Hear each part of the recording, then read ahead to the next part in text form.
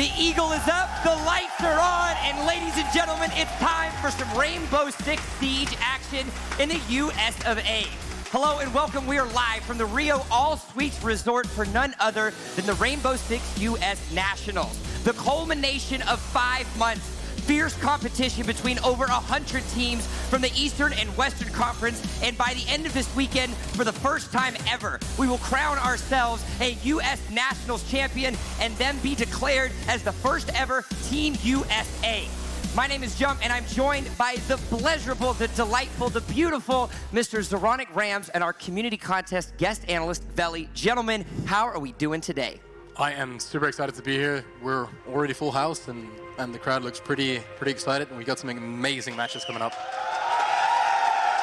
I was going to say that excitement is sort of an understatement. I am ecstatic, and I'm sure that all these teams coming in here are going to show us something special. Yeah, this is one of the most exciting events I've ever been to. And first of all, I'm here working with the most handsome beard ever in esports, Mr. Zoronic. There you have it. What else can you say when you get to stand next to this for the next couple days, right?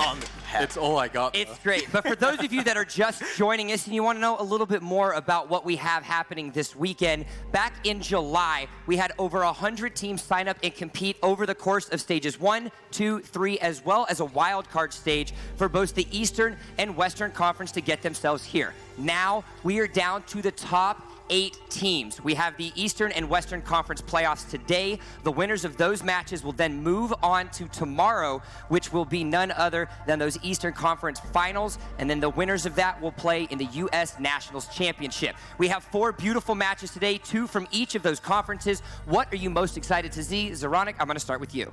I'm excited to see if EG can redeem themselves. They've had a bit of a rough run lately, and coming into their first match, which we're going to see soon against Orgless, they have quite a lot to prove. I think that I'm most excited to see SSG. Their work ethic and the way that they've been implementing their team tactics has just been outstanding, in my opinion.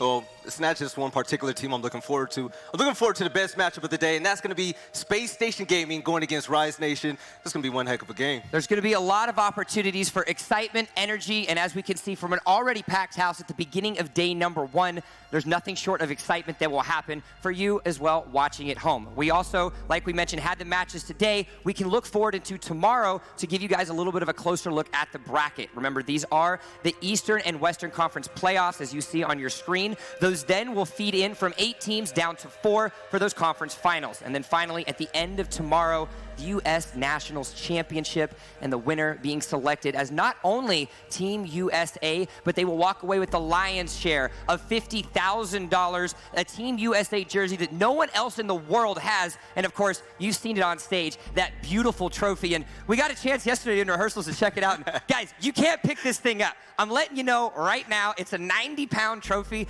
Good luck, and it's going to be fun. It's going to be a fun one.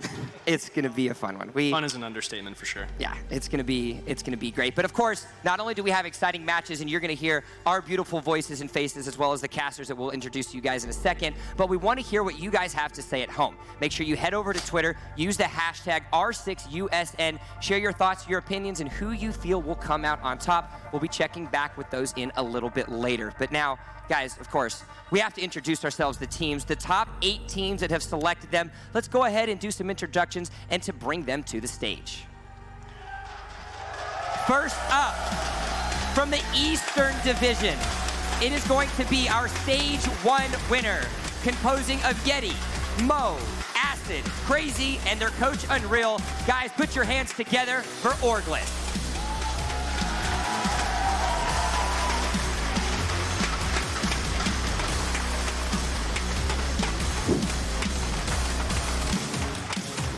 Next up, it's the wild card winners from the East. Canadian, NVK, Young, Necrox, and their sub-coach, Gotcha. It is Evil Geniuses.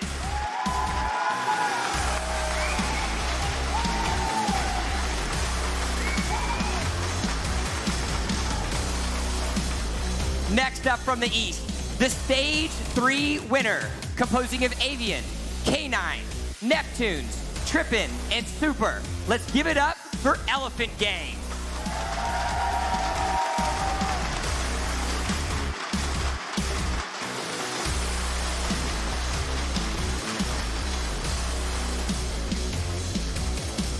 our last team from the East, the Stage 2 victor, a team that you've seen soaring through the skies, Goddess, Foxay, Retro, Laxing, Mark the Shark, and their coach Virus. It is Cloud9.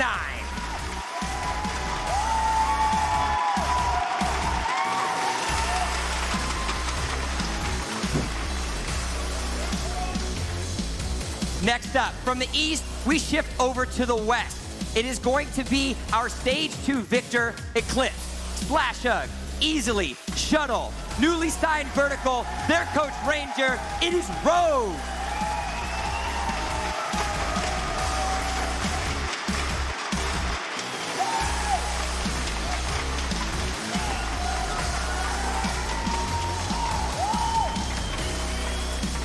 Next, Stage 3 winner from the rest, composing of Holiday Nog, Oasis, Doodle, Cookies, and Yellow. It is Team Sinister.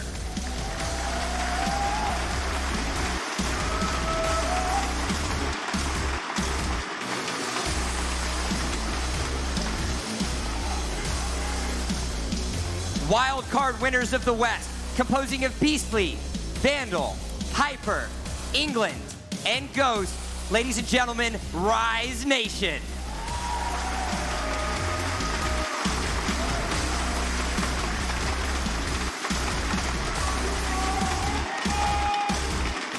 And last, but certainly not least, that's the way it works, right? It is going to be our top 4 finisher at DreamHack Winter, an organization you know, you love, Chala, Redeemer, Thinking Nade, Rampy, Bosco, their coach Lycan, Spacestation Gaming.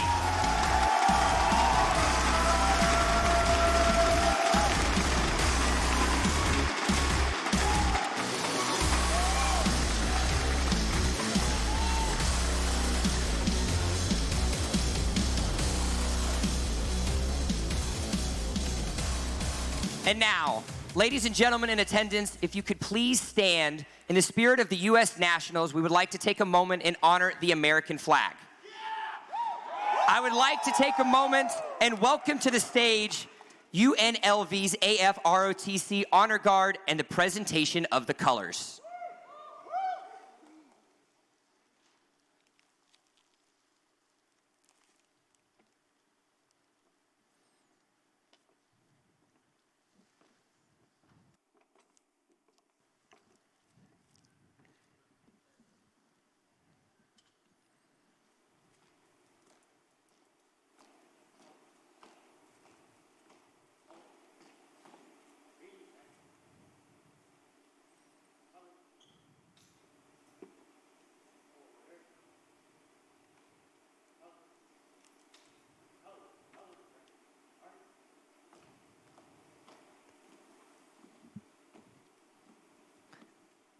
And now, playing of the national anthem, I would like to welcome to the stage Jenny V from the Eagles of Death Metal.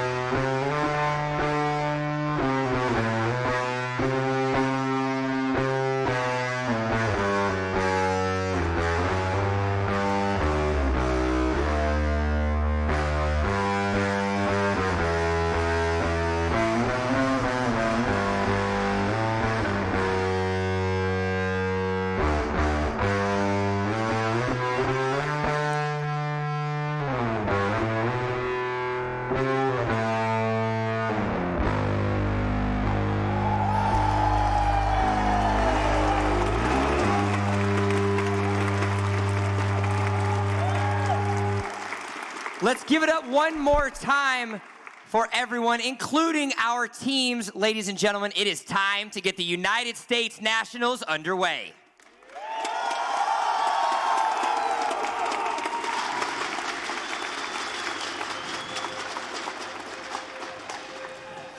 All right, guys, we've done the intros, you've seen the teams, you've heard the national anthem. Now it's time for some Rainbow Six Siege action. We're back on the desk, and it's time to get ourselves started with our first matchup of the day. It's going to be Orgless versus Evil Geniuses. What do we have to say about this matchup? Well, so EG is coming out of a bit of a slump. They struggled in pretty much since Paris, to be honest. So we've seen them play against teams that take these more loose approaches, right? Where they don't play the structured game that EG is so good at countering. Right. So Just being able to watch VODs and things to prepare for their matches is a key part of EG's preparation. But I think that one thing that needs to be noted is that they cannot underestimate their opponents. They definitely set a trend recently where they just kind of anticipate and prepare for the next match, not the match at hand. And I think they really need to focus on Orgless because Orgless, I think, has a lot to show. With EG playing with their coach this week, and it's going to be right here, right now. If Orgless ever wants to beat them, one word of advice, make sure you don't go to border, take it to the line, and make sure you beat EG while you can here in the Nationals. Well, let's go ahead and hear a little bit more about what both of these teams have to say. First up, we've got Orgless that had some thoughts coming into this weekend's matchups. Our name is Team Orgless, and we really want an org. We're a very hard-working team. A lot of other teams will call us very aggressive or Mongo. So we like to get in people's hair and mess with them. We're known for being rank stars. We're very aggressive, and we peek everything. With the roster changes, we're pretty confident. Modiga is a great fragger. He'll gun anybody he sees in his sights. And we got Brian, who's a great defense player in smoke. He'll stop anybody trying to push at the site. We're pretty confident in them helping us win this match. The key to success is playing as a team, not trying to get ahead of the strat, and just stay calm. For EG, we plan on getting a little aggressive with them, just try to stop them in their tracks. It's not going to be much of a challenge. I prefer defending because you can get away with more without having as much intel. I prefer to attack just because it's a lot more coordinated. There's a lot more team play involved in that, and that's what I specialize in. We're looking very strong going into these games. As long as we work together and keep our heads on, we will easily make it to the finals and win this event. I'm doing this because it's what I love, it's my passion, it's my dream, and if I can't do my dream, I'm not having fun.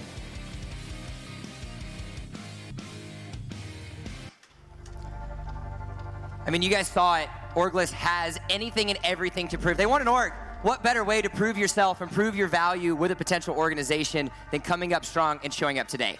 Exactly. They've shown such serious improvement from their past season. And there's really, in all honesty, there's almost no pressure on them in this match. They have everything to gain by playing against EG and really taking it to them and showing everybody what they've got. One player you're definitely going to have to highlight with this pickup of Brian. Brian, he's known to place extremely well, placing top 4 in his last 3 placements. So him being able to bring that experience over to this team is going to speak volumes in their gameplay. I mean, just seeing their confidence and energy, I think they got a pretty good chance coming into this. I mean, we can go ahead and take a look a little bit at that roster. You talked about it. Brian is an option, but we don't want to forget Mo as well. The clutch factor that he provides for his team and the ability to frag out when it's needed is extremely important. They are surrounded, of course, by Yeti, Crazy, and Acid as well. And they're looking to come in strong. Well, there's one person you definitely can't forget about. It's going to be the in-game leader, Yeti. When Yeti plays as an operator called the Buck, he's going to be able to be a playmaker. He's going to open up doors for his teammates to be able to frag out and open things up against Evil Genius. There's definitely there's one thing that I want to point out about Acid in particular. The amount of plants that he successfully executed during the Season 8 is actually astounding, and it tells me 2 things. The first thing is that his team, not only is he reliable in his ability to get the diffuser down, but his team puts him in positions appropriately to accomplish his job, and that shows a lot of team coordination and confidence in each other. Well, they're not going to be the only ones that will find themselves on stage. Let's go ahead and take a listen in and see what the players from Evil Geniuses had to say coming into U.S. Nationals this weekend. We are Evil Geniuses. We bleed blue. We are known for adapting pretty well, but also kind of being smart and aggressive. So we kind of combined all the 3. I feel like we're a pretty smart and calculated team, but we can also get really aggressive if we need to, but it's always calculated. The key is just simply to play our game. All the other teams are already afraid of us, and we're at the top of our game already. I just think we got to show up, play our game. I think at the end of the day, we're better than everyone else here.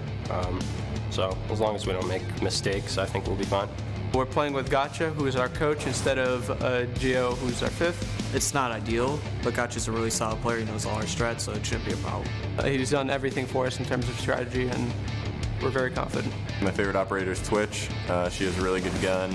It's fun to zap things with, and just an all-around good operator. My favorite operator is Pulse, and I just enjoy seeing where the enemy is. I talk a lot, so feeding that information to my teammates is helpful. Rogue is definitely our rival. We always battle for first in NA. They come close. Sometimes they get, but most likely we hold on. We've been unofficially Team USA forever, so it's just about time that we get the official title. You heard it. They've all got the same opinion. They need to play their game. When you think about this team, you think about there's a lot to prove from Orgless, but there's a lot to gain back when you think about Evil Geniuses and the redemption story that they need to create for themselves this weekend. Yeah, I mean, there's one thing going in favor of EG here is that now they know they're playing against a team that's going to throw like the rule book out and play a bit more of a ranked game. Previously, when we saw them struggle, that was teams that, you know, did it as an off. It wasn't something that was planned. Right.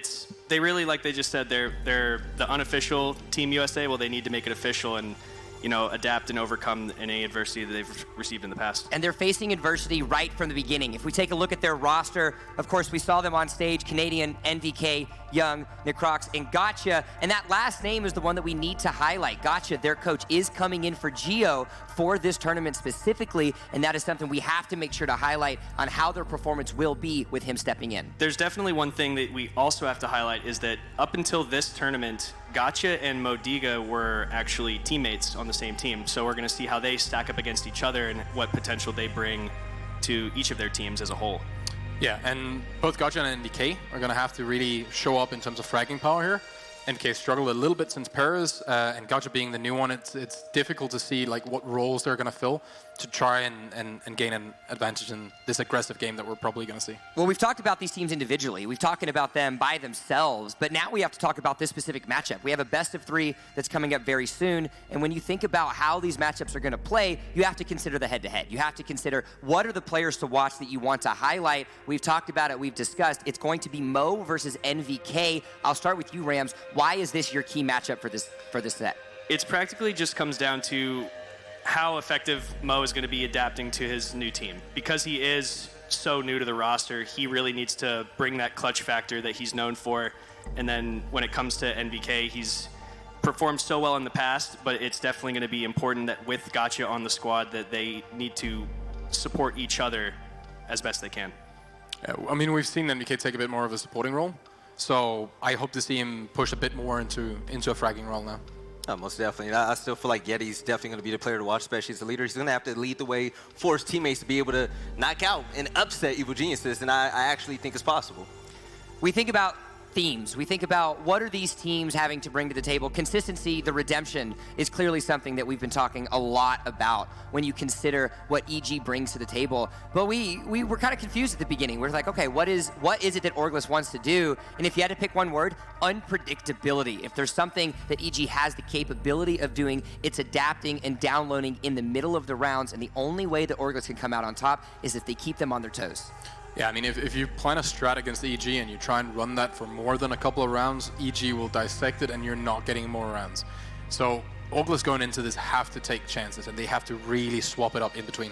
Yeah, they're going to have to definitely stay as unpredictable as possible, and that could, you know, entail some quick pushes into the site or some very aggressive peeks from the defensive side towards spawn. So yeah, I think that would be some of the biggest key factors to look for. Well, first of all, you have to come into the game smart if you're on Orgless.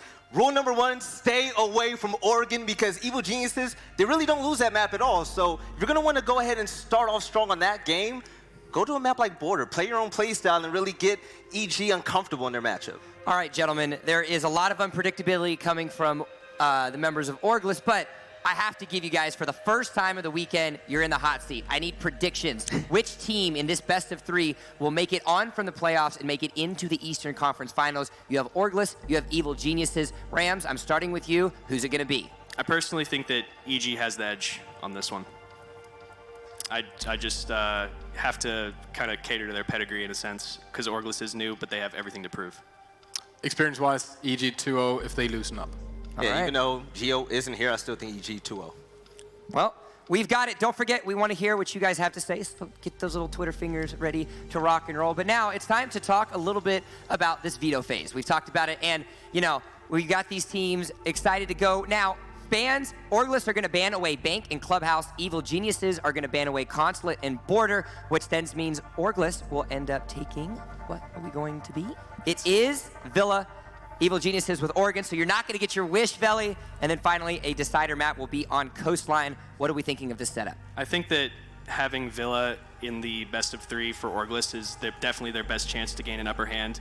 EG historically have banned Villa for a very, very long time, and, you know, with them having their map as Oregon, it, you know, could easily go to a map 3, I think. How important is it with now Evil Geniuses securing themselves a map 1 at Oregon? You talked about it. Stay away from it. Orgless needs to stay away from it. Yeah, you don't go there at all. Not only now we're getting the polar opposite, they have to go to it right from the beginning. If they have any chance of coming out on Evil Geniuses' best map, how are they going to have to be able to start off this map? Look at Fnatic playing EG in Oregon. They threw everything out of the rule book that you normally see. They played as weird and as wrong in terms of strategy that you could. Unconventional. And yeah, exactly. The EG couldn't catch on to that. They were jumping out of windows all the time. They weren't getting any sort of, like, EG couldn't build up a way to execute. And if they can do that, then they have a chance. Right, if you let EG set up, they will most likely win that round because they know that everything is in their favor at that point. If you can kind of throw a wrench in the machine that is EG, I think that Orgless will have a much better chance. All right, well, guys, it's about that time to get ourselves started. Of course, we want to make sure we give a shout out to Alienware for the support of the Rainbow Six Nationals. Game like a champion with their Alienware Aurora gaming desktop, 240 Hz G-Sync monitor, trusted by esports teams and leagues across the world. You've heard our voices, you've seen the teams, but now, ladies and gentlemen, put your hands together. It's time to get the game started, and now I would like to introduce you to 2 more beautiful faces and even more gorgeous voices that will be bringing the action. It will be Blue and Flynn. Gentlemen, how are we feeling? We are feeling excellent over here in the casting desk. Welcome, ladies and gentlemen, to the opening match of the Rainbow Six US Nationals. It's going to be EG going up against Orgless, and I couldn't be prouder to be bringing it to you here. How are you feeling, Flynn, going into this matchup? I'm doing good, man. This crowd is insane. They got so hyped for the intro video. Everyone got hyped for the teams coming on stage, and it's going to be a hype game to start us off. Orgless against EG, you know, we were talking pregame for a very long time, even throughout the week coming up before we landed here. We were talking about potential map matchups for these teams. Oregon, Villa, Coastline. This seems like a lot of anarchy between these 2 teams to start things off, so I'm excited to see this. To me, the most notable thing is going to Oregon right from the start. The analyst has touched on this a little bit as well, but considering how strong of a pick this usually tends to be when you look at EG's history on it, how does this make you feel going into this first map? Well, like you said, and like the analyst has said, EG's history is good on Oregon, but it's been noted plenty of times. Oregon is a map where good teams go to die. It's a leveling ground. It's a very chaotic playground for teams, especially when you don't require that much strategy on it. Oregon is a very regimented map where it's step 1, step 2, step 3. There's not a lot of divergence from the plan. That lays into Orgless's game plan, having a new member on the roster in Mo, not being a complete team for a very long time, picking up Brian as well. I mean, this is an interesting setup here, and obviously they don't have a man with them who Mo is filling in for, but Oregon, to me, I mean, that's a coin flip map. It continues to get more interesting as we look into maps number 2 and 3 as well. You look at Villa, EG specifically, not a whole lot of history there when you look at the last couple of months. Really only 1 matchup that they played against what is now the Dark Zero team. Yep. And it was a pretty damning map though in their favor. It was a 6-1 victory. So this might be a little bit of a pocket pick coming out from EG where they're hopefully going to be able to crush Orgless in that second map if things do end up going wrong on Oregon, which as you touched, tends to be a little bit more of an even map. Yeah, Villa is going to be the wild card as well. I mean, both of these maps, these first 2 starting maps, very unpredictable as far as chaos and fragging power. Oh, I'm excited. Villa, like you said, only that 1 match, and we are getting ready to hop in right now for map number 1, Oregon, between Orgless and Evil Geniuses. Let me hear it, Vegas! Make sure we keep hearing it as the match gets started, but it is time to get into our opening map. We've got the bans coming up now, and as you can see, the teams are getting ready. First ban going to be coming onto the board. You guys are going to be seeing it in just a second here too, and there it is. It's Ying getting knocked out by EG to start off attack. Not a bad ban. Like we talked about the aggression, you know, we want to see Orgless come in with some heavy firepower up front. Ying is a perfect operator to utilize in that kind of meta and that kind of synergy.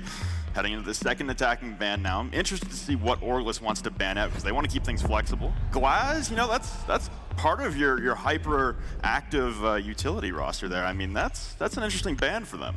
It's going to make things more interesting, especially when we look at second floor takes that are going to have to happen here. We'll see how that pans out. Maestro going to be a pretty straightforward ban. We pretty much expected either him or Echo to get knocked out of the pool as well. And we'll just have to see what EG chooses for their second, which is going to be coming up right about now.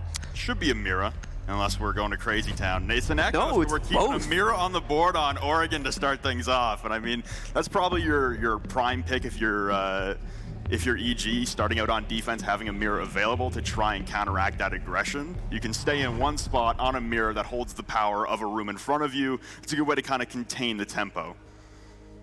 So here we go, ladies and gentlemen, into the opening round now. As you saw, it is going to be EG starting off on defense. And we'll see Orgless jump on to the attack. Let's get into our first rounds. We are going to be starting off right on that second floor, which is going to make things interesting with the mirror coming into play. And Young will waste no time jumping onto it as well with the immediate pick coming out. 6 picks on either side. Mo immediately onto Ash. Okay, I'll take this. Mo starting things off aggressive, and 6 pick to a castle on the defensive side for EG. And that's Canadian off of the Pulse. Defending top 4 with the castle barricades, that's another interesting setup that we don't really see too much anymore. It constricts a lot of your visibility, but it also affords you the ability to maneuver within sight a lot better. It kind of locks down those crossfires that are so standard on Oregon. I talked about the regimented playstyle on Oregon, and attacking upstairs, just holding your windows. I mean, you can hold windows for 2.5 minutes and win the round, just wait for someone to move. This castle barricade should help with the maneuverability in sight for EG.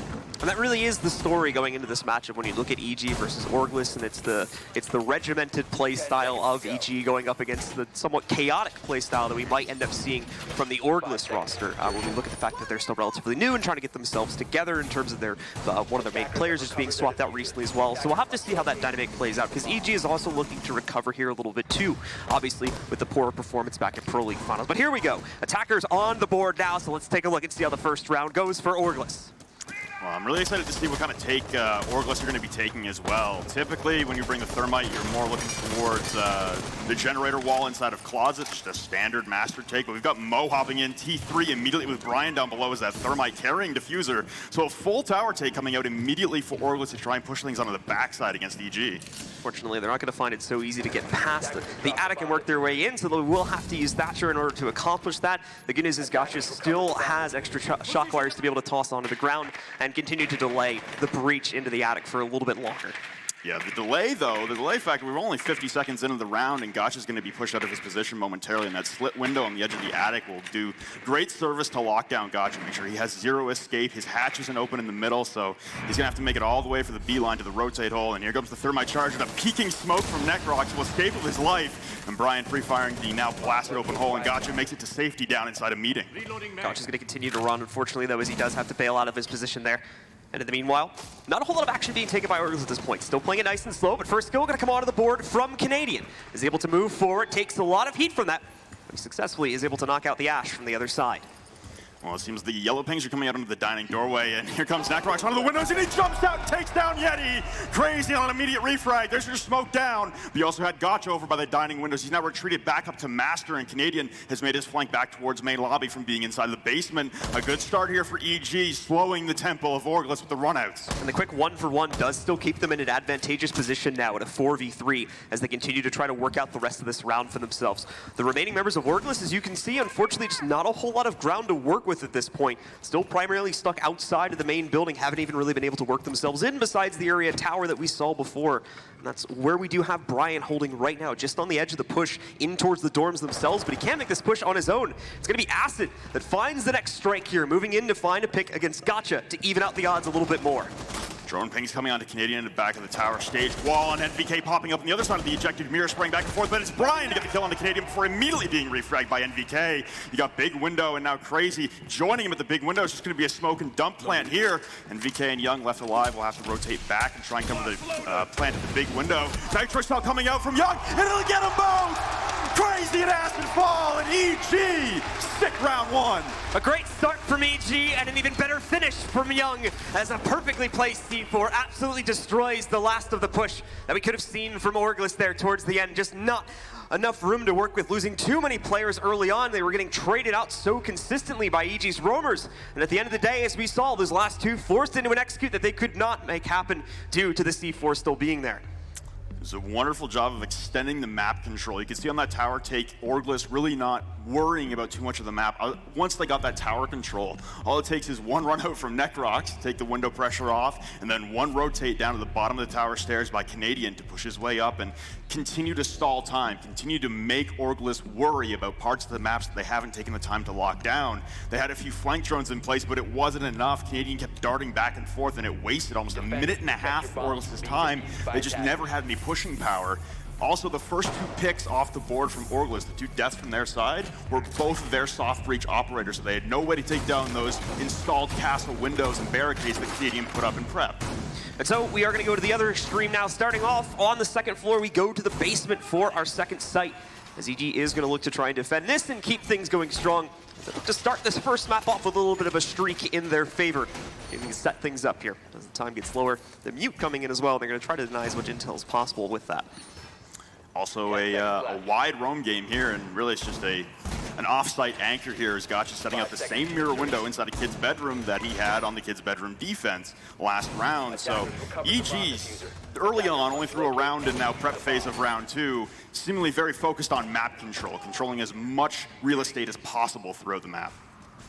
That would make sense considering how quickly we wanted to see Orgless at least attempt to take map control at the beginning of the previous round. We're going to see something similar again to start off the second round as they go for tower control very early on.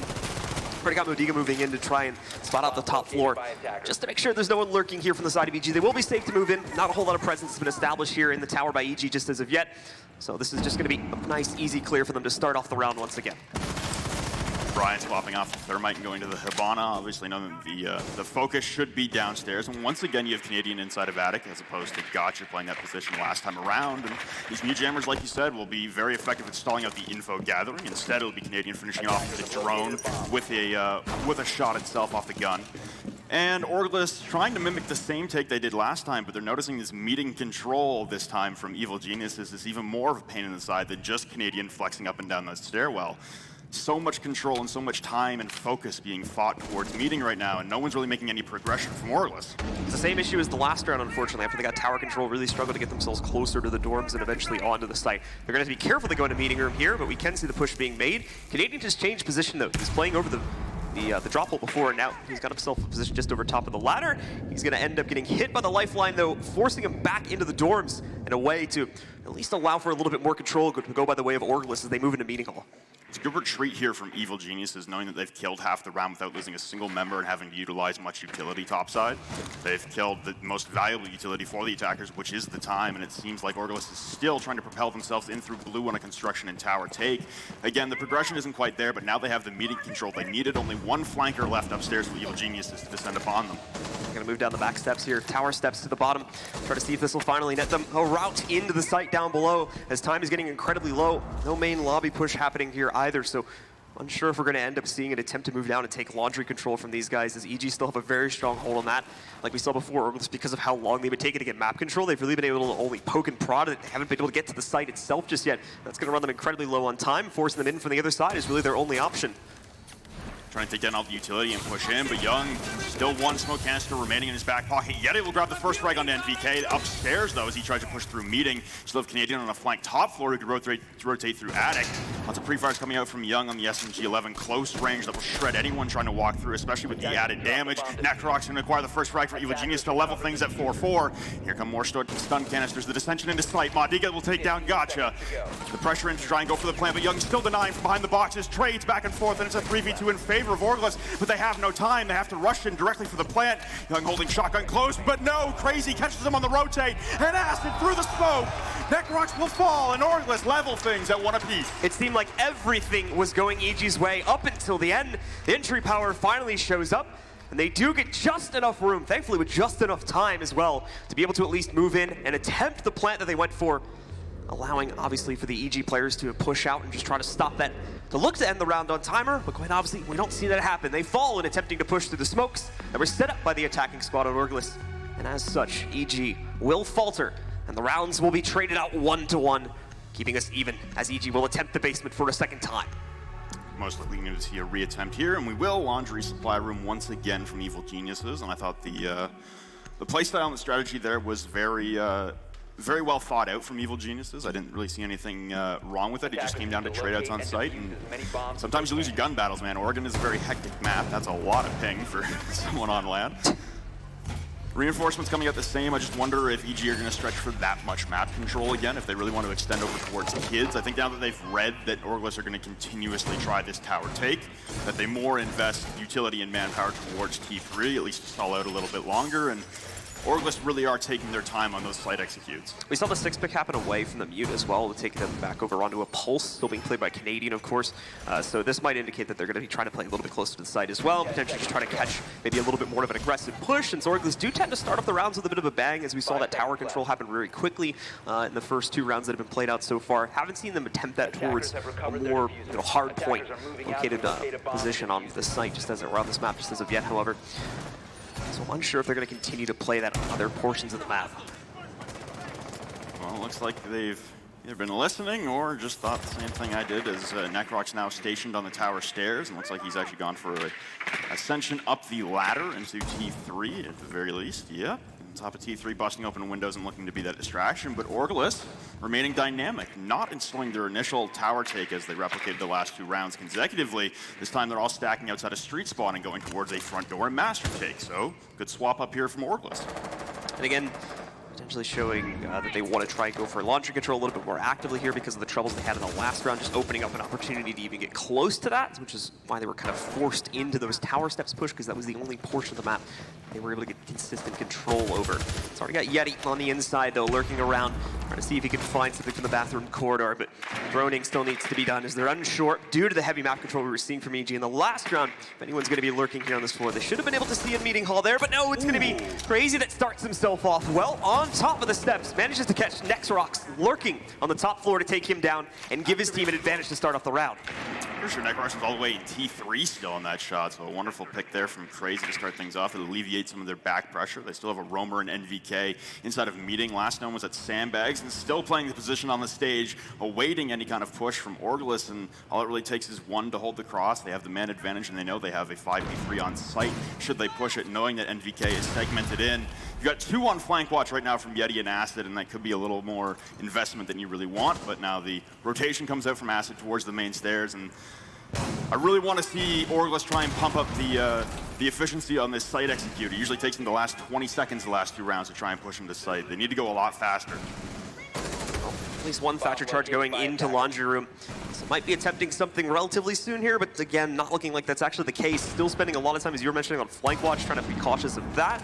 And we've got Brian going in as well, finally down the laundry steps to make some action happen. They're trying to break down a little bit more of the reinforcements. We saw one of the ex-Kairos is getting knocked off there. Yeti finding himself another kill against NVK as well. Brings us into an even more advantageous position here. You still, of course, have Canadian lurking on the top floor. He can provide a lot of intel, but in terms of actually catching any of this, let's see, he's got himself a good angle, and he's going to be able to find one. It's not just him either. Young with a double kill from down below. Canadian snags another from the top. Yeah, he's trying to push into the backside now in the box. Nil takedown, Gotcha down to a 1v1, but once again, 20 seconds remaining. Canadian holding diffuser from the top of the stairs using the cardiac sensor for the pings. Yeti reacquires the diffuser and will now rotate deep into supply room. Try and facilitate a plant, and he needs to do it quickly. Canadian's a 3-speed to rotate insanely quick. Gonna drop down the hashes. The plant is still being stuck on the mirror, but Yeti pulls off to take the shots.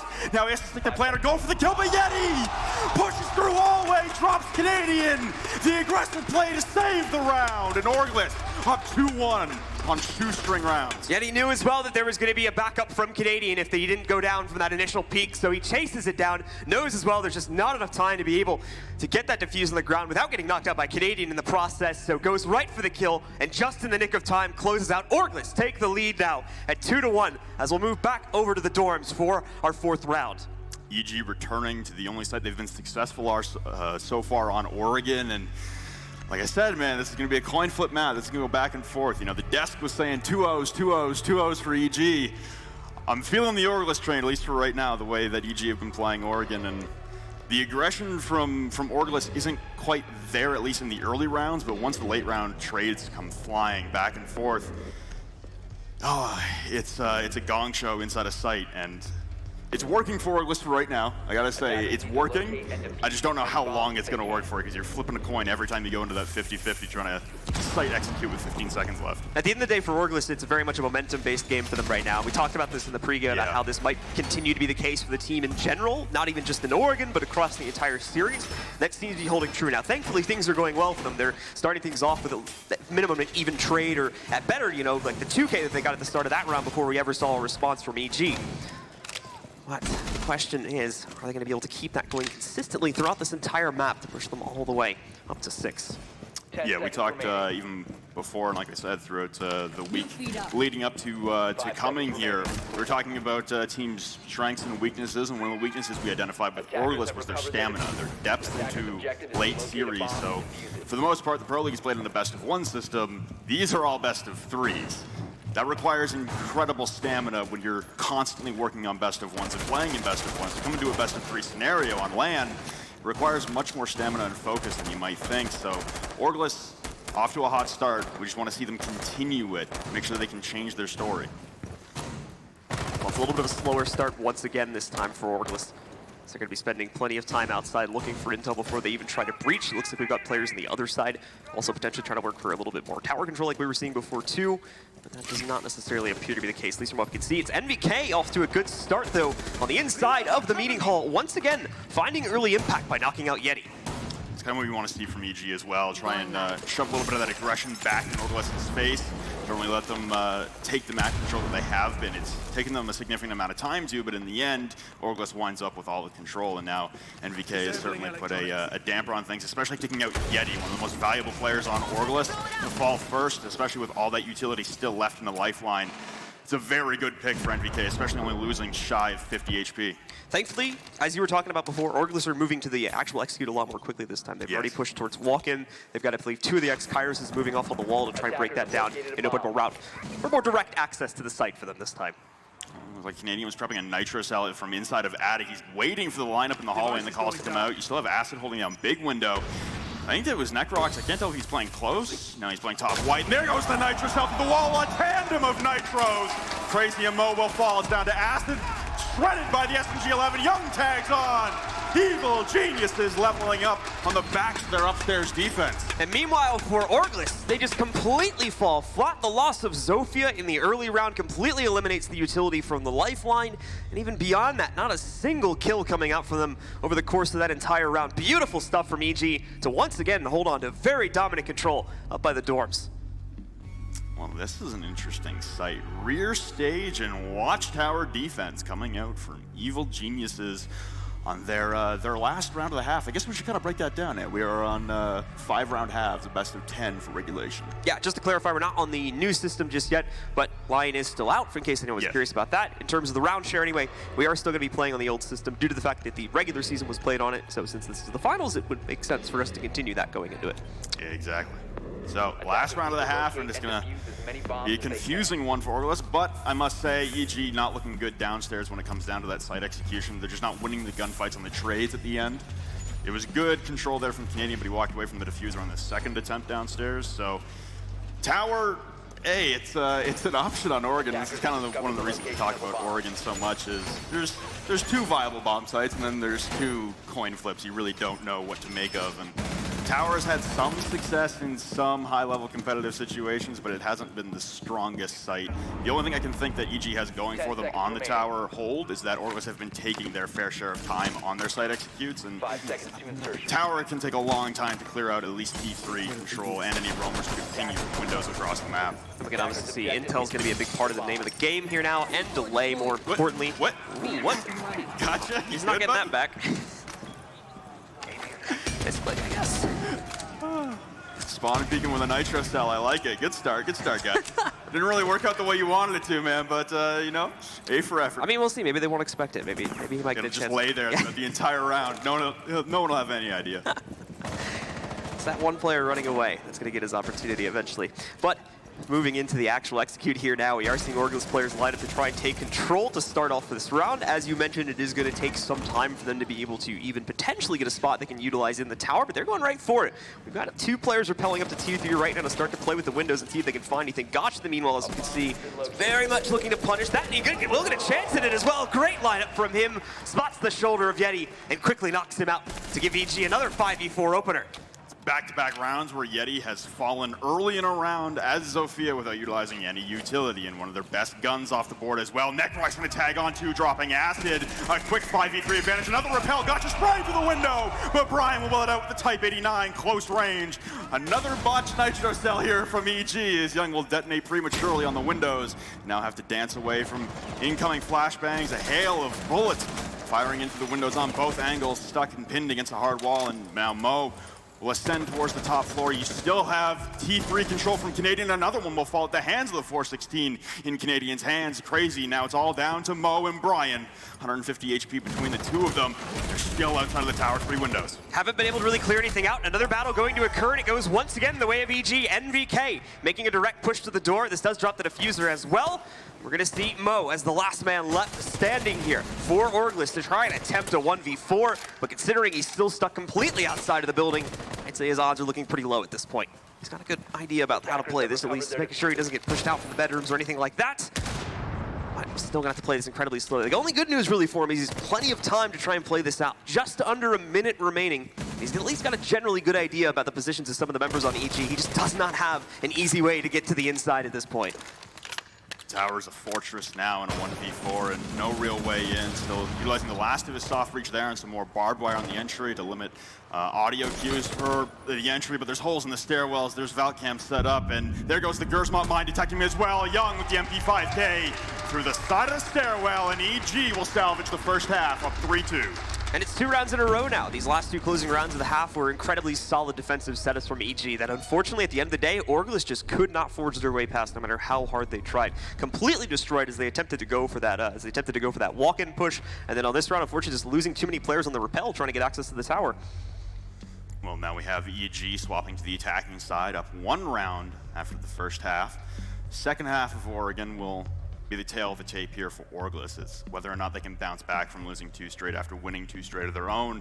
It's been a back and forth first half, and this time Orgless are going to be starting downstairs on their defense as opposed to their counterparts in Evil Geniuses starting top floor. We haven't seen a successful downstairs hold yet this map, so maybe Orgless will be the ones to break the trend and level things up, but still in the old rule set, we're not in a first to 7 will win you the best of 3, or sorry, the map. It's a first to 6. Going down 4-2 early on, double the lead, only 2 rounds away from victory. This is a pivotal round here for Orgless to bring back. We need to the 6th pick as well from EG over the Montagne, so we'll have to see that is going to end up working out for these guys. They might try to make a solidified push in through the tunnel or something like that to try and work with the utility that they now have through that 6th pick. Setups coming in, of course, from Orgless into the basement. They've got the early control. And with the mirror still in play, that's going to be quintessential to the defense going into this round 2. 10 seconds remaining.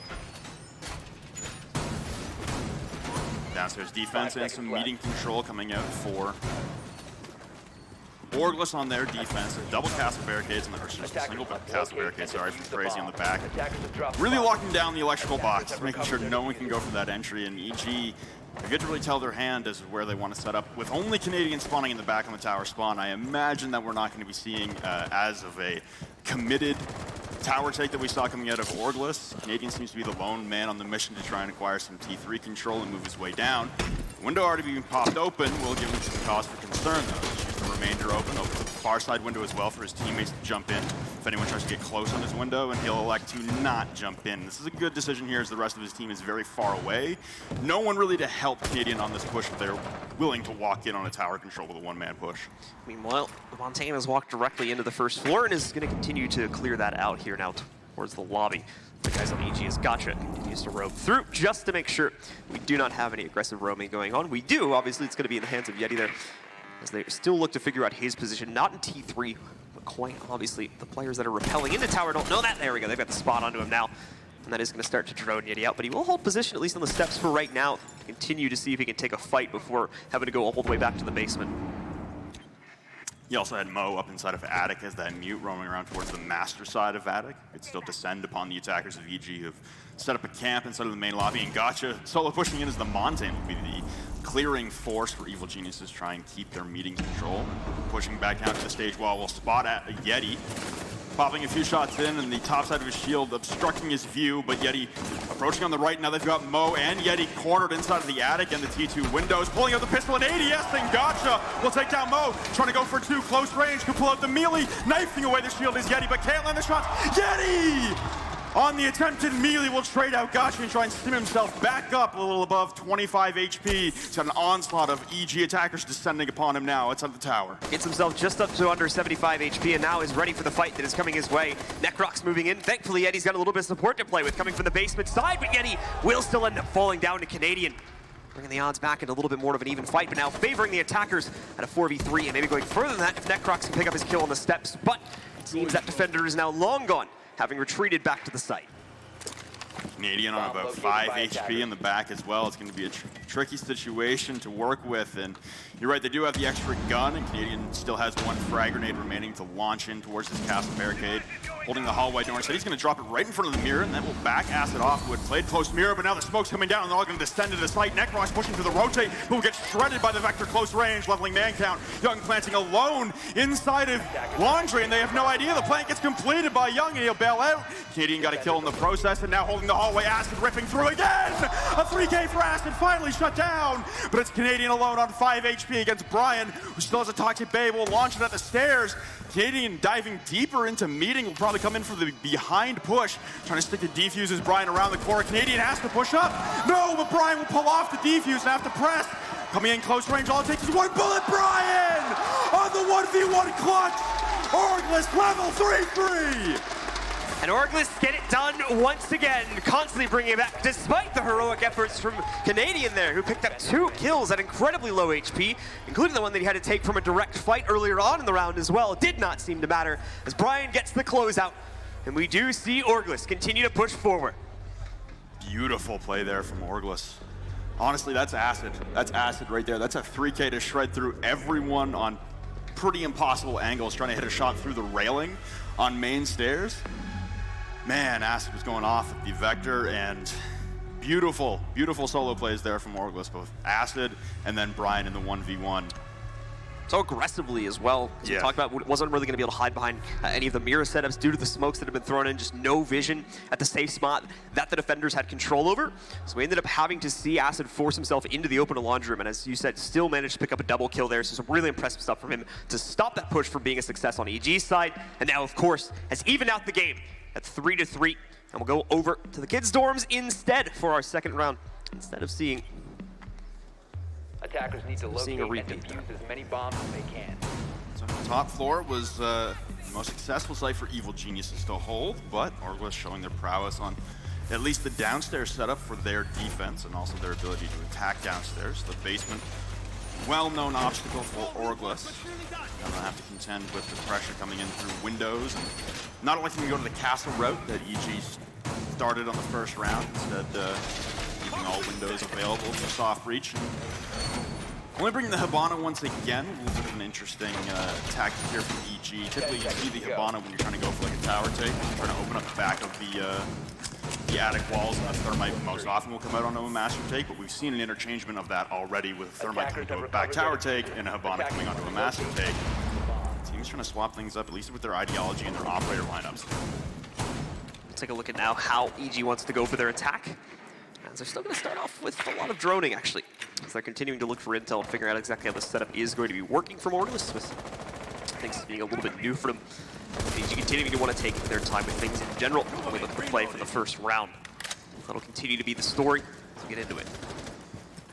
Well, wonderful stats here provided from Spleck in-house and from all of SiNisterGG, and a nice little pop out there saying that Evil Geniuses had a 15-game winning streak on Oregon before losing in Rio to Fnatic. So, storied map for them, but also losing it to a team that had a very new composition with Dizzle coming in, the coach playing very aggressive. So, even at a 3-3 scoreline, Orgless still in control, at least as far as the aggression coming out in this game.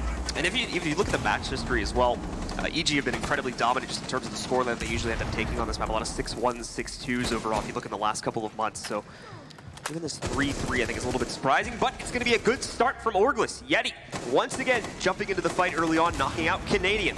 Tries to make up for some of the poor starts in earlier rounds. The problem is Crazy has been taken down in the hall, and they know it. So Gotcha's going to make a quick push in to complete the trade and bring us into a 4 versus 4.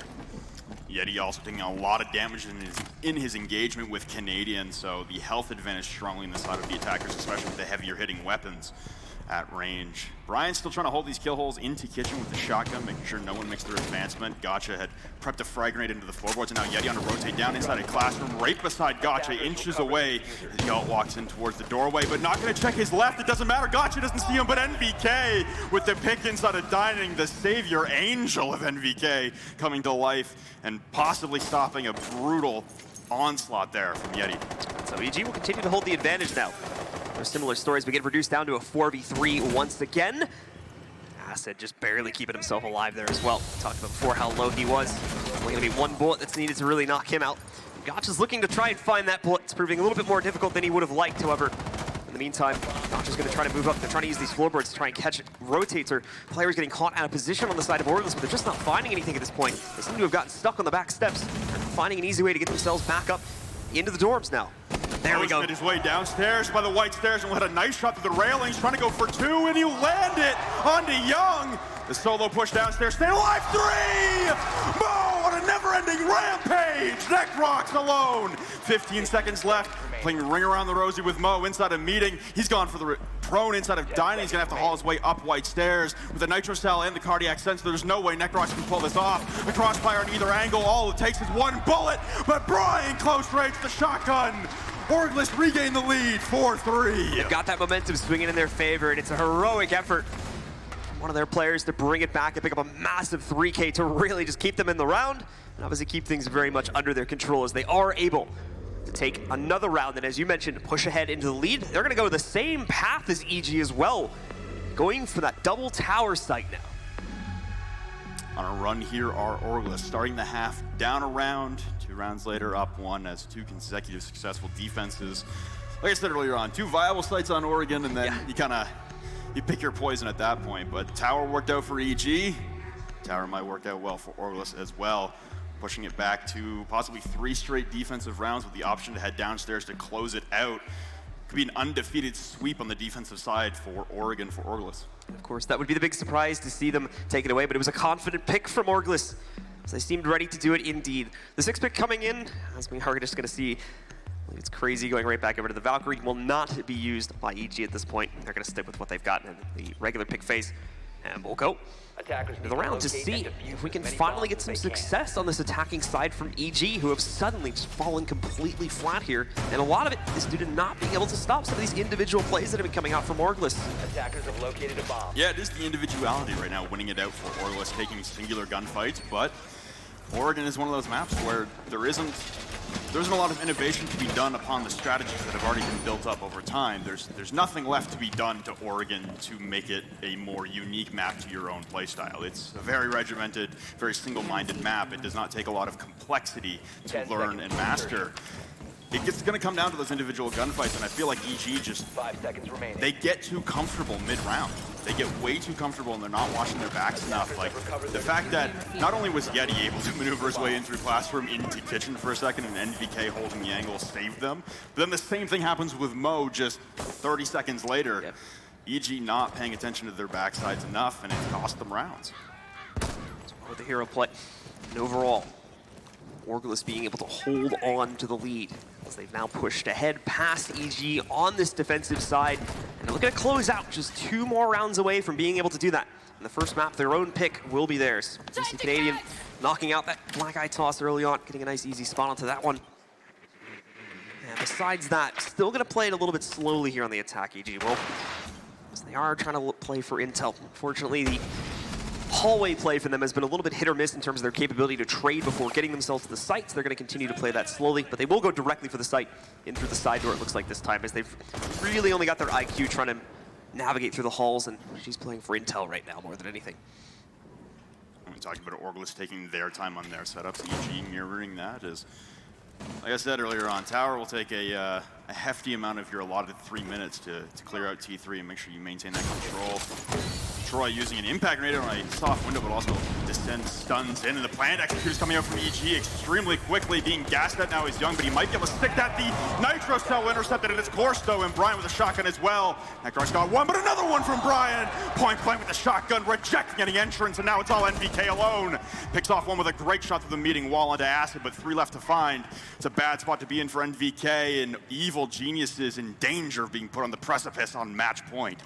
NVK going to play this incredibly carefully. Doesn't know if there's anyone lurking in attic, potentially to drop down and easily take him out if he goes for that push. The push alone is going to be hard enough to accomplish in a 1v3. Does not want to have to deal with a potential drop down and a flank to easily end it without giving him a chance to bring it back. He'll move up. The stage is breached. Gonna keep a hard eye on those steps just to make sure no one peeks down. The good news is they don't necessarily have a good idea about where he's playing from yet, so he's going to be able to get the wall bang as he moves in. A good first pickup. Eyes immediately go to the steps to try and watch for the second. He's got a good lock on this. Knows he's found one down below. Tries to go for the kill, but it won't happen. Crazy shuts him out. And it's going to be Orgless to take yet another round, pushing him up to map point. Map point on Oregon, up 5-3 off the backs of 3 straight successful defensive rounds. And like I said, Orgless now afforded the ability to maneuver downstairs to their first bomb site that they won on their defensive half. And this is looking bad here for Evil Geniuses on their attacking rounds altogether. First 2 rounds, you know, it comes down to those late round flanks, and the 3rd round on Tower, they just try to site execute immediately. No concern for map control, no concern for T3 control, no time spent droning anyone. It was, we're gonna send it into the site, and we've seen those all or nothing strats from EG before. Again, it's hit or miss with them. It's sometimes if the perfect scenario plays out in front of them, those all or nothing strategies where they just try to plant within the first minute can work out. Orgless just holding too tight to the bomb site. So we'll continue to roll into this. We'll see if only one more hold is what will be needed for Orgless to be able to close out on map number 1. Their own pick as well.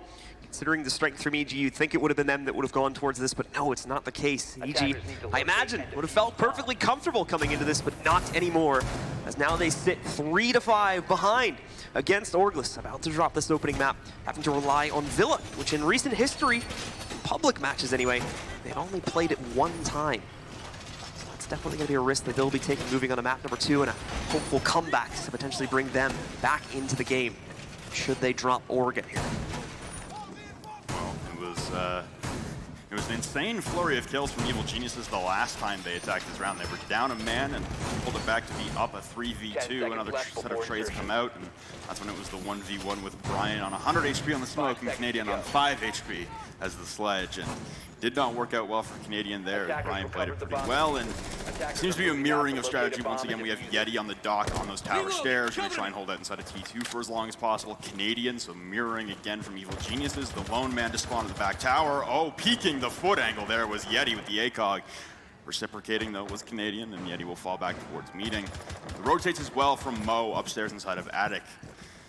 The only alteration here is that Evil Geniuses have not brought Gotcha on the Monte. It's going to be a little bit different this time.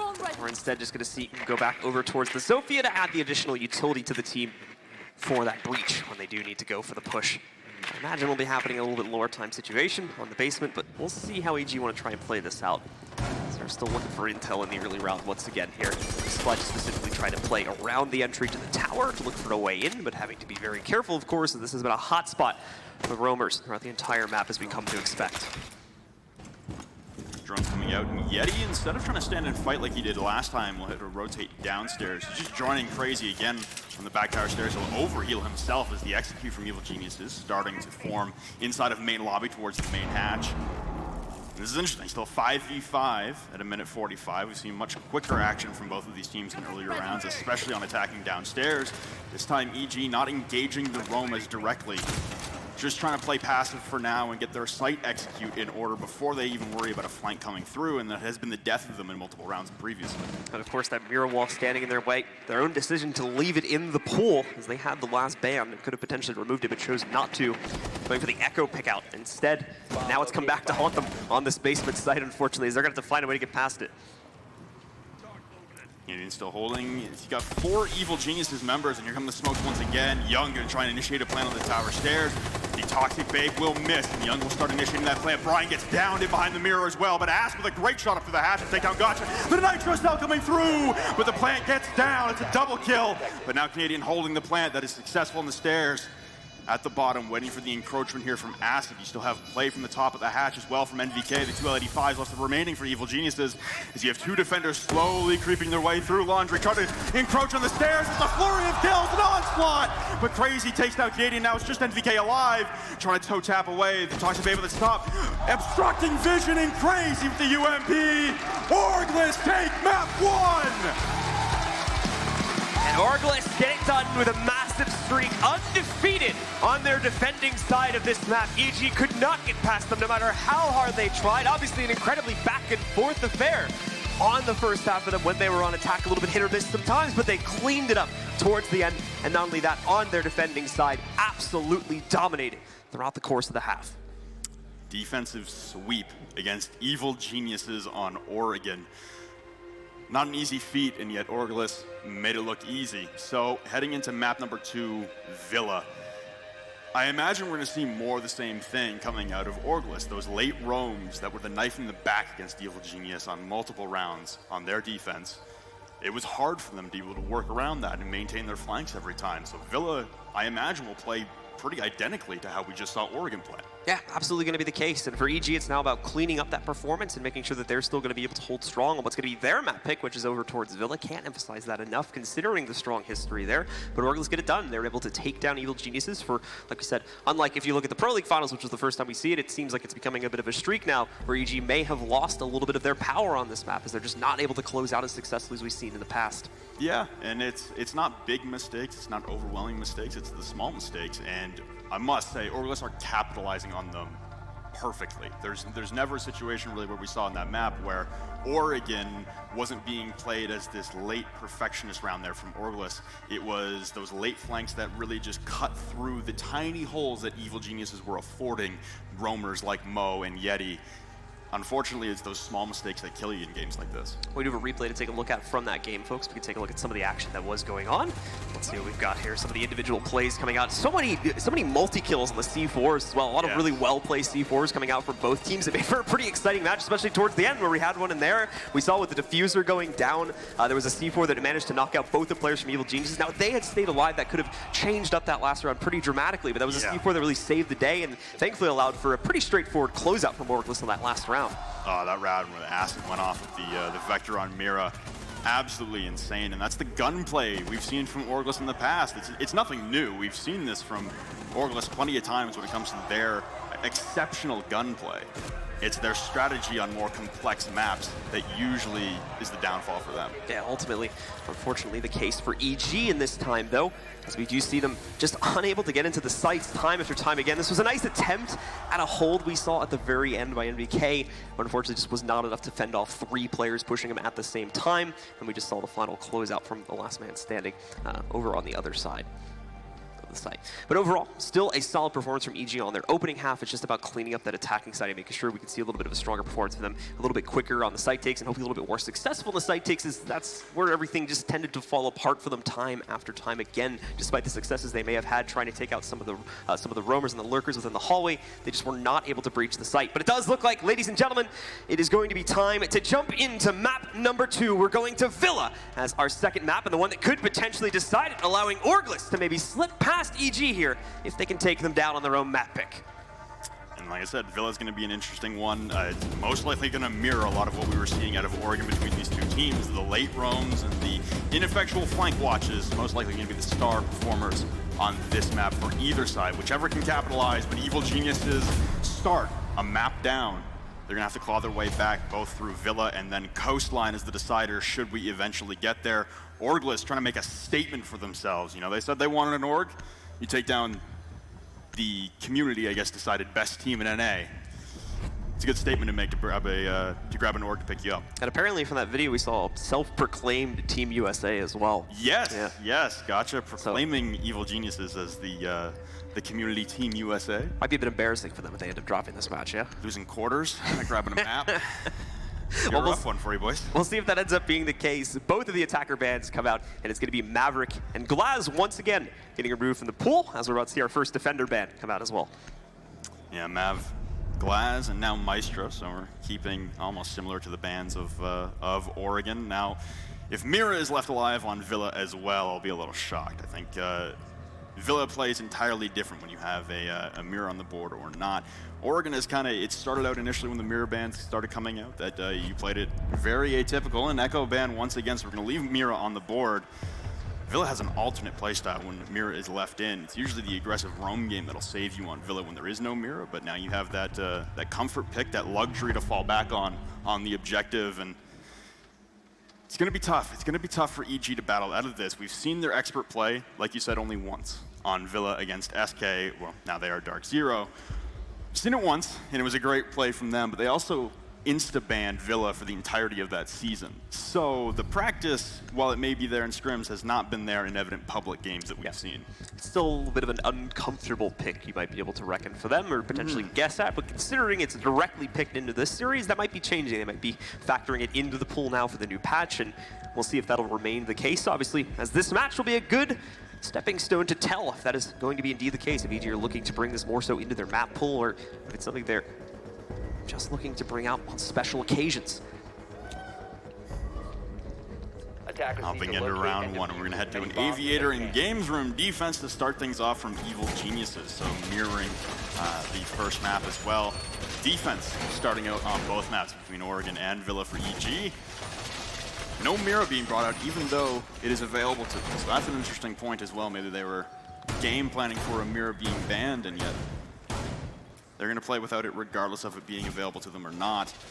The Aviator and Games Room is usually our starting point on a lot of Villa maps. The rotation will usually go Aviator Games and then to Trophy and Statuary, and then downstairs to Kitchen, should we have consecutive defensive wins. And Villa is a map that's gone back and forth. I think it started out pretty defender heavy, and then it maneuvered towards the attacker side a bit, and now it's leveled out. And I think that's just the case of it being a newer map. You start out on your attacking clears, you're going to be slower.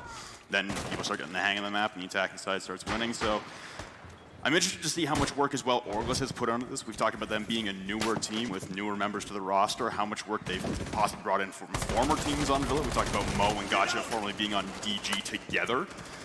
And Gotcha moved to EG, and that's when they pulled out the Villa strat against Dark Zero in the Pro League week. So maybe there's a little bit of history there. Maybe Mo is reading the back pocket of Gotcha. The other thing with this map as well is it's a very, very large map to play off of. So there's, as you were mentioning, a lot of potential for roaming players to be able to catch a lot of attacking players that may not be watching their flanks and things like that. It makes for a very, very interesting playstyle overall. I'm excited to continue to see this play out now as EG are going to look to recover themselves on this map. Starting off on the defending side once again, which is where they found quite a bit of success for the most part. Back on our first map, but we're just unable to close out on that attacking side. However, for the players on Orgless, making a lot of progress early on, already with decent control over the first floor. And Buck starting to do a little bit of redecoration underneath of the site to see if they can catch anyone early on here. A lot of destruction coming up from down below, as that's Yeti and Acid will grab the first pick onto NVK, still outside, so maybe NVK looking to get a little jealous with the windows. We are going to see Canadian looking for something. Oh, with the Nitro Cell, but he's going to miss the toss. Thankfully, it's within range for him to pick it back up pretty quickly. Drone ready. He is going to be able to recover that to try it again, should he feel the need to. Meanwhile, still a little bit of droning needing to be done for the attacking team on Orgless here. So they're going to look to try and move in early on. Unfortunately, that's going to prove to be a little bit more difficult now that they moved up to the second floor. Players like Gotcha trying to lurk back around and cut them off in the main hallway. Unfortunately, it's going to be caught by Brian. He'll back up to the steps and continue to wait out. We'll see that aggressive push move forward again from EG.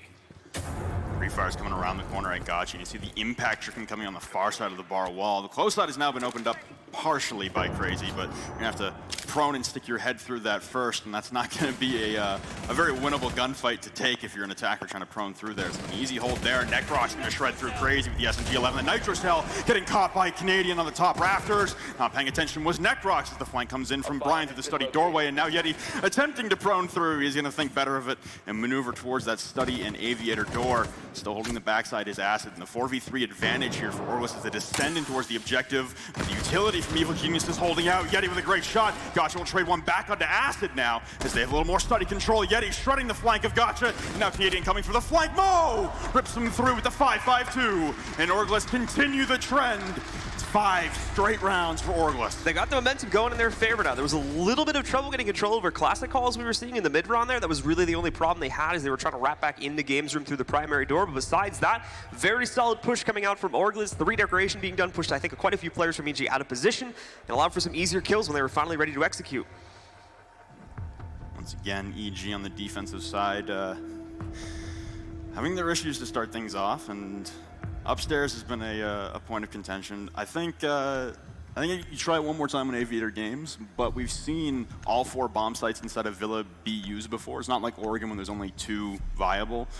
There's 2 more preferred bomb sites, but we've seen every single site on Villa be used successfully before. So I think there's a little bit more maneuverability there for Evil Genius to try and flex things up and try and slow down Orgless. You know, we saw them come out the gates a little bit slow on Oregon as far as their pushes, really sending it down to those last 20 seconds. So you can try and replicate that again, just instill a little bit more fear into Orgless, make them stand back on their heels a little bit more instead of firing straight towards the objective. You probably have a lot more success. And I think that might be what we're seeing with the 6 pick from Canadian as well, swapping for the pulse over to the Vigil to potentially open up a little bit more roaming potential for him personally to try and deny such easy control on the first floor like we saw from Orgless in the first round. So a reattempt now from Aviator in Games Room, and study control from Orgless in the midpoint of the round was really the deafening blow that Orgless dealt to Evil Geniuses on that round. 5 seconds remaining. Typically don't contend study too much, but you have to be ready for those doorway walk-ins, and Necrox was caught off guard inside of the vault entrance by Brian when he went for the study door peek. So everyone from EG just have to remain a little bit more wary of their surroundings, especially when they surrender that study control to 3 attackers. You never know who's going to turn that corner, and a couple of members from EG inside of the objective caught off guard from that.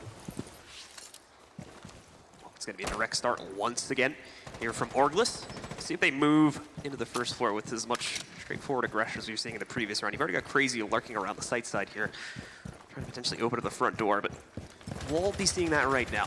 He is going to continue to roam around the building. It's Acid and a lot of the other team, I think, playing around the house right now, trying to look for options and, more importantly, trying to catch any aggressive spawn peeks that we might have seen from EG, but EG is holding back. Not really too keen on going for those at this point in the game, so we're not going to see much from them.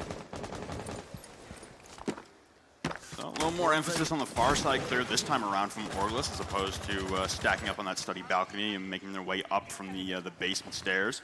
This time starting over in Master and maneuvering their way through Study and Trophy. A little bit of contention here in the hallway immediately beside this double wooden barricade, and this will be a prime pinching point here for Orgless as if they can clear out 90, and will have an immense control over any kind of potential flanks. And you see a member below through the holograms. I'm 90% sure that's Canadian on the flanks. Trades going back and forth on the shots at least, and Mo's going to come out worse for wear on that one as a peek from Study, this time EG investing manpower inside. Put the Claymore down on the red steps. There's still a lot of lurking presence on that first floor from EG, so it's a good position to try and make sure that they're not going to be caught off guard by that. And this is exactly what EG is looking to do in adjusting their performance from the previous round. Good control over this half of the floor now is gained by Orgless. The statue room, the bedroom, it's all theirs for the taking right now. But it's moving it across the building to the other side and getting control of the sites. It's going to be the primary issue, and became the issue as well, even looking into the last round. This is where they were stalled a little bit once they got to the top of the main steps. They weren't able to get control of the classic hall until very late in the round when they were able to find that trade on a gotcha. It's going to be Brian that starts things off well this time. And Yeti with a quick rotate. Unfortunately, he's going to walk right into gotcha, giving him an easy trade to bring it back down into a 4v4. Acid still holding the flank, so whether or not it's just the Vigil effect, the ERC showing up on the Orgless drones, or there has been an impact from Canadian attempting a flank earlier on, the presence is known, and it's being a big distraction here for Orgless. The Toxic Babe almost deafening and delivering Brian to the grave. Still have one outside of the window of Mo trying to hold him to the study and disseminate that control, but a self-stun from the team there will disorient Crazy momentarily. NVK on 5 HP, still trying to hold inside a study, but a great flank here from Gotcha. He's got 2 more lined up for him. It's one, but can't hit the second. Crazy down to 25 HP. We'll have to duck and dive with the diffuser. An immediate hop in here and shredded by the MP5 as a rehealed NVK peeks the corner. Crazy left alone will walk into 2 defenders on a cross angle, and Canadian.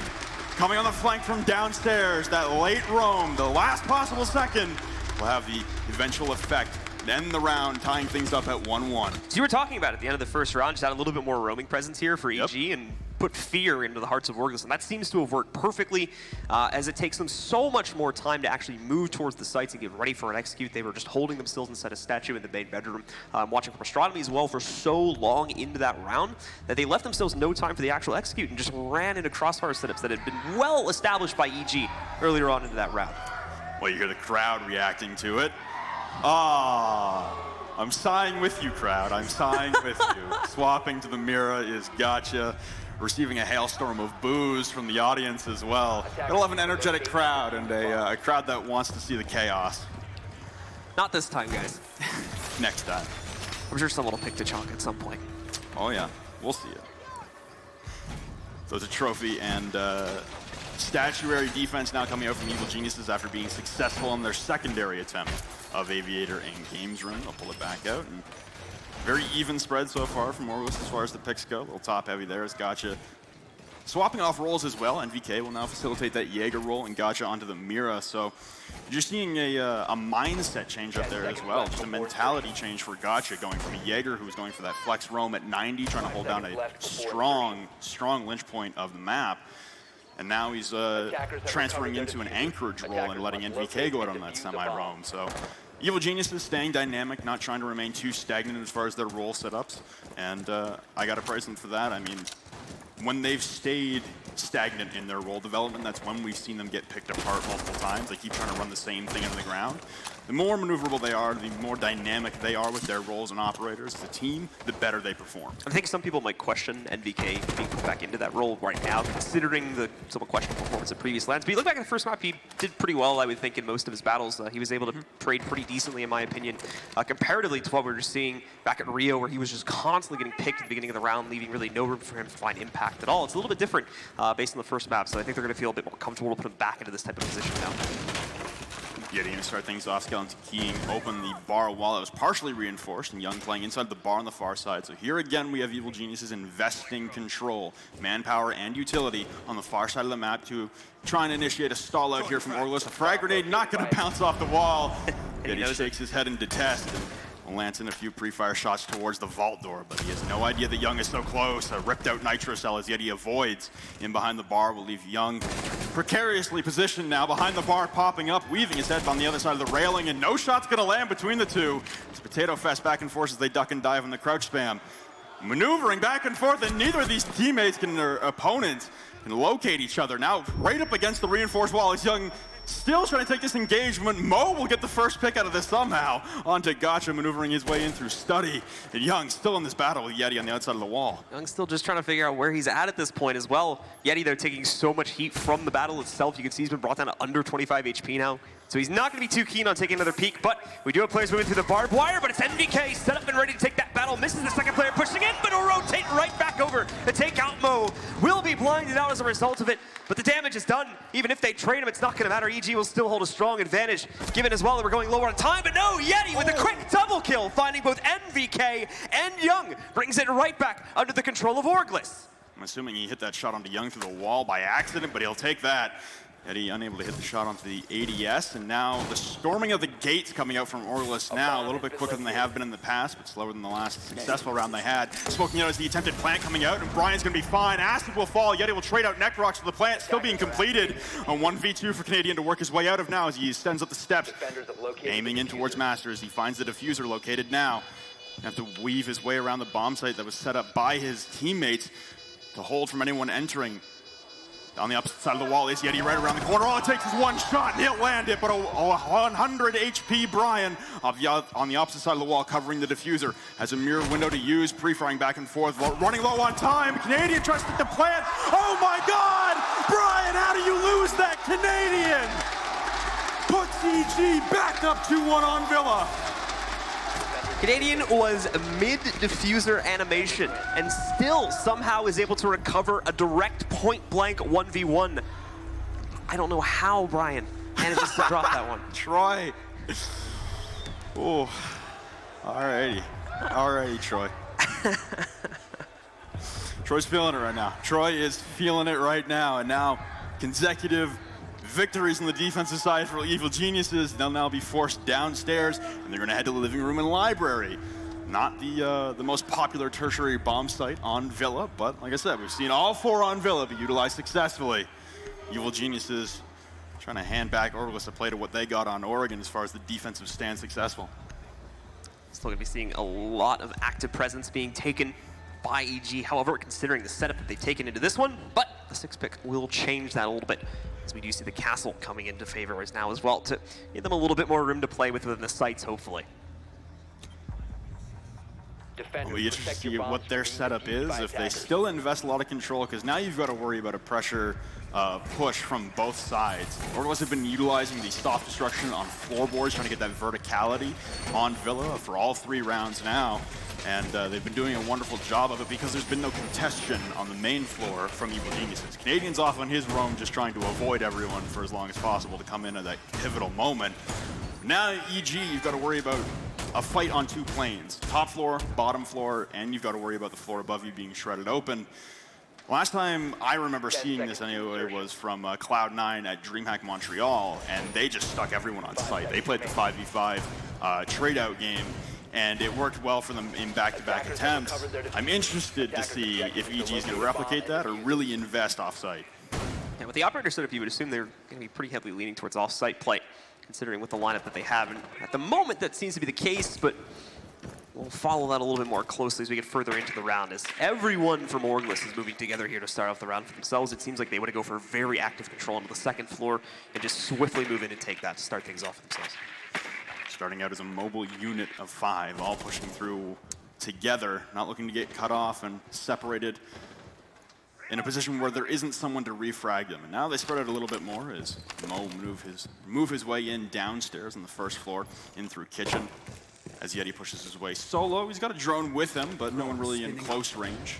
Be able to refrag should any engagement happen. And we did have someone on the defensive side of Evil Geniuses over inside of the trophy room. He evacuated as soon as he heard the window pressure, and he's made it all the way back towards 90 now. And all it takes is Crazy to head upstairs and grab the footprints, but I'm not sure anyone on Orgless is well aware of this. So Crazy going to continue to move in. The droning capability to check out the site.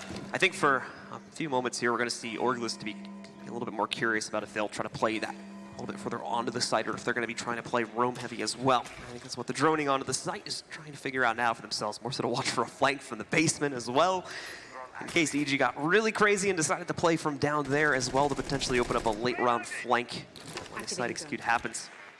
Spending a lot of time checking it out. That's what we've come to expect from Orgless, however, throughout the course of these rounds. We've seen plenty of times where they've forced the execute less than 30 seconds or even potentially lower than that. Orgless this time around not worrying too much about the verticality. They're going for an initial top clear, but all maneuvering their way downstairs for the most part, trying to amass themselves outside of the objective. The ADS catching up the frag grenade, lands in by Yeti, and shots go back and forth, but neither land. NVK still on the stairs, but Brian will hold things down. He'll finally win out a gun battle onto Canadian, just in the, probably not the round he wanted to. You still have NVK holding the south stairs currently, waiting for anyone to push into the hallway, but smokes descend into the objective. An onslaught coming through from Orgless as they all rush through. The plant being stuck inside the Toxic Babe, right beside him. Young will shred through Crazy after Crazy got a kill on a Necrox. You got 2 attackers for Orgless on a low HP, but the man advantage slightly in their favor. The diffuser has been planted inside of the objective, right beside Young on the opposite side. Gosh, will get shredded by Brian on holding a flank, and NVK is down. It's all up to Young in a 1v4, a 1v3 now. Holding the stairs, gets 2! Lines him back and forth and right beside the diffuser, but he's got no help. Now stepping on for just a moment as a bait, trying to force anyone from Orgless to take the angle on the corner, and he just misses the evacuation mass as he retreats into the haunted room. Pre-fires will give away his position, and pushing through, Young will fall. NVK already down in the process. And Orgless will level things up once again, 2-2 on Villa. It continues on this attacking side from Orgless specifically to bounce back and forth as they are able to find a solid scoreline for them to play off of at minimum going into this second half, regardless of what the outcome of this final round will be, whether it'll be 3-2 or 2-3 against or for their favor. We'll find that out in a second, as it's looking like we're going back to the Aviator and Games Room once again for the final round of the half. Good bounce back there from Orgless when we talked about their momentum and their stamina. Well, it looked like EG fell a little flat in their stamina on the first map in Oregon, starting out trading rounds back and forth with Orgless, but then losing 4 straight to round out Oregon. It's a good bounce back from both teams. For Orgless to maintain their momentum, we talked about them being a momentum-heavy team, and they're keeping themselves in Villa here, which is a very good start. And Evil Geniuses sticking with them toe-to-toe so far on 2-2, but we also saw that on Oregon, where things eventually fell apart as soon as Orgless went to the defensive side. In the last round of the first half, I'm looking to see Evil Geniuses once again set themselves up in a good position, up 3-2, to maintain this to push us to the coastline. Yeah, unfortunately for EG, the worry for them isn't on this side. It's not on the defensive side. We've already seen, based on the first map, that they're able to hold against Orgless toe-to-toe. It's that attacking side they're going to be going on to in the next round that really worries me now, is that's where they just completely fell apart to the defensive setups, with a clean sweep coming in from Orgless on Oregon. Setting up a barricade! Map 1 in the favor of Orgless, now tied at 2-2 on map number 2. They are 4 rounds away from dethroning, as Gotcha said, the community's Team USA, the unofficial Team USA. Well, to become Team USA, you have to make it through this bracket and the best teams in North America. And EG, with their backs against the wall, Orgless as a newly developed team as far as the full 5. This is an impressive showing from them so far, just to start. Certainly going to be the case, especially if they can continue to knock down EG and have even close to as strong of a performance on the defensive side of what we saw from Oregon. But it's again drone heavy at the start of the round for Orgless here. Big map, a lot of places to check out, and as we've seen, a lot of active roaming presence from EG that they have to worry about. So it's about locking that down, figuring it out. Unfortunately, with the Vigilant play, it's not going to be the easiest thing in the world to find. Canadian once again being the thorn in the side. Brian will spot him out as the ERC turns off, and a hard ping on to Canadian. He'll duck away and go prone, looking through the slot underneath a chair, waiting for anyone to maneuver in. You get any angle you possibly can. Shotgun holes coming in from above from Necrox on the smoke, and Yeti trying to vault up on top of the bookshelf, I imagine. He's having some difficulties with it, but we get a stat from SiNisterGG, and Spleck behind the scenes. Oh, he wanted to sledge up to the floorboards. That's what he was attempting. Rose is winning the opening duel battle 9-4. They've started out hot, and they need to continue to do so. It's an interesting thing, because if I remember doing research properly back from Rio, that was a problem for EG, back at that event too. They were having a lot of problems with opening duels, and it was NVK usually at point for a lot of those. It was dropping it. He hasn't really been in that pivotal role for a lot of the attacking rounds this time, based on what we saw from Oregon. So they've changed up, and unfortunately, they're still ending up on the relative losing end of that battle. So it's definitely turning into more of a systematic problem for EG, as we've seen it surface at 2 lands now.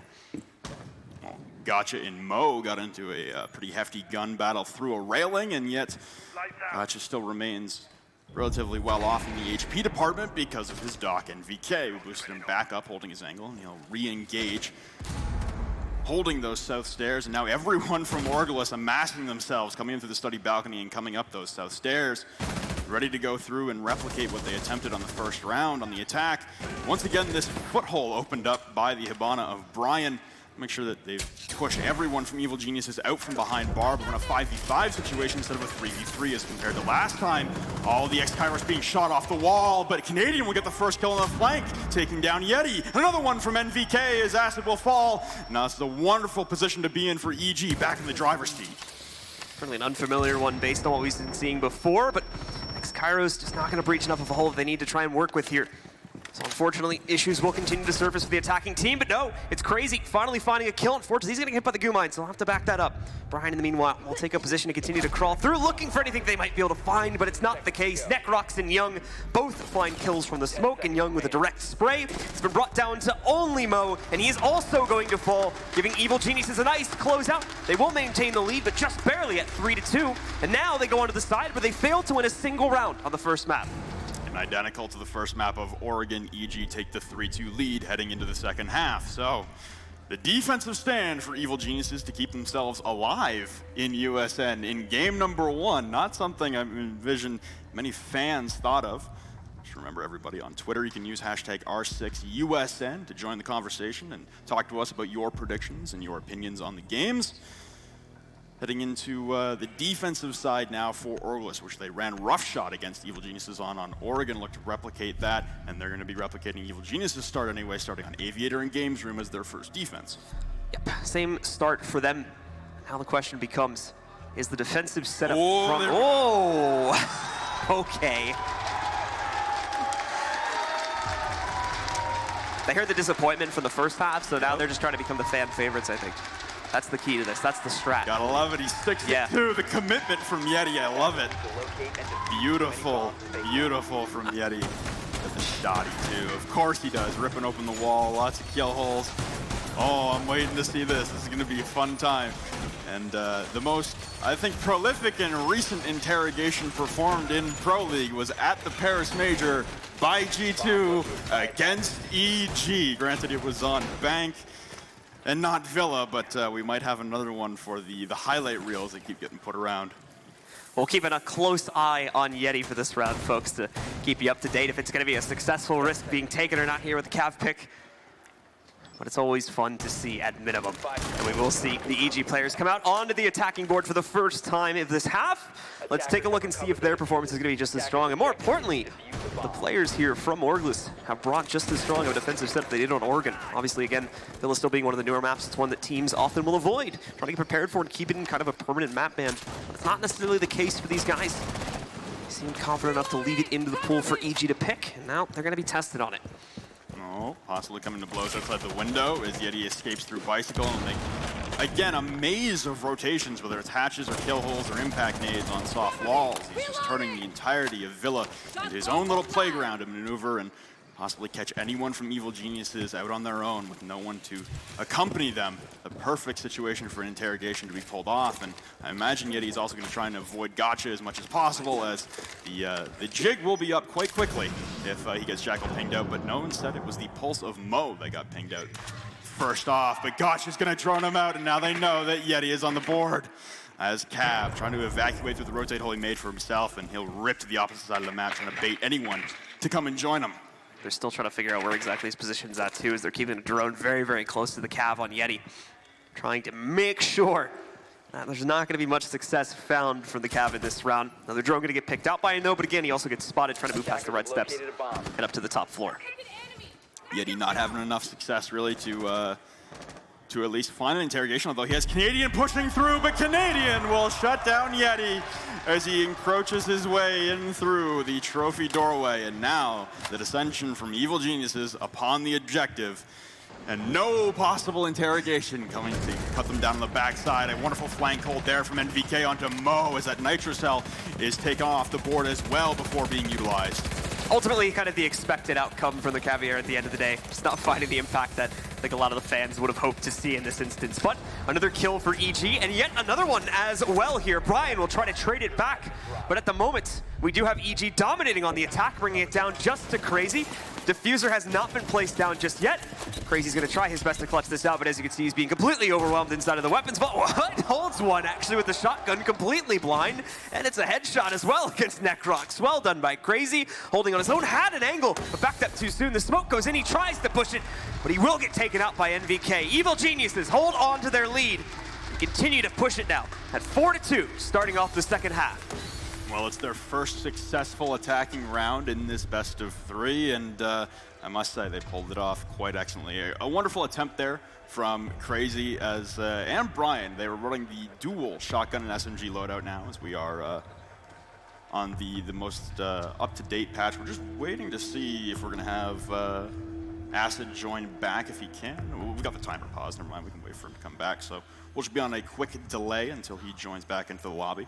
But yes, we have Mute with the SMG-11 now that Crazy was rocking, and Brian with the smoke shotgun and the SMG-11 rolled out. Just trying to bring a little bit more utility to the table, a little bit more viability, I think, to that one. And it's in the job we've already seen it pick quite a bit, more so on our first map than we saw it here, but I think we've already seen it picked up a couple of times in the second map too. We are still going to see Aviator be the site to be played on, and we do have that fifth player back in, folks. So we've resumed the timer, and we're going to be going back in game now. Just a quick pause to reconnect one of our players from Orgless, and we are back into the action, and you can see it before you here now. So we'll see if any teams will utilize the 6th pick. And yeah, it's back to the Jackal though, however, so we've already seen that plenty of times. Will Yeti do it again? Oh, onto the Valkyrie. So returning back to a state of normalcy will be Orgless. They were looking really good in the first half. Obviously, that was only the first round of the second half, so they have plenty more chances to pull this back, as EG did, dropping the first round and then pulling back a run of a good modicum of success there. But EG now 2 rounds away from winning map number 2 and sending us to Coastline. Orgless going to have to battle back and continue that momentum game we talked about for them to push themselves to the edge, to take it in a 2-0 fashion. Heading to Coastline, that's an interesting one. I think it's going to be a little more regimented, a little more structured than we've seen so far on these 2 maps. It's been very fluid, I would say, as far as structure goes for both of these teams. Coastline will probably have to, everyone will have to peel that back a little bit and try and stay a little more rigid as far as their strategies. It's been a good fight, but Orgless, I really want to see that momentum kind of swing back in their favor now.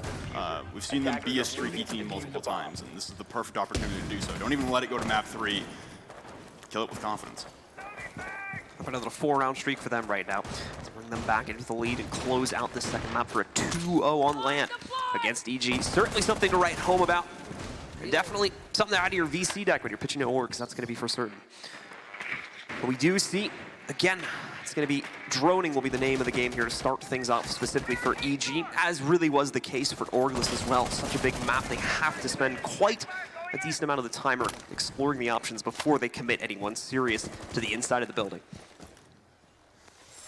So EG a little more spread out this time. We saw a large stack of bodies out towards that study balcony. 4 out of the 5 last time from EG, and this time a little more spread out as far as their initial set in. It's only been a minute in the first round, and looks like Evil Geniuses are targeting the same eventual push coming in through study and through that that aviator doorway. However, this is it's a little more spread, a little more map control as well from the clear. Last time it was just Canadian out on the clear, but now Gotcha holding 90 windows. Once again, this foothold being opened up by the Hibana pellets to clear out anyone from the back of bar. This next Kairos going off, clearing out the angle. Nothing will be found from it, unfortunately. Nothing to pick up at this point in the game. So EG will have to continue to hunt for that first kill. They are not looking to go in with the drive 5v5 to attempt to close this out in what would be a very explosive affair. We already saw that happen quite a few times on Oregon, however, so it's not completely out of the cards. And again, Young trying to figure out where exactly he wants to continue breaching that same wall, or look for another option. It looks like he is going to continue to breach the same wall back behind the bars you were mentioning, and open up a hole for his team to push into.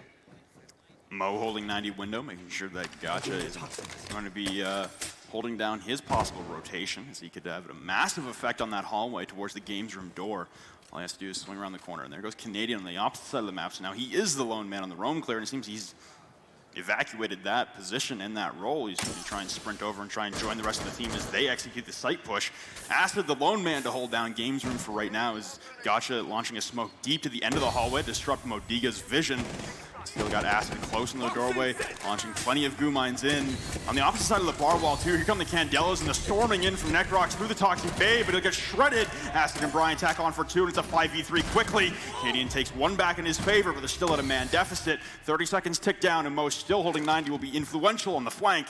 Canadian has to hold as the other 2 press in for the plan. It's NVK and Young trying to press through. They haven't even made their way into the objective yet, still inside a study, and they're separated as well.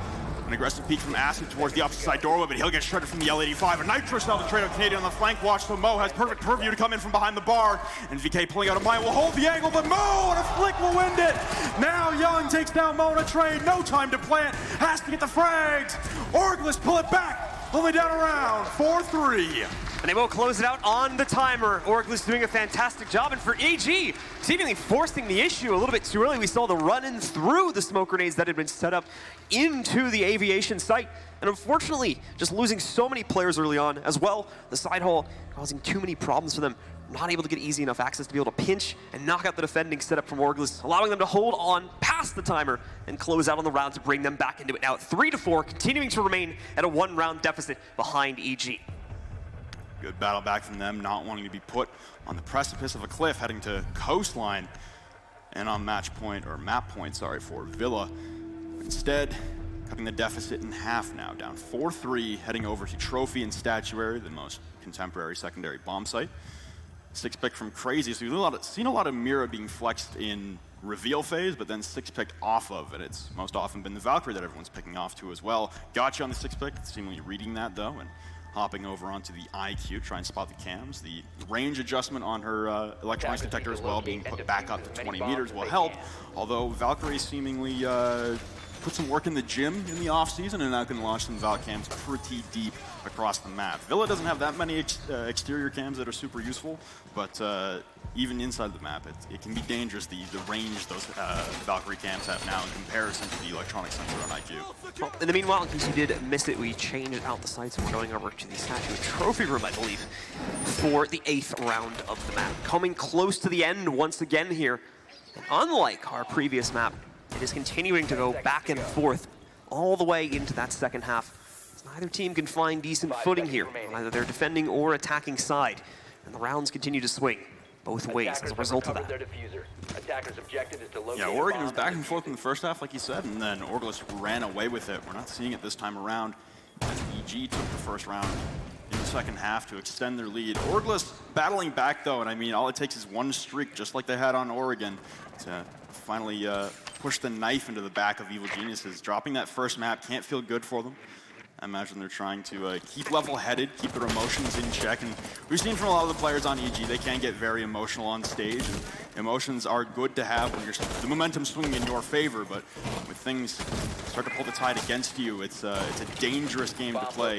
You have to keep those emotions in check for the most part. So EG primarily trying to push themselves in towards the bedroom once again, it would appear, to start off this round. It's still going to be held pretty heavily by these players before they end up moving in.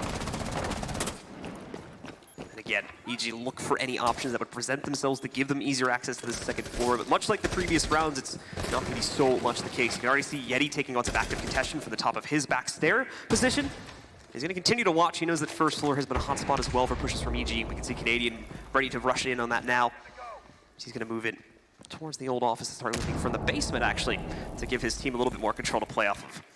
This is a portion of the map that we never really see get used on Villa. The wine cellar basement just seems like an adjunct piece of the map that never really finds much use, although Canadian going to be working his best, and they do have Yeti playing on the astronomy stairs at the bottom, flipping back and forth between holding the flank from below and Canadian crouch walking his way up. We can see it on the drone. Yeti not aware, turning the corner, and Canadian will shred him in the backside with the F2. Got one flanker to worry about over by the east stairs, but for now it's a good start from Evil Genius to try and put themselves on map point. So a quick walk around the basement does give a nice flank opportunity to EG, and once again a 5v4 to go into their favor. You see a little bit of smoke damage being taken as well there by Necrox as he has to go in. Really just take out a barbed wire as well, if I was looking at it correctly. So he loses half of his HP to knock out a barbed wire. In the meantime, Acid finds another pickup for the trade. Bryant catching one as well to take down Necrox. So this round quickly turns on its heels, back into the favor of our defenders, played by Orgless. You had two defenders on very low HP, though. Acid just slightly above 25, and Bryant possibly on 5. Canadian still pushing on the far side flank in a man deficit situation. Gotcha just rushing through the breach hole into the objective. Still plenty of time to work with here for Evil Geniuses to maneuver back and forth and get a plan down, but now Gotcha will regroup with Canadian as they both try to simultaneously push the study doorway. NVK pushing on the far side, though. Gets 2 kills for the L85. The Nitro Cell will miss from Crazy, and on his evacuation up the stairs, will win it out with the MPX, leveling things at 2v2. Gotcha with the Fuser, and it's a flank from either side now as they try to retake the objective. Mo will down NVK to the wall, and it's just Gotcha left in a 1v2, 10 seconds completing the plant over on the opposite side by Statuary. Able to stick the plant just barely and back it into Master, has the breach hole to worry about, and they're both stacked up on these identical doorways. Good positions here for both these defenders, but Crazy turns away at the most inopportune time, now peeking the kill holes. He's got the defender right in his sights, and Gotcha wins it out in a 1v2 clutch situation. Evil Geniuses map point on Villa to extend us the coastline.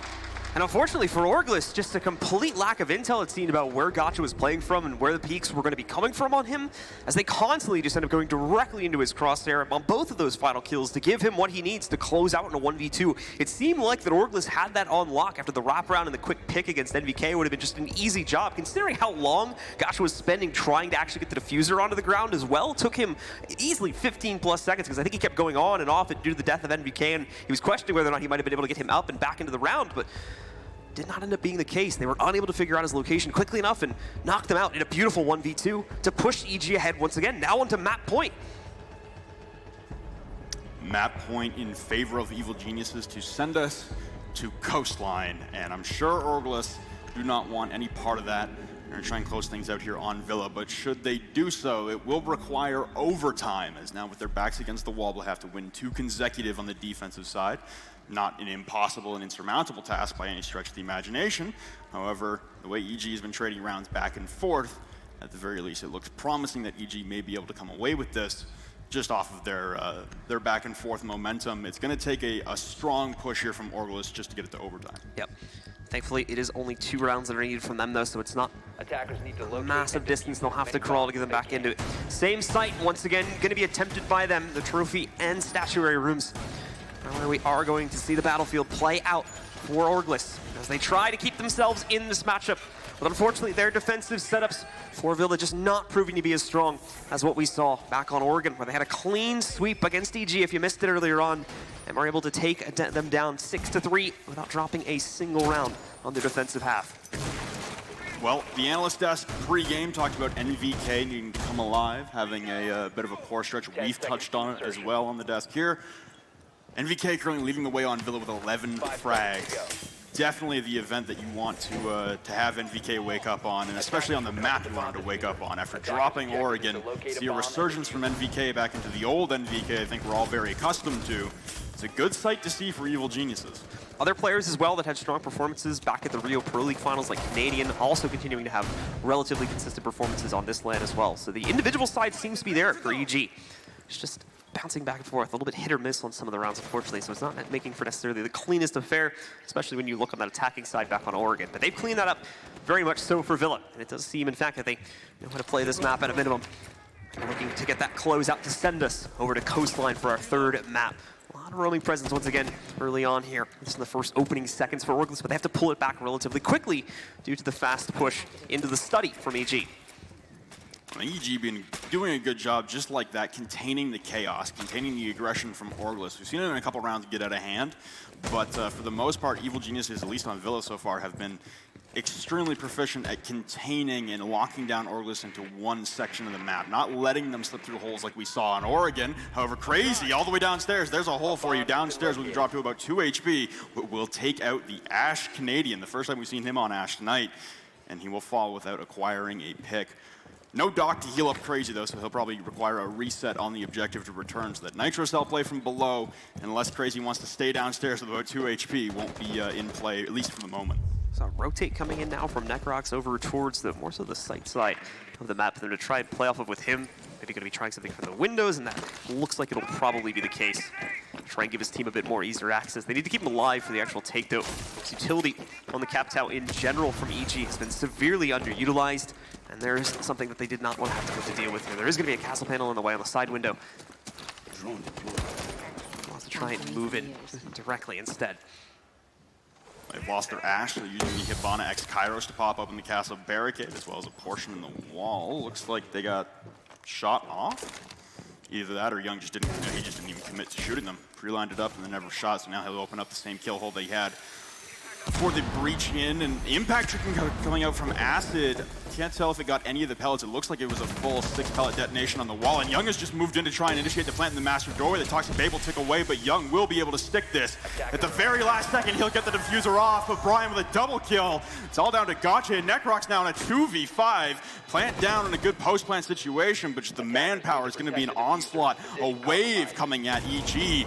Nitro Cell detonating, not going to land, but kill holes to the floor will down Gotcha. Now last man alive is Necrox in a 1v5. They all come swarming through, but the defuse is being stuck in the doorway, just missing the shots now, trying to pull out the crossbow. He's getting bolt will land in the corner, but it's not doing any damage to Acid. He'll be able to stick this in the corner. Necrox on 2 HP, can't even commit to peeking much longer. Mo will finish it off, and Orgless stave off elimination on Villa. Only 1 point away from pushing it to overtime.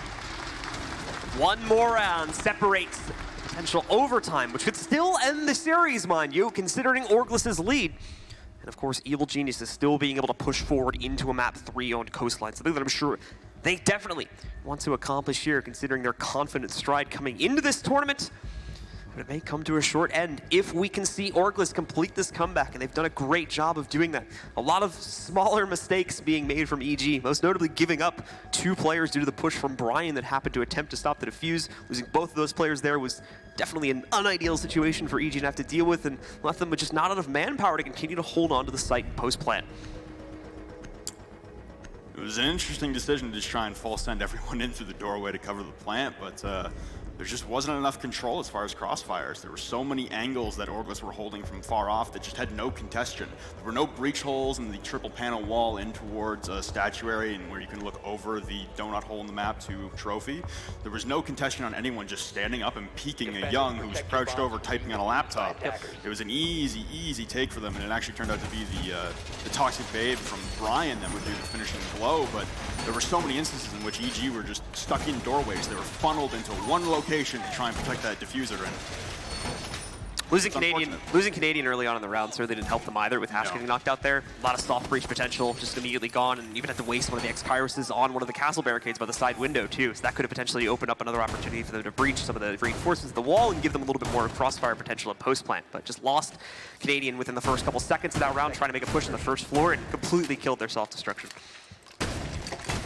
Speaking of soft destruction, Brian ripping open the kill holes on the floor. Make sure you can't drop a thermite charge on the bottom floor panels, as we've talked about ad nauseum on most Pro League casts, but just a refresher for anyone who isn't aware.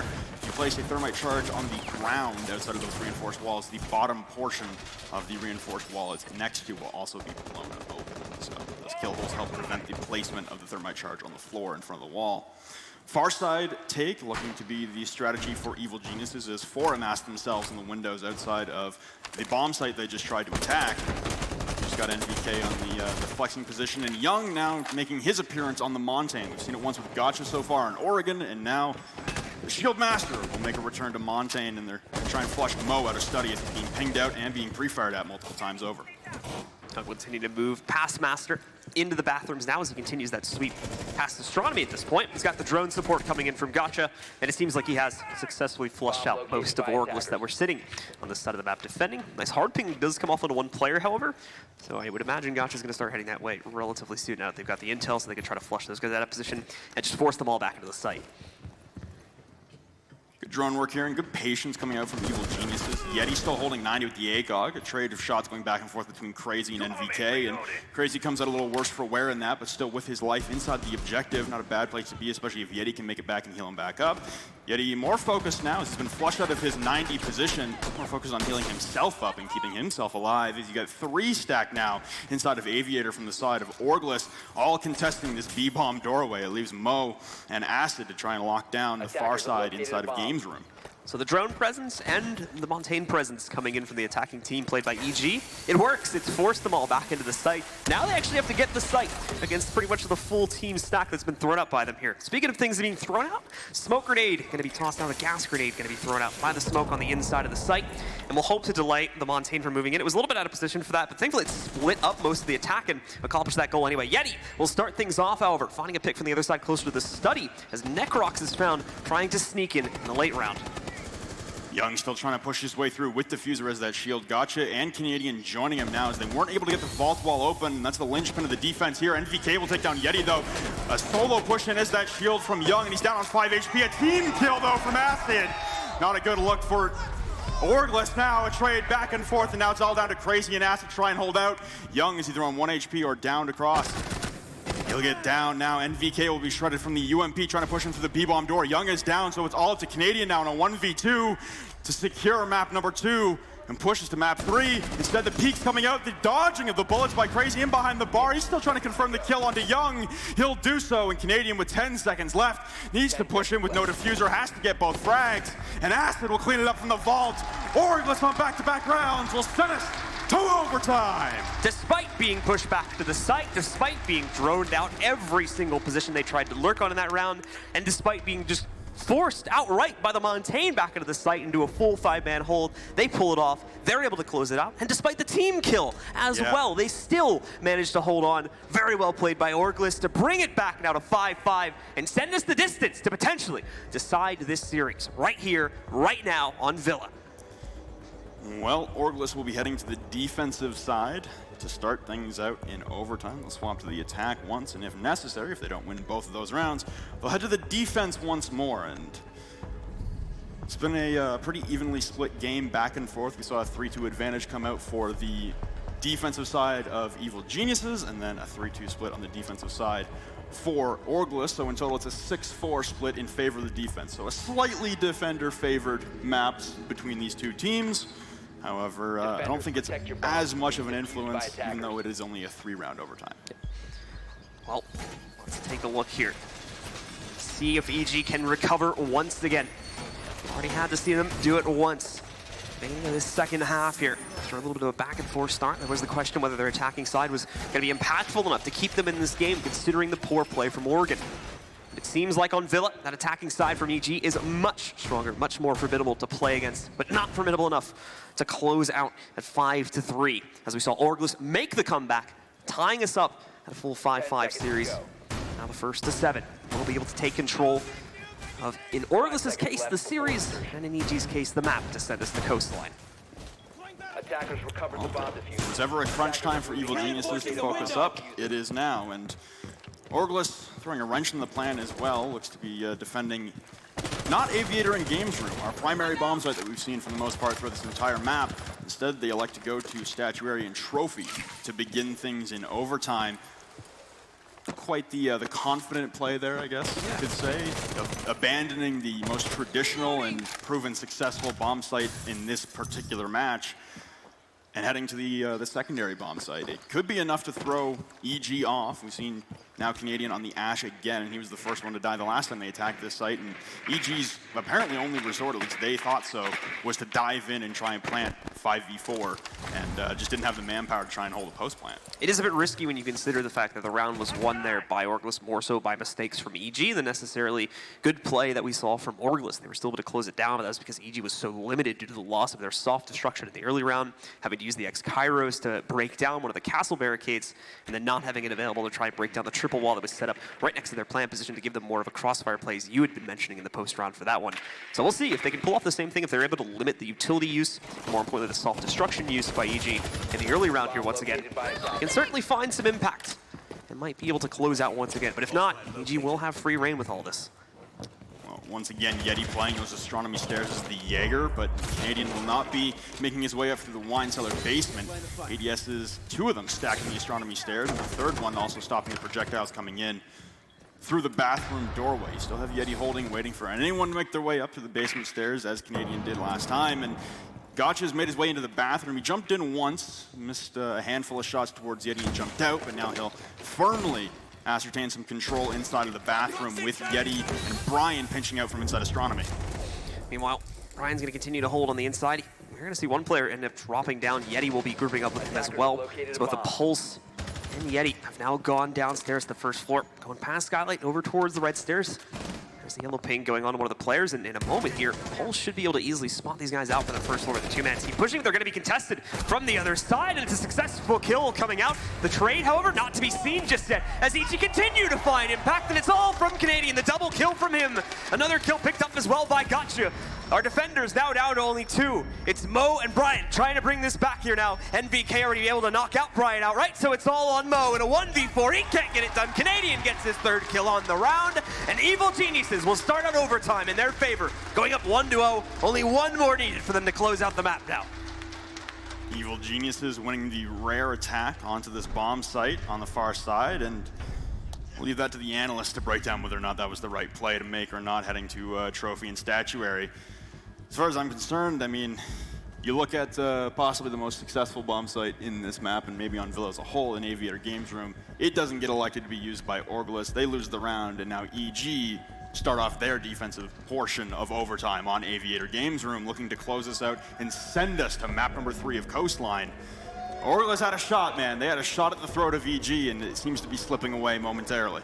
Another 6-pick coming in as well. Clash going to be brought out now, swapping from the Pulse. Keep the shield in play on defense. Gotcha's been all over the place as far as roles. We've seen him in a breach role, we've seen him in a shield role, we've seen him in a flex role, we've seen him in support. He's been all over the place as far as roles, and I think that's just a testament to Evil Genius's dynamic role play. They do not stay stagnant on one particular role, all 5 of them. They maneuver between each other and they pick what is best for the team composition. I guess in stark comparison to a team like Orgless, who does have these players who stay on the same roles round after round after round, Evil Geniuses have been remaining quite dynamic and spinning the wheel and seeing what sticks to the wall. Gotcha on the Clash could be pretty influential. We haven't seen a lot of Clash be all that successful lately after a few tweaks to her shield utility, but a shield nonetheless on defense, a shield in general will kill a lot of time and suck in a lot of that utility necessary to take her down off the board. It's going to be a big time suck, and with your back against the wall, time is what you need on your side if you're Orgless. And it looks like she's going to be playing, at least at the start of the round, exactly where I kind of would have expected Gotcha to go, over towards the classic hallway to hold off a more direct push from the lobby, if that's what we end up seeing from the attacking side on Orgless right now. However, it's going to use a little bit for the window peek too. We might see a bit of a conflict between Acid and Gotcha over the next few moments if that ends up coming to a broil. But still early days, of course, still over 2 minutes on that clock. And with the attacking team, Orgless just getting themselves onto the board a few seconds ago. I think we're still a little bit further away from seeing that come to a boil. Well, Orgless once again returning to their fruition of verticality. Lots of shots being laid in from the skeleton key of Yeti to rip up on the floor. Not going to try and use his special vault tricks. Canadian has made his way downstairs, though. He's in Bike Hallway, pushing his way into the living room now, and he's just missing the angle as Yeti is tucked in behind that bookshelf. Just out of purview of Canadian's 416. Another roll swap there for EG, and the rest of Orgless have been pushing in through study and trying to successfully get the first stages of their site execute underway. Well, Bryant will likely be leading the charge here for Orgless. And of course, the spot onto the Clash will be immediately apparent as they try to move down this hallway. The ping to correspond to it. They know it's there now, so it's just about dealing with it at this point. We do see, however, a little bit of a self-stun coming out from Acid there as he tries to move in and knock out the Clash from the equation. Quick little X-Kairos will be used after the Gershmat charge is used on the lifeline. Allow for access here, but problem again is going to be the ever-present position from that Clash down the hallway, something that Acid has not been able to restrict just yet. There's a second player coming in, but it looks like Acid realized it. Problem is he's going to get forced away. The shield's now up in his face, and is the damage as well from the shield itself. So this is proving to be a little bit hard to deal with for Orgless, unfortunately, and might become the obstacle that stops them from successfully taking this site ultimately if they can't figure it out soon. All that utility and all that time dumped into trying to bring Gotcha off the board, and he's still at 100 HP. No one's dealt any damage so far in this round, and with 37 seconds left, the succeeding bolt lands directly on Young, and he'll have to bail out momentarily, but there's still no progression of sight push coming out from Orgless. Asphyxiating bolts and now smoke bolts coming out from Crazy to try and disrupt visibility inside of the objective. Yeti makes his way, but Canadian will shut him down on the stairs. Acid will trade out NVK, and it's all going to come to a flurry now as Young will drop Mo. Trying to rush in through the study, and now a complete rotate from Orgless as they try to descend through the hallway. They've got Gotcha slowing them down. Canadian will fall at the hands of Acid, but the double slowdown from Gotcha in the hallway. There's nowhere to go for Orgless. Just on a spray into the back of a site. Acid makes his way behind. A double kill for EG. Going for 3! Young sends EG to coastline! And so EG get it done. The last second pick switch over towards Clash ends up being a stroke of genius, really, for EG, as the players from Orgless just do not know how to get past that. They cannot figure it out. So a clean sweep 2-0 from EG in overtime solidifies the second map into their favor, and that means we are going to a map number 3 on Coastline here at our first Eastern Conference match. Good resiliency there overall from Evil Geniuses on Villa. I can't really believe that they were able to fight back that hard, especially against the ramping up of the aggression from Orgless. They got a little more intense every single round, and like I said, Orgless, those 2 back-to-back rounds to push it into overtime, we've seen the momentum sway in their favor before. I thought that might have been the piece that would push them over the edge and take it 2-0, but we go to Coastline. A map that's a little iffy on both camps. I don't think there's been too much history recently between the 2 teams on Coastline. It's been an EU-favored map, but for North America, especially in USN, Coastline hasn't really seen the most amount of play these days. All right, well, we are going to take it back to our analysts, though, to break down these first 2 maps, and most importantly, get us ready for our 3rd and final map to see who's going to be moving forward. Thanks a lot, guys. As we saw, of course, what better way to start off the U.S. Nationals than to send us to a map number 3. Orgless and EG are currently tied 1-1. We got these beautiful analysts on the desk. Let's go ahead and break down what has happened. I want to start off from the beginning, map number 1, and Orgless' victory on that map. Well, I guess we were all expecting to see Orgless really play overly aggressive and not rely on strats, but they were kind of outstratting EG on Oregon.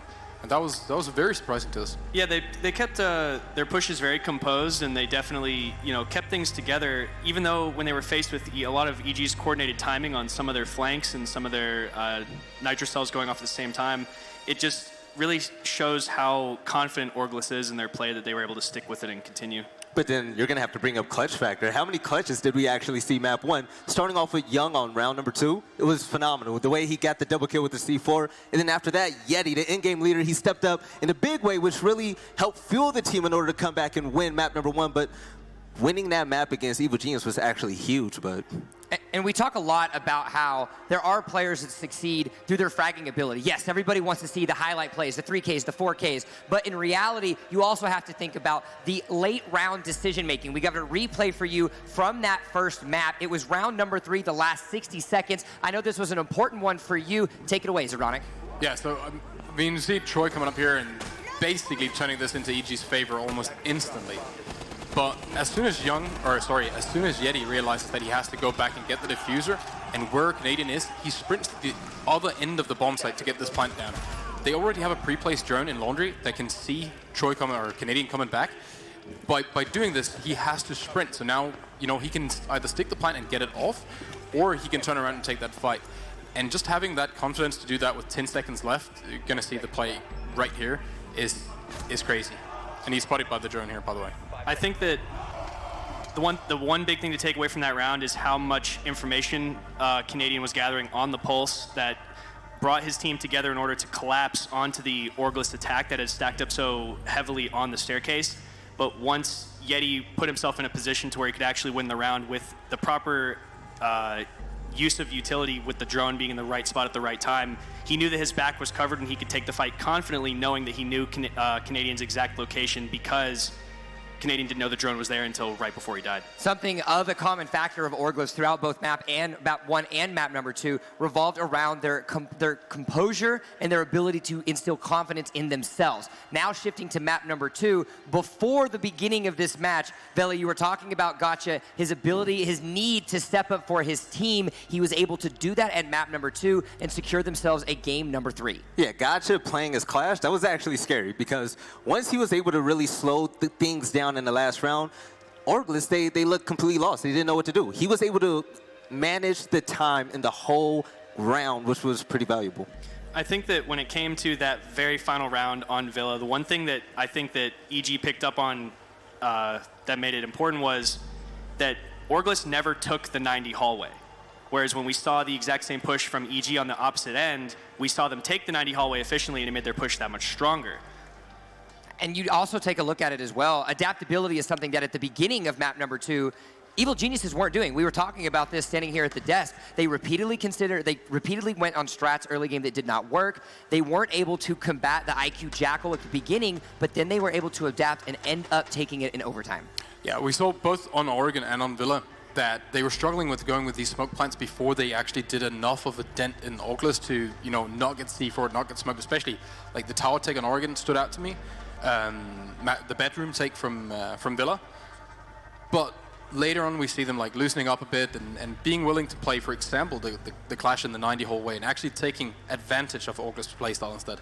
Yeah, exactly. Also, I think that one thing to say about Orgless, though, that made that match so close is because of the clutches and plays that we saw made by Brian and Mo on the previous map, it instilled great plays coming out from Acid, because there were several rounds on that map in particular where he directly influenced keeping his team in the game. Yeah, and we actually can take a look at a replay that we have from that map number 2. It's going to be round number 2 and just seeing some of the opportunities that Orgless was creating. So pretty much in this scenario right here, yes, MBK gets these 2 kills, but once he's effectively traded out, and these replays are kind of sporadic, but Canadian here clutching up in particular keeping his composure. Unfortunately, when they were in the 2v1 scenario with Brian and his teammate just weren't positioned appropriately to make things as efficient as it needed to be. And now we've seen the adaptation from Evil Geniuses. We've seen their ability to actually come back in overtime and force themselves a map 3. Now, taking a look at what we saw from the prowess of Orgless at map 1, from the adaptability of Evil Geniuses in map number 2, what do either of these teams need to do in a map 3 to secure themselves a spot in the match tomorrow? Orgless has to be comfortable. They have to be comfortable. I saw Yeti changing his role a lot. Yes, he was consistent most of the time, but it just seemed like the team as a unit, they just weren't clicking when it really mattered down the line. I think that at this stage of the game, as impressive as Orgless has been playing, on Coastline in particular, I still have to give the advantage to EG.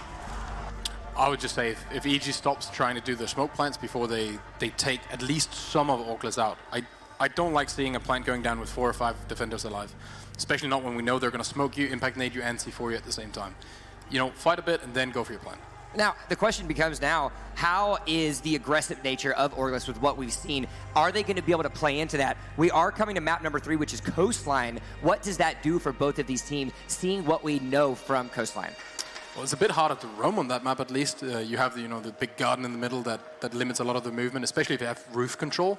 If we see something like a kitchen take, well, then maybe their smoke strat can start working for a plant. Yeah, I think that we have seen Castle being implemented on both of the last maps, and he has been marginally impactful, but I think on Coastline in particular, depending on the bans, he could be a very impactful operator. All right, well, you know what? It's about time to get ourselves underway. Map number 3, we're headed to Coastline. It's a 1-1, Orgless, Evil Geniuses. Casters, it's all you. All right, thank you very much. Jump in. It is now time, ladies and gentlemen, to go into the final map between Orgless and EG. The winner moving on to the Eastern Conference Final, and the loser, unfortunately, having to drop out early here into the groups. And it's Coastline. That'll be the final battlefield for these two teams to face off on. Well, I think there were 2 early statements made in those packages we showed earlier on for both of these teams. EG self-proclaiming themselves the U.S. national champions before even getting there. Orgless just wanting an org, and I think if you put up this much of a fight against EG on LAN, you've done yourself a pretty good service at getting to that point. As for EG's claim that they were the self-proclaimed US champions, we'll have to wait and see if they can even get through Orgless. Coastline starts now. And Coastline choosing to be a very interesting map for both of these teams. We've seen Orgless definitely, both of them not shying away from playing into it, but in Evil Genius' case, a map that we don't see played as much. Still, when it's brought out though, it's still a strong map for them, especially within the region itself. They have plenty of historical results, especially against rosters that are at this LAN that are quite one-sided into their favor. And we'll see if that'll hold to be the case against a team like Orgless, who played this recently in CCS matches and looked a little bit shaky, especially on their attacking side, which is where they're going to be starting off. Yeah, it's going to be the coordination for them to move as a unit. We kind of saw that come out later on Villa for their attacking rounds. It started out very sporadic, and then they all kind of coalesced into one functioning unit maneuvering the map together. The separation wasn't as large as it started, and I imagine that's going to continue to be a trend here on Coastline as far as their separation. Ying ban, so we're going back to the first ban of Oregon, and we're taking a hot moment here to get the second ban in, see if it's a Glaz for the 3rd time straight. It's a Twitch. That's an interesting one. Pretty powerful ban if Mira's left, although this would be 3 straight rounds where Mira is alive through the ban phase. Maestro's going to get taken down, so it's all down to Evil Geniuses to ban out the Mira should they choose to. So they get the choice for the 3rd map in a row now. Chose to do it in the first 2 maps, and it seems like they made a pretty quick decision this time. Is it Echo again, or?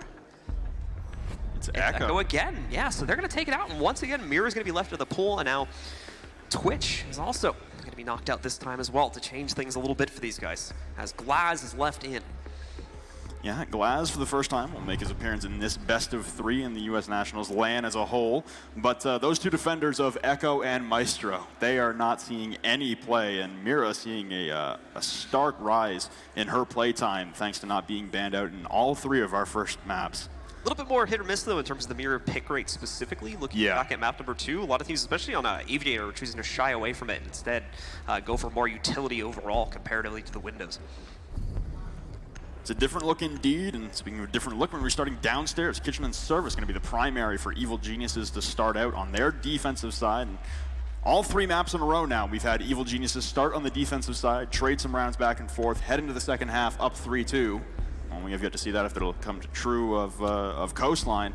And then different stories as far as Oregon and Villa are concerned, getting swept off the face of the earth after heading to the attacking side on Oregon, and then taking a commanding lead up 5-3 to have Orgless push back and force overtime. So the attacking side for EG has had a modicum of success, at least on Villa. Coastline, a map that tends to trend a little bit more into the attacking side, should help them out. Well, we immediately do see the Glaz pick come back into the fray at the start. It's 6 picked in as well by Crazy. So we'll see how much use it's going to have on a pretty hard lockdown site from the outside. Any effectiveness that he's going to have is going to be at that main doorway. It's service entry or somewhere from the hallway, potentially. It's just not going to be able to utilize it too well within the site itself. Still plenty of other positions that we can see you get utilized across the map. Overall, of course, to try and find some of these roamers early on. But that's all down to chance at the end of the day. Orgless looking to pick up where they want to push through as well. You can either go for the top side clear, or you can just send it in through Sunrise Bar. Acid taking down the default cam outside of Lambeau doorway, and I imagine he'll be holding this flank here for a moment. Service entrance doesn't seem to be the immediate focal point for Orgless. However, it could be a returning factor for them, as they could just decide to smoke off Crazy, have him look through the smoke, and have Bryant come in for a quick plant. ADS is being burned out now by Acid in the lifeline, and obviously being on the new patch, Zofia has lost another stun canister, so now she's only down to 2 stuns and 2 impacts in her loadout. Meanwhile, Glaz, like we talked about before, is going to be primarily trying to entry from the doorway. It's not proved to be the easiest job in the world, but the job is done by Brian instead. The problem is Young continuing to run around the Legion from downstairs. The floor panels opened up, but Young comes out on top of it, taking down Yeti. More than importantly, eliminating the Buck very early on in the round, eliminating any of that soft destruction potential for the rest of it. Stun grenades being launched in by Brian just to test the waters, see if there's any ADSs left standing, and now the last impact will be used to take down that bulletproof camera on top of the bomb inside of service. The X-Kairos coming out to be deployed on the mirror window, but they'll be shot off before they can detonate, so that mirror window will stand. Another set being lanced out, but you still got a defender in a position to shoot those off. Lots of sprays coming in towards the service wall, and it sounded like that mirror actually got ejected now from the X-Kairos detonating on the wall. Smoke's coming lancing in now, and Crazy's gonna push through the smoke. Reciprocating Toxic Babe to push him back, take her down, half his HP gone, steps in a Legion mine and gets shredded through the smoke. You still have an attempted plant coming through. Acid holding the flank outside a bathroom door. The plant will be completed now. It's Acid inside. Mo will take down one from above. The Guardian Angel raining hell down below. Canadian will trade one out though, down to a 2v2 in a post-plant situation. It's Canadian and NVK, the original tandem. You've got Canadian upstairs looking to vault down. He's made his way downstairs. They still have the diffuser perched up against the door frame, and Brian will take down Canadian, so it's all up to NVK with one on either side of his door frame. The peek coming out from Brian can't land the finishing blow. NVK on 2 HP though, will start to stick to defuse. He's not pulling off. Mo's gonna creep his way up to the doorway. To the last possible second, Mo will be the savior. And Orgless take round number 1 on the attack. So once again, our first half is going to open up with a very, very closely traded affair between the two teams. Thankfully, it's the easy access to the inside of the doorway from our attacking team from Orgless that allows them to win out the round as they force the issue on the plant due to the fact that EG choose to play much further back towards the inside of the kitchen. The plant is established relatively easily, and then it's just holding outside from that point forward due to such a strong post-plant position being taken by those guys. Nicely done. Still goes the distance all the way down to a 1v1 though, so Orgless cutting a little bit close there. Close 2v2 post-plant situation, but with that diffuser at the door frame, there's really not a lot to be done. You can hold it from a myriad of angles outside. Hookah Billiards going to be the defense now. You're not going to see EG try and reattempt the kitchen defense, at least not for this round. Not going straight back to it. A 6-pick off the mirror to the Valkyrie, a common theme we've seen from both teams now. And Hookah Billiards going to be the potential starting ground here for Evil Genius to try and garner some success and momentum on Coastline. We've seen the momentum be a huge factor for Orgless, getting that first round in the pivotal map 3. It's going to be a big portion of their mentality. So, EG moving themselves to the second floor for their second attempt at a defense. Won't be sticking with that usual kitchen. Continue to play it out. A lot more sites to play with on this map, and they're certainly going to want to test it by going up to Hookah for this round. See if they can continue to find an impact on this defensive side before Orgless try to run away with things. Good start for them. We talked about how they're a relatively momentum-based team, and a victory like that on round number 1, especially with how seemingly in control of that round they really must have felt throughout the entirety of it. They're certainly going to be feeling good about their prospects for future rounds as well. Once again, a focus on map control for Evil Geniuses. Not so much hard map control on Villa as compared to Oregon, but here on Coastline, an extended roam game here from Evil Geniuses into the depths of Coastline. They're going to spot out Canadian in behind the Sunrise bars. The first engagement point likely to come through is Yeti, positioned outside of the Sunrise window. Here's that open. Saw Canadian prepping a Valkyrie camera inside of Blue Bar. The first frag grenade will descend upon him, but only take 10 HP away from his. He'll evacuate to the cubby. A second drone will confirm his position, and Canadian will bail out, having killed 45 seconds and absorbing a frag grenade. As you mentioned, not much damage being done to him by that frag grenade to begin with, so he makes it out. Still very much capable of fighting in the late round, and at a worst case, he could get himself shot by Doc to get back and fight back to full health. But considering Necrox is low HP, that may not be the case. Meanwhile, NBK starts things off well. Yeti once again on the buck, falling early on within the round. Drone trying to move in and scout out towards the aquarium is not going to work out too successfully here, allowing for players like Young to hold behind the bar, but it's Crazy striking next, able to move in on the glass to find one. Young behind the bar, however, quickly trades it back to take down Crazy, and Brian, leaping over the bar, knocks out Young for a quick trade to bring us into a 3v3. Good position to be in, but it was so confusing watching Brian just push in through aquarium and never glance behind the bar. Young holding his position solemnly and will acquire a kill onto Crazy the Glass, which is an influential pick to be had. So once again, you have the stall out from Orgless in a better position time-wise, but locked inside of aquarium. A Nitro Cell from below from Canadian will not connect onto Brian.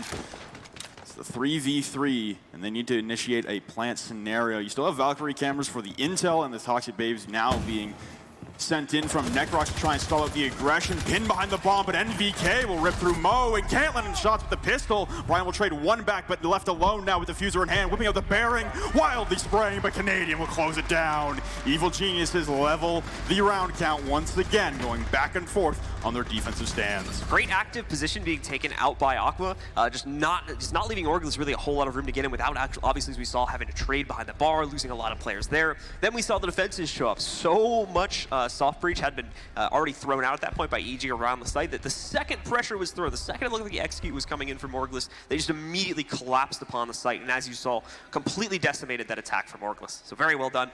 Good job making up for the loss of the first round, and now they get themselves onto the board early on, and much like our last two maps, it's going to continue to be a traded affair. We go 1 for 1 right at the start. Well, EG running the gauntlet so far on Coastline. 3 rounds, 3 different defensive bomb sites, only successful on one of them so far. Gotcha, gonna 6-pick off the Valkyrie to a Doc, so again, gonna try and utilize that ACOG for those long-range engagements, and we've seen Doc be utilized as a roamer for the most part on Oregon and now on Coastline. Doc just with a flex roam outside of the objective, but not too far away. Coastline, though, like we said about Villa as well, all 4 bomb sites have been used plenty of times before. I think competitively, Penthouse and Theater is actually one of the worst when you don't have a Mira in play. Young picking that up as that notably wasn't banned out. I mean, that returns Penthouse and Theater to one of your primary rotational sites. It's a good spot to be in on the defensive side when we've seen Coastline trend towards the attacking side. In recency, this could be a good flip around for Evil Geniuses. Still having that prowess on the defensive side and maneuvering into a position where it helps their attacks that have been pretty soft so far. Mirror going to be incredibly useful if they decide to go back to the kitchen and whatnot as well. So the fact that the Mirror's been left in general on this map opens up, as you were mentioning, just a whole lot more possibility for defensive play if their usual mainstay sites that they would usually play without the Mirror just end up not working out for them. They've got more options open to them now, and that's been the story for this entire series. The fact that it's been left in on all 3 maps now, choosing to instead avoid the more annoying, I guess you could say, utility that comes out from operators like Echo and Maestro, which often, more than anything, just ends up wasting time, as these pros usually end up knowing how to counter them. It just takes time to figure out where exactly they're deployed and to get someone in position to get them out of the way. Well, my first thought is that reading that Evil Geniuses wouldn't ban the Mira, and then Orgless, as Mo will take down Canadian. That's that roam game taken care of quite early for Orgless. I'm just going to say, with them banning out the Twitch, makes me feel like they're very confident in their ability to keep the mirror windows alive on their defenses. You're giving a mirror window without the Twitch possibility to pop them deceptively. You're just going to have to go for a hard breach of those mirrors. or soft breach from down below. Another peek now from Gotcha outside of the VIP circle couch window, leveling man count, and that's the breach off the board. That's Brian down, your Hibana taken off. Another drone will come in to confirm Gotcha's location, but he's going to continue to hold Hall of Fame as one by one they all try to rappel up and garner an angle towards him. He'll continue to dance on either side of the doorway, peeking in for another one, but no! Acid will land the shot through the railing. Nice peak angle there from Acid.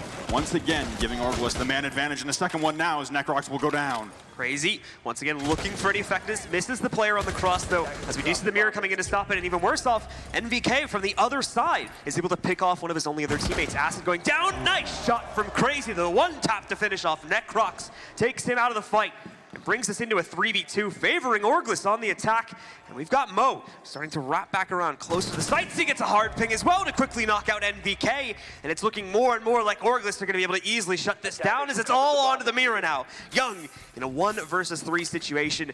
As you can see, not even a whole lot of room to play with in this situation either. Is just hugging that mirror, hoping that it's going to work as enough defense.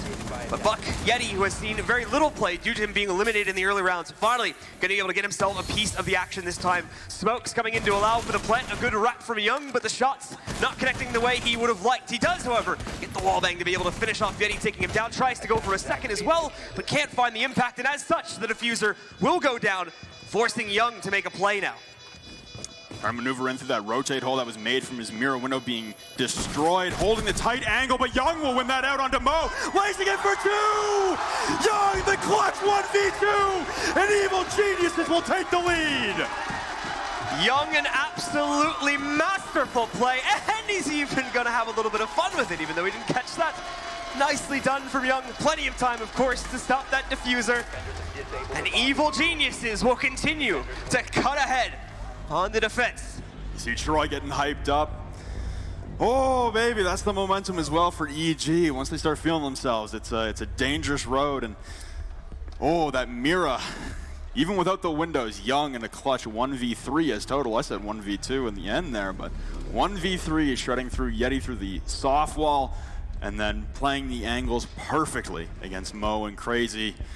Orgless, once again, with a shot at the throats of EG to take a commanding lead, and yet they sacrifice a 3v1 situation with plant down. That's got to be a tough one for the mindset of Orgless to stay focused and not worry about these things, because it's been the little mistakes that have been the deficit for both teams. And meanwhile, it'll be the opposite effect, obviously, for EG here, specifically for Young, having himself a massive impact. Being able to clutch it out in that fashion, especially considering the fact that he had no room to work with. He was completely pinned up against that final black mirror that he had to work with. If they had gotten a little bit more aggressive and just pinched him out, it should have been an easy kill, or at very minimum, an easy 1-for-1 trade to finish that off, but just wasn't the case. That tiny little corner that Young was able to hold ends up saving the day for him, finds the first kill on the flank, and then just outright dominates the 1v2 in the closeout. Pretty even spread for Orgless. Yeti, like you said, falling early in rounds, not having as much impact as we would have liked to see, especially from him on Oregon. He had a good run, and then Villa just kind of fell off the map. It wasn't really on the radar for Evil Geniuses as a serious threat. And that's what Orgless needed. We talked about it on the analyst desk, we talked about it pregame. Yeti is the man to focus on for Orgless as far as leading the team. Leading the team not only in frags, but as an IGL. He is that star player for Orgless. And when he's not showing up, Orgless have had a tough time picking up the pieces. For Orgless, they're going to have to start picking those pieces up relatively quickly, as EG are finding their stride, a strong sense on this defensive half. They're looking at a 3rd round in a row that they're able to pick this one up. They're going to the bars now. Still keeping the mirror in check for it as well. Similar setup also going to continue to be utilized now by the attacking squad, by Orgless here. Still seeing the Glaz remain a consistent force. This attacking side, similar operators coming in as well. Previous rounds. Frag grenade going to be used from Yeti to pop up on the castle barricade. A quick peek here from NVK in behind the hookah bar. Both players not going to land either of their shots, still escaping at 100 HP apiece. And a rappel out by the aquarium balcony from Mo to try and establish a crossfire, but the angles are too long. Hard pings will be stale now as they're way too far back. Rotate down the cool vibe stairs from the roamer playing there will leave NVK alone inside of hookah with a a wave of force coming at him from Orgless, just Orgless moving quite slow, not ready to push in, just not acquiring all the intel they need. Crazy's going to start things off onto Young, though, from inside of the cubby. A blue bar, Canadian will trade one back, and MVK still holding the angle to big window. MVK still going to be trying to find his impact too, but probably being droned out. He's able to knock it out as easy as he would have liked as of yet. Mo with his trade, though, brings us back into a more palatable condition, and Canadian tries to make an aggressive push, but it'll be caught by Yeti. Necrox fast to find the trade back, however, taking down Crazy and finally limiting the threat of the glass, but Acid does them one better. Also picks one up on his own to trade back. MVK finally leaping into it, though, is going to be able to knock out Mo, and we're down to a 2v1. Attackers with the favor. Refuse on the ground. MVK, great opportunity to be able to knock out the Zofia being played by Acid, but just barely misses that opportunity. Another diffuser will go down. Plant down, and MVK vaulting into the courtyard now. Once again, a 1v2 situation. Yeti on low HP, but there's a hard mirror facing at MVK to give both of the Orgless attackers purview into his actions. Turning the corner, and Acid will shut it down. Prone behind the Sunrise tables. Bringing it right back our Orgless, not succumbing to the pressure of Evil Geniuses. And once again, we level things up 2-2 on 3 consecutive maps in the first half. Yeah, overall, that last round, though, just a crazy affair. Trades going back and forth both ways, but ultimately ending up favoring the attacking squad. Canadians' aggressive push might have been the thing that swung it back into the Orgless team's favor. Yeah. So from that point forward, they were able to get themselves good control of the double bars and lock down the 2v1. Yeah, it was tough seeing Troy peek that door and not pick up the frag. Yeti with a good preparation, though, expecting that. You can see it as soon as he hit the Legion mine. He's crouch spamming, backing up, holding S, making sure he's maneuvering out of the purview of the doorway to rip out the pin in safety. He was always ready for someone to make that aggressive play, and it was a good read from him to get back into the action as well. Orgless, off the backs of Yeti, returning. Going to take it and level things up at 2-2. So we've seen every single defensive bomb site now from Evil Geniuses. They've run all 4, and having tested all 4 on their last defensive round of the first half, lest we go overtime on Coastline, we will head to hookah and billiards once again. Will be the final play for this half. EG look to solidify another 3-2 leading start. Hopefully to crush that momentum coming in from the attacking team, coming in from Orgless.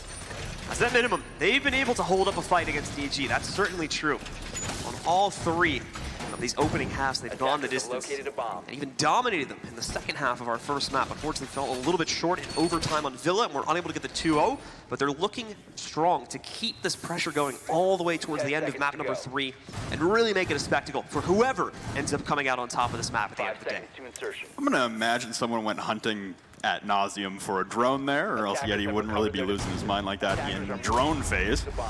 Nonetheless, Orgless trying to take their first half of this series. Both Oregon and Villa went 3-2 in the favor of Evil Geniuses on the first half. On Oregon, obviously, we know that Orgless ran it right back, ran the table on Oregon on their attacking rounds. And we have Orgless.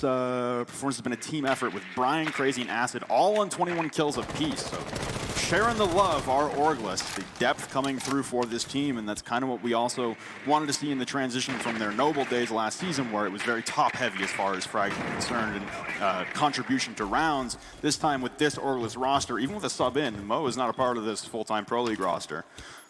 With this new incarnation, I think the depth is really going to be the leading charge for this team to stay competitive in all competitions.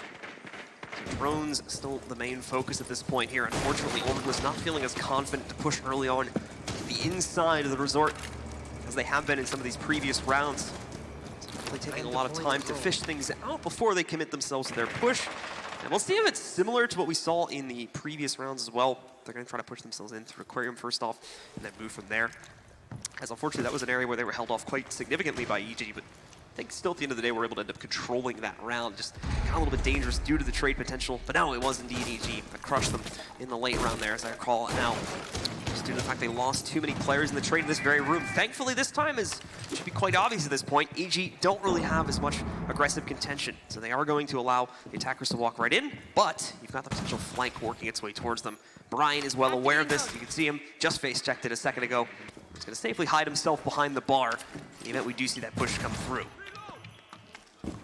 Canadian will detonate a nitrous cell on the wooden barricade as he heard a man rappel up on the side of Orgless, but long past, and the nitrous cell will fall well short of landing on a target. You got 3 members for Orgless all stacked inside of Aquarium, patiently awaiting the return of NVK to his post, as Young is also not positioned in behind the bar. Canadian will start things off onto Yeti. Once again, the first casualty is Yeti on the side of Orgless, and EG, even off that one pick, looks strong right now, poised to take their first half in 3 straight maps. Crazy walking right in now as he's going to be able to find one pick from the glass. The trade comes in from Necrox a moment later. Mo, however, catching one in the window, is able to knock out NVK, and his hero play coming in now from Canadian, taking out Aston, saving one of his teammates. Gotcha's going to be able to pick up another one. We're down to only the Ash, played by Mo now for Orgless, and unfortunately, he's lost control of the diffuser. Another gas grenade will go out right on top of it. It's too much to deal with. Gotcha will shut it down, and for the 3rd map in a row, Evil Geniuses control a 3-2 lead at halftime. Now it comes down to which story will it be? Will it be Oregon, where Orgless run away with the game, or will it be Villa, where they trade back and forth? EG gets the lead, and it's going to be up to Orgless to bring it back. It's a highly contested map, just like the last 2 in the first half, but now EG heading to their attacking side, having won 3 rounds on the defensive side of Coastline. That's not a small feat to be had, especially when Coastline has been trending so attacker-sided lately. This is a good job here from EG. Obviously, having the Mira on one of their sites helped. Young's individual play as well on the Mira has definitely helped. But Evil Geniuses escaping the first half once again, up 3-2, poised to extend themselves on and become their self-proclaimed, the official USN champions. As you mentioned, though, it's still a storyline that could go both ways. We could still see Orgless be able to crush this and steal that honor, as both these teams are battling for a spot in that Eastern Conference final to go up against, I believe, the winner of one of our next matches coming up later on today as well. Yes, the winner of this will head on to the Eastern Conference final against the winner of Cloud9 and Elephant Gang up next. So we're just at a technical delay, I believe, as we have the timer pause. We're just waiting. Nope, we're back underway. There we go. Blue Bar and Sunrise Bar will be the defense, the first start on the defensive side for Orgless.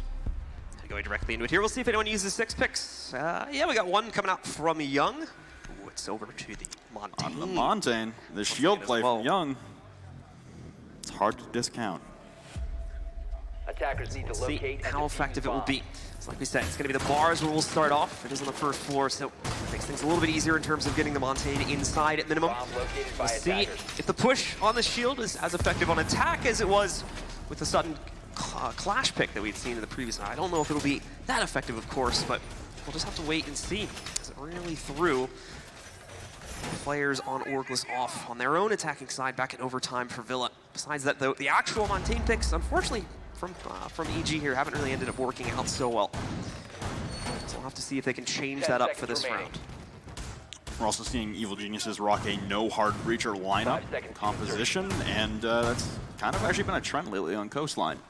It's one of the few maps I think you can get away with it more so than anything, because there's a lot of fairly open routes into a lot of the sites on this map comparatively to some of the others. You can get away with rocking the hard breacher in your composition, and obviously it's not a strategy that Orgless elected to take, bringing the Hibana on Brian almost every single round. Young seems to be the focal point of this push, though, coming into the service door. There was barbed wire and reinforcement set up by Mo to be able to hold this from the typical rotate spot inside a kitchen. You also have the dock of Acid holding from the kitchen doorway at the bottom of Cool Vibe stairs, waiting to pinch in, and Young is going to get a hard ping on his crossfire. There is another player on the other side of the kitchen that's waiting for this, and it is actually going to be able to catch it. It's Acid now, moving in to be able to find one. Problem is, we will see him getting picked by Necrox, and Motiga gets a nice surprise in the doorway. He tries to push past it to confirm the kill, but no, just ends up going down outright to NVK instead. A great start for EG here, as it seems like 2 kills nearly gifted over into their favor to start off this round. Able to resuscitate Canadian back to life as well, breathing new air and momentum into this team continuously. Crazy. Sending for a full rotation all the way over to Cool Vibe stairs to come back and help with support on the objective, as EG have run roughshod on every entrance they wanted to make so far. And now Young repositioning himself from kitchen, not even going to continue the push at the bottom of the Cool Vibe stairs. He'll instead like to go for the pool entrance. A Toxic Bay will be launched right at his doorway, so he'll have to back off, and losing about 10 HP, but now they spotted out Yeti, who's had to bail all the way back to the bar, and he'll make it. No, the final bullet from Gotcha will end the rotation of Yeti, and Canadian from the backside on the flank. It's all a 1v5 now for Crazy. Try and keep himself in this, but Necrox from the blue bar window. Once again, a 4-2 lead for Evil Geniuses, this time at a level map count, 2 rounds away from sending themselves to the Eastern Conference Finals. And another definitive round coming out on the attack from EG there as well. Like I said, 2 kills pretty much just gifted over to them right at the start because Orgless wanted to try and get rid of the Montane. Really wanted to try and eliminate his escort that was moving in and trying to help him move through the kitchen. Just did not work out. And as such, the Montane reigned supreme. Was able to hold that doorway, cause quite a bit of strife for the players on Orgless. Now we head to a hookah and billiards defense for Orgless, trying to put themselves back at least in control of 1 or 2 rounds, try and bring us back to a closer scoreline. They're 1 round away from being on the precipice of defeat, being on match point. They did a good job of staying in it inside of Villa as well when they went down 4-2. They were able to bring a round back in their favor, trading rounds back and forth, and then that ultimate push at the end of Villa to send it to overtime. So by no means are Orgless counted out of this. Just in a little more of a precarious spot. There are fewer missteps that you are afforded with 2 rounds away from elimination versus on that second map where you have a little bit more time, a little more confidence in being able to come back. We did already see the comeback happen once, although it was a little bit less of a definitive scoreline. We'll have to see, of course, is this could be the one that potentially settles it? Is it going to be EG really finding their stride on the attack here and heading straight up to a potential 6-2? Or does Orgless still have a little bit of fight left in them? Do they have the potential to forge their way back into this matchup for yet another map and potentially allow themselves to close out and bring the upset to the table here? They can knock out EG in the quarterfinals. Be good return and adaptation for Evil Geniuses after not winning a singular attacking round on Oregon to come back and win them all on Coastline. It'd be a good flipping of the script for EG to be able to show their dominance and express themselves on both maps on either side. Gotcha going to be starting things out on the aquarium balcony immediately, and that's not something we didn't, that's something we haven't seen from Orgless off rip. Usually the aquarium would be the focal point for their push, but they would take their time getting there, clearing out the backside of the map control, and also worrying about some vertical pressure from below with Yeti. There is no vertical pressure unless you really want to send Canadian in for using the breaching charges. For the most part, Orgless are staying horizontal. It's going to be a poor start for them once again, though, unfortunately. Canadian gets himself off the first kill against Brian. Oh, another pickup coming in from the C4 as well. Crazy able to knock out Young. We have an additional player down from the side of EG as Gotcha ends up getting knocked down. Still potential to get res, though, as it looks like he was off on his own when that happened. So we'll see if anyone's able to retrieve him. It looks like they did get him back up. So we're into a 4v3, now a 4v2 for EG. As they continue to take control, Canadian finds himself another pickup against Mo, and now Yeti is going to move in to try and turn this around, but no, NVK is dominated. He's found himself the closeout as well, over to the pistol to take out Crazy and put EG on map and series point.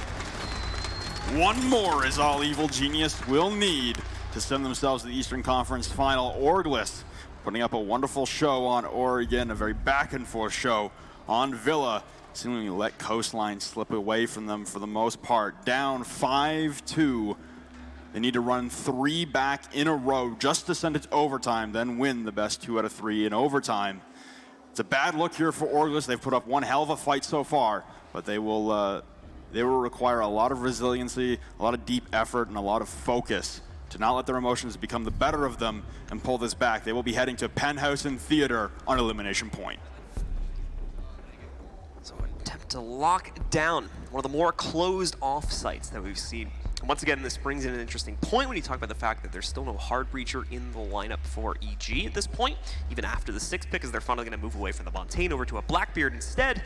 But still, it'll be just a tad harder to get access to this site now as a result of moving away from any potential hard breach. And this could still allow for at least 1 round to swing into the favor of the defenders, into the favor of Orgless now as a result of that choice. Well, you've got 3 nitro cells on the side of Orgless on Acid, Yeti, and Crazy. So a lot of denial at range with explosive power behind them for Orgless. That'll most likely be the focal point for delaying plant and denying entry. I'm sure they're very wary about Young's Montane play. Like you said, the 6th pick off to the Blackbeard. It seems like Evil Geniuses have read what site just through operators. They've read in the 6th pick phase which op to switch to, as Young as Blackbeard on big window overlooking Penthouse and any rotations through theater. Attackers have recovered their diffuser. Could be the final nail in the coffin for Orgless. Ooh. Oh, 3rd time's the charm, come on. There you go. Claps for Yeti. You did it. Just took him a moment. Yeti gets it done, however. And Canadian misses it, so the camera is going to stay present outside for the time being. We'll see if he checks in a second, though. So he's already got his eyes looking towards that direction. Doesn't know how he can find it, though, so that camera's going to stay outside for the time being. See Marcio going searching for it, too. Can he find it is the question, yeah. Especially during daytime. The nighttime maps in here. It's always daytime. Canadian running, the breaching charges on Ash as well, not using the flashbangs. Is typically an ADS clear. Shots coming at him from Yeti, but it's the MPX at range through a wooden barricade, so it does like 5 damage at that depth. Canadian will duck away and prone himself in behind the Lamborghini and continue to drone out his path. You still have this entourage of nitro cells downstairs and towards the kitchen and service area awaiting EG's descent in towards some breachable floorboards, but Young will grab the first pick onto Crazy. That's one of the nitro cells gone. Brian taking a lot of damage in the depths of theater, and EG going full send to the objective. Already getting control of Bathroom and Hall of Fame to work with here early on in the round as well. Now forcing back the defensive setup way deep into the site, beating a B plant maybe coming up here within these next couple of seconds if they really want to try and force the issue early on EG's side. That might just be in the cards. The only player they're really going to have to deal with is going to be Acid and Brian. But Brian's incredibly low due to the damage that was done to him earlier. He's pretty much one-shottable right now, and there's no sign of any real impactful lurk that come against it. Yeti's going to get caught downstairs by Canadian, and the options continue to dwindle here, unfortunately, for our defending team as they're just flushed out so early on. Flank holding now as Young is going to remove another one from play. Mo takes down the flanker downstairs with Canadian, but the plant is still going down behind the bed. Necrox has been down by a nitro cell. Lots of shots, but the Vector won't land this time. It's Modiga alone. NBK ends it. Evil Geniuses to the Eastern Conference Finals.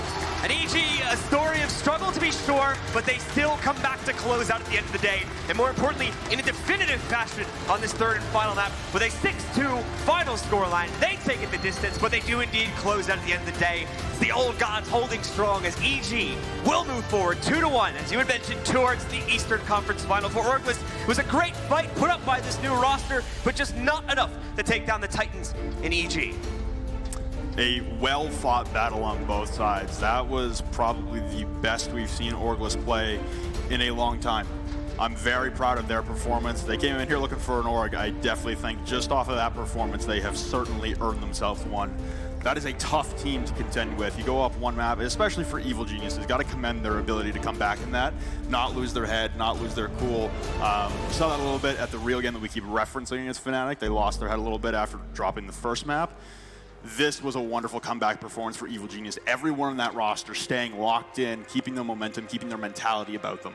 And unfortunately for Orgless, that became an issue moving on to the third map. Yeti being the most notable one who had great performances at map number 1 and 2, but just couldn't seem to find his stride, especially towards the beginning, where we were constantly just seeing him either get picked or lose an outright gunfight towards the beginning of those rounds. Did start to bring it back a little bit towards the end, but just too little too late on the individual performance level. And that is going to take us, ladies and gentlemen, back over to the desk to break down the opening series of the tournament. Thanks a lot, gentlemen. They say when you face adversity, sometimes you just have to breathe a little. EG walk away with the Map 3 victory. They send themselves to the Eastern Conference Finals tomorrow. Welcome back to the desk. My name is Jump. Of course, I'm joined by Zoronic, Rams, and Veli. Gentlemen, they contained their composure, they regained their confidence, and they sent it to a win. Well, first things first, NVK is back, baby. NVK played absolutely lights out this entire series, but Evil Geniuses, they were able to really play the round the way they wanted to. They threw so many looks at Orgless, they didn't know how to counter it. When they came up with the Montaigne, they had no utility to take him out. We saw Modiga actually be overly aggressive, which didn't help the case for his teammates. And Evil Geniuses, by switching ops here and there, they were able to overcome Orgless quite easily. And you have to give credit to Evil Geniuses and the experience they have in a LAN setting. This is something we were talking about while Map 3 was happening. The mental fatigue of Orgless after that stunning defeat in overtime for Map 2 certainly put them on the edge. I mean, especially after winning Oregon, a map that we definitely didn't expect them to take, then to go into overtime on second map, coming into third, that's where EG shines in terms of having that LAN experience. And I mean, I put down cardio. At one point, there was a massive swing in momentum when Young clutched up that round. He took the gunfight on his right, one on the left, and that was seemingly an unwinnable scenario for him based on the crossfire. But once that happened, the longer the match went on, it was only a matter of time before EG got into their stride and just kind of closed everything out. One of the key terms that we talked about when we thought about Evil Geniuses coming into this match, it was staying consistent and staying confident in their strategies. They were able to do just that. I know it was something that you were looking at a lot, Rams. Round after round, they found themselves in difficult situations, but at the later stages of the map, they were able to walk away with the dub. Correct. It was just a matter of time, like I said, and they just kept their composure and they just traded efficiently when they needed to. Well, you said it before the round even started. Before the game even started, it's all going to come down to Gotcha. If Gotcha can come around and really pick up the momentum and pick up the pace, which he did later on in Oregon, that was it. They never looked back. Exactly. Oh. And NVK definitely showed up. He did indeed. Well, we've got a set of replays for you guys to take a look at because, of course, we had all sorts of exciting things in map 1, 2, and 3 with Evil Geniuses walking away with that victory. Gentlemen, it was quite the development over the course of this map. Talk to me a little bit more about how EG walked away with the clutch at the essentially reverse sweep, if you might call it, of the best of 3. Well, I was just excited to see that when we finally got on the attacking side that we didn't get to see any of the, these smoke plants that they were struggling a bit with, especially in Oregon, for example. They seem to be more willing to take gunfights on the attacking side, which definitely helped them. We didn't get to see a lot of the attacking side because they finished out the game so quickly. Well, there was one point that I wanted to make. Throughout the rounds, we did see EG going into some very coordinated pushes towards the objective, and then they would lose members of their team to the point where they weren't trading efficiently, and the defense had an advantage at that point. And on Coastline, we didn't see any of that, which I think was an instrumental part of the way that they adapted and just showed their dominance. It's always rough when a highlight is 3 missed last 3 camps. Right, exactly. All right, guys. Well, of course, we're not the only ones that want to make sure that we give the opinions. We've actually got Evil Geniuses on the desk now. Hello and welcome. We want to welcome, it is the none other than the player, coach, whatever you want to call him. We've got Gotcha on the desk. Congratulations on the win. How's it feel? Thank you very much. It feels really, really good to be here, and I thought we performed really, really well. Now, a thing that we were bringing up before was Oregon. Veli, who was sitting in your spot at the beginning of the pregame, was talking about how we don't want to put Evil Geniuses on Oregon. You guys have had some stumbles through that. What was going through your mind at the end of map number 1? Yeah, I mean, it seemed like there was a lot of really, really close rounds in Oregon where if we just won a gunfight here, won a gunfight there, it would have really turned a tide, but they just weren't in our favor. We were just a little bit slow on Oregon, but we picked things up certainly towards the second and third map. Now, adjustments is something that I know is extremely important in a best-of-3 setting. The LAN experience that you guys have, the cardio, as Zoronic likes to call it, certainly played in your favor. How do you feel that that LAN experience does benefit you now that you're finding yourself on stage? Well, obviously winning feels really good, so it feels good. One question I want to ask in particular, since you are acting as coach and stand-in, did you fill a role for your team, or did the team choose a role for you to try to fill? I'm basically filling in for Gio's role. Because I'm watching their scrims all day, every day, I know exactly what he does, where he's supposed to go, how he's supposed to play, and so I just fit right in, and so it's supposed to be like a seamless transition for me as a player filling Gio's shoes. And then when it came to the team decision on Villa to take the Clash and play very heavy in the 90 hallway, was that something that you guys adapted to mid-round, or was that something that you called out in particular that you wanted to try? Yeah, that was something that we called out in the prep phase.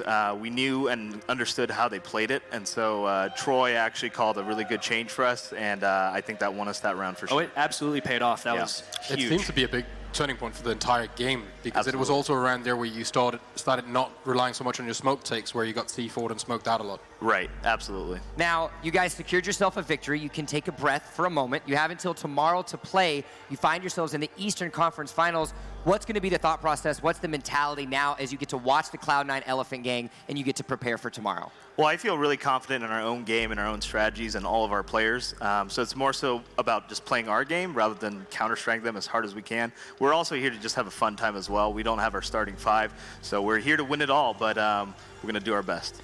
All right. You guys heard what they have to say, but of course, we're not done just yet. There's lots of rainbow action left to be seen. Cloud9 versus Elephant Gang is coming up right after this. Don't go anywhere. We'll be back faster than a spray on an SMG-11.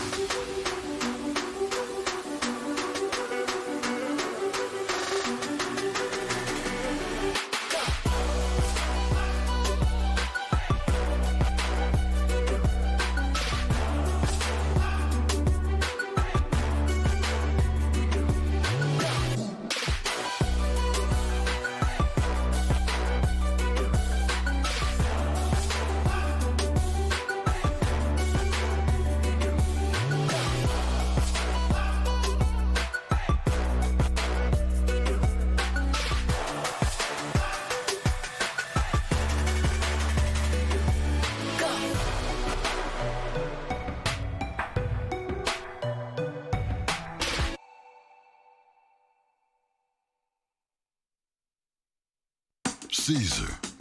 Politician, ruler, man. His is a world of opulence, indulgence, and excess.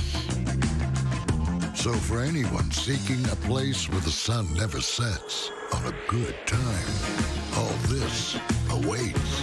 I am Caesar, and I approve this palace.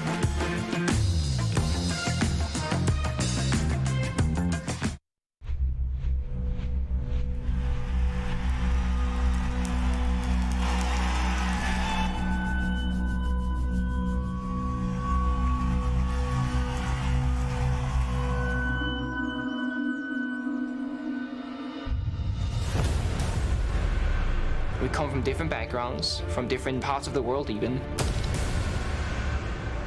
But we bleed the same color, right? We bleed Siege. Anyone who, even for a moment, is questioned to be better than us, I want to beat them. One of the most interesting rivalries in the entire game. These are the best teams in the world for a reason. It's such a great story.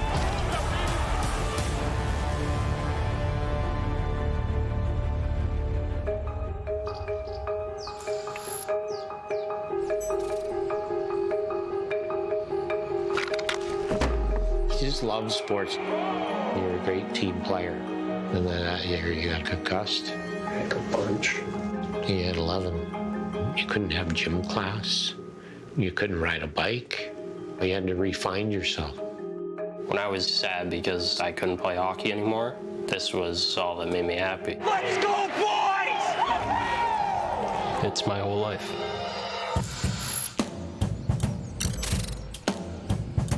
I started playing Rainbow Six at 27, and now I'm 30. Sometimes I have to work harder than younger players, but it's the price. I live with my fiancé. We're gonna get married in 5 months. I want to be with you all the time, but I know it's our dream and I don't want you to give up. It's hard to balance between my fiancé and Rainbow Six, but we really want to win the World Championship. So it's up to her. The day that she says, Zig, stop playing, I will.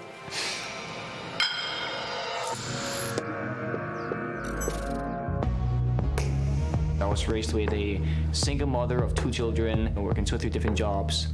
It was tough growing up, we didn't come from much money. Time goes by so fast, yet the changes are not subtle. 2.5 years later, I got my mom a car for her birthday, and together we managed to pay off her debt from the house, which was my way to thank her for all the things that she's done for me. People ask me, oh Pinker, what do you want to do after Pro League? I would rather think about how long can I continue than think, oh, what's my backup plan in case I fail? What's the prize pool for Paris? It's huge, isn't it? 375,000. We have all come down to this. I want to win. I hate fucking losing. Do you want to lose? No matter what, you have to think, we're going to beat this team. This is the big upset. That's the worst way to go out. It's Pengu, the Danish superstar, will give G2 the win. We're the kings. We can say that without sounding too arrogant. 1, 2, 3, 4. Evil geniuses, they secure it. This is Canadian unstoppable. We got some respect after winning Atlantic City. Team Liquid for the championship. This time we're gonna win. I'm sure we're gonna win. What's going happening? We're gonna put our eyes onto Rio, and that's gonna be the next step. Like, we wouldn't want to watch a tournament from home.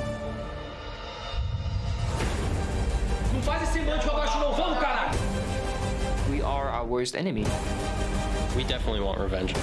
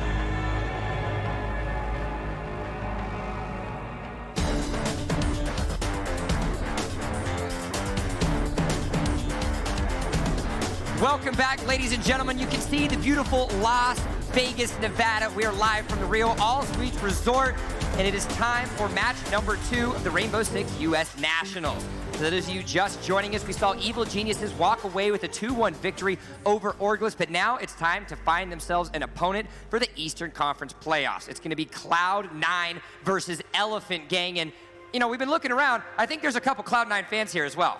Oh, there's a lot of them. I see the sweaters everywhere. Just a couple. Just a couple. Gentlemen, there's a lot to talk about in this match. Rams, I'm going to start with you. What are your key thoughts on this matchup? Well, based on Cloud9's current trend of success, the best-of-3 format really works in their favor.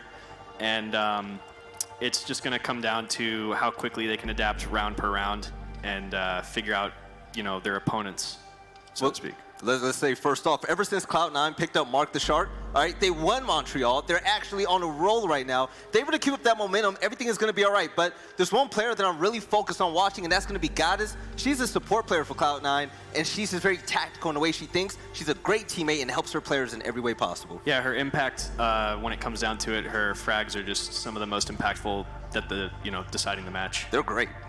It's worth mentioning that Foxay is statistically one of the top players in NA as well. So if we see him shine, then that could be the same as we've seen with NVK from EG, for example. Right, exactly. And I think that a big part of the team, especially on defense, is the combination of Laxing and Foxay working together. If they can effectively execute their team tactics, they'll be very, very successful. Well, we want to go ahead and look a little bit more into the minds of these players and see what it is that they have to say. We caught up with the members of Cloud9 coming into the weekend. We are Cloud9. The key to winning for our team is making sure that we're playing as a team and just working together and having fun, especially. We do really good when we have fun. As long as we come out of the gate strong and we stay consistent, there's no way that... Sometimes you want to hear from him, but sometimes you just want to be able to see him as well. We're going to get that figured out. In the meanwhile, let's go ahead and take a look a little bit about this roster. We've got Goddess, Foxay, Retro, Laxing, Mark the Shark. I know he's one that you want to take a look at, but there are plenty of ability when you think about this roster. You can hear the fans screaming about it. They like what they see. Yeah, there's a lot of experience that can be taken from this team, going all the way back to the very beginnings of the game. Laxing has been around for a long time and has the most LAN experience of any of the rest of the team, and then with his teammates to support him, he's definitely in a good position. And with, like I said, with the trend that they had coming out of DreamHack Montreal, they're in fantastic shape to see we're in fantastic shape to see not only how much they've improved since then, but how dedicated they are to their performance. And you also have to take in consideration the roster from the standpoint of the status quo. When you have difficulties, when you have situations that don't go your way, teams switch things up, teams swap rosters around. Sometimes you're doing good, but you want to do great and you sub someone out. Cloud9, both as an organization and as a Rainbow Six Siege roster, firmly believe in keeping the status quo and improving as a unit. They certainly seem to be doing so, keeping their all same 5 roster coming into today. I mean, there was a little moment where Laxing was maybe looking at getting swapped out, but they did pick him back up again, and I still think it's for the better that you try and improve your team and really stick together, because normally the Band-Aid fixes don't work that well in the long run. One thing I'd like to see from Cloud9 especially is that they learn how to take advantage when they get ahead. They have been throwing the lead quite a lot where they get their entry frags but then can't finish out that round. Yeah, there's some kind of a disconnected communication that just seems to be the downfall of situations when they just have a tremendous amount of momentum moving forward. But how do you help a family get together? I mean, you bring them along. They actually have a team house over there in California, and the fact that they're able to come together and really practice before major LAN events, that's big because they're able to get quality practice together in person, which is a step up from these other teams. Something that we saw as a huge component of our first match of the day, Evil Geniuses, being able to have impact kills when it mattered. You take a look at the roster, you take a look at the fraggers that you have on Cloud9, those impact kills explicitly, especially from what we've seen in some of Goddess's play, has that opportunity. I mean, she gets left in a lot of positions where she has to make these impact kills. Yeah. Whether it's good pushing her there, I mean, that can be argued that you'd rather have more people alive, but she does deliver when she gets there. Oh, absolutely. It's just some of the situations she gets in, like you said, it's just so difficult for her to see a way out of it, but she always seems to find it and just make those close rounds, the 1v1s, the 2v1s that could go either way.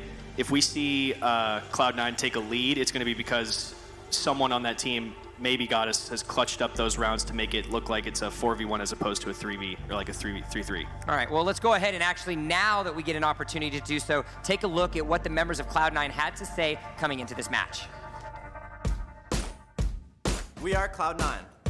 The key to winning for our team is making sure that we're playing as a team and just working together and having fun, especially. We do really good when we have fun. As long as we come out of the gate strong and we stay consistent, there's no way that we lose. Like, we've never lost the best of 3, so hopefully we can keep that going.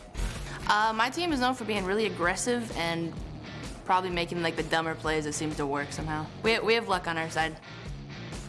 We practice 6 times a week. We have 1 day off. We go over VOD reviews, we make new strats to mainly bring to here and the future events, just so we have a fresh new palette.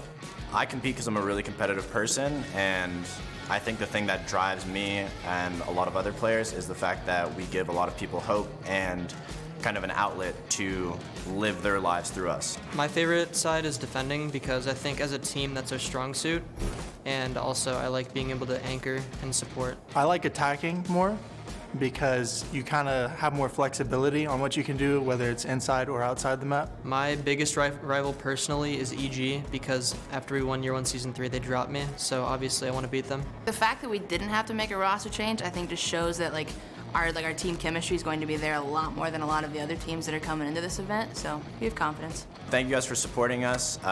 We see all of your comments, and we love you guys for loving us, and we're going to do our best to show out.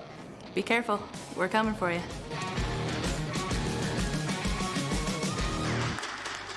I mean, you heard it.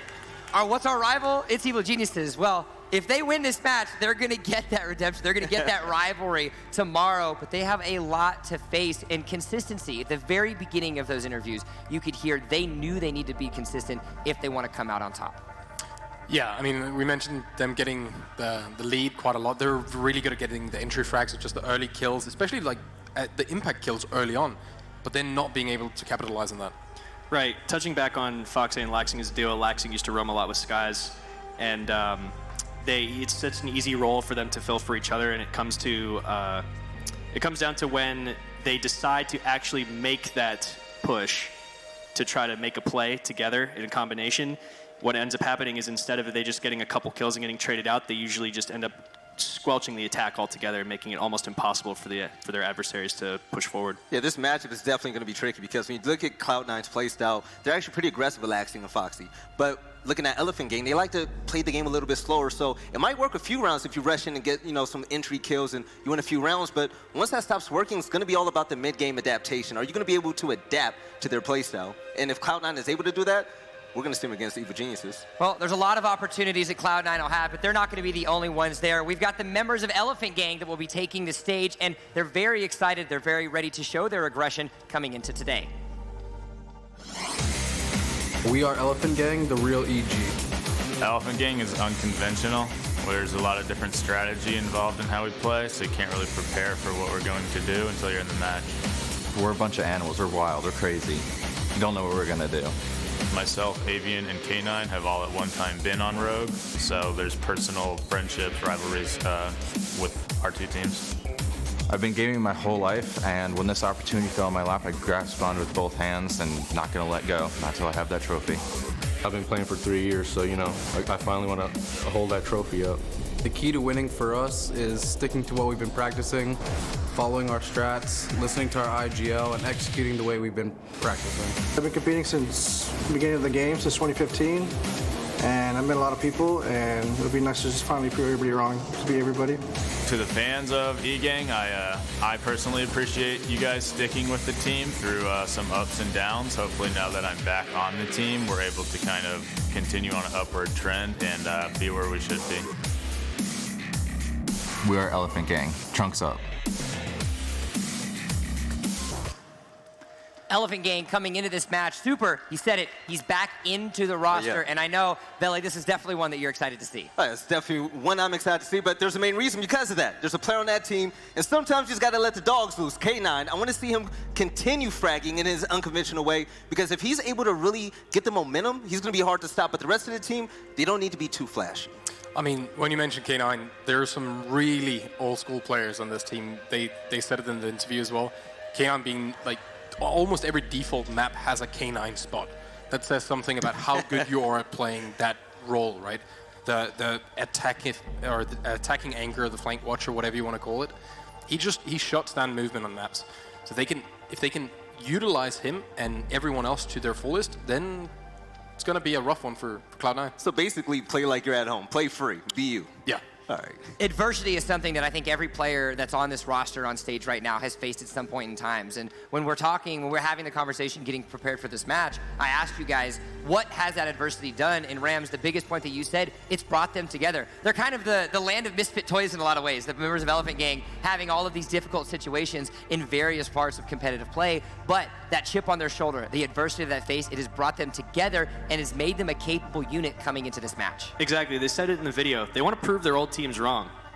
They want to hold that trophy, and they've been playing long enough to where I don't want to say that they deserve it, but they deserve to be like recognized as a formidable team and not just, a throwaway. And with Super coming back as the IGL, that's going to be a huge impact to their team, and I think that that's something to be looked at very, very closely. With Super coming back as IGL, you're going to have to question the chemistry on this roster. So, he left, he was on Rogue. He's not on Rogue anymore. He's back with his team as the leader. So being the new guy on the block, you're going to have to really, gather the troops, rally the troops in order to beat this Cloud9 team, because Cloud9, they can be pretty methodical in their play style, their strategies. So you're going to really have to learn to pick this team apart early, because if you fall back early, you might not catch up. It's a best of 3.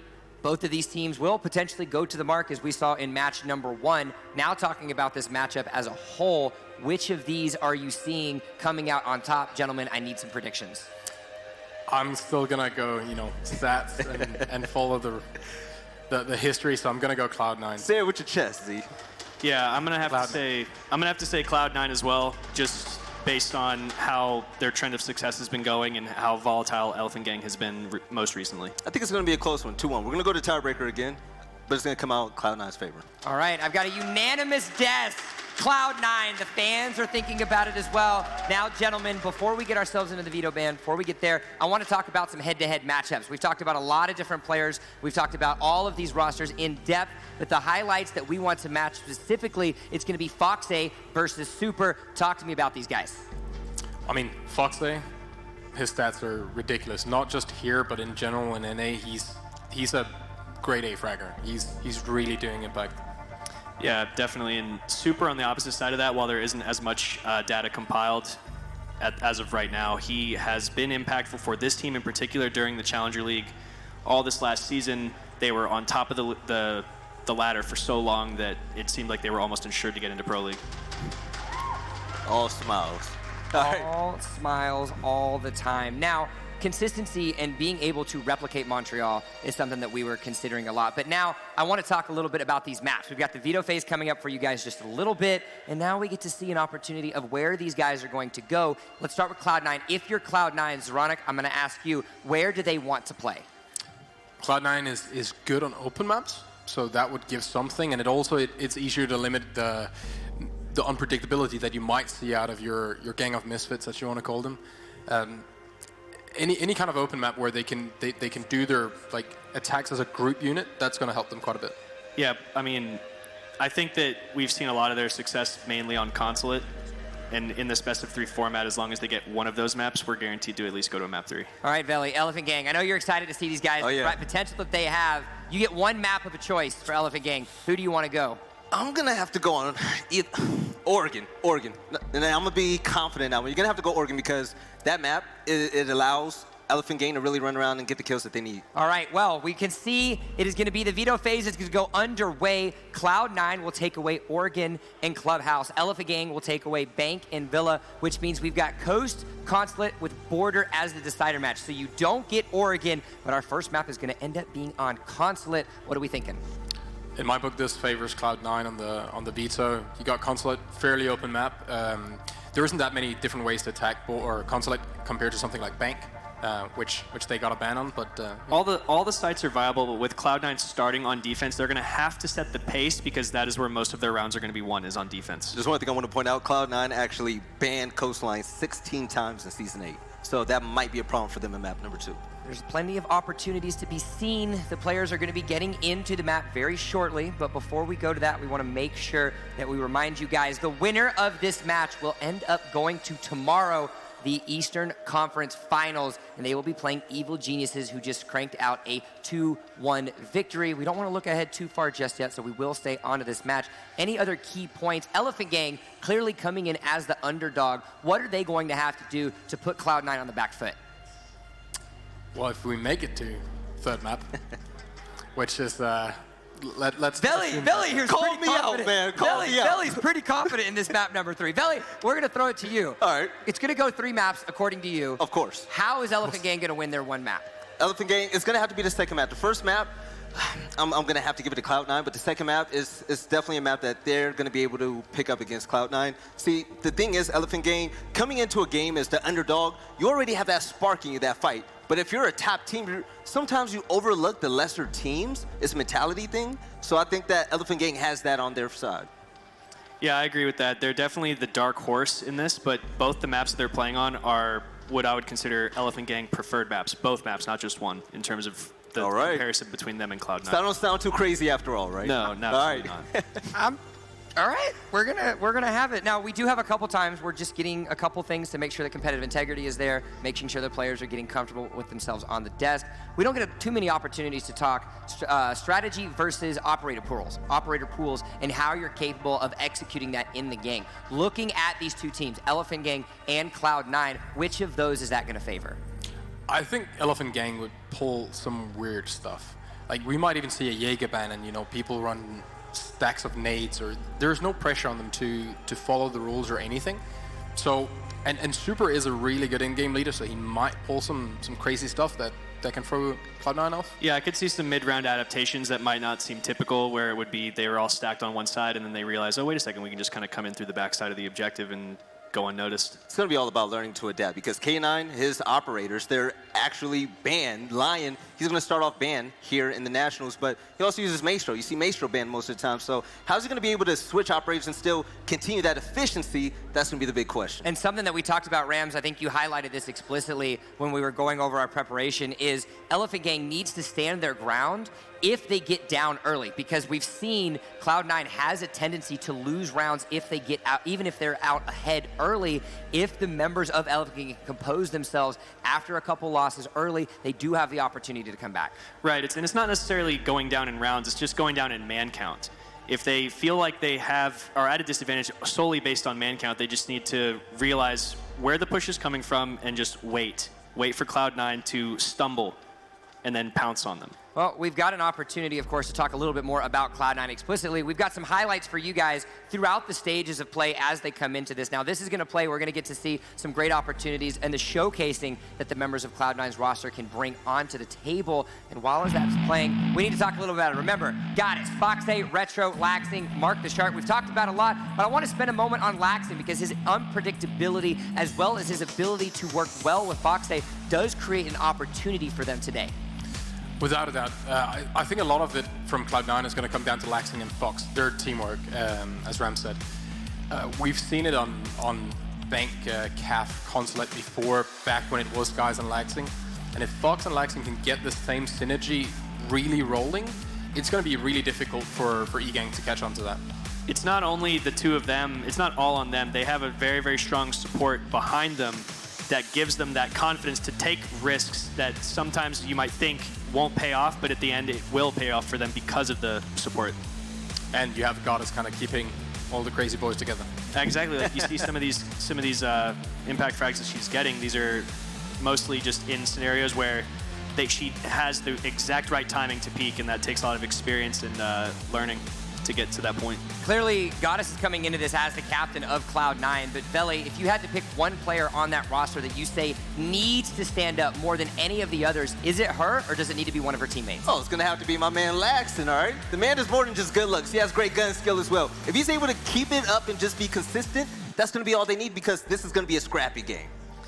One more key point that I want to point out about Cloud9 is as long as Mark rotates efficiently on the flex roll, I think that they'll have the connection where sometimes you see teams, they'll have like a gap between supporters and roamers, but if Mark is efficiently on the flex roll and doing his job appropriately, they will seem very connected and not lost ever. All right, what about you, Zeronic? We've got Elephant Gang. We've got their 5 players. One player needs to stand up. Super coming back into the roster clearly has a lot of weight on his shoulders. Yeah. Is he the one? Who else needs it to be? Well, I think everything's on his shoulders. He's the one coming back. Like, you know, the team was still there without him when he left. Now he's back. He has to improve what was there before he left. Because they haven't had a lot of time to adapt, how difficult is it going to be for Elephant Gang to reintegrate Super in as that IGL? Well, it all comes down to whether or not they truly put their faith in him. Obviously, they brought him back into the roster, so there's some level of faith there, but if he makes a call and they decide not to follow suit, that could seriously be a detriment to their success. It's bad because Rainbow Six is a game of seconds, and if you hesitate for that 1 second, that could cost you the whole round. Yeah, and you also have to think about Elephant Gangs. While K9, as you talked about, has the flexibility, has the ability to play things that are more unconventional, a point that we have to make sure to cover is don't reinvent the wheel. If it ain't broke, don't fix it. There's clearly strategies, there's clearly ways to play the game that are in place that find themselves success. And while they have unconventional properties to their roster, they do still need to make sure that they keep themselves consistent in the plays that work. I mean, one easy thing they could do is start rotating back older strategies, right? You can go back to year 1 and start implementing some of the stuff that worked back then. Because what we play now doesn't really line up too well against that. The meta keeps evolving, and then if you take a chance and you kind of go back on this, then it's difficult for teams to catch on to. Exactly, and like you said, we could see some really interesting strategies coming out of them that are within the current meta because they have so much knowledge kind of all built up over this time. They have so many chapters in their history to go through to say, like, okay, maybe we can go back a season or 2 with bans or something and just to try to throw C9 off any way they can. Let's flip the script a little bit now. We're talking about the ones that have to shine. Let's talk about the ones that can be exploited. The weak link. If you had to pick the one player on Cloud9 that you feel Elephant Gang can potentially take an advantage of in a best-of-3 series, who is it going to be? Well, there have been times in the past where Laxing has tilted, but I think that he's grown out of that. But then again, you know, once the seed is planted, you never know when it could regrow. Yeah. Take into consideration the leads that they have in the earlier stages. They're able to get leads in the early game or in early rounds, but they still end up losing. Whose fault does that lie on? Where does the pressure start to become more of a factor with those losses that they've had? In my book, if you're an in-game leader and you're in a 5v3, 5v2, that's on you. You have to take that one. Sure, you got your team there to start with, but you also have to bring it home, right?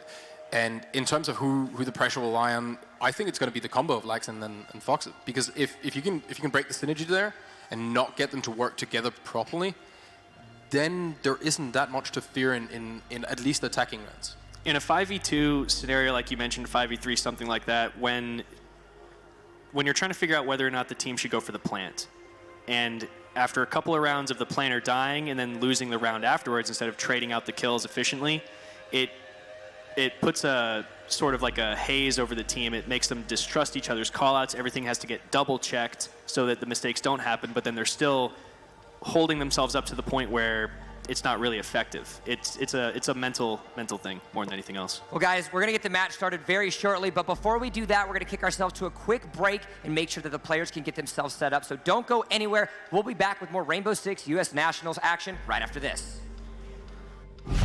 Do you know what an artist and a sniper have in common? Details. Like when a touch of color is out of place.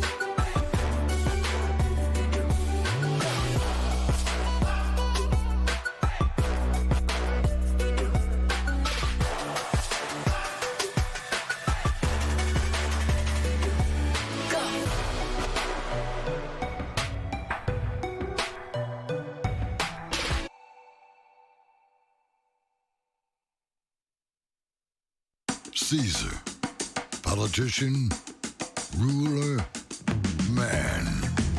His is a world of opulence, indulgence, and excess.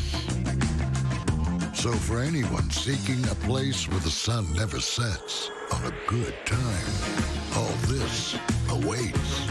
I am Caesar, and I approve this palace.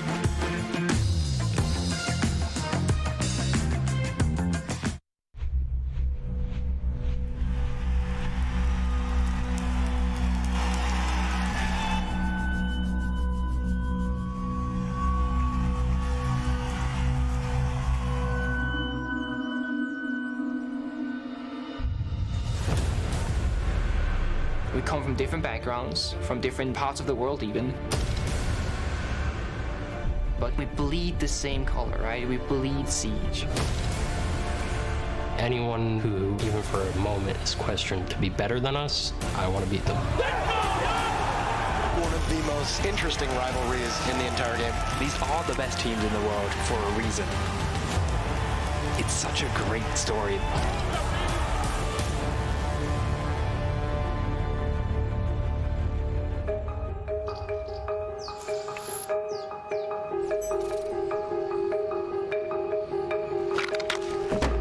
You just love sports. You're a great team player. And then that year you got concussed. Like a bunch. You had 11. You couldn't have gym class. You couldn't ride a bike. You had to refine yourself. When I was sad because I couldn't play hockey anymore, this was all that made me happy. Let's go, boys! It's my whole life.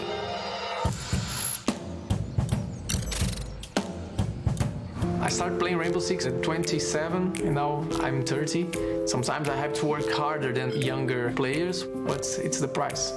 I live with my fiancé. We're gonna get married in 5 months.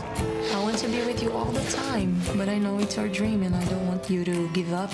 It's hard to balance between my fiancé and Rainbow Six, but we really want to win the World Championship. So it's up to her. The day that she says, Zig, stop playing, I will.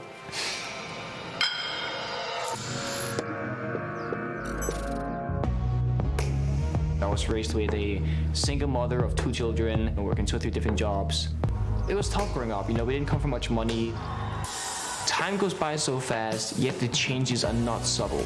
2.5 years later, I got my mom a car for her birthday, and together we managed to pay off her debt from the house, which was my way to thank her for all the things that she's done for me. People ask me, oh Pinker, what do you want to do after Pro League? I would rather think about how long can I continue than think, oh, what's my backup plan in case I fail?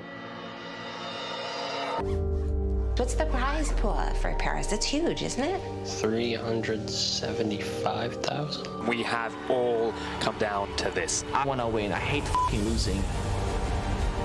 Do you want to lose? No matter what, you have to think, we're going to beat this team. This is the big upset. That's the worst way to go out. It's Pengu, the Danish superstar, will give G2 the win. We're the kings. We can say that without sounding too arrogant. 1, 2, 3, 4. Evil geniuses!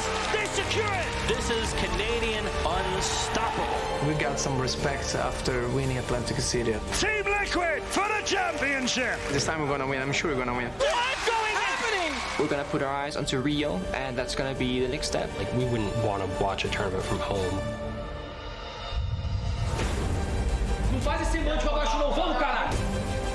We are our worst enemy.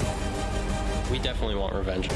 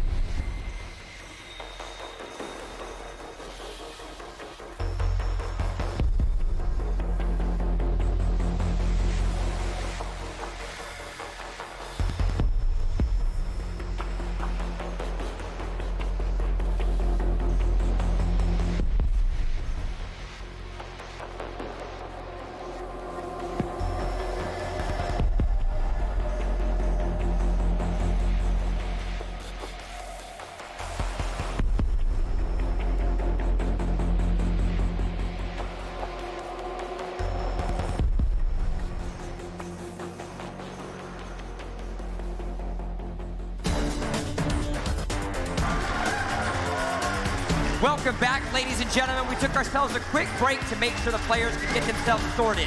We're live at the Real All Suites Resort here in Las Vegas, Nevada. We're about to get started with match number 2 of the Eastern Conference playoffs between Cloud9 and Elephant Gang. Welcome back to the desk. Of course, my name is Jump, and I'm joined with the beautifully bearded Mr. Zoronic, the little bit less bearded Rams, and Veli, what are you doing? The 5 o'clock shot.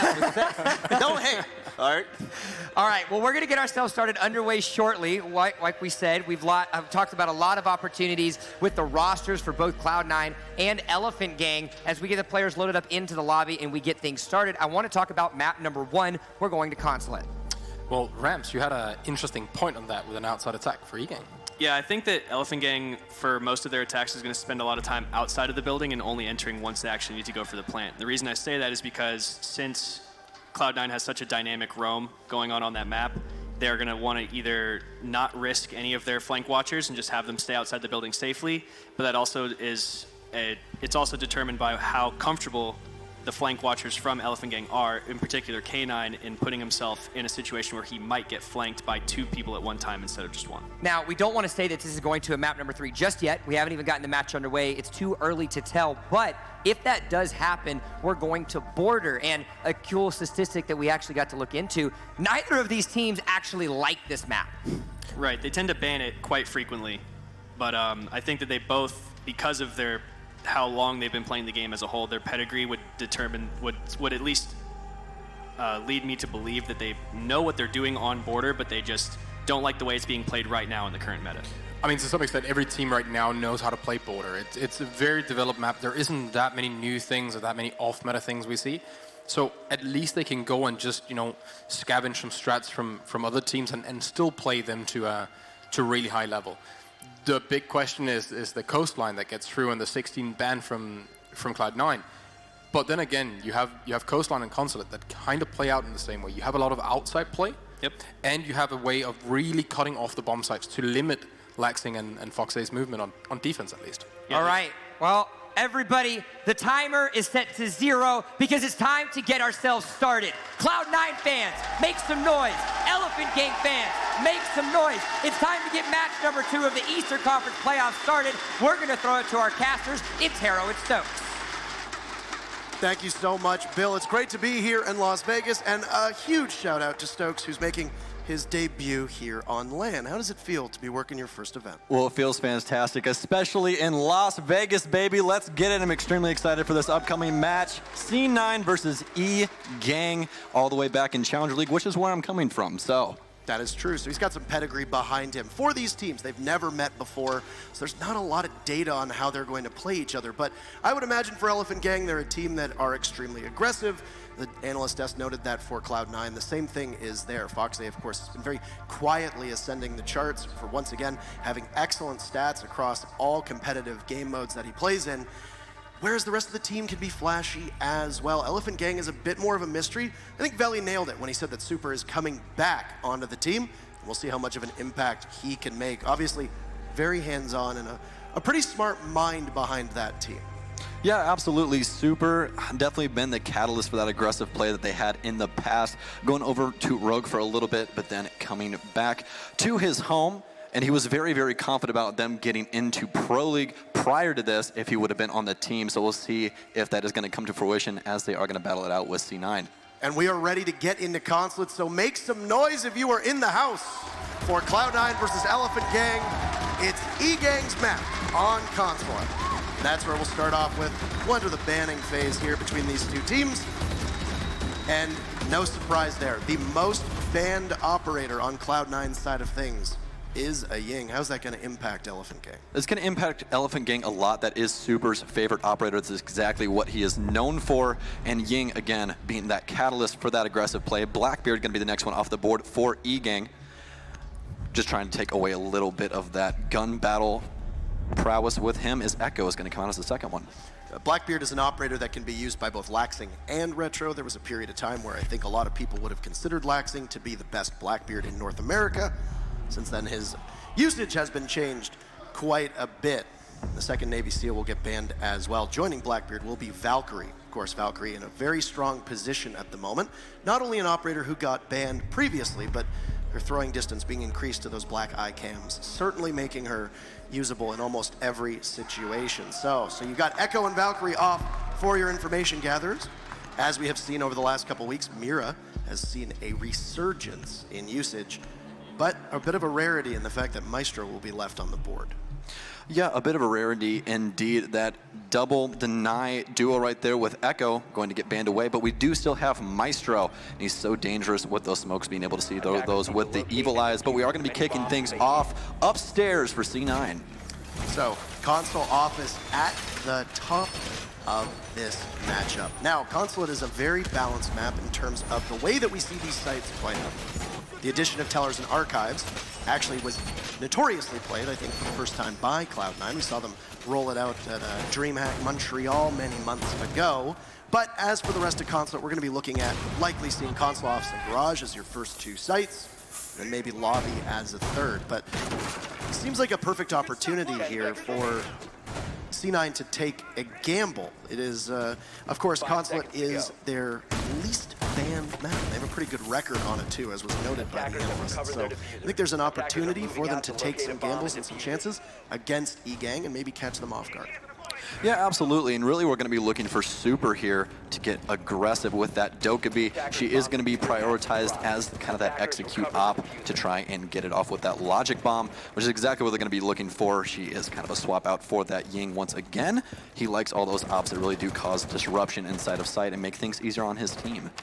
He's noted that he's IGLing for the team. He was also the focal point for them alongside with Foxy in the head-to-head matchup earlier on. Super brings a lot in terms of intelligence. Of course, when he played on Rogue, whose skin you now see adorned on the C8 of Neptune, it's a lot of brain power that was brought to that team. It's something that Rogue obviously will have to deal with the lack of now that Super's no longer on that roster, but it's definitely a benefit to eGang, and they were the favorites. I think a lot of people expected to make it into Pro League. That was not the case, but they have a chance to impress here. Yes, they do. Pretty traditional take so far by eGang, having someone repel on the south side windows, as well as focusing on the admin take.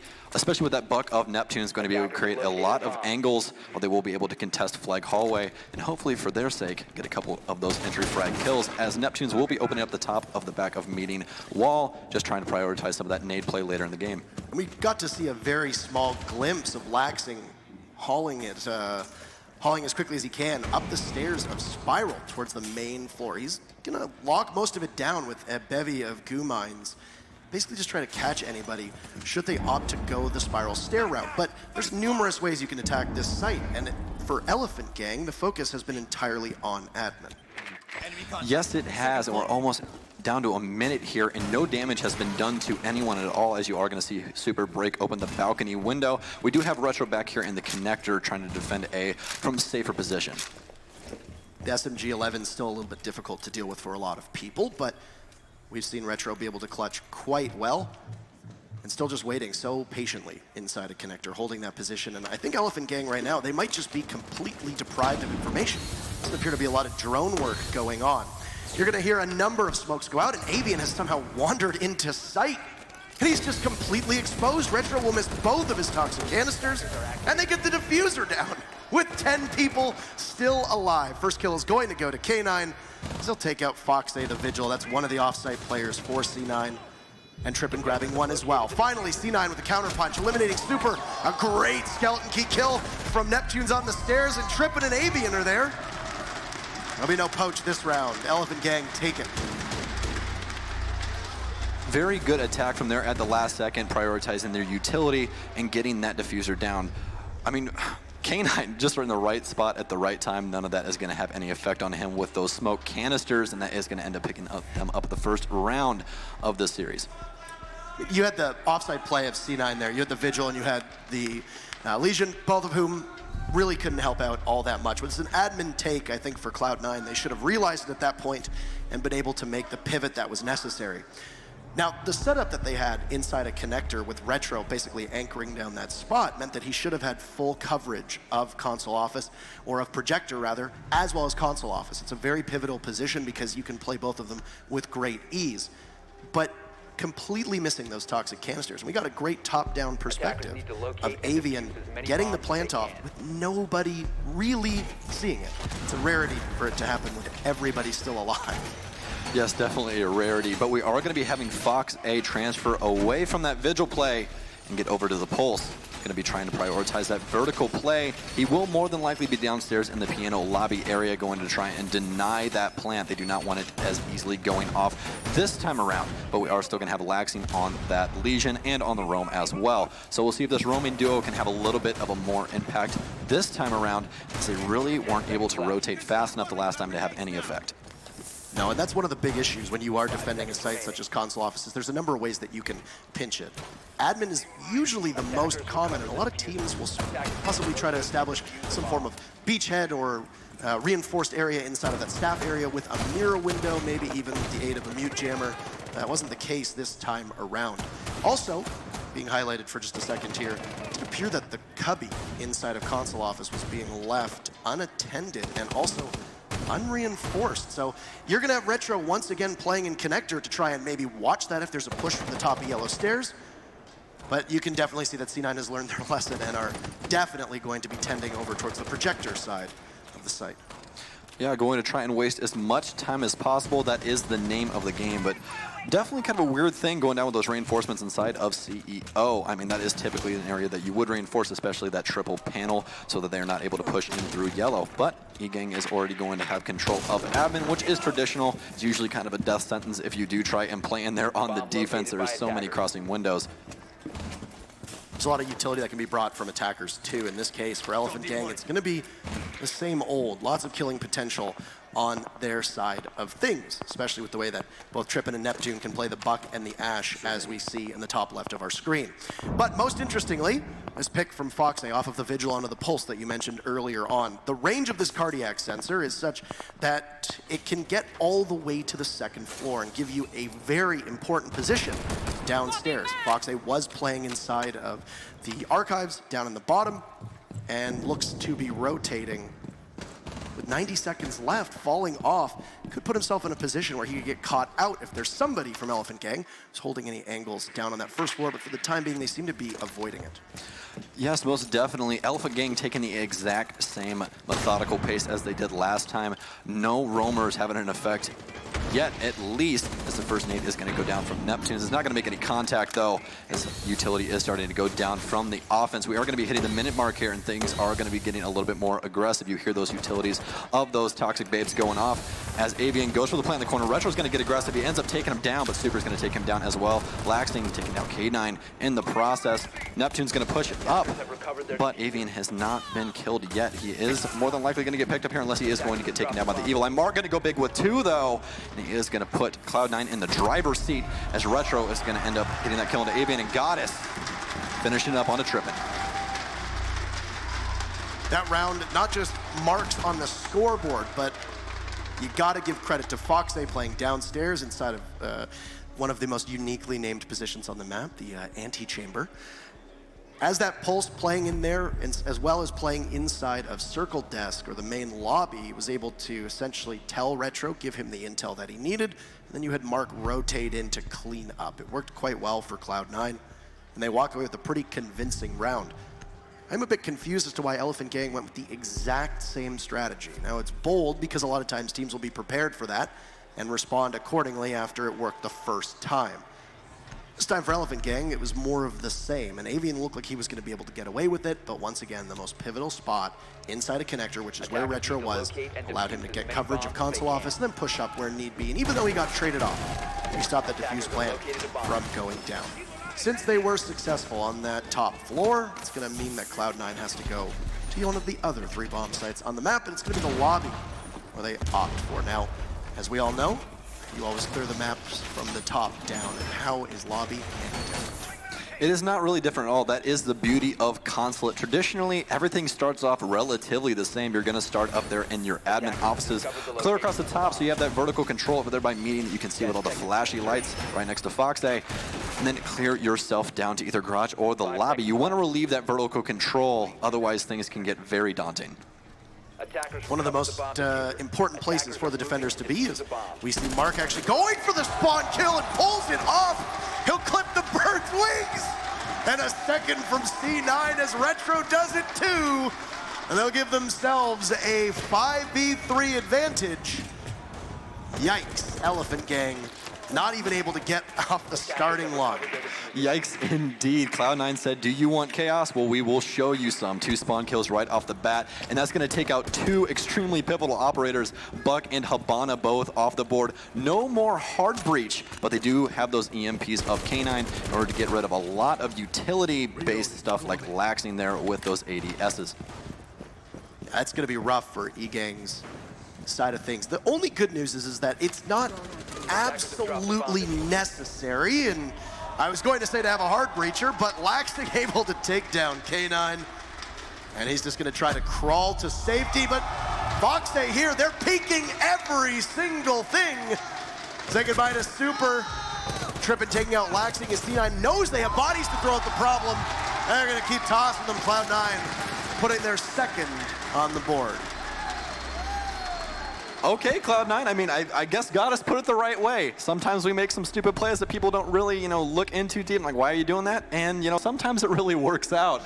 2 spawn kills right off the bat. That's really the highlight of that entire thing right there. And Laxing being Laxing and jumping out of windows at people, so. You got Trippin was able to at least get 1 for his team, but completely impactless as to how it happened. So you've run through console office, you've run through lobby, and I mean, you don't really need to show many strats if you don't even let them get into the building. Downstairs to garage, we will go for the 4th round between these teams. And if you look at the lineup from Elephant Gang, there's no thermite being brought on a site that usually needs it. Now, it's very doable to bring a Hibana on garage. In fact, we've actually seen teams successfully conquer this site without any hard breachers as long as they go through the server side of things, especially that hatch inside of Visa. Things pretty even across the board for Elephant Gang, as you guys can see on your screen right there. Trippin at the top with those 3 beautiful kills that he's already secured for himself. Still down 1-2 though after that. Very daunting round for them last time around, but we are going to be downstairs now, and we are going to have Goddess on that Mira. They picked it before, but they 6-picked off of it. They are going to stick it this time around, as you can see them looking to possibly get aggressive upstairs, as she is going to prep the windows inside of benches. A pretty decent run-out opportunity for a lot of people, especially on bench, as long as there's not a Claymore set out by those windows. A lot of times your Claymore utility will go under the window on top of yellow stairs, possibly even one by garage door, the entrance down to the landing on yellow by vending machines. Those are typically where you're going to want to go. It's not always common for teams to run 3 Claymores, and if you look at Elephant Gang, there's only possibilities for 2 on the board in K9 and Super. Though there's flexibility on the way that Zofia works as an operator, as we ran along with the Zofia of Super, as it's commonplace now for a lot of Zofias to run breaching charges, allowing you to do that soft destruction if you don't have a Buck or a Sledge on your team. But Super's going to run with the Claymore instead because they have a Buck in the hands of Neptune, and already very early action once again. They're going to be denied entry. K9, see you later. Foxay picks him apart, downs him, and then gets the finish as well. Cloud9 sticking with the aggressive playstyle here, and it just seems like Elephant Gang doesn't currently have an answer for that. And Consulate is a great map to do it on. There's so many separate staircases for you to rotate extremely quickly. It's going to be a very, very tall task for Elephant Gang to try and bring this back. One thing is with a Thatcher, obviously that's going to be what the tool you need to get the bandit charges off of the garage. Now, you still have a Buck. Obviously, Buck's office on this map is piano. So you can tear open that floor and get the charges. But it's a collision course right now between Neptunes and Foxay. Great shooting from Neptunes. Hits Foxay just a couple times, but it's enough to scare him off. And that might be map control now for eGang on that first floor. Yes, it will be. They have the entire first floor taken over now, but as I said before, a bunch of staircases that you can rotate from. They're really going to have to be aware of that. Laxing taking out Trippin on a refrag from Fox. So, as things are going to start getting ramped up here, they do still have all of their on-site utility that you're really going to be worried about. Goddess with that Nitro Cell, and Retro still up to work those evil eyes.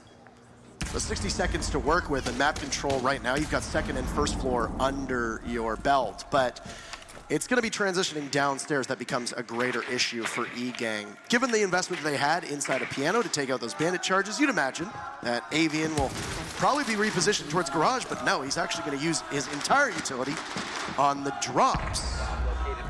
Or maybe he did hit the garage, information that we do not have access to. He's all out of X-Teros, though. That could be a problem. He didn't manage to get anything.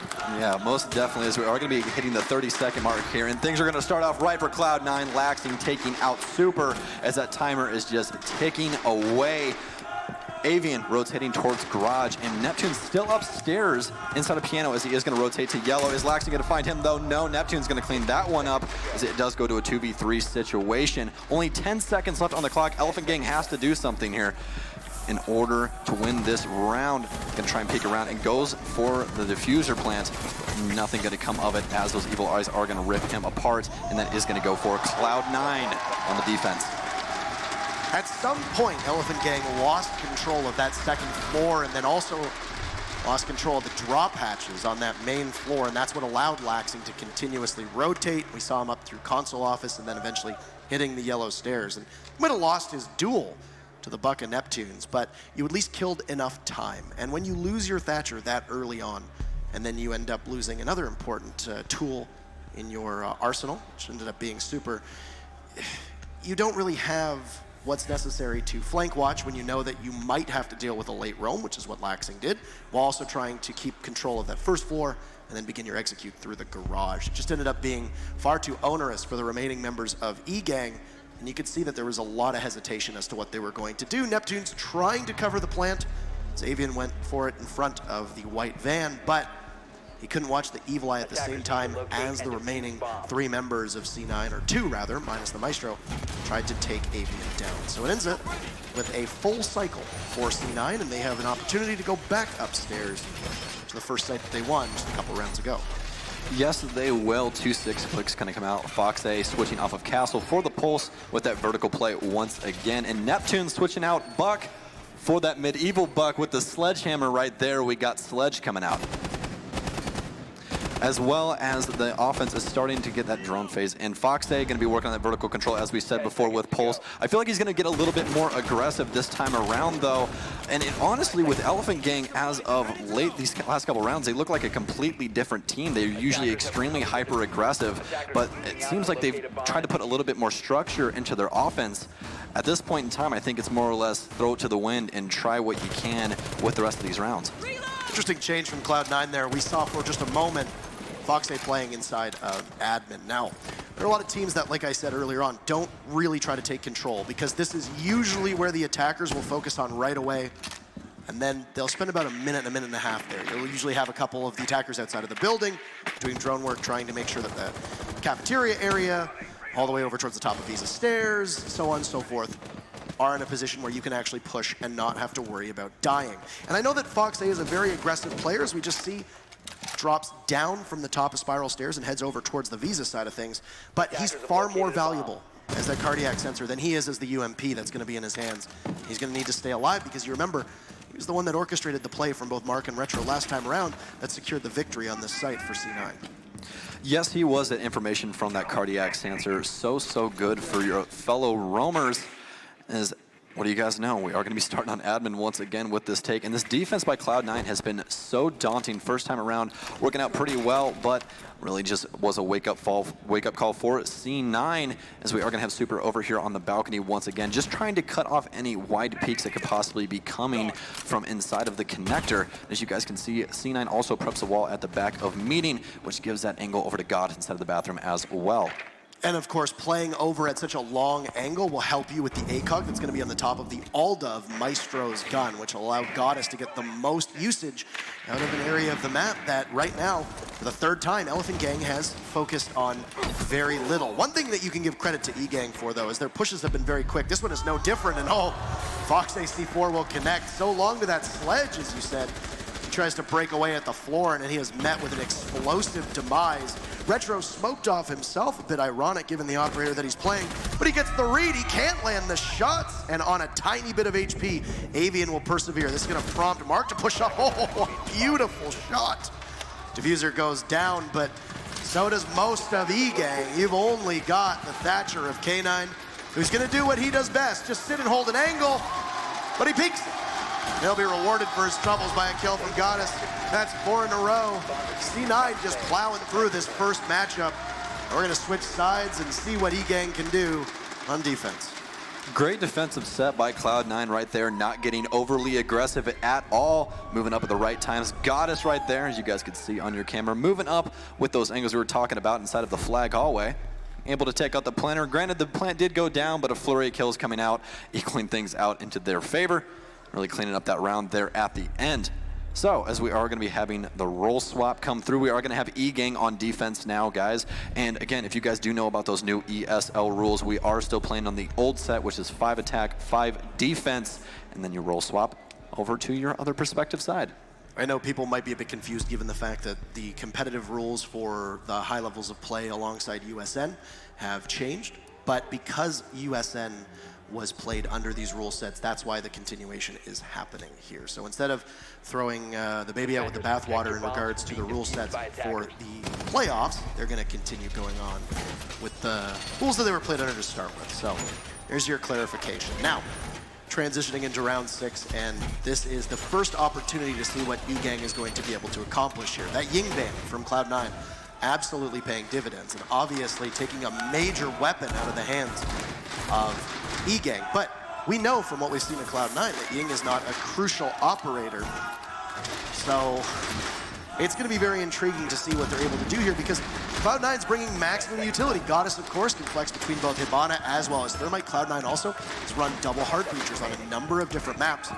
It's a little bit normal to see what Cloud9 is doing, and I like the Capitao usage. We didn't get a good glimpse of that on Elephant Gang's attacks. We'll see what Cloud9 can do in the hands of Mark, because he can still frag quite well with the para that comes equipped with Capitao.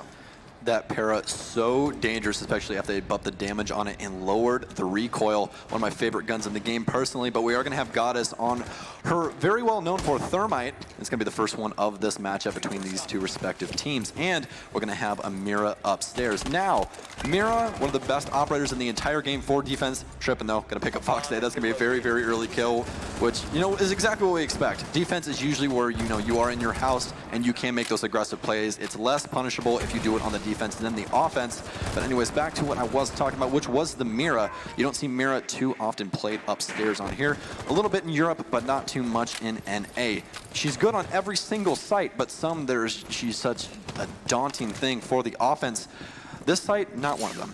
A lot of times you'll see her played over on the admin side of things, as we mentioned, but Cloud9 is doing something that Elephant Gang didn't do the 3 times that eGang attacked this particular site, which is start with the console office windows. And it did end up being a bit of misfortune for the fans of Cloud9, as Foxay got picked off early by Trippin, who manages to survive the encounter.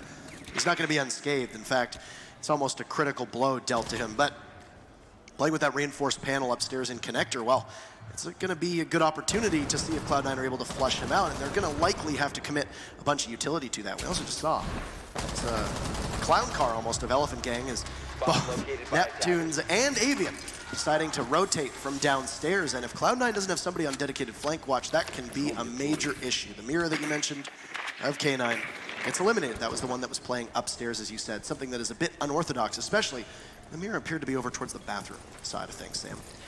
Yeah, this Mira kind of questionable just because you can get it from the window on Connector. As you see, Goddess staring through it right now. Got popped a lot earlier by Retro when he was repelled over there, as Retro is going to find another one in the likes of Trippin, and things seem to be getting a little bit more aggressive here. Goddess and Retro both prepped on the CEO windows. Avian is going to take another one of his own, and he's going to rotate outside. Is he going to get any kills, though? Yes, he is. Retro going to go down. Mark going to find one of his own in the process, though. 2v2, and they know that Avian's downstairs. This is going to be the big push to try and get the diffuser down, and it is going to go through, but Super going to find Goddess in the process. Mark has to try and find one, and he will. That's going to be a cleanup for Elephant Gang on this defensive round for them, starting things off right on their set.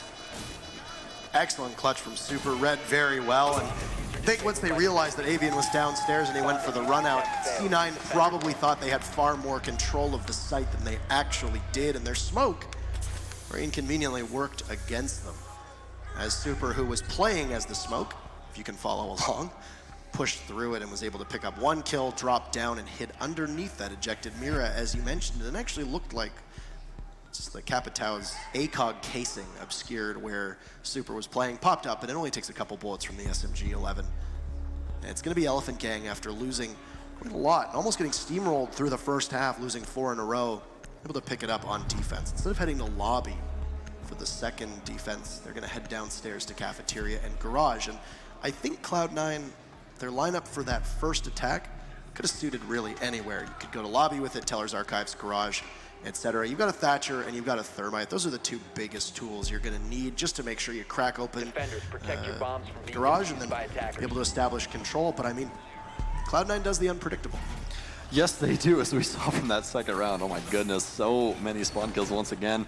But, you know, E-Gang, it's now their house. They are on that defensive set of things. First one going pretty well, but second round, they are going to be downstairs, as Intero was saying. Garage, cafeteria is going to be the choice. And on this site, you want to play a little softer, not as aggressive. Try and keep that utility alive for your defense, especially those Evil Eyes and those Nitro Cells. You really, really want those in your arsenal for when that diffuser tries to go down. As we are going to be hitting the action phase here. Now, I know you just talked about the strategies that are involved, but last round you focused on the mirror play that we had upstairs. It's puzzling maybe to see it get played with the mirror backwards inside of bathrooms, something that we've seen a couple times, but not all that often. A bit more common to see the mirror get played inside of the bathroom on that first floor, but was as was being highlighted by our spectator. It wasn't a black mirror, but finally it'll get set down, and now this looks pretty ordinary for the way that Trippin's being able to set these up and give his team control of that first floor. A nice long view all the way towards those reinforced garage panels. Now, C9 focusing on the west take here, going to be starting things off from the console office, which also works very well, especially against roamers that are trying to roam upstairs. It is a very obscure angle that you can play from that window, 9 times out of 10 working out properly. But Goddess is going to start trying to get this Thermite charged down. First one going off. She goes for the center panel, and that one is going to go through. No Bandit in order to stop that there. Neptune's, though, going to pick up Foxy, and that is going to be the Sledge off the board. 2 rounds of inefficient usage from that Sledge and not being able to use the hammer and those 2 frag grenades. Now, because of the way that C9 is running their composition, it is shooing the Buck as well as the Finka. So the only frags that they have in their hands for Foxy will see no action whatsoever, as they've been silenced early on, he being the opening death for C9 both times. Yeah, absolutely. I'm honestly questioning why they went with the Sledge instead of the Buck. Buck is a lot safer when you're trying to attack this site because you can actually open up the piano floor all the way from upstairs inside of the console office, and that's initially where they started their take. So I'm actually very surprised that they opted for the Sledge here instead of the Buck, but you are going to see a lot of utility start to go down as a flurry of kills is going to come through. Neptune's going to find Mark, as you guys saw on your screen right there. Is Laxing going to be able to pick up that one, though? No, Tripping going to take it back in order of them, but Retro going to find one of his own. Has 3 people to worry about and 1 Logic Bomb, as he is going to use that 1 Logic Bomb and a Dream. He's going to have to try and get aggressive here, though. Otherwise, that utility is more or less going to go to waste. Missed amidst that action, though, was Goddess was about a second off the plant. It's not really going to matter. Retro is not going to have much to do on his end of things. Consulate looking to be quite a defensive contest here now, as that's 2 in a row for Elephant Gang and actually 6 in a row for the defense. It's been quite lopsided thus far, and if C9 can grab 1 round over the next 2, I think it'll give them a good opportunity to put this away without seeing overtime. I mean, Valley predicted overtime. He was the only one. Which is great, because he's the brand new guy to Rainbow Six Siege. If he gets that right and everybody else gets it wrong, props to Valley, man. Or sorry, rather, he predicted 3 maps, and I think that we're going to see 3 maps if this goes to overtime. I misspoke. I believe that. I believe that as well. Well, either way. I apologize. I mean, come on. Anyways, Valley, fantastic human being, nonetheless. But as we are going to be getting into round number 8 here, they really need to find out what's going wrong on the offense. First things first, Fox, please stay alive, buddy. We need you. For the way that they use the Sledge, especially on attacking Garage, he's going to work the same way the Buck was, right? You'd want Sledge playing upstairs inside a piano. You want to make it as inconvenient as possible for the defenders to have any place to sit in Garage and watch those panels. It was an excellent job from C9, especially the Capitao, Mark the Shark, to push Avian back, which allowed Goddess to get both of the panels on Garage, because there was no bandit tricking to be had. But after that, it was just C9 did not seem to have anybody dedicated to flank watch. And I think if Elephant Gang realizes this, if they're smart, they'll see it. C9 are not doing their homework in regards to the way that Elephant Gang is roaming, and that unpredictability has now really helped E-Gang establish their wins over the last 2 rounds. Yeah, and inside of all of the competitive scene, we love to talk about roam duos, frag duos. E-Gang definitely has one, and as you guys saw in that previous round, roaming so close together, very, very dangerous it is due to the fact that you can't get those refrags pretty easily. We are going to see a lot of aggressive ops, though, come out from the offense. We have that Capitao, we have that Dokkaebi, and we also have Retro on that Zofia. Now, if you guys did not know, we are playing on the newest build, so Zofia does not have 3 concussions anymore. Instead, she has 2. Excellent mark there, Retro giving the information to Foxay, playing on just on the window of connector. And well, Foxay will be involved in the first frag, and it won't be him as the victim. He'll manage to get it onto K9, and it's going to be the Mira off the board. Now, keep in mind the way that Mira played inside a connector, that C4 arc is able to hit almost anywhere inside a console office, be able to take down the planter, something that failed for C9 last round, but they did get it down successfully, the defuse that is, when they attacked console office in the 6th round. So there is an opportunity here for them to be able to wrestle control away and then execute onto the lobby. And if you see the lineup for Elephant Gang right now, it's very anchor heavy, and that's because you assess map control by your ability to keep the attackers away from the site. In this case, you're going to sit over top of it and just patiently wait. And that's exactly what's happening now with the smoke of Trippin, who's inside of Projector. He's gonna smoke off Retro, and the Zofia's gonna have to move away.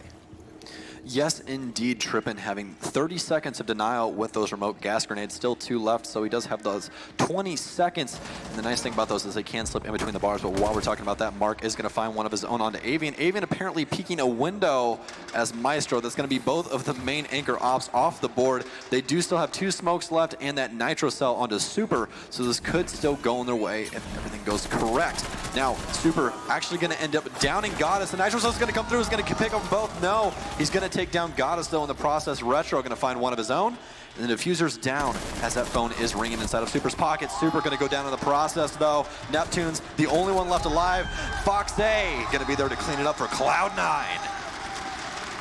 Something that happened that was so important there from Elephant Gang. When the timer hit about 1:10 left within the round, we saw 2 members of that team pivot and go from that 2nd floor to the 1st floor because they lost their presence on the actual site itself. Now, it's important to sit up in Projector and be able to patrol that hatch and make sure that if the plant is going down, you have the ability to shoot through the floor or drop down the hatch as need be. But when you're outnumbered, you have to commit the bodies to the site. And that was the right call from Elephant Gang.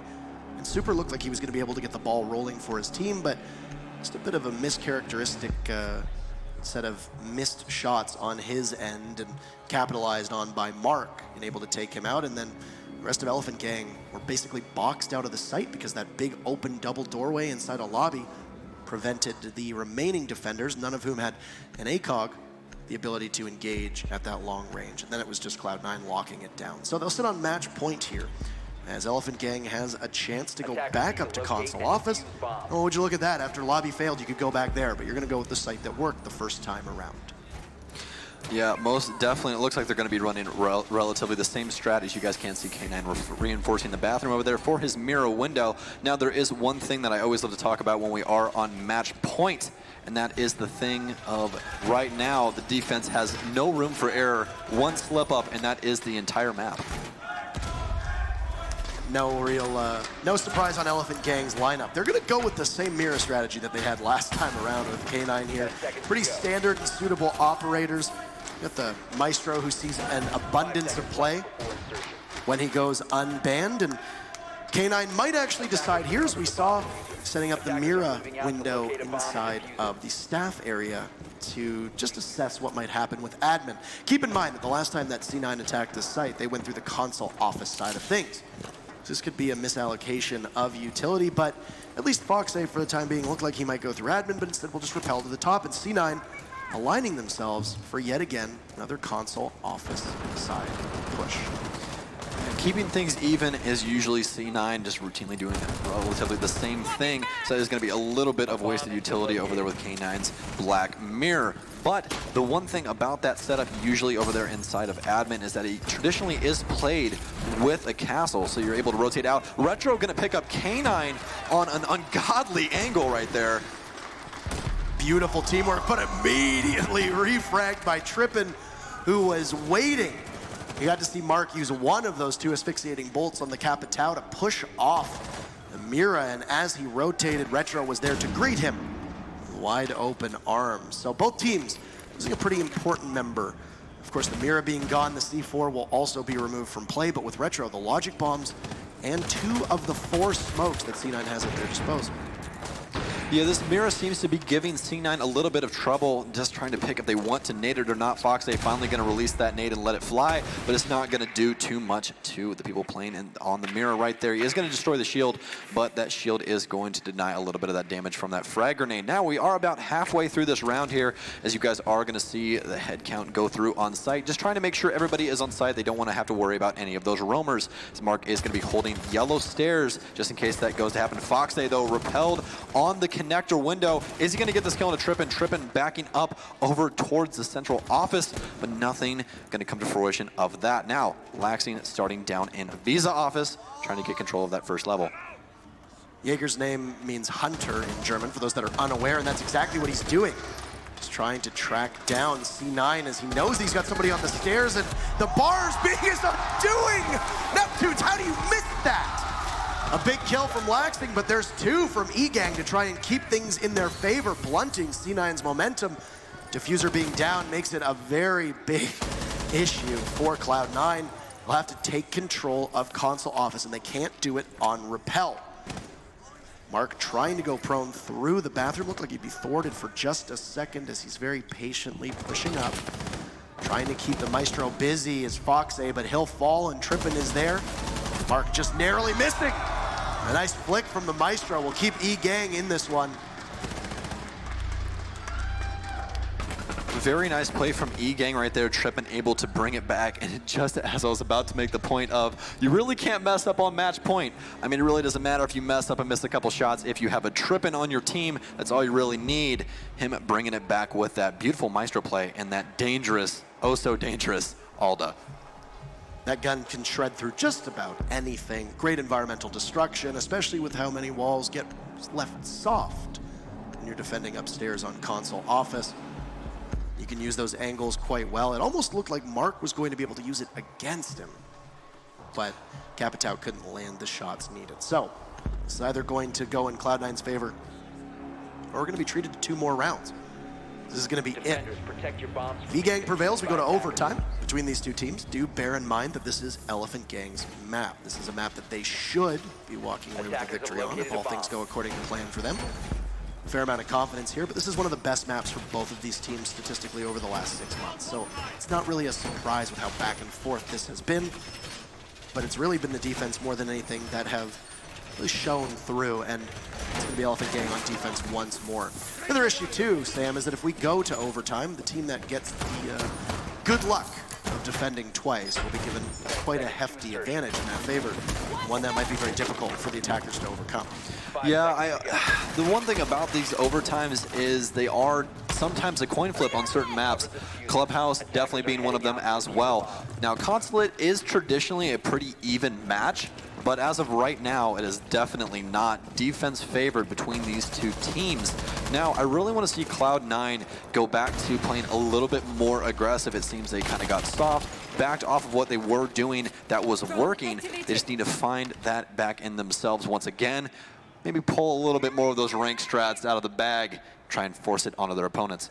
And there you have it, exactly that. A relatively balanced map with a winning percentage of 46%. So still, obviously, that's a gulf of 8%, with 54% being in favor of the defense, but not where we're at right now, as noted, 2 of 9. That is a major difference here. Using the same strategy, if we transition into action, it's been almost a minute exhausted in what could be our final round between these 2 teams. Cloud9 looking to lock it away. They're wasting no time whatsoever. They're able to open up both the garage panels with the exothermic charges from Goddess's Thermite, and then one asphyxiating bolt from Mark's Capitao, being able to keep the Bandit of Avian away. It's playing out eerily similar, but the big difference so far, Foxay still alive. Foxay still alive indeed, and that's going to be the first time relatively on this sledge that he's been able to stay alive for this long. Had a pretty good round on him the last time around, but those 2 previous rounds from him on the sledge were not too good. But he's starting things off right here, trying to find himself some roamers down on the bottom floor as he is going to open up angles to watch the bathroom door, which is traditionally where that mirror is going to be played, as you guys can see on Mark's screen right there. Now we do have Neptunes over inside of the benches. The bomb plant's going down though.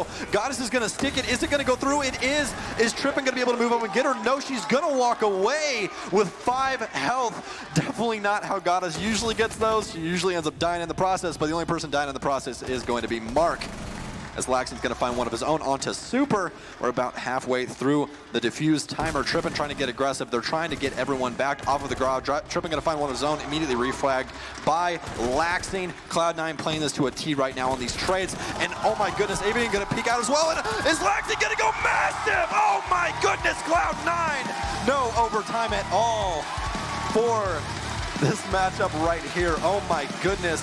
Who needs a main gun when you have a suppressed pistol?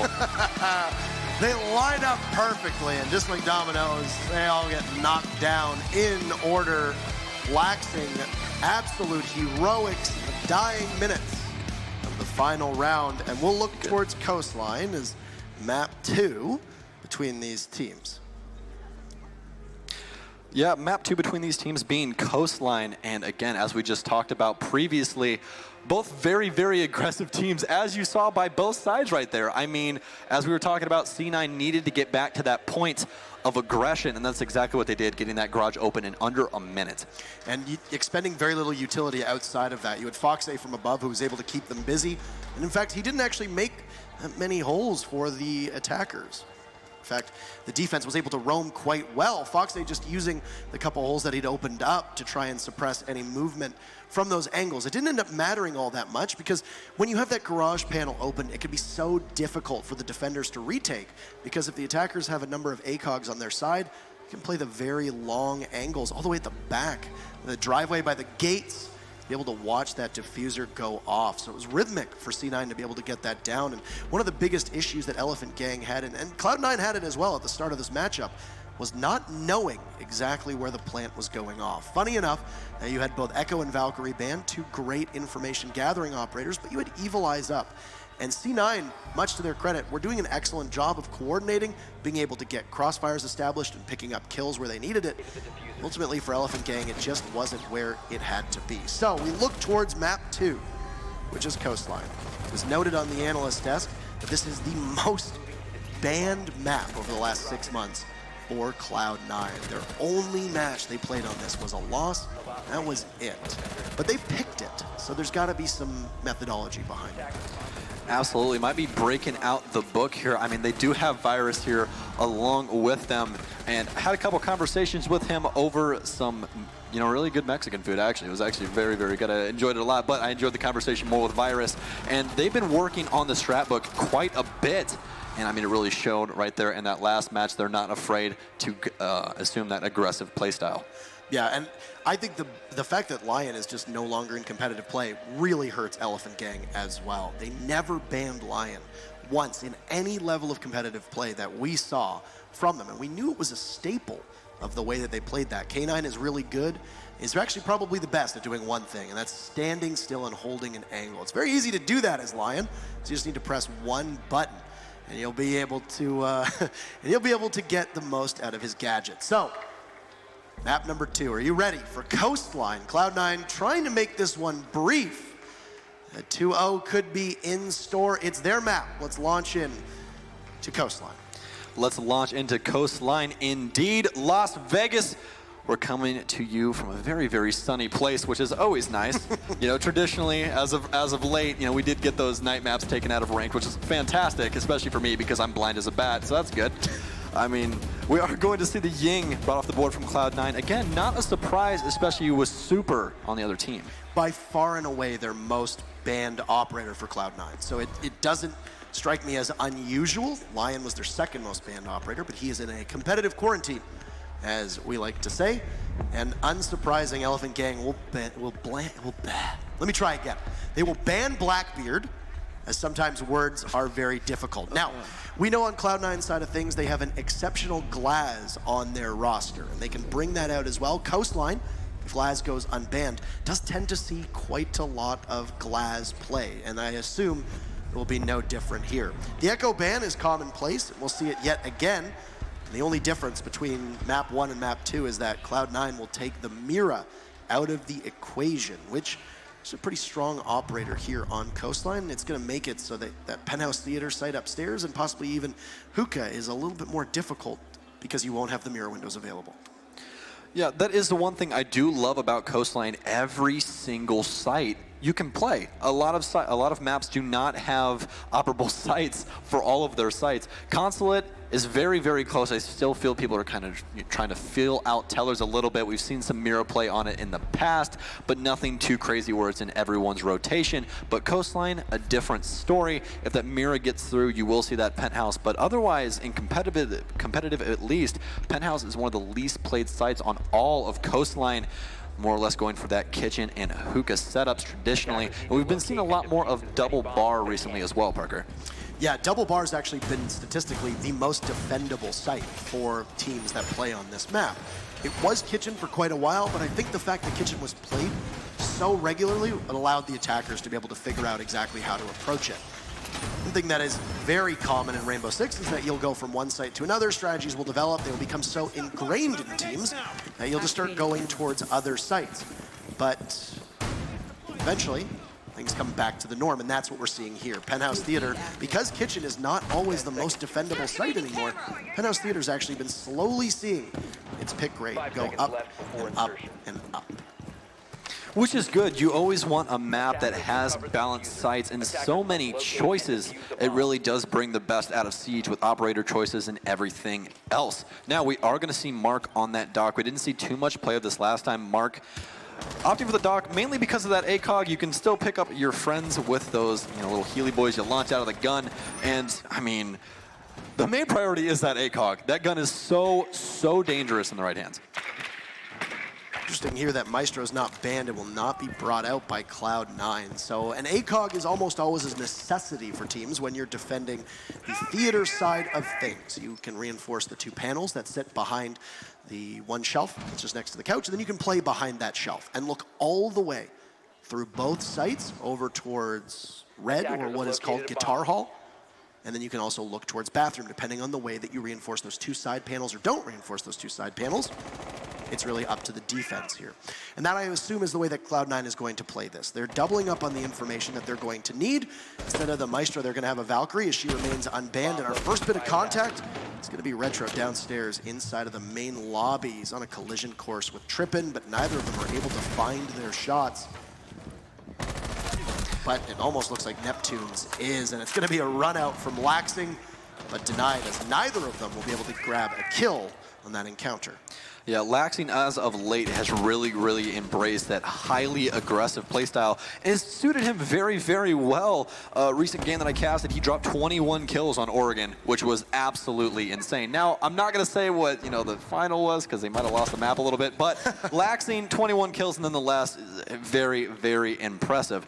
Now, delaying so much time is this defense, but God is going to go down. That's going to be the smoke off the board. Such a massive operator to have at your disposal, but they're not going to have it for this take of Elephant Gang. Retro going to find one of his own onto Super, though, and then it's going to be the Zofia going down. Fox A starting to get in a little bit of combatant downstairs near the kitchen area. And thanks for Elephant Gang, again, pretty methodical as they are starting to look towards site, and that is going to be the last smoke nade for Avian. This is huge for Elephant Gang, though, because Fox A is much more important than the way he's being used for the time being. All he's doing is keeping Trippin busy, but Trippin is equally keeping Fox A busy, and well, would you look at that? There's no cardiac sensor to give the information that the plant goes down successfully, but oh my, I speak too soon, and Fox A with the C4 to stop it dead in its tracks. He'll grab Trippin as well as Laxing is there. Avian doing everything he can, but he's only got 20 seconds to work with. And he's not going to get anywhere. C9 pinch him just outside. Bomb site, there's Laxing. He gets the Glaz down, and C9 will take round number 1. Yeah, and as you guys can see right there, Laxing with that beautiful lava skin that we just released on that Year 4 season pass. I haven't gotten it yet because obviously I haven't been home. I've been here, but I mean, it looks fantastic. Absolutely gorgeous. Keep in mind that year 4 is just around the corner, given the fact that Wind Bastion released. So feel free to purchase that season pass. Just a bit of a shameless plug for all of you there.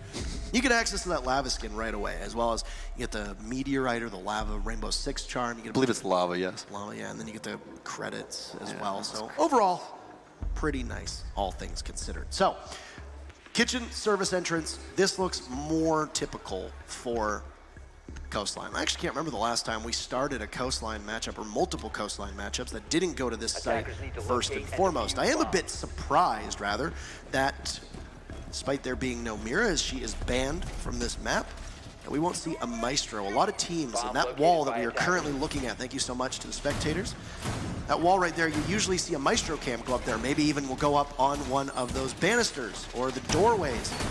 It's going to allow you to be able to hold down that site really effectively because most teams will put somebody over on the service entrance side of things. That's the B-bomb site, bottom left of your screen. Usually have an ACOG playing behind that, or if the reinforced panel is being done exactly where Goddess is on that smoke, you'll have a rotate hold next to that, and you'll have an Evil Eye on the other side of it. So, of course, a moot point because C9 actually flexed off of the Maestro. So, interestingly enough.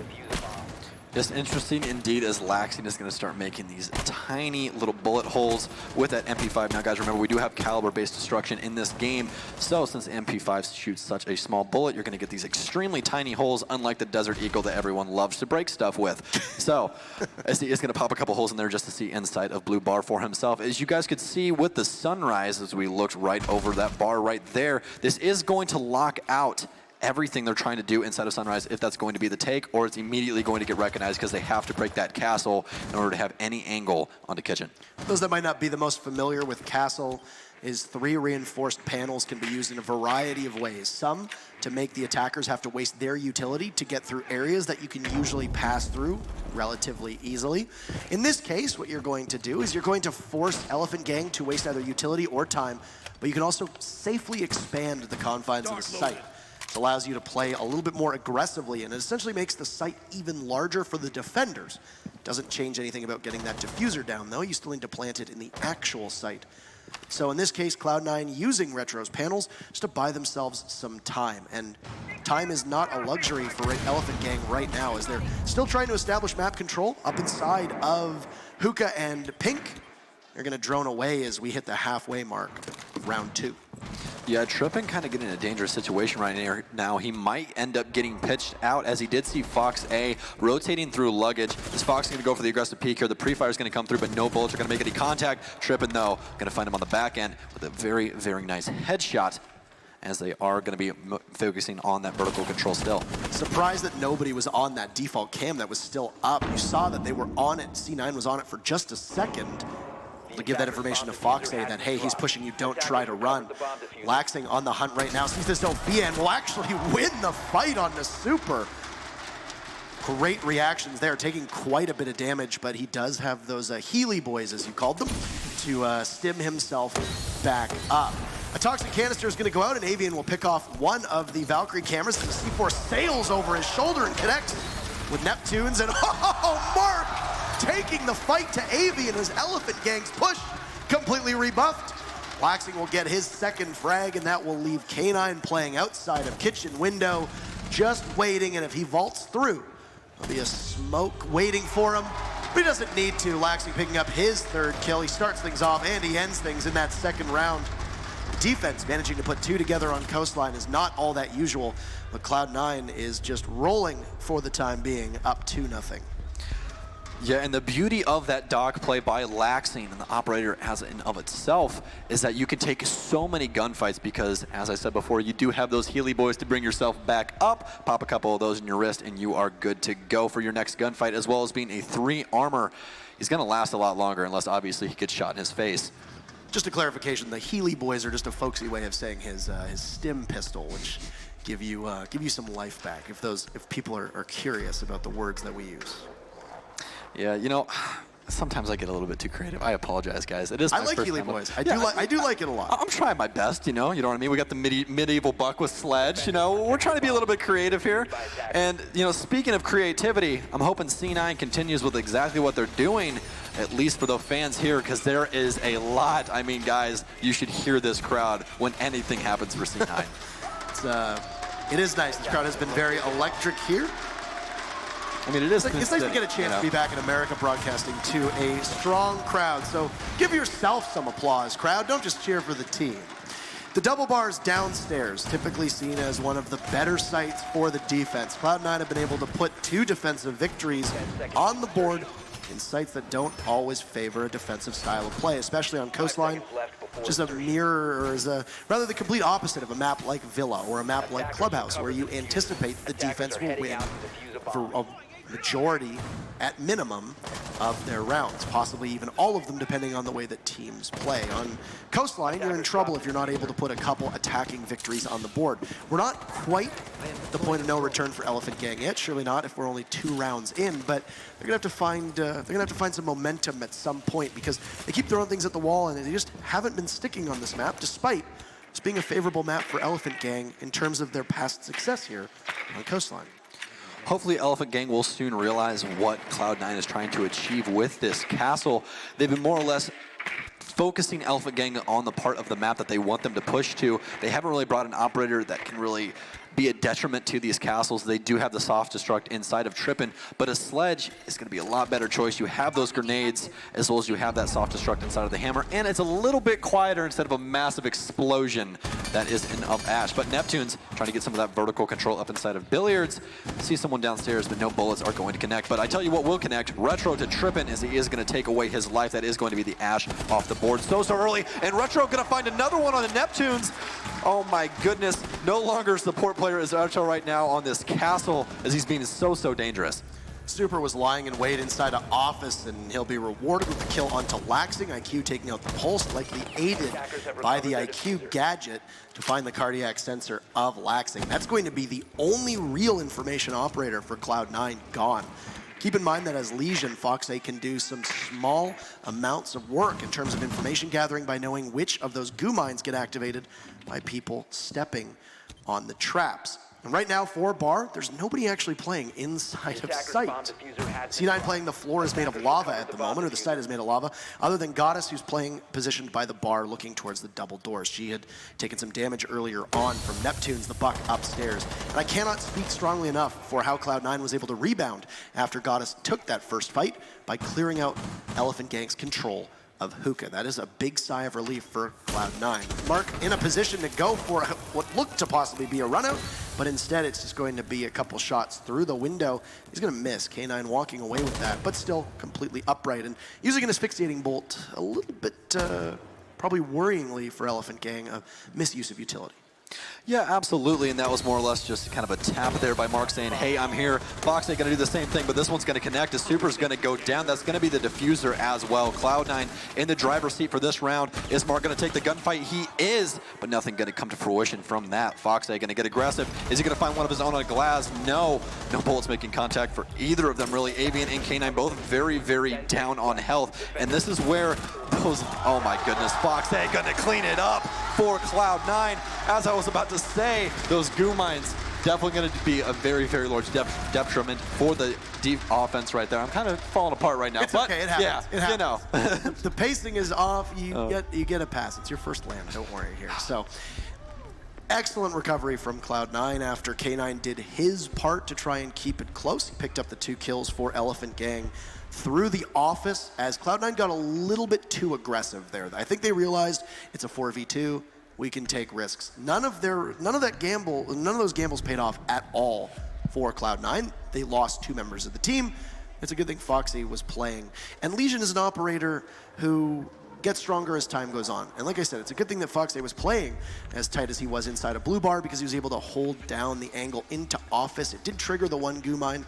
The plant not able to go off for K9, and Avian could not do the cover that he needed. Overall, I got to go back to clearing out the pressure that Elephant Gang exerted on that second floor by having Retro play at the top of Cool Vibe stairs to be able to completely eliminate the buck.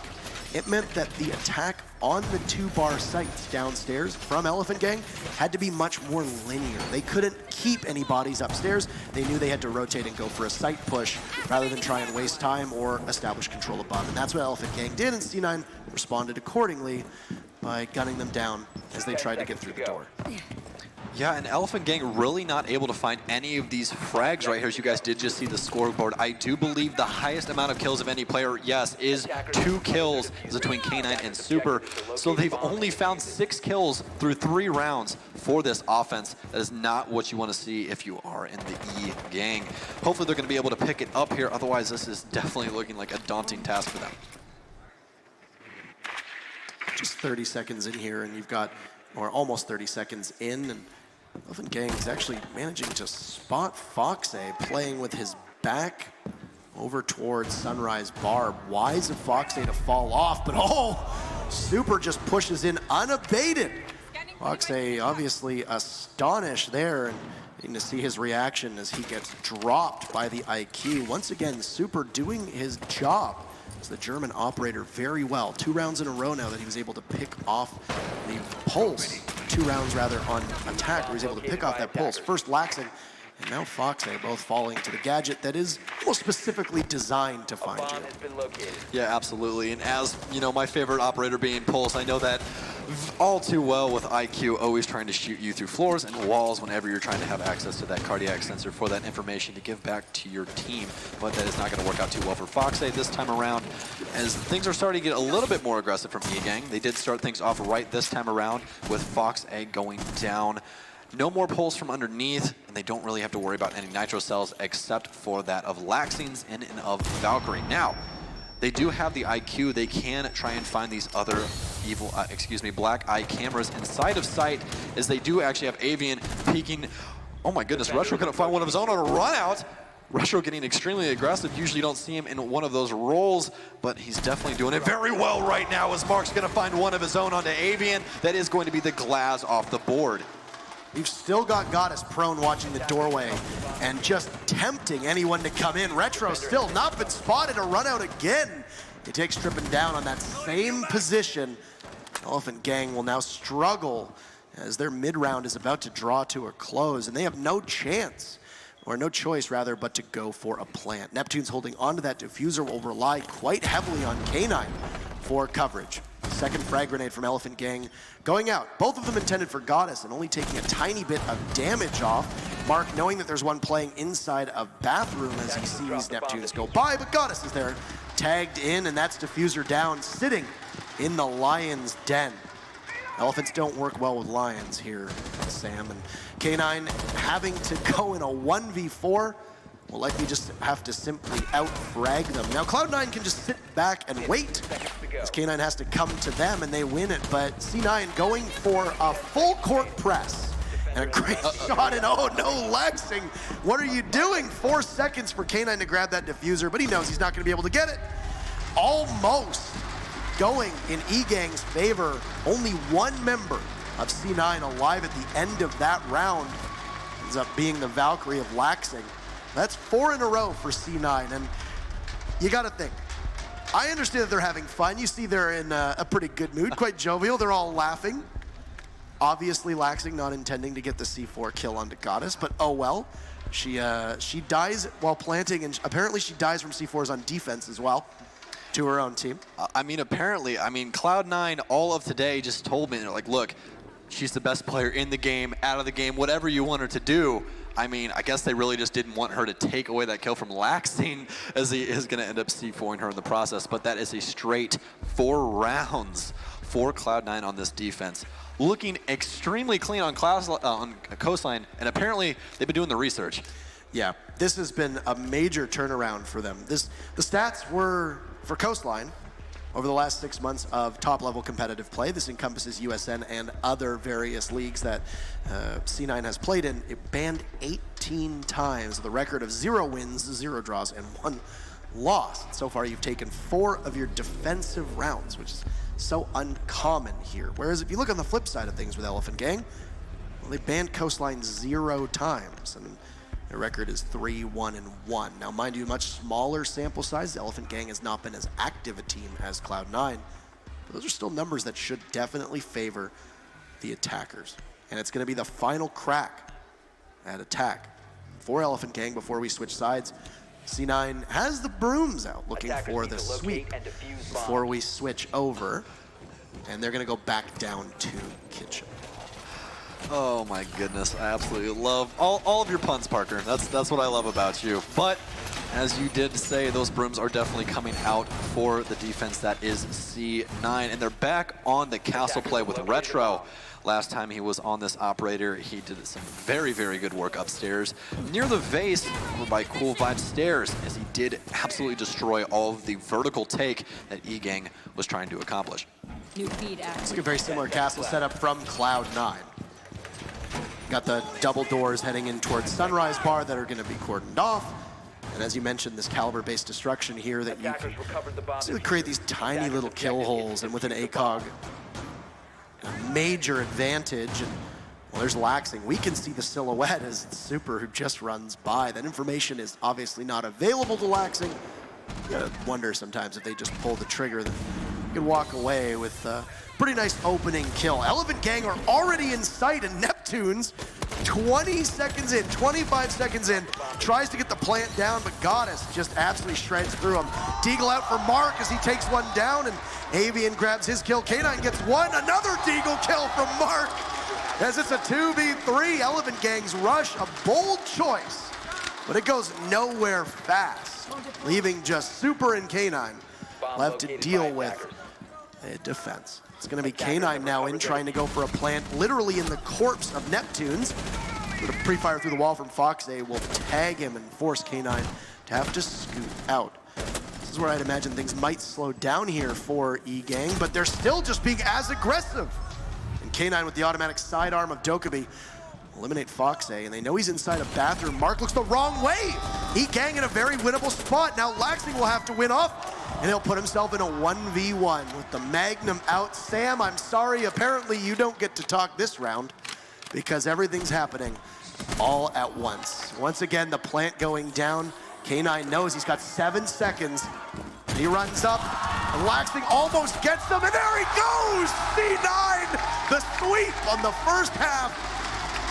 Get out of here, and we'll switch sides. I apologize. Oh, don't apologize, don't apologize. I always have something to say. Trust me, my family knows that back at home. I always have something to say. But I will tell you one thing, though, and this is what I love to categorize that as. Parker is a utility dump right there. They dumped everything in those first 30 seconds. There was a flurry of kills from both sides. A lot of very fancy Deagle kills, though. You'll love to see it. 25 seconds in, and we had an attempted plant from Elephant Gang. Neptunes got tagged as he was getting in through service, and I think that was ultimately what gave them away. There was an early smoke that appeared to be used by the Dokkaebi, in which Neptunes tried to get into service over by the wall that connects to the bathroom and go for the plant, but he got lit up quite heartily by the Valkyrie, and I think that's when they realized. We have one of the most aggressive op choices of the entire day, ladies and gentlemen. Now, I did have the honor of casting C9 recently when they did have Goddess on Capitao, and let me tell you, it was pretty fantastic. It really, really was. I mean, look at the amount of aggression that they're bringing right now. This is absolutely insane. I'm going to love to see exactly how they're going to try and set this up. I'm going to assume this is more or less going to be kind of what E-Gang was trying to do, but they have a lot more utility around that. They might try and get rid of that vertical control with Fox on that Jackal. And Jackal's weapon being honestly so underrated comparative to other entry fraggers, especially along with the R4C and the F2 of Twitch.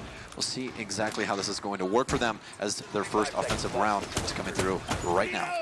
This is more standard in terms of a kitchen take. I'm very glad that we at least get to see an example of what I was talking about with the Maestro cameras and the Evil Eyes, putting the cam up beside the bomb chassis. There it is. You'd usually have a mirror window there, but this is kind of the budget mirror window when you can't afford the full paneling, and you know, you don't have air conditioning for your car, so you just got to wind the windows down. This is basically the Rainbow Six equivalent. And you're going to have somebody playing by the B bomb site. Now, usually it's going to be an ACOG so that you can quickly peek around it, be able to engage at a longer range than, say, the shotgun that is in Trippin's hands. But it's going to be playing as the smoke. For Cloud9, 30 seconds, and they are putting a lot of pressure onto Sunrise Bar. So whereas Elephant Gang attacked this site and decided to do so through the service side of things. Oh, Cloud9's going to go through Sunrise Bar, and it's going to actually work against them as the Glaz's smoke will prevent Retro from being able to get the trade onto Avian. He'll flash the pulse and somewhat blind himself, but I don't think he still knows there's two of them in there. It's Avian is with Neptunes, and Neptunes will get down. Now Goddess is up, but she's still going to have to get through Avian, and she'll manage to do it as Neptunes falls as well. And we're back on a 3v3, so early action halfway through. You'd expect nothing less with that lineup that they chose. Fox A going to grab another set of footprints. That is going to be the Legion of Super. All the way across the map by the security doors. You can see him over there playing around that front door area. Now that Alda, as you hear it rip through towards Sunrise, not going to do too much, as they are going to start destroying Barb on site. Now, Cloud9 needs to focus on keeping their utility up for this execution. You guys do not want to see any wasted utility when they go for this. Any of that wasted utility is just going to put them in a worse spot than it already is. They do have to worry about tripping, though, with those toxic babes. Goddess has both asphyxiating bolts and both of her smoke arrows. You see, for Laxing, he's still got, I believe it was 2 of the concussions, and then for Fox A, both of his smoke grenades. So you mentioned utility dump last time around, and I imagine we're going to see something very similar here. One asphyxiating bolt from Goddess will go off. It's met with a response from the smoke of Trippin, as a toxic canister will go towards the front door of Kitchen and just keep the Capitao waiting. The ACOG just gingerly looking around the doorframe, trying to find somebody. She sees Trippin. She'll get the down, but keep in mind, no point notifications on. K9 gets absolutely obliterated, and Super is the only member of his team that still has a pulse, as Trippin is just going to lie there. And Cloud9 shuts the door, and it's a full sweep. So keep those brooms in your hands. 6-0 for Cloud9. I mean, the Cloud9 fan base here in Las Vegas, baby, is Sin City. But I can tell you one thing they're not sinning against, and it's the Rainbow Gods, as they are going to get a 6-0 here on Coastline. Mark the Shark, going to be the top of the leaderboard, 4C9. And what a fantastic match between these two teams. Absolutely. Coastline is more of a surprise than Consulate for me when you look at this. You know, you come in, it is the most banned map for Cloud9. They come in and they don't even drop a single round. And I mean, these kind of events, they're prestigious. Teams train for them, teams practice for them. And it's very possible that you might ban a map for an entire season of play or go through an entire set of qualifiers for the US Nationals, solely so that you can pull it out at the right moment and get the biggest advantage over your opponents. Something that I'm sure the analyst desk will talk to Cloud9 about when they get them up there. But for the meantime, we're not going to bother to see Border, which was actually, funny enough, it was C9's second most banned map, so who knows? They had some tricks saved for that map too. Yeah, most definitely. I mean, that Coastline, so creative right there. That castle play in particular is exactly what I want to talk about. Really just focusing on shutting down the aggression of E-Gang. That is what they're known for. And, you know, they really subsided that from them, took it away, and took the entire map 6-0. So very good by C9. So it ends up being, I think, a lot faster than people anticipated. Veli on the desk is going to be able to answer for this. He said that we were going to go to 3 maps. We barely even went to a second map on that one, but we have some experts waiting, so we'll toss it over to Jump and our friends on the analyst desk. Thanks a lot, you beautiful humans. It was a 2-0 sweep for Cloud9 as they take down Elephant Gang and secure themselves a spot in their self-proclaimed rival, Evil Geniuses, tomorrow in the Eastern Conference Finals. My name is Jump. Of course, I'm joined with Zeronic, Rams, and Veli. And first off, we got to start. Hey, Veli, what you got to say? Why they got to call me out, What man? you got to say, my friend? All right, so there's a reason for this, okay? At first, I thought, no, I still think K9 is a man, but you ever watch that movie Old Yeller before?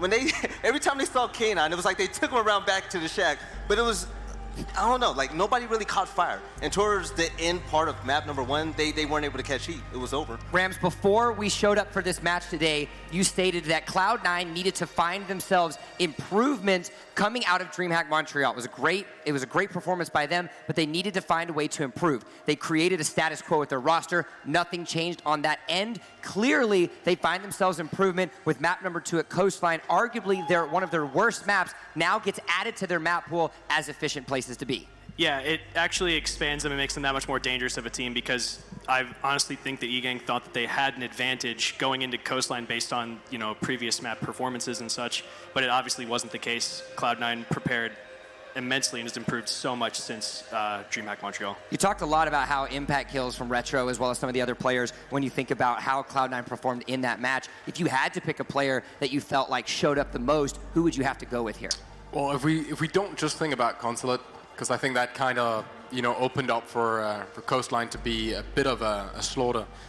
Retro had some massive impact rounds, especially enabling Fox and Laxing to get some as well with droning, and we saw even in some of the first rounds on Coastline him really taking a step up. Yeah, and you also have to think about when you find yourselves in a lead, especially in a best of 3, any one-drop map could essentially be your demise, especially when you consider the map 1 victory by Cloud9. And it seemed like with the 6-0 sweep in map number 2, it was all up to them to put the pedal on the metal, and they were able to do just that.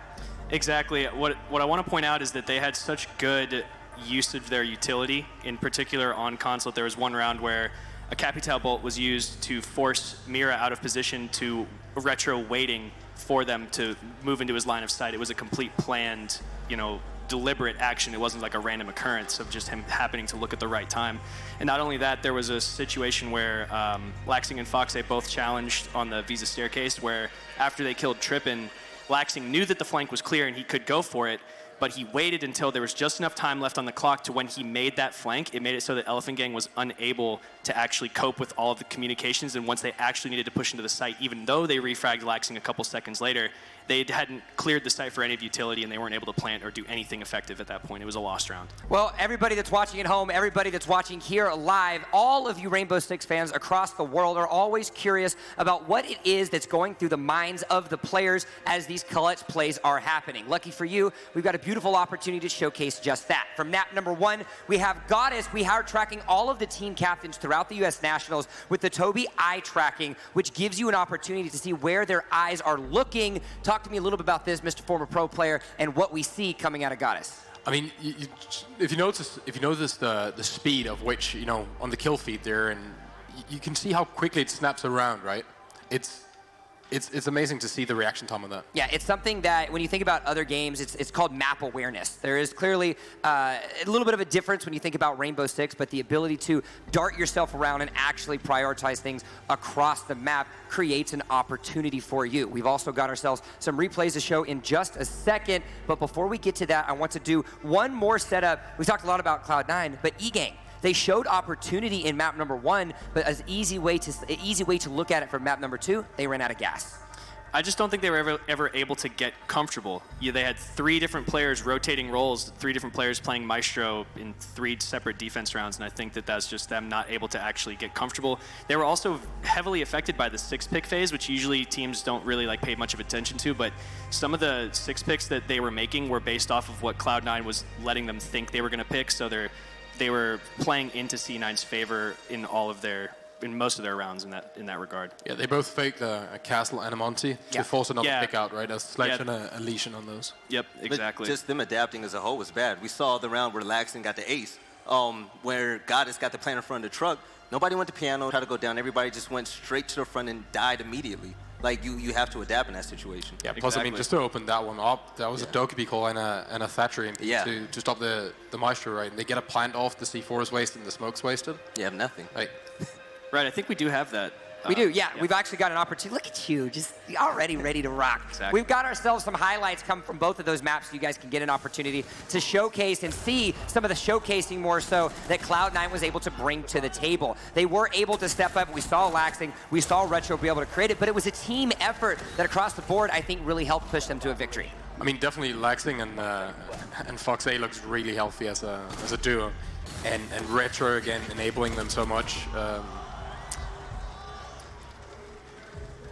Yeah, I just think that Mark, especially in this scenario right here, he has some very flashy kills, but he played very consistently the entire time, and it just shows how composed the team is, now confident they are in each other. Yeah, and improvement, again, is something that we cannot continue to highlight when we think about what Cloud9 has been able to do. But of course, you also have to make sure to highlight some of the standout players that can create those opportunities for their team. Now, I'd like to welcome to the desk Mr. Bandana Man of America himself. We've got Laxing. How you doing, sir? I'm doing good. It feels good.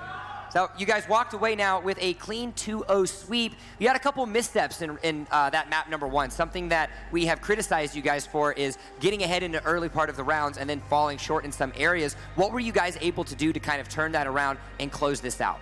So it's been a constant struggle with this team. We're kind of known for, like you said, getting the lead and then throwing it towards the end.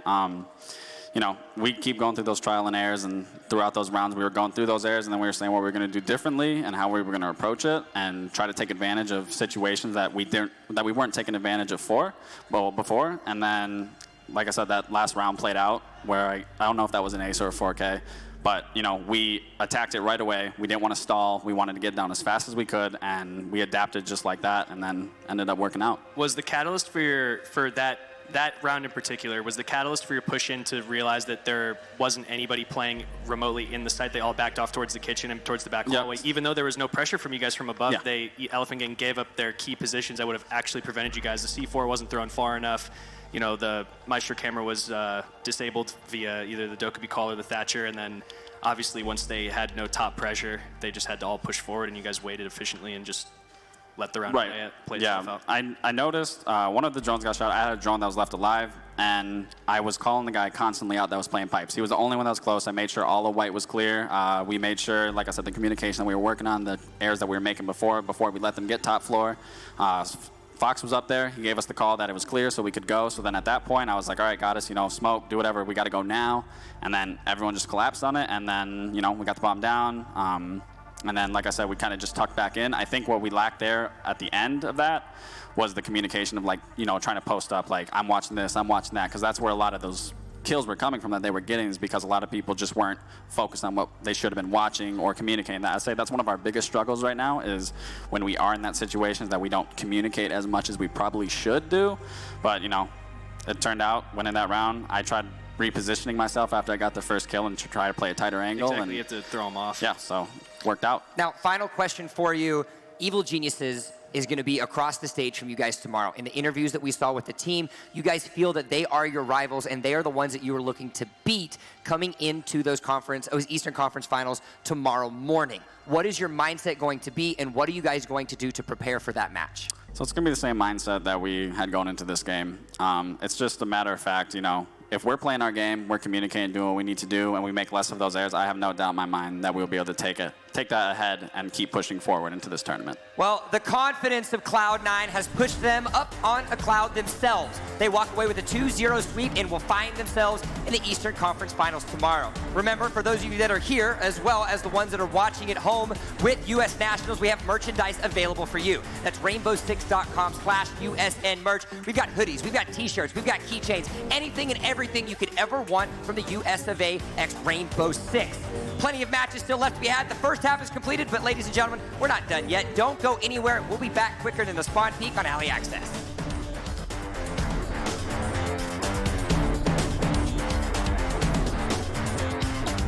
I decide when to restrain and when to kill. Only the best call the shots.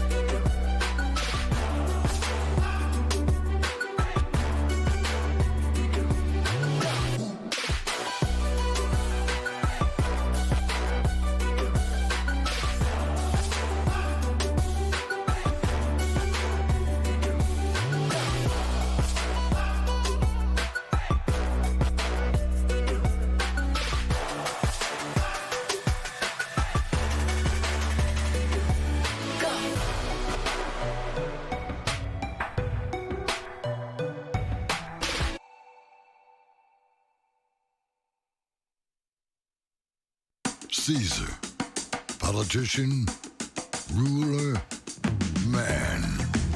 His is a world of opulence, indulgence, and excess.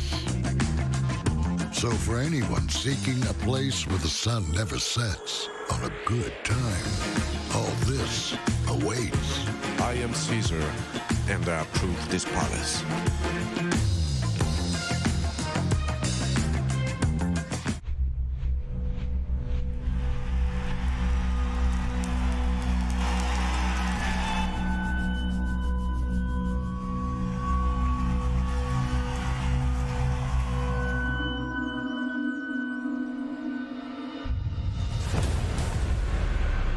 We come from different backgrounds, from different parts of the world even.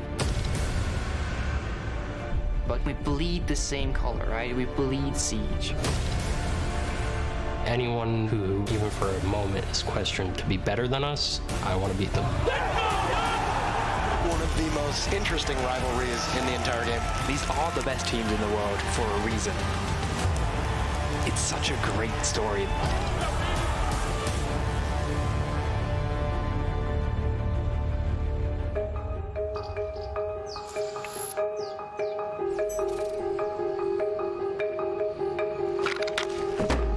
You just love sports. You're a great team player. And then that year you got concussed. Like a bunch. You had 11. You couldn't have gym class. You couldn't ride a bike. You had to refine yourself. When I was sad because I couldn't play hockey anymore, this was all that made me happy. Let's go, boys! It's my whole life.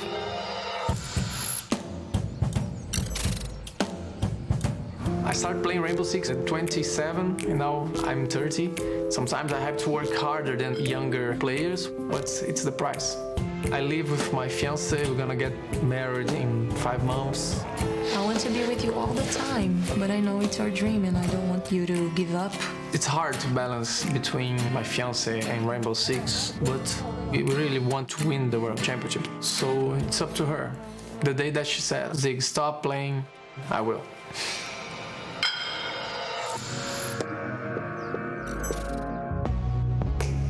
I was raised with a single mother of 2 children, working 2 or 3 different jobs. It was tough growing up, we didn't come from much money. Time goes by so fast, yet the changes are not subtle.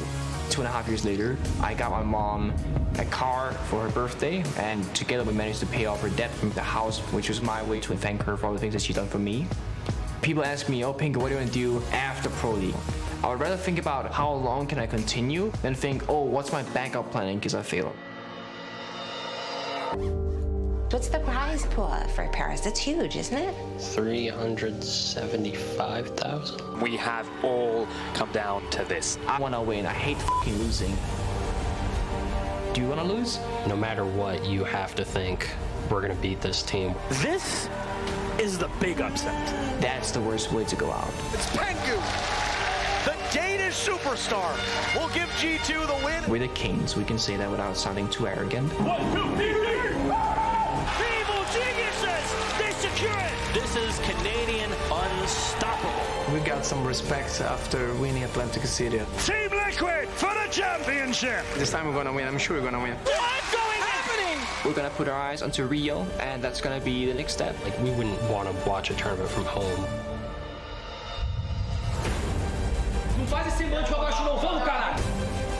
We are our worst enemy. We definitely want revenge.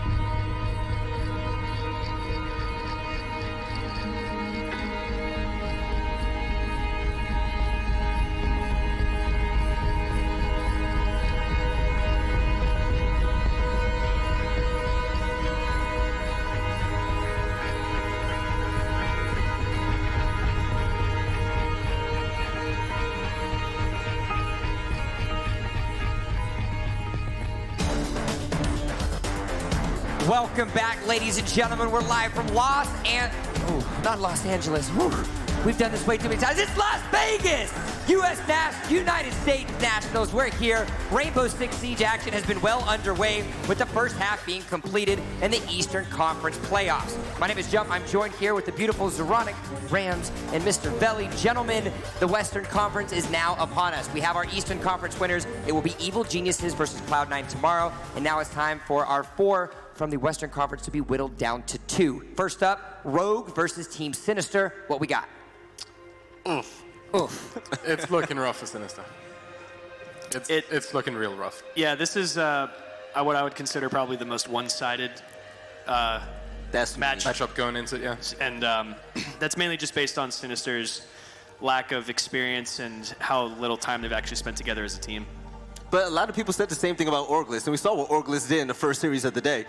For those of you at home that don't believe us, there's no VOD on this team. The stat page just shows nothing. So this team, they have literally everything to prove and nothing to lose, which is going to be phenomenal for them. They have a chance to really show up and try to cause an upset. We don't think it's going to happen. There are also potentials as well. Rogue, the biggest move that we've seen as of late, adding Vertical to the roster. Plenty of opportunities for you to be able to see how he integrates into the team and what these roles now are going to be for the other 4 remaining members. I mean, they lost Super. Big hit for them, but bringing in Vertical, one of the best players out of NA. I think he aligns pretty close with Fox 8 in terms of stats. So there's a little bit less pressure on Rogue going into this because of how good players they are and how much experience they have together. Sure, they're putting in 1 new player. But coming up against Sinister, they have nothing that they can look at. There's nothing to plan against here. They're going to be playing a ranked game, and hopefully Rogue has something prepared to deal with them. Not only that, but they're going to have to find a way to get themselves having some synergy earlier. We sat down with the Rogue. We sat down with them and seeing how they were feeling coming into the Western Conference playoffs. We are Rogue. I think my team's known for using teamwork a lot and trying to always work together. No matter what, we always try to just work as a team. We play really smart, but we also play pretty aggressive off our info that we gather. As long as we go as a team, we always feel we can make it work. We've been scrimming extra hard just to be able to get more comfortable with our new teammate, Vertical. Jump into the roster, I felt like I just needed to do my job and play my role. Everyone moved together recently, so it's been playing as much as we can, putting in lots of work and making sure we can play every map at the highest level. We kind of have our own team apartments, and then we have an extra apartment that we use as our office. We always scrim from there, we always practice from there. Kind of just makes everyone more focused. Being able to basically live with my teammates, basically be able to practice together in the same space is really fun and unique. I think the key is just playing our game, showing up with a good mindset every day, and just grinding out 3 wins all the way to the final. Being Team USA would be cool, especially since we're a hometown team in Vegas, and it would just mean a lot. I think this squad can be the best in the world, and it's just my goal to help make them that. Thank you to everyone who's been supporting us. We wouldn't even have this opportunity to do this full time and do this as a job without you guys, and we owe it all to the fans. Go Rogue. Go Rogue. All right, we've seen it from them. They want to be comfortable. They want to be happy. But guys, for the first time now of the day, we actually have ourselves a hometown hero. I know that was something that you were alluding to a lot as we were going over our prep, Belly. It's always good to have a hometown crowd. Always. It's always good to feel yourself in a comfortable setting, and Rogue is feeling just that. Yeah, Rogue definitely coming in as one of the best teams in the whole tournament. And the fact that they have the crowd behind them, I mean, they are going to go absolutely off, and hopefully we see some gameplay like Cloud9's. We've got Eclipse, SlashHug, Easily, Shuttle, and Vertical. 5 astounding players that have an opportunity and the ability more so to show up at any point in time. Who are we looking to highlight, though, for this match specifically? Well, I would actually put a lot of weight on Ranger, their coach, because there isn't a lot for him to predict in terms of what's coming out from Sinister. So he has to come up with a game plan for his boys in terms of what map are we going to play and how are we going to do this so we have the biggest chance of winning against this rather chaotic and random setup that we're going to be facing, right?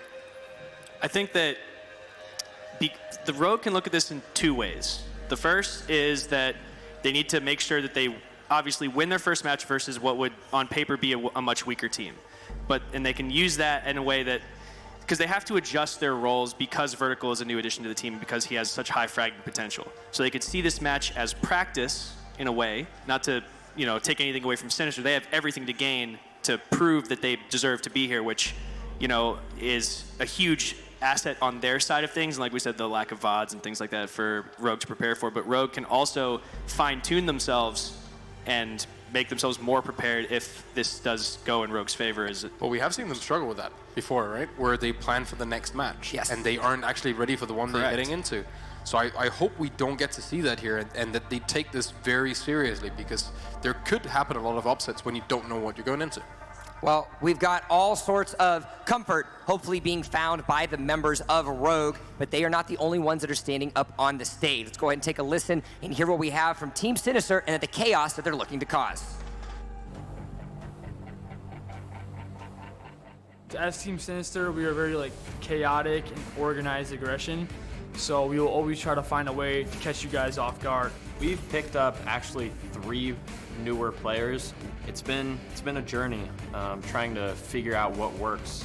I love the synergy on our team because we're all friends. I feel we've been preparing by working on our synergy together. And I think that's really important for a competitive team, is to like the people you play with. The key to us being successful is keeping a level head. Making sure we can maintain what we do in scrims, maintain what we do in practice. We're going to catch Rogue off guard, hopefully. We bring the fight to them with our wild play style and unpredictable play style, and that's how we're going to win the match. I'm Cookies, and my favorite operator is Maestro, because I got 81 bullets, and if you run in front of me, you're getting gunned. I am Yellow, and my favorite operator is Ash. I prefer to defend because on defense, there's a lot more unpredictability and a lot more aggression that can go into your play style. I've always loved video games. Rainbow Six Siege came out. I was a big Rainbow Six fan before, and I fell in love with the game. And then I just got an opportunity to play in a team, and it's only skyrocketed all the way up to this point. I do it because I love competition and I love winning. I'm hoping I can be one of the best in the world, and I'm going to keep grinding until I am. We are Team Sinister, Sin Win.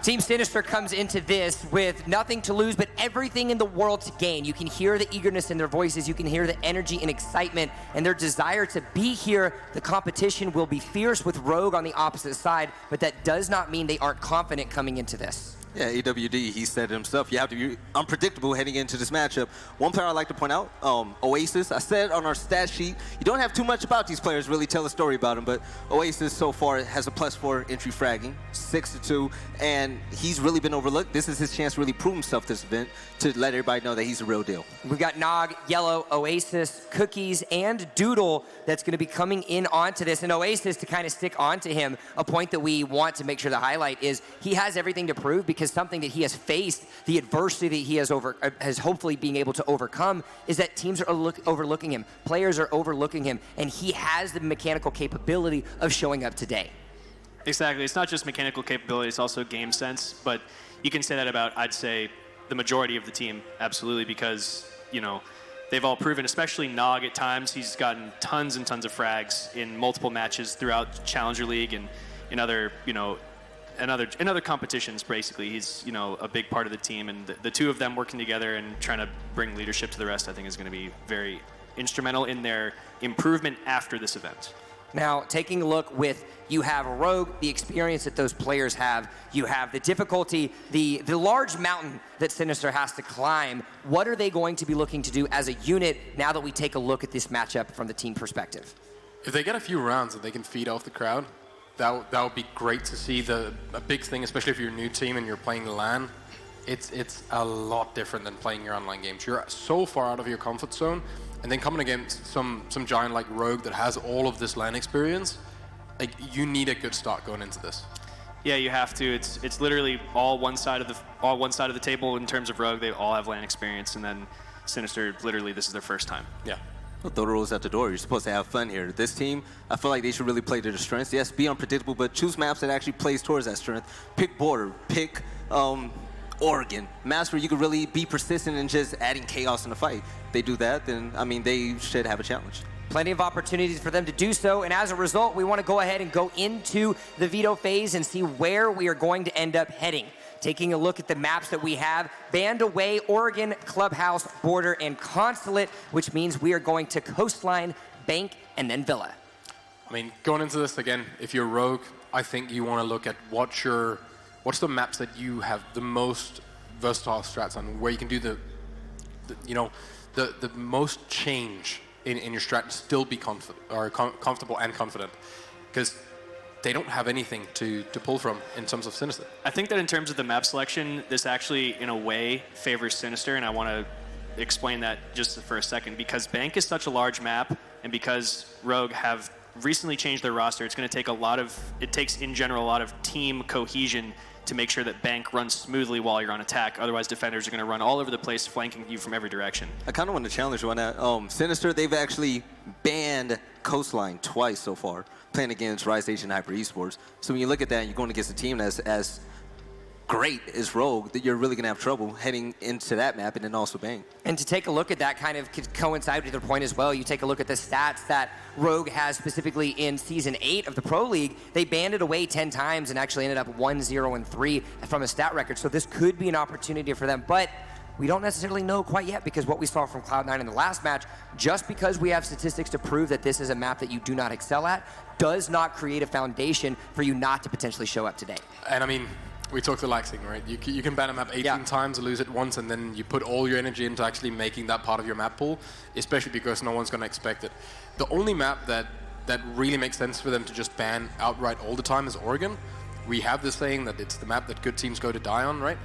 Oregon is a difficult map, especially if you don't know what you're going up against, so I don't think there's anything special about that. I think one simple concept in Siege that will work in Sinister's favor is that if they can isolate anyone on Rogue and stack up and push them as a team, they can trade out efficiently and make their way to the objective with even numbers, and that gives them that much better of a chance, obviously. Yeah, without a doubt. Especially group play, if you're playing as a newer team, or just chaotic, different points of entry. If Rogue can't figure out what's going on, it's really difficult for them to counter it again. And then it's more likely that they'll walk into someone just holding a line of sight. Yeah. We've been talking about a various amount of players, but we actually have a head-to-head to kind of show you guys. Slashug versus Nog. Taking a look at what we see from here, what storyline are we going to paint for this coming into this match? Well, you got one guy with tons of LAN experience and great stats. Slash values his life just a little bit. All right, gentlemen. The last question that I'm going to ask you, as I've done every single time, I need predictions. You have Rogue, you have Sinister in a best of 3. Who's coming out on top? 2-0 Rogue. No way anything else. Yeah, I would assume 2-0 Rogue, just based on experience. I've seen Rogue play too many times just to be way too dominant. 2-0. All right, I've got a 2-0, I've got a 2-0, and I've got another 2-0. Ladies and gentlemen, make some noise. We're about to get ourselves underway, which means it's time to throw it back to those beautiful casters, those voices we love hearing day in, day out. It's going to be Blue, it's going to be Flynn. Gentlemen, how we doing?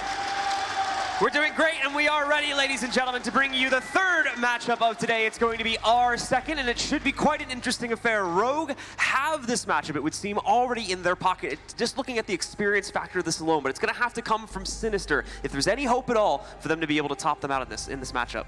Yeah, like the analyst desk went over, and I will preface this with the first game, everyone said 2-0 EG, and Orgless took the first map and put up one hell of a fight throughout the rest. You never know, man. Cinderella stories are fun to have. Sinister could be that Cinderella story. I think, obviously, the experience and the demonstrated skill set heavily leans in the favor of Rogue. I don't think there's any disputing that. But anything can happen on LAN. And I'm really looking forward to see what Sinister bring. We've seen them a couple times in CCS. We're ready to get underway. Ladies and gentlemen, Coastline, map number 1 between Sinister and Rogue. Let me hear you, Vegas! So Coastline will continue to be the battlefield as it has been now. For the third time today, it's going to be brought in. We're already starting out the ban phase with Rogue having their first pick. We'll take a look at that once we get in game in just a second. But indeed, these two teams, these two rosters, will be going out against each other. For Sinister, they need to bring everything they can if they want to have a hope of taking down the Titans on Rogue. Placed semifinals in more events this year than I can count. But Glaz will get knocked out first. We'll see it in play this time. We're in, at least in our series before, we saw it get knocked out. And Ying as well will be the second one, so pretty similar to what we've been seeing throughout the course of today overall.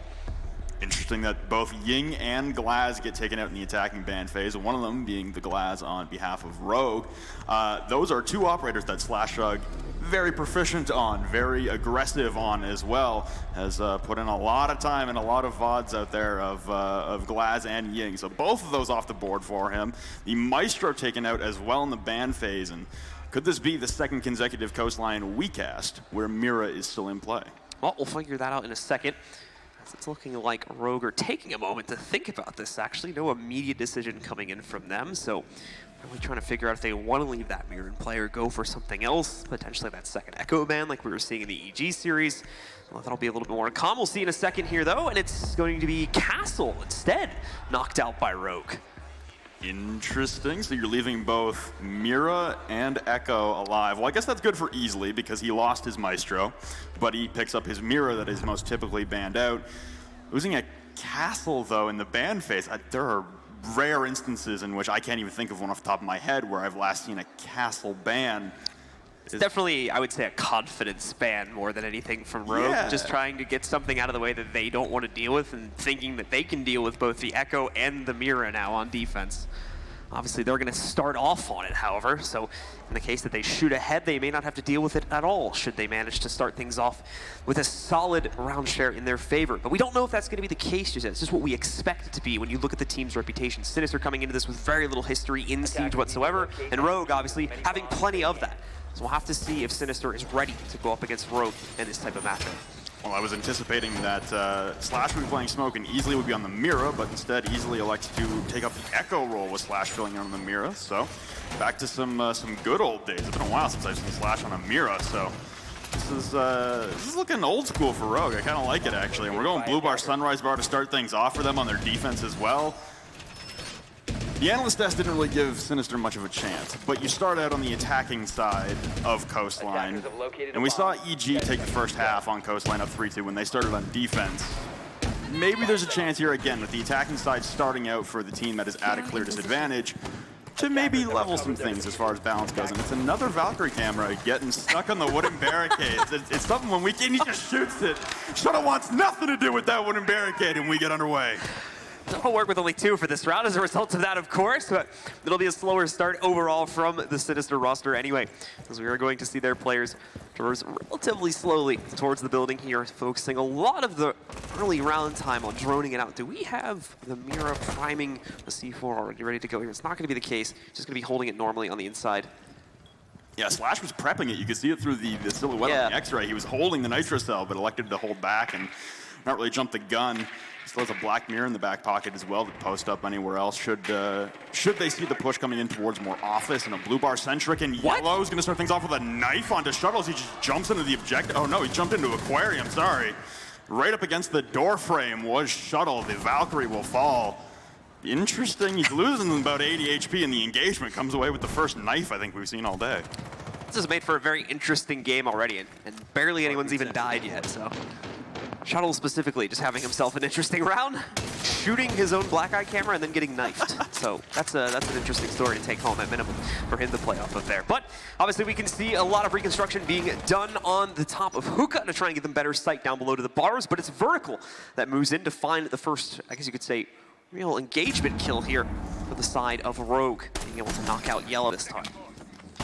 The drone spots him out, and lots of pre-fires going into the soft wall, but Cookies just can't find the proper angle. Eclipse on the roam game will take down Oasis as well off-site.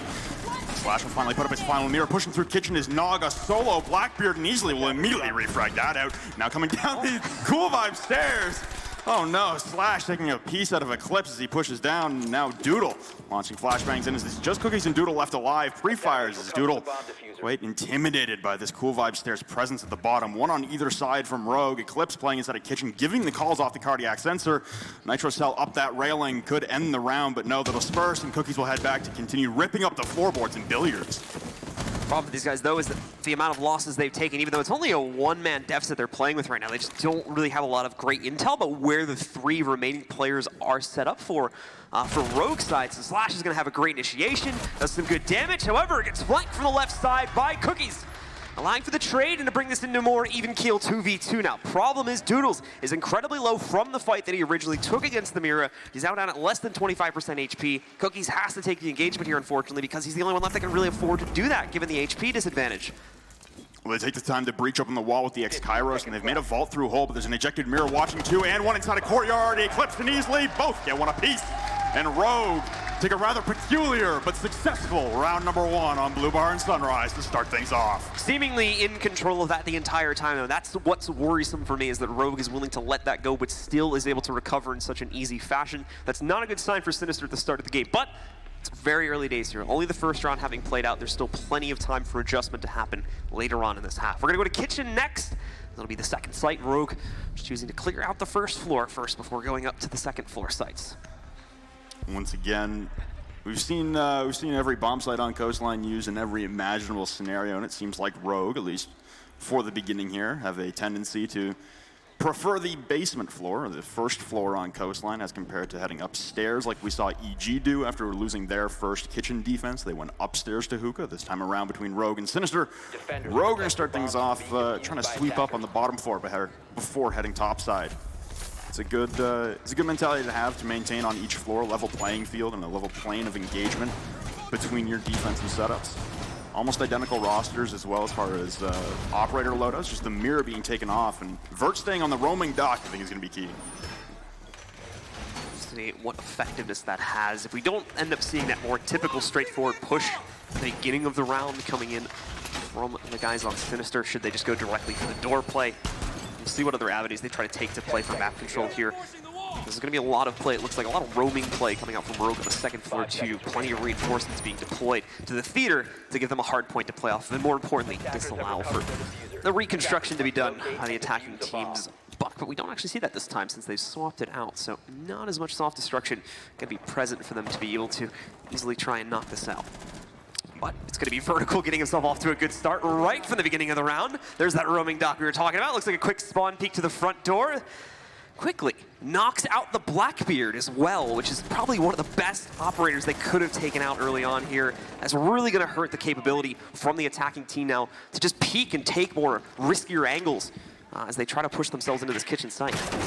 Nearly a second engagement, but it easily will be the second one actually for Rogue, as he will fell Cookies again on these push-ins. Seems like Rogue now are more focused on denying any kind of entry into the map overall. For Sinister, a Nitro Cell onto Yellow, the only man to make it inside, and only for a brief period, as the Nitro Cell will blast him into the stratosphere. A 5v2 for Sinister workout of Oasis and Doodle left alive. They still can't get any entry into the building. And there's only two, they're still just hitting over the 2-minute mark now in terms of where the timer's gone. So plenty of chances for these attackers to try and bring it back, but it's just the man disadvantage. And ultimately, over these next few seconds, probably the positional disadvantage that they're going to find themselves in as well. For Oasis and Doodle, there's just not much for these guys to work off to get back into the game. They're looking at 2, if not 3 kills each just to have a chance. One's about to get lurked on if they're not careful. We know Vertical's going to find himself in a potential engagement versus Doodle in a second, but it looks like he's able to dodge it. Shuttle, at the same time, ready to take the fight inside of Hall of Fame, but no, it's Oasis. Meanwhile, on the other side of the map that is coming out on top. Problem is these guys are constantly dealing with the utility that's been deployed by Rogue right now, whether it's getting hit by an Echo drone or something else. It's just not panning out into their favor. Oasis will fall. He even got the track onto Easily there too, but it did not seem to matter. Easily knocked him out regardless, and now we're looking at Doodle as the last one standing in a 1v4. Doodle pushing his way into theater now, trying to clear out, but Rogue they've already bailed. There's no one left topside to hold down the real estate. You still got the Echo drone from Slash being a constant nuisance. He's going to spot him out once again, disorient him, and easily will round things out. It's a quick 2-0 lead and a decisive one at that for Rogue. On the defensive side of Coastline, they sweep downstairs. They'll look topside now for their next defensive attempt.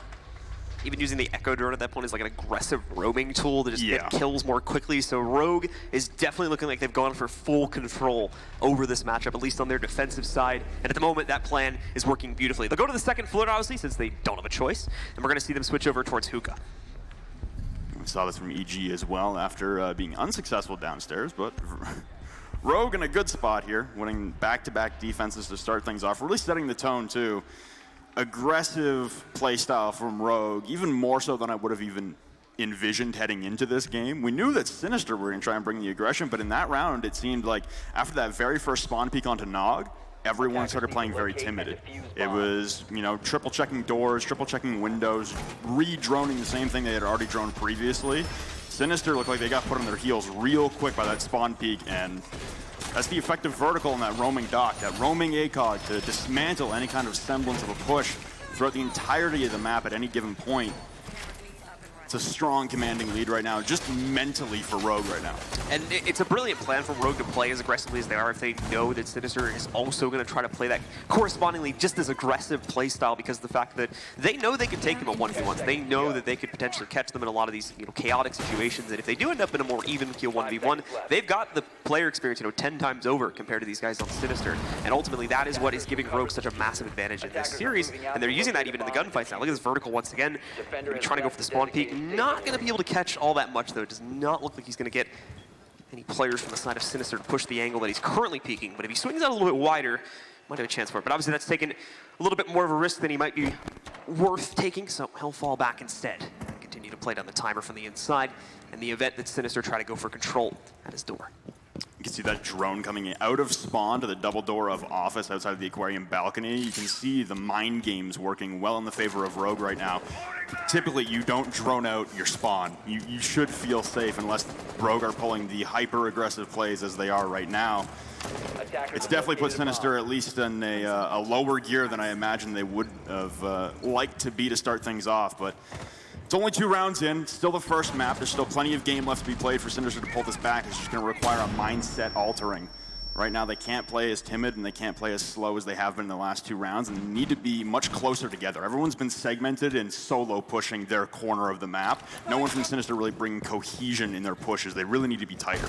Sinister at the moment scared to even go into the building itself, as I don't think a single player has managed to go to the inside just yet. They're looking for a route that they can utilize without too much of a risk, and as you were mentioning, just kind of over-droning everything right now just to double-check all of their angles. Problem is even that, it's not going to end up working out so well for them as they try to go into aquarium. Behind the aquarium bar, Vertical's going to continue to hold. However, his position will not be safe, but Shuttle makes the impact along with Vertical anyway from the inside of the site to pick up 2 quick kills and bring it down the attackers to 3, once again giving Rogue an early advantage, and SlashHug will continue that. Cookies will attempt to trade, but no, Eclipse also finds himself a kill.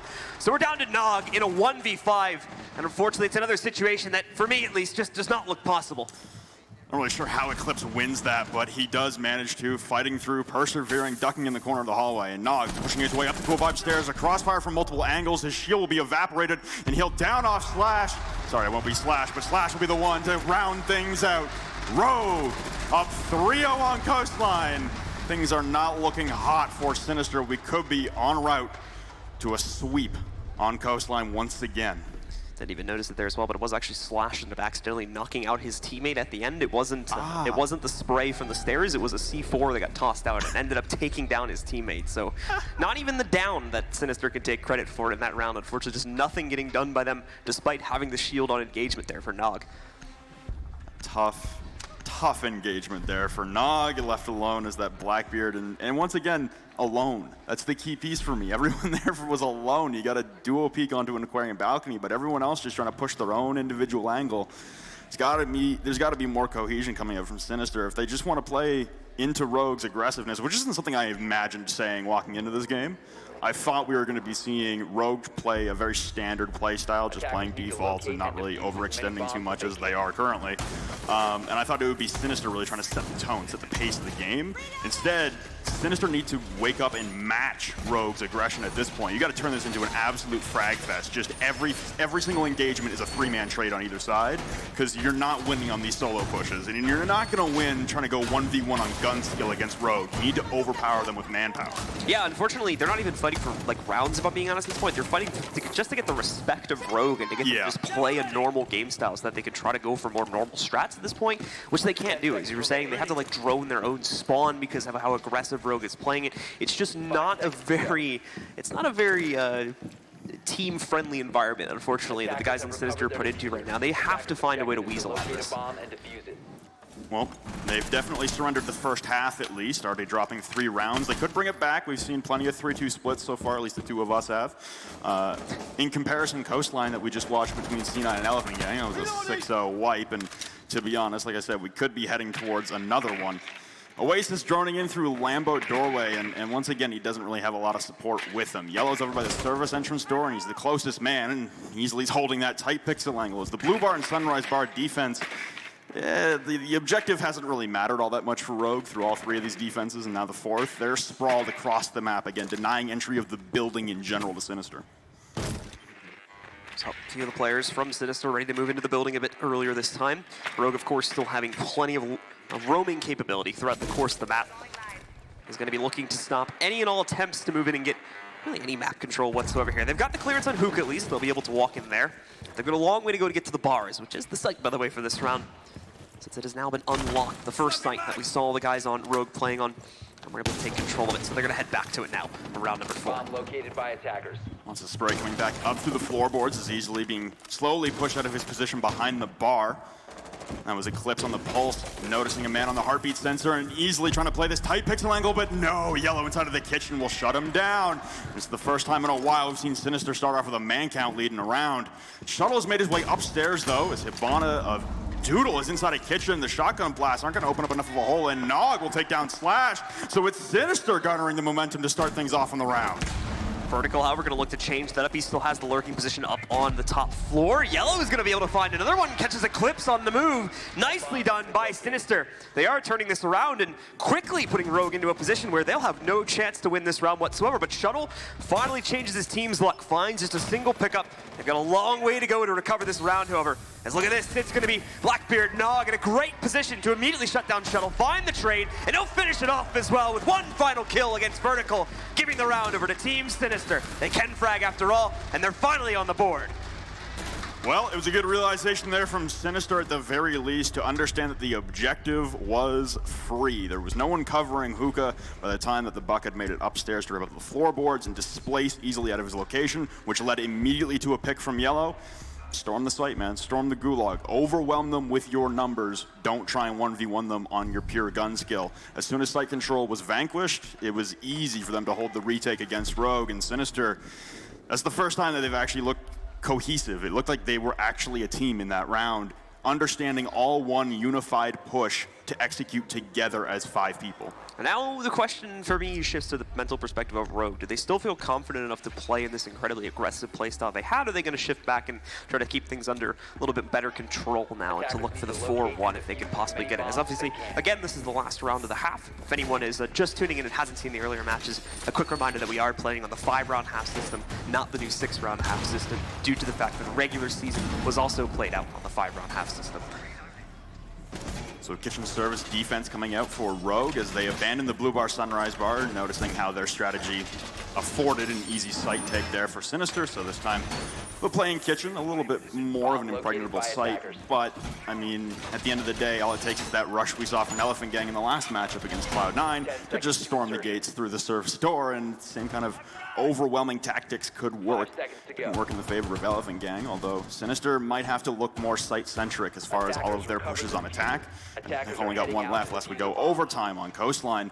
But trying to clear out the excessive roam game from Rogue so far has not worked for them at all. Yeah, and that roam game looks like it is alive and well, even after the very unfortunate happenings of the previous round from Rogue. The only exception, of course, being the Echo, more so to act as intel for these guys at this point, and potentially roaming support based on the way it was being played back in the first and second rounds.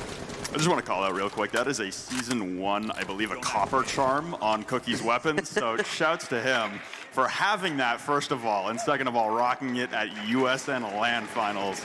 Big praise, Cookies, big praise. Remember where you came from, you know? Yep, remember your roots. Yeah. So continuing to see if once again SiNister will be able to pull themselves off with the second round.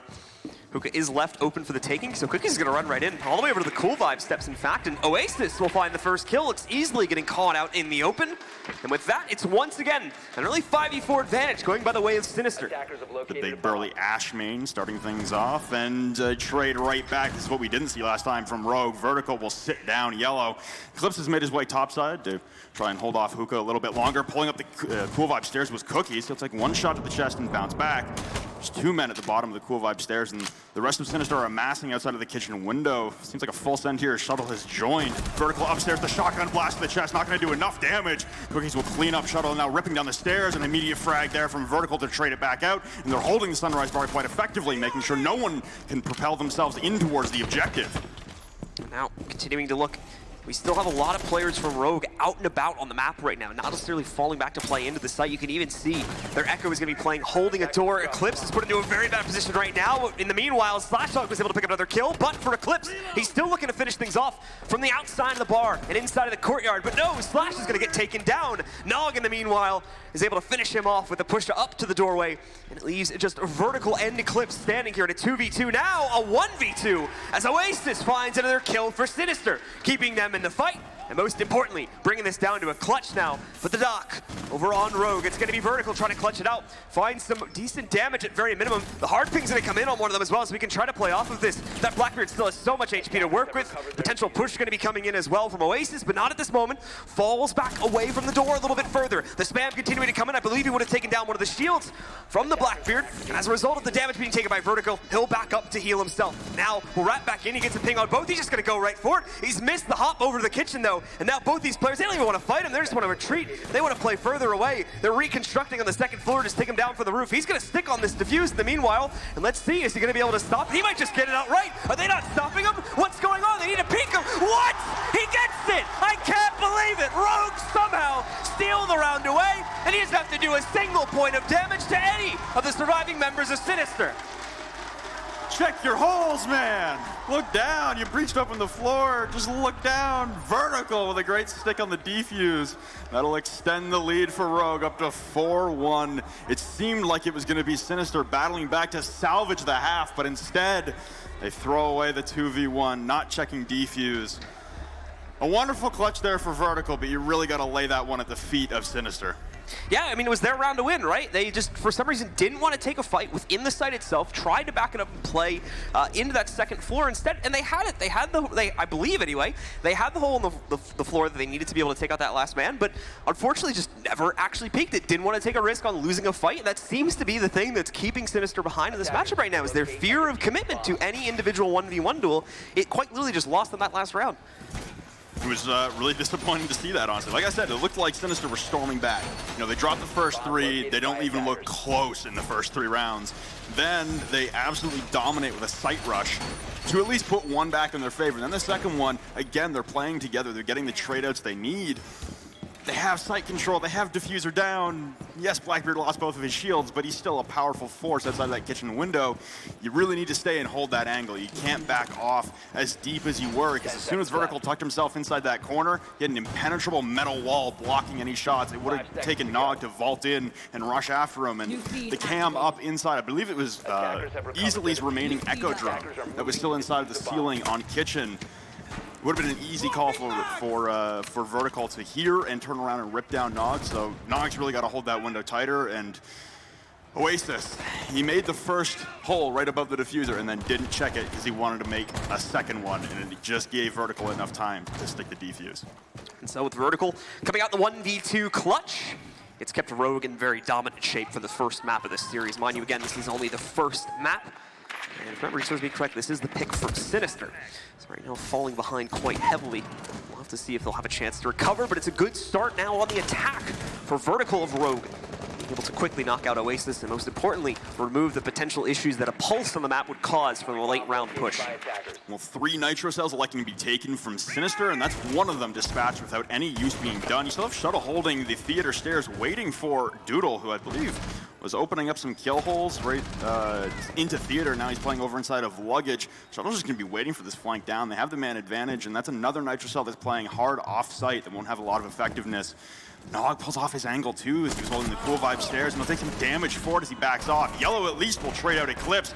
It's a good collapse coming in. Shuttle will take down Doodle from inside of courtyard, bucking straight through the skeleton key. Shuttle will drop cookies, but an immediate refrag once again. It's down to a 2v2. All of a sudden, we're still midway through the round, and Nog has to try and retake in towards the objective. The plant going down from Easily with the flashes and the smokes. It'll get completed, but Nog will cut him down. A headshot from outside the hallway, and Slash again, similar position to Nog, rushing through with the Deagle, and he'll lose it out. Yellow will close things out, and Sinister will bring another round back. Slash just abandoning the diffuser and trying to rush through with the Deagle into Sunrise Bar. And meanwhile, Shuttle was going full commando mode. Yeah. Buck just breaking things open with a skeleton key, picking up kills of players behind the wall. Some nice stuff from him. Just not enough, unfortunately, as he overcommits. gets himself a 2-for-1 trade, and because of the issues in the early round where more players from Rogue were constantly finding themselves getting picked, just not enough manpower to hold in the post-plant since it was kind of rushed.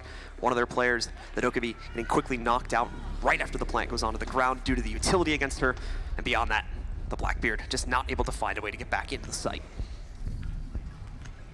So Rogue continuing the aggressive though. Don't really want to change up their lineup too much. Yeah, that was a quick breach and clear there from Shuttle that unfortunately got ended short. It looked like it was going to be an insane run to clear out everyone on site. Just one remaining member, I believe inside of the bathroom, that felled Shuttle as he vaulted through. Blue bar and Sunrise bar now for Sinister after being successful on the kitchen defense. So almost identical to Rogue as far as their bomb site favoritism, just doing it in the opposite order, starting with kitchen instead of Blue bar Sunrise. But clearly both of these teams favoring the bottom floor. That's going to continue to be the case now as we are in the double bars once again. And the setup is going to remain pretty straightforward here.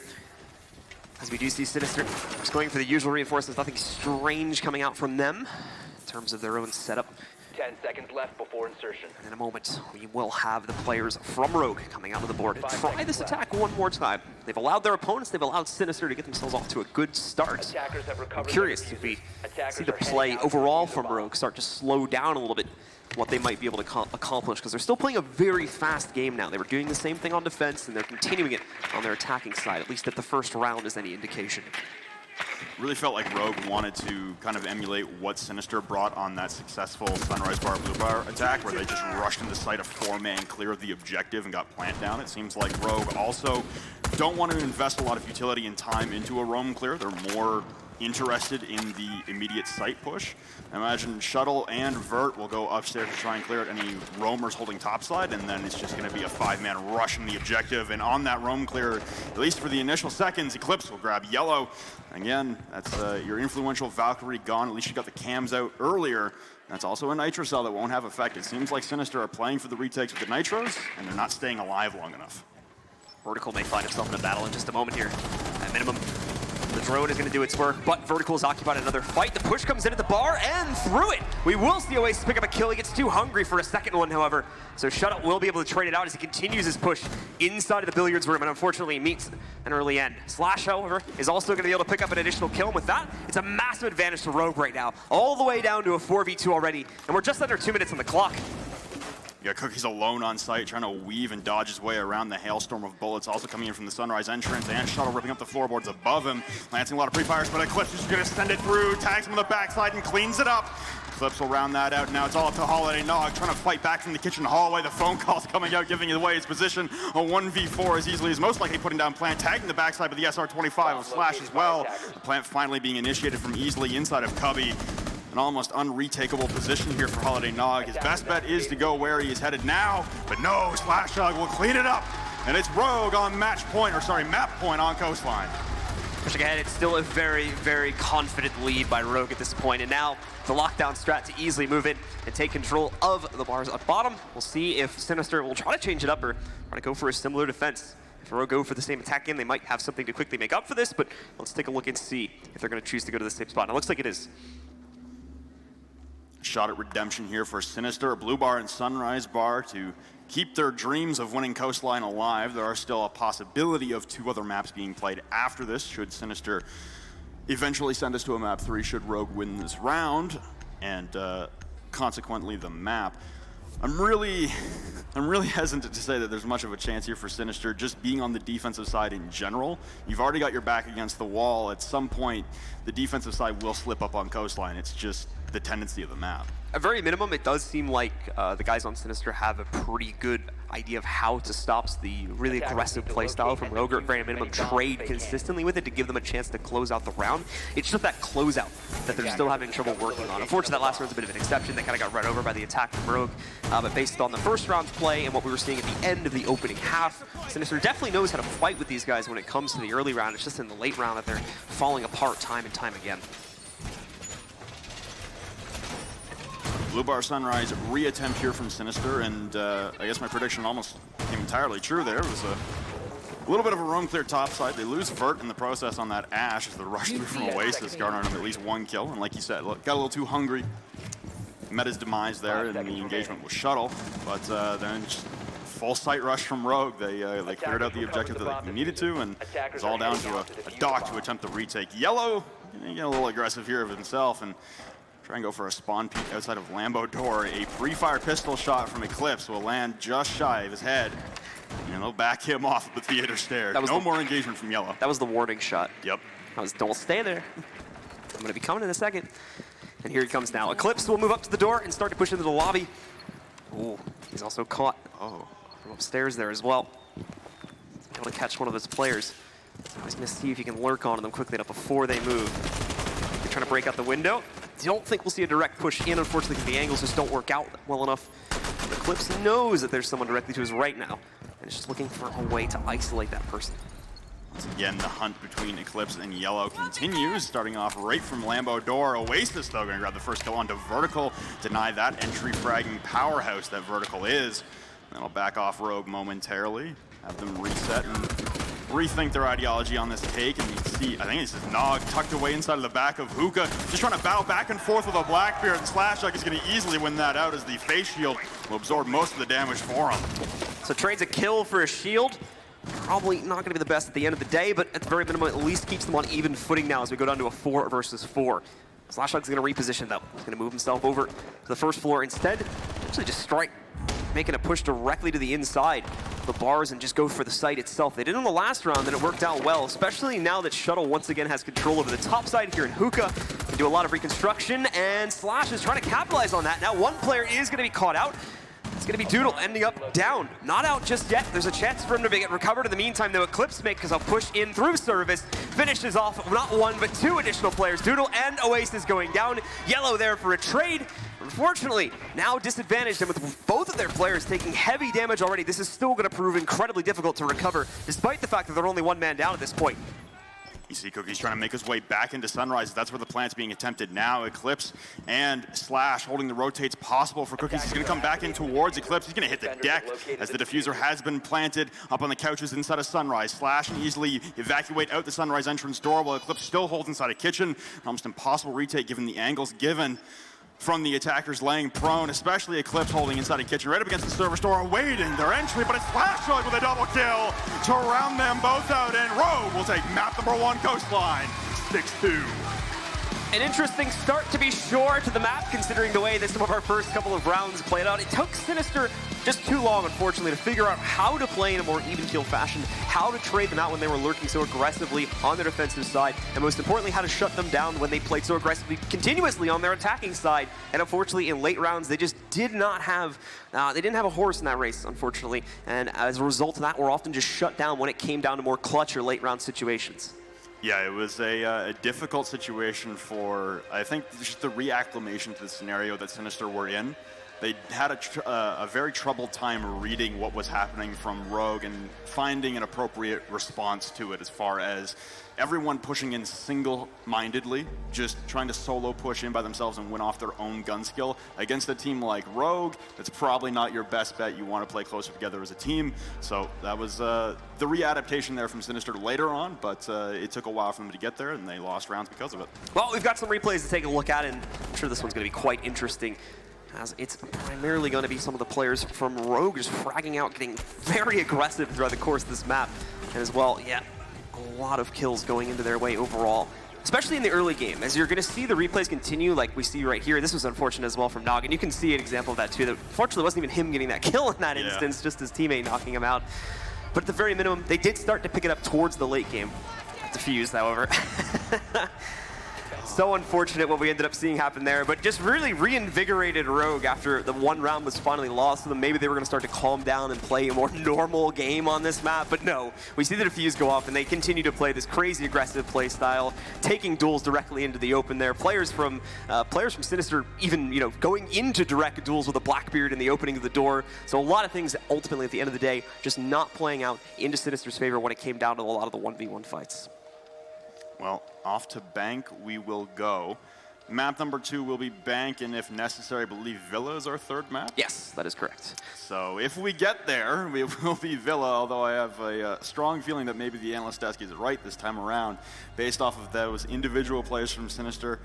I mean, if you try and pull that on Bank as well, there's way too much real estate for Rogue to manipulate. They've already proven that they want to roam. They want to roam heavy. Bank is your perfect opportunity map to do that. It's going to take a real mindset shift for Sinister to be able to bring this back. It's not impossible. It's just seemingly extremely difficult for them to wrap their minds around right now. Now, if you look at the record, it's actually not the greatest map for the guys on Rogue either, just when you look at recent history and play that's been on it, especially within the region itself. They've had losing games against both C9 and EG, both of those at LAN within the last couple of months. The only real victory that they had in a LAN match anyway was back at DreamHack Valencia when they played what is now Team Secret on it. But throughout Paris as well, they had an 0-2 record on it back at the major there. And even in the DreamHack Montreal Grand Final when they played this against C9, they lost it 3-6. So it is curious that they've chosen to pick this map specifically. Maybe again against a team that they're assuming is a little bit, a little bit lower on the totem pole than them. They might be able to try out a few things and see if it works in a competitive matchup that's actually live for once. Yeah, you got to think about it too. We don't really want to be seeing teams like Rogue, and the analyst desk touched upon teams maybe game planning for their second game more than their first game. But in this case, Rogue, I imagine, have been planning things out a little bit deeper into the bracket, just as far as expectations go. Bank may be a map that they don't want to pull out against the higher tier teams they know will drive more competition out of them. So pull it out against Sinister where you know, hey, things might go a little wonky, but at the end of the day, we can still play extremely aggressive on it. It's not one of our daily rotated maps. It won't be giving away too much information. Yeah, absolutely the case. And like I said, they can use this to maybe try out some things that they already have used on pro teams in the past, but maybe just want to rehearse a little bit better against Sinister, since overall, when it comes to just your average gunfight that's going to be happening on this map, Rogue will generally have the advantage, just again, looking at the experience factor that the analyst desk touched on quite a bit back when we had them on earlier. So we're just waiting to get underway, ladies and gentlemen. Bank will be our map number 2. Coastline, a 6-2 win for Coastline, pretty dominating overall for Rogue. There were never really any issues. There was a couple rounds here, but other than that, ladies and gentlemen, let's get ready for map number 2 between Rogue and Sinister, our Western Conference playoff. Map number 2, Bank, is underway now. Into the match we will go. Rogue will be starting on the attacking side this time. It's going to be Sinister on the defense. And in just a sec, we'll get the bans up on the screen to see if it'll be as interesting as the last map, as that surprise castle ban coming in there. It's going to start off Sinister getting rid of Montaigne to start off our ban phase on the attack side. Wonder if they're predicting some aggressive shield play coming out of Rogue, but Rogue will counter an attacking ban with Hibana. Okay, so maybe downstairs defense going to be your primary, and you're going to be limited to a Thermite and a Maverick as far as hard breach potential. The defensive ban from Rogue as well going to be Maestro. It's a little bit of an interesting one, especially on Bank, although, again, we might not be seeing their full everyday strategies that they like to run through. This could be a little more of an off strategy for them. And for Sinister, the last pick will be theirs, so let's take a look and see. They're going to throw us another curveball like Rogue did on the last map, or if we'll be sticking to more common bans here. We'll see it in just a sec, and it is Valkyrie getting knocked out, which, considering the play from the last map, I can kind of see the justification for it. Just wanted to limit intel as much as possible, considering how aggressively Rogue tended to play that defensive side, just try to deny any intel that they might be able to get, which would lead to them finding some of those early kills in their favor. What do you think about the adjustment to the range at which Valkyrie can throw cameras now as well in Bank with such vaulted ceilings? Lots of real estate for potential sneaky Valk cams that used to not be able to hit on a throw with the old arcs. So get rid of that potential. You're also bringing double breach right now, so your only double breach available to you, which is Thermite and Maverick, to pop open. I imagine the server walls and then your CCTV hatch to provide overwatch into the objective while you go for your standard Bank push plant downstairs. I mean, Bank is one of those maps, again, where it's very regimented. There's typically 1 or 2 ways you can go for a push on Bank that are commonly adopted. There's a few more that don't really see much play anymore, but for the most part, Bank downstairs is pretty standard. All right, guys, well, here we go. Play continues as we're now in the Western Conference. We had our opening matches for the Eastern Conference playoffs earlier today, and now one of these 2 teams will be moving forward into the Western Conference Finals, and they'll be going up against the winner of our final match, which will be coming up directly after this one. That's going to be a spectacle to be sure. That's going to be Spacestation Gaming going up against Rise, and they'll meet the winner of this match. it'll be the Western Conference Final tomorrow, the second game tomorrow in the Western Conference Finals. The Eastern Conference Finals, as we already saw earlier today, if you're just tuning in, will be Evil Geniuses up against Cloud9. So by the end of the day, we'll have our Final Four in our conference finals, and then they'll meet for the U.S. National Championship game, which will be tomorrow evening. Attackers have recovered their I'm interested to see how Bank plays out for Sinister, as well, starting on the defense for them. We didn't really see the greatest showing on defense to start things off on Coastline for them, so I'm a little intrigued to see if they have anything up their sleeve as far as Bank is concerned. These are two maps that I haven't yet seen them play in CCS as well, so I'm way off book here as far as seeing this 5-man team play either of these maps. So Vertical wasting no time to move in and take control of Square to start off the round. No footsteps as far as I can see for him to try and scan for any info off of. So overall, not a whole lot of second floor play, it looks like, in general, coming out from the defensive side from Sinister to try and stop this. But he does get one spot. It's going to be the Pulse. A little bit too far away from him to be able to hunt on that one, though. We'll see if any of his teammates are able to utilize that info. Main lobby focus here for Rogue is they're looking to push top down, and Eclipse is maneuvering his way in through Tellers and Archives as he'll head towards the top of server stairs where there is a defender hold up. It appears to be Yellow, actually. Yeah, Yellow holding the stairs with a shotgun, so the mute shotgun and SMG-11 combo we saw earlier on today and a few times throughout this matchup itself. Yellow just holding the door, waiting for anyone to come in. He's got 180S. It's not the most typical setup we see with a shotgun. We've seen actually Rogue, their counterpart in this match, utilize an Ella shotgun with a deployable on the top of the doorway. The server hatch will get blown open as well, and there, going prone easily. It's a nice shot onto Yellow, who gets too close to the doorway, and he will be felled for it. Again, the Nitro Cell sacrificed early for Team Sinister. We could see easily looking for that a second before as well when he went for the cross over into the closet where he eventually finds the kill. Unfortunately, as you had mentioned, it's Yellow that gets a tad too aggressive, tests his luck with a peek, and unfortunately comes out very much at the losing end of that one, not even having a chance to return a shot with how quickly he got popped. Now Shuttle providing that overwatch like I talked about upstairs, and Vertical's literally just camping a drone right now on the main stairs. Doodle will trade one back onto Shuttle upstairs. He was mapping open the hallway hatch, so that'll stall out the progress there for Rogue and level things up at a 4-4. Still have Vertical, who's watching those south stairs, the main stairs, waiting for anyone to make their mark and move upstairs to try and hit that flank. The very popular flank. SlashUg will move into position to try and initiate a plant.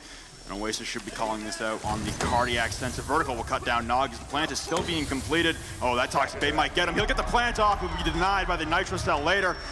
Diffuser ticking away now in a post-plant situation. Phone call is going to be coming in now to try and give these guys a little bit more intel to play off of in the post-plant, as they do have the diffuser down. And numbers are dwindling a little bit here, but thankfully Rogue are controlling the situation easily, most recently picking up the kill on Oasis. They're going to try to find another one here now. So we do have the Dokkaebi looking to find a pickup, but it's easily, along with Eclipse, that quickly close things down for Rogue as they take round one yet again to start off map 2 of the series. Beautiful work there in the post-plant scenario. Even with Slash going down and them evening up on man count, it was a great hold, and honestly, easily upstairs, just toying with his food at that point, waiting by the doorway, the same angle he killed Yellow off of, then maneuvering to grab another 2 frags as everyone from Sinister bail out of the objective, all rush up towards the server stairs, and they can't find any success. A beautiful first-round execution there, and not really the aggressiveness we were seeing on Coastline from just a very standard, clinical, clean play from Rogue. We're going to go to Staff Room, actually, for our second site choice instead of re-attempting the basement. Whoa, what? Yeah, Sinister, they're going to mix it up a bit here. Okay, we're going to open area, boys and girls. This is different. I mean, I guess with a mirror on the board, it is slightly more viable than usual, but that is not your... That is not one of the primary sites that get utilized a lot on Bank. This is going to be interesting. Maybe they got something up their sleeve. We'll take a look and see. At very minimum, this will be catching Rogue off guard, to say the least. And we'll just have to wait and see if it'll pan out well into their favor. As you mentioned, this is certainly an uncommon site to be played in general on Bank. Is usually just outright avoided, as far as I can tell, from most teams. Choosing to just play the standard second floor, first floor, and basement sites instead. Just off first glance, the setup seems to be quite similar to the Evil Geniuses setup that was utilized in Paris when they also defended Staff Room and open area, which was also a weird situation to behold. But yeah, same mirror windows, and you've got the castle barricades on the far side on Teller's doorways to make sure no one can come in. It's looking pretty standard. Just no Maestro being elected because Maestro is banned. So Not going to see a BC team kill from the back and behind the couches this time, but it's a very identical hold. Well, to start it off, of course, we already have pressure coming in the snap windows from Easily. Won't be pushing that for any time soon. And the pressure's a little bit more spread out in general this time, I think, from the attacking team, from Rogue, as they're going to take a few different options to get themselves into the building instead of just going as one giant force like we saw in the previous round. Since obviously, second floor is a little bit easier to take on that last round. With a first floor site being chosen for this one, there's a much higher risk of roamers being present all over the map right now. So much debris on the floor, it was hard for Vert to finally isolate those footprints from Oasis and ping them out, but he will be discovered now. And ooh, Eclipse just holding the angle through Cookie's rotate, almost spots him on the overpeak when he tries to throw the Legion trap in towards the Tellers, or sorry, the Archives doors. And now shots will give away his position, and Rogue, very top square centric right now, is it's just Eclipse this time pushing in through main lobby alone, and easily wants to get the vertical play going. So, it's going to be Easily once again trying to hunt players down, using as much intel they can gather off of the ping from the Jackal, but it's not going to end up working out too well to be able to spot him early on. Neither will that first breaching charge. Doesn't give them a whole lot of intel to play off of, but because before, it's oftentimes not the goal of it. It's more to get players out of position. Obviously, the goo mine will get denied. It's thrown down directly in the face of Slashhug. And beyond that, Easily continuing to look for options here as he used his second charge. Continue to fire open holes in the CEO office. He does have one player that he's seen. There we go. There's the Z-ping from him to try and catch that, but at the moment, it's not looking like any of his teammates are in position to do so, since that is very much the fortress that's been set up at the moment here for Sinister to play off of where he's pinging at. They're having a tremendous amount of difficulty dissuading Cookies from holding his position. As I say that, he will be felled from vertical, but Nog will trade one out immediately onto Eclipse. They have this vertical play to try and flush out the Tellers and Archives hole, but it's been 2 minutes a lap, and you've only got one kill to show for it on either side. The defense is looking in a good spot here, but they've lost their mirror, and shots rain down onto Doodle, and he'll survive the contest as he'll back off deeper inside of Kitchen against the reinforced walls. Rogue looking to all mask themselves and drop through this stock hallway hatch. The Shuttle will think better of it and try and recoup outside of the Kitchen printer window. Vertical once again looking for options through the hatch here. There's not a lot presenting itself, even with the pings helping him out of it. Shuttle, in the meanwhile, going to look for a more standard route to get inside. They're running low on time, though. Someone has to make a commitment sooner or later here. They're under 30 seconds to make this hit happen. In a moment, they're going to get warned as we'll approach 15 seconds, but nobody's watching that side hall. Shuttle walks right in from the window, gets easy access to open area, tries to go for a third, but Yellow will trade. Thankfully, Slashhug drops down, finds the trade for that, and we're down to only one player left standing now on Sinister. It's the Duck, played by Nog, and he will also get knocked out by Easily, giving round number 2 over to Rogue. Similar story as Coastline. Rogue come out the gates firing, but it's not even over-aggressive play, not losing their head aggression. It is clean, it is surgical precision on these takes. Yes, they took a lot of time for the Tellers and Archives push, but like you said, no one watching for Shuttle to come in through printer window. And we're gonna head to a timeout for a tactical break by Rogue. Interestingly enough, up 2-0, they're gonna head to a short break. Just a moment to relax for them, I think, more than anything, or potentially talk about the way that they went through that executor, just quickly do a little bit of a coaching session to get their coach into the mix there and talk about what was going on there. Again, I think more so for future matches on this map, just talk about that a little bit, but yeah, not really much of a reason for them to slow down in this game with the dominant stance that they're showing on these first 2 attacking rounds. Yeah, momentum was a very key storyline and pivotal part of our first matchup, EG against Orgless, and then we will jump back into gameplay now as the tactical break is over for both teams. Both coaches will have to turn off their communication to the team. Just for anyone out there who is not aware of what the tac breaks do or how coaches are played in, Rainbow Six Siege, your coaches can only talk to you during your tac breaks. Each team has one tac break per map. That is the only time a coach can communicate with the players during the map. So we go to the basement once again, and we will wait and see if, as on Team Sinister, we'll have better luck with holding this site this time compared to what we saw previously. It was just a very straightforward push down the server steps for the players on Rogue after they were able to knock out I believe it was Yellow that was holding it in the previous round. And it's looking like it might end up being Doodle this time if they keep the same players in position. We'll of course wait and see if that'll be the case. But once they had gotten down the steps, it was actually a pretty easy plant for themselves. Unfortunately, Sinister was really late on their attempt to deny the standard plant with a C4, and as a result of that, it went down on the first attempt. And it was just a very easy post plant for the guys on Rogue to hold from that point forward. They played exactly as you'd expect on this site.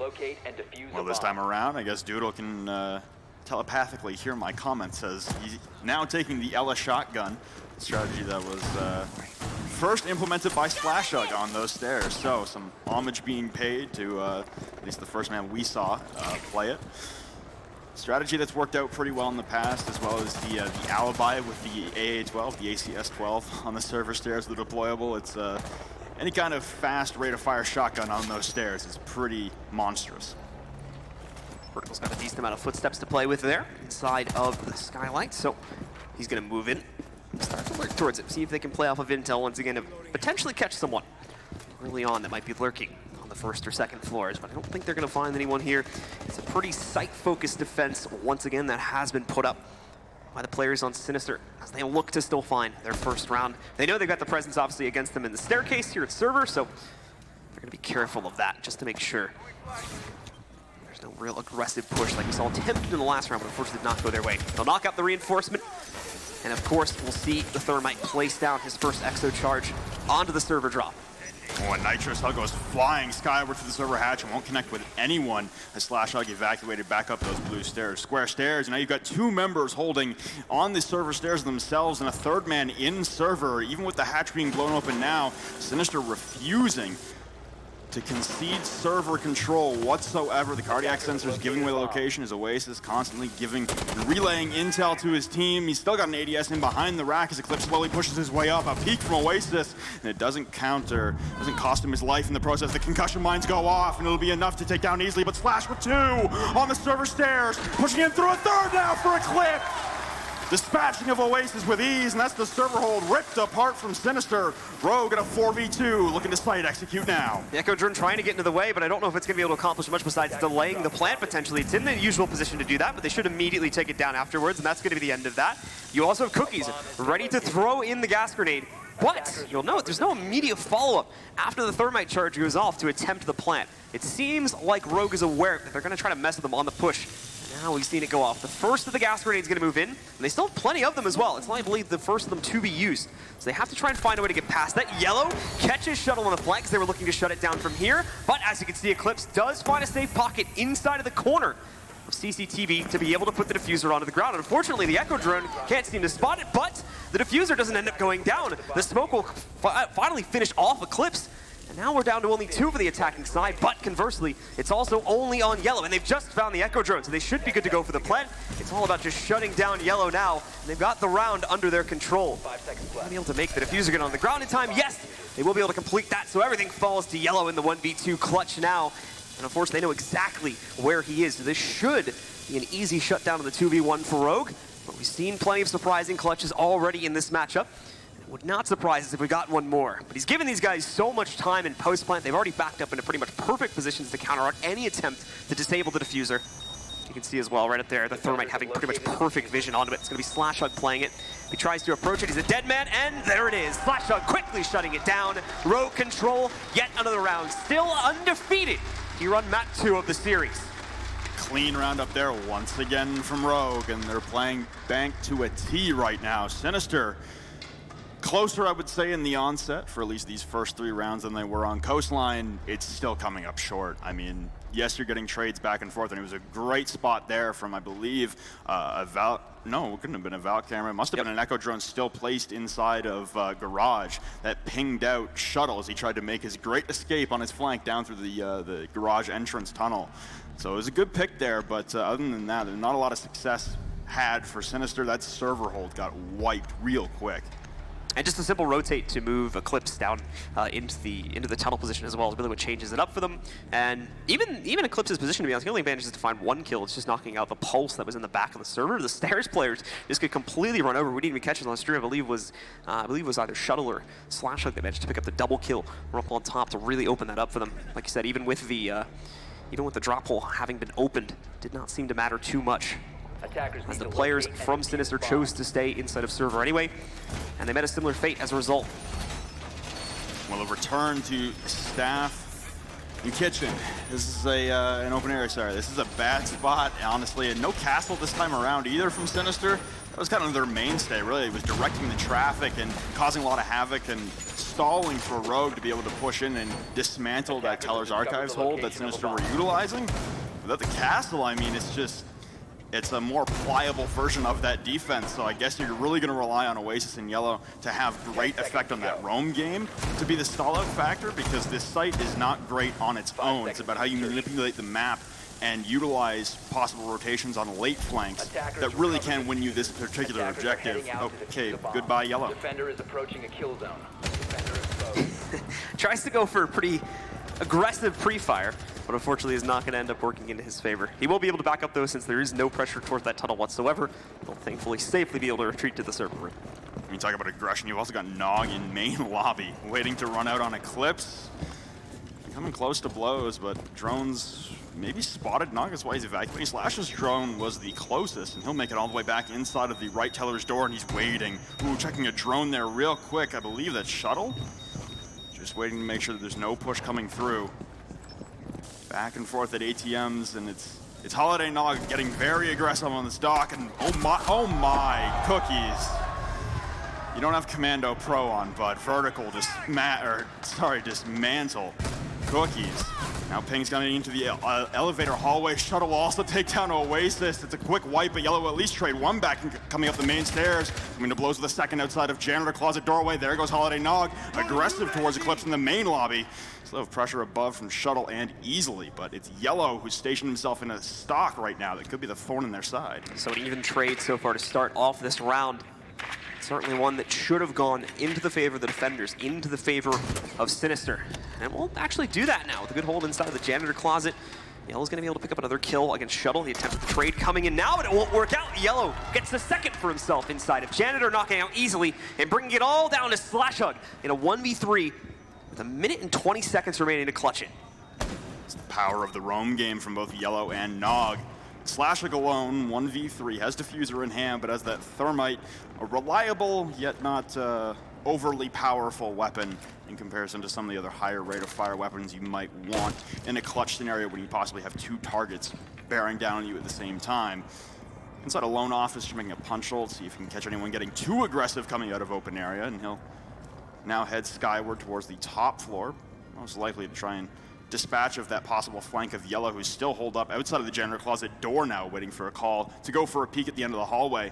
Not sure if there's any intel possible as far as maybe a bulletproof camera near the end there, but nonetheless, Slashlight crouch walking his way up the corner. Yellow is ducked inside of the Janitor Closet. Pre-fires will give away the location, and Yellow not going to take the engagement just yet. He's going to hold pat with 30 seconds left. Slash needs to make a clean break for the site. So Slash trying his best to work for a kill to bring this down to a 1v2 that he knows he's going to have to face into the site, and ultimately just ends up walking directly into it. Nog with an easy closeout. Sinister finally get themselves onto the board at a relatively similar point to what we saw in the previous map. 3 rounds going to the favor of Rogue. Finally, one now traded out by Sinister to set us up at a 3-1 scoreline. Well, identical story to Coastline at least. Rogue head up 3-0. Sinister bring one back in their favor, and if we do follow the same game script as map number 1, we're going to have Sinister in a powerful position and throw away around to give Rogue the 4-1 lead if we're copying Coastline. But it'll be downstairs to round out the first half on defense, and the last defensive round for Sinister unless we head to overtime in this map. So, similar playstyle I imagine is going to be exercised by both teams here. Rogue have done the same attack 2 times in a row in this site, and it's worked both times as well. There was a slight adjustment that needed to be made on the most recent play, having to send Eclipse down through the tunnel instead so they could more easily take control of server, but to be honest, I don't know if that was necessarily needed at the end of the day, considering how successful their steps push was. A little bit of trouble closing out due to the flank that they went for around in Garage, getting caught by their Echo player on Sinister.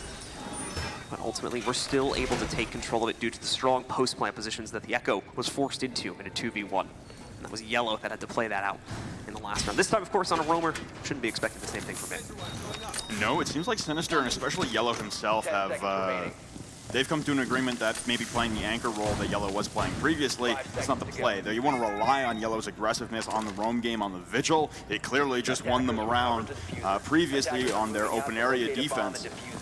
Why not try and replicate some of that success? Nothing's been going for you when you have the Echo in place inside a server hold.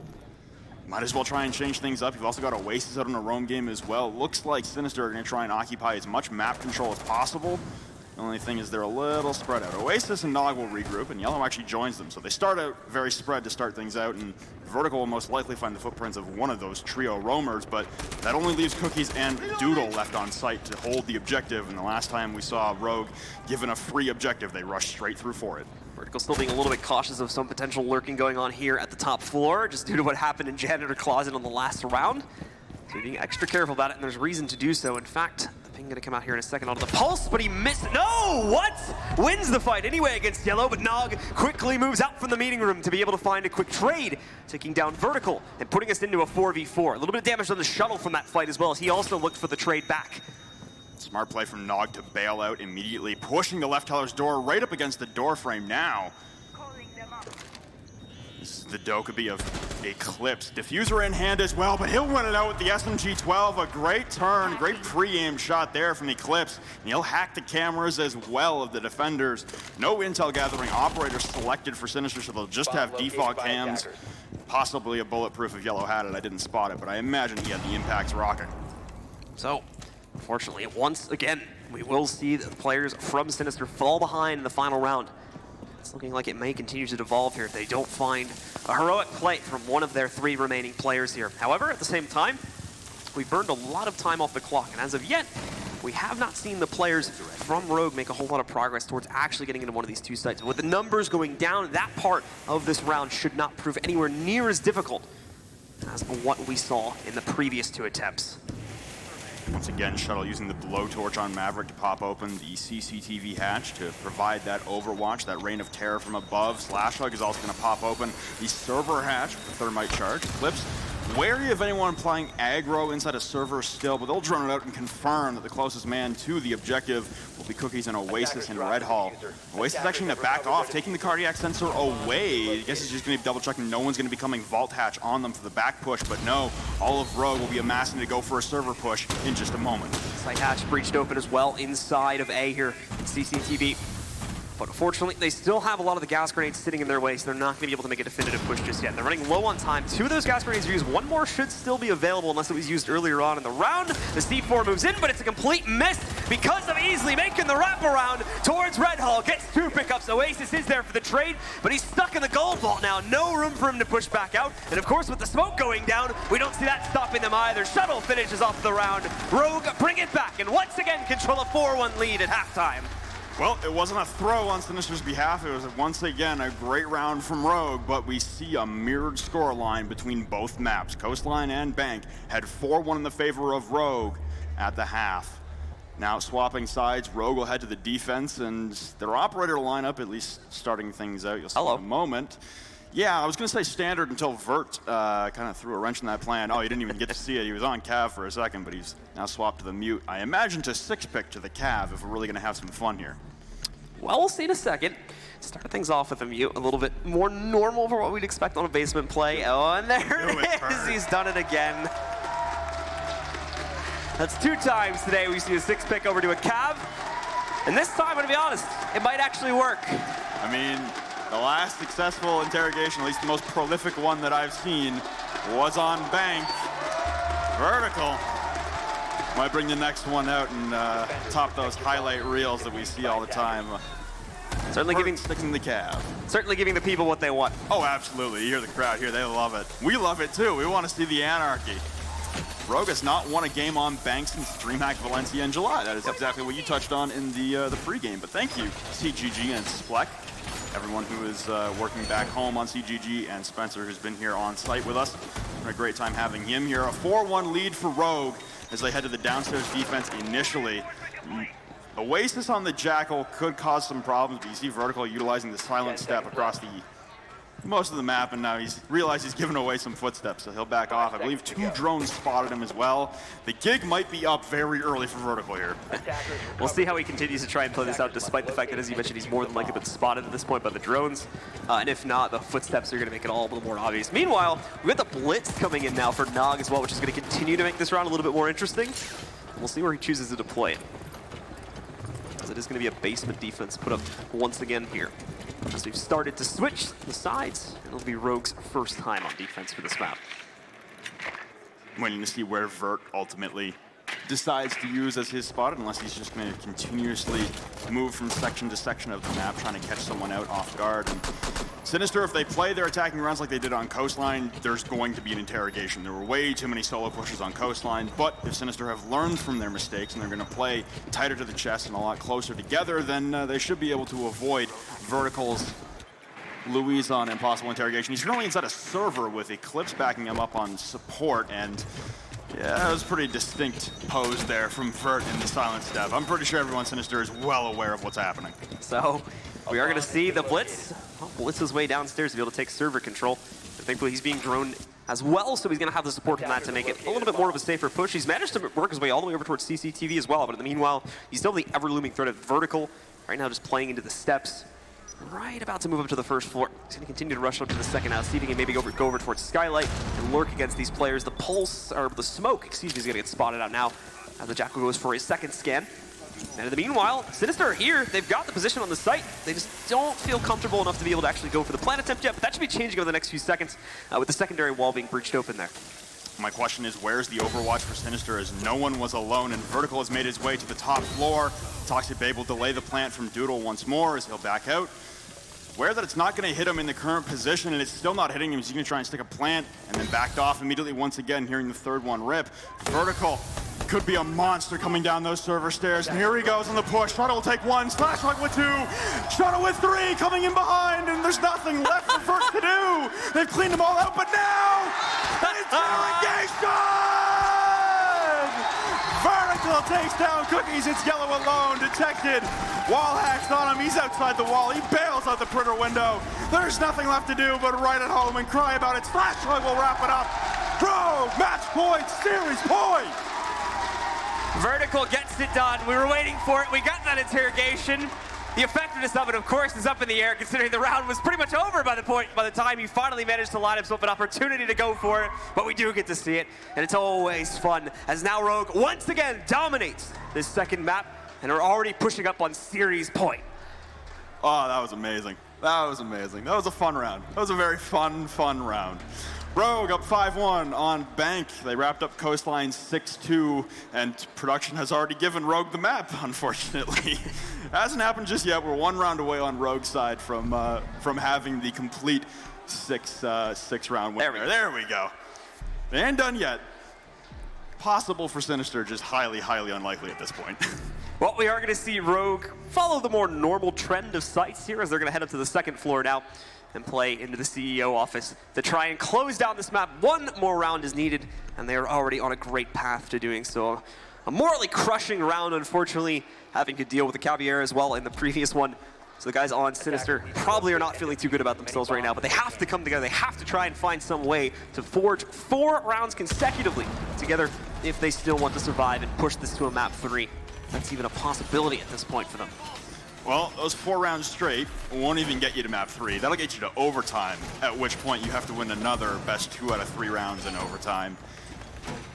Yikes.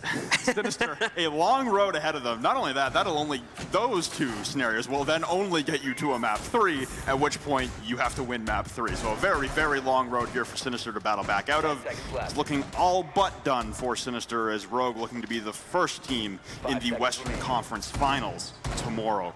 I believe afternoon. So we've got Sinister on the field for what could potentially be one of their last pushes. Big emphasis on the castle here to block out a lot of the windows just on the inside of Banana. Make sure there's no easy push that can be made by those guys should they go for the straightforward lobby push. We're going to follow the guys on Sinister now, and it is looking like they've got a pretty varied push, but most heading up onto the balcony on the second floor now to act as their entry point to go in towards Skylight once again. Well, I think it's odd as well that we've seen now every single bomb site on the map except for Teller's Archives, which on some teams is the primary bomb site, on others, or on some others it's the secondary. Yet we're not getting any Teller's Archives love. Cookies from outside a stock window will dispatch of easily with ease. So that's the Mira gone, your only Nitro Cell taken away, unless Shuttle elected to grab one in prep phase. With the first kill that is going into their favor. More importantly, Mira getting knocked out this early on. Certainly a great advantage for Sinister to play off of and try to forge their way back into this game. Easy skylight control is going to be theirs here at Square. In addition to that, we are going to see Doodle move in. Pop one of these walls, we'll go for the second one next to it in a moment as well. Can't knock out the other one, however, due to the batteries being in place just behind it. You see this, the tops of the walls that were breached open were shot open by a shotgun, seemingly in an attempt to impact trick, yet no one on the team has impacts remaining. Eclipse has used all his, and a dissension from the Thermite just drops down right in front of him, gifting Eclipse a free kill. Doodle will fall, at least to get his job, and breach open multiple holes into the site. Vertical will take down Yellow, but in the process, Shuttle has been down inside of the janitor's closet. Vertical makes his way back to the objective, and Eclipse, being Jackal pinged out, will try and retreat as well. Slash has, meanwhile, trying to hold the angle and deny the elimination of his other teammate. It's going to be a 1-for-1 trade. Slash getting knocked out, but in the meanwhile, Eclipse trading back out onto Oasis. We're down to 2 now. And really just 2 for the defensive side as well, and only 1 remains on the attacking side due to Vertical's most recent kill. Cookies is going to try to make a push in. Candela is just being thrown into the site to potentially open up an opportunity, but it will not happen. Eclipse shuts it down, and Rogue will dominate this series 2-0 in their favor. An easy, a crushing victory over Sinister, and they will push forward to the Western Conference Finals. Western Conference Finals tomorrow against the winner of our 4th and final playoff game between Spacestation and Rise. That'll be up right after this. Rogue, a dominating performance, especially on, like you said, 2 maps that they don't particularly play all that often. Yeah, and ultimately, still some good stuff coming out from Sinister. It took them a few rounds, but they figured out the capability to really just trade blows with the guys on Rogue in the midst of the halls back on Coastline. Unfortunately, it wasn't enough at the end of the day, as when it came down to any late round play, when it came down to a lot of the site holds or the eventual pushes into the site, they just could not perform in that aspect of the round, and unfortunately just led to too many lost rounds, going very much into the favor of Rogue to allow for dominance really from them throughout the course of this series. Definitely showing their stuff, but ultimately it is what we expected to see. All right, guys, so we are going to send it back over to the analysis desk to break down this match and get us ready for our final match of the day. Thanks a lot, gentlemen. They came, they saw, they bopped them in the face, and Rogue walks away with a 2-0 victory over Team Sinister. I've got Zoronic, Rams, and Veli. Gentlemen, all 3 of you predicted the 2-0 correctly, and it was a ruthless execution and surgical precision by Rogue in 2 maps in a row that secured them a spot in the Western Conference Finals. Ouch. That was a rough one. It was pretty bad, kind of. Your guys' analysis are astounding. Can I have no, I'm just kidding. Guys, let's talk about these matches a little bit. 6-2 on Coastline, 6-1 on Bank. Rogue came in, and the surgical precision, you heard Flynn and Blue talking about it from the caster's perspective. They were able to close out rounds correctly. You said it yourself when we were back here at Rams. They crossed their T's and they dotted their I's. Yes, they definitely took this, once they realized how much of an advantage they actually had in terms of experience, they went back and they said to themselves, okay, let's actually make rudimentary rotations that'll be most effective to our push, take our time, like you said, cross your T's, dot your I's. Certain rotations like coming outside of the printer window, just making sure they're perfectly ready for the push, and Shuttle coming in, getting that double kill, and then other things, excuse me, along those lines is just what, Rogue is all about. But is that going to be enough to prepare them for much more difficult competition moving forward? I feel like it definitely will. These guys, they definitely took everything to their advantage. Like Vertical with the Ninja Defuse was the craziest thing I've ever seen. And you kind of started to wonder what Sinister was actually doing. And when you look on main stage, you saw Doodles over there who was playing with his friend, Owen. You know who Owen is? Owen 7. Owen 7 on that map. It was pretty awful. But I know that this team, they're so much better than that, and we expected more of a challenge. But you know what?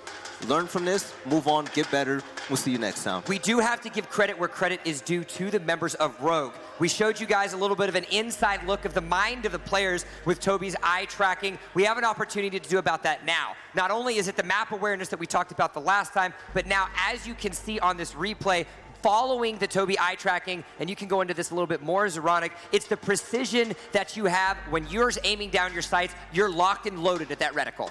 Yeah, I mean, there's something to be said about how focused he stays in the crosshair for the whole duration that he's ever ADS'd. You can see how he's scanning around to notice things, but he never really loses control of the focus of center of screen.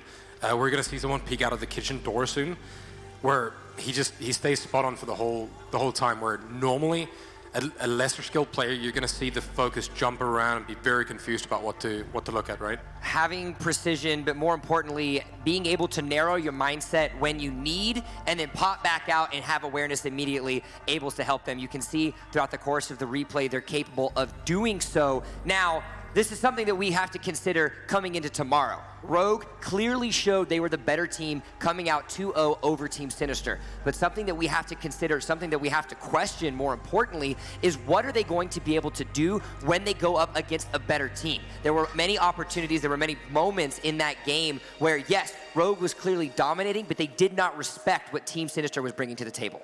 It's going to be a question of Rogue's mentality moving forward, because if they go into tomorrow's match like they went into this one, they will undoubtedly fall victim to just themselves. But you're going to be a fool to think Rogue is just going to go in thinking, you know, lightly about the competition. They know who they're going against. They know who they are, most importantly. And I don't feel like they're going to slack at all tomorrow. Going against either Spacestation game and the Rise game, they're going to bring their A game. Well, we can go ahead and take a closer look, actually, at some of that ruthless execution that Rogue was able to provide in that last match. We've got a string of replays. I know there's a lot to talk about in the success that they provided. Zeronic, what were they able to do in these rounds to secure that outside of just, you know, hitting their shots?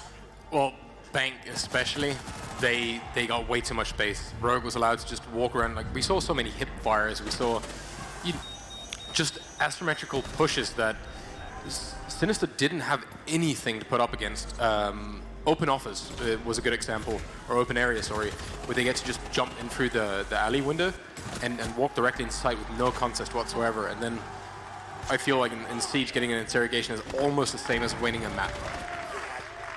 Now, of course, we have to make sure that we get into the minds of the players as well and hear to what they have to say. So I'd like to welcome onto this the captain of Rogue coming into the U.S. Nationals. It's SlashUg. How are you doing, sir? I'm doing good. Now, you guys walked away with a clear 12-3 if you take a look at the map scores added together. What's it like to walk away with such a convincing victory? I mean, it's pretty much what we expected. You know, we treated them like a normal team, didn't think like any less of them anymore. And we just played how we would against any team. It ended up being a good warm-up for tomorrow. Yeah, we got some good practice. This is our first actual match with Vert, so it was good to, you know, get some experience with that. What's it been like, actually, now that you've got Vertical in the roster? Something that we talked about at Analyst Desk before your guys' match was how the roles were going to be distributed appropriately now that he finds himself on that roster. Has it been a difficult road for you guys, or do you guys feel like you've got the synergy and you've got those roles decided pretty quickly? At first, we were going to have Eclipse play Hard Breacher. Obviously, that's what Super was playing before, and then we replaced him with Vert, and Vert is like an entry fragger. So we moved Eclipse to Hard Breach, and I was playing like a flex role and, you know, shuttle vertical entry. Tyler didn't really like Hard Breach that much, so around after a week, we switched it, and I switched back to Hard Breach. It's something I'd played in the past and don't mind playing. I like being able to be on the drones as well, to be able to call. And in a way, it all fits way better than it was before, even though it seems like odd that, you know, as I used to entry frag for a while, and now I'm playing support, but it feels totally natural. Everyone's happy in their roles. Shuttle and Vert on entry are just amazing. They're good friends, they work well together, and everything is just working out perfectly. Do you think that there were some points, especially on Bank, where you did, once you had full control of what you needed before you actually attacked the objective, that you actually said to yourselves, okay, let's make our proper rotations, let's, you know, actually try to prepare and, like, make our mechanics as clean as possible for moving forward, so it'll be muscle memory as opposed to an active thought? Yeah, you know, we don't like to end rounds just because, you know, we have a 3-minute advantage. We don't just want to go in and trade it out. We still want to get bombed down.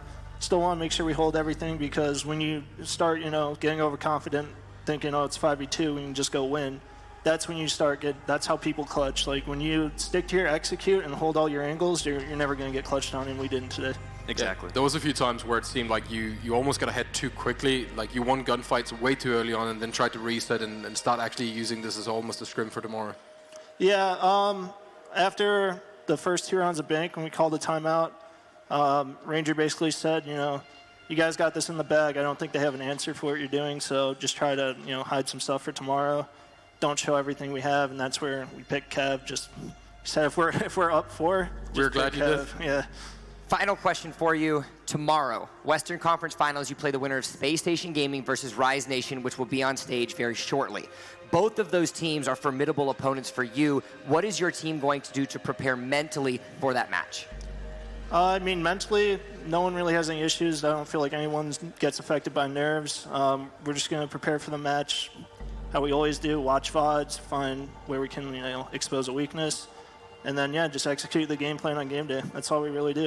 Hey, at the end of the day, if you hit your shots, but more importantly, you get your executions down, good things are bound to happen. Rogue walks away with the 2-0 victory, and there is one spot remaining in tomorrow's matches. It's going to be our match of the day, Spacestation Gaming versus none other than the delightful opponents of Rise Nation. Guys, there's one more match left to go. U.S. Nationals returns right after this. We'll be back faster than a 5-speed dash.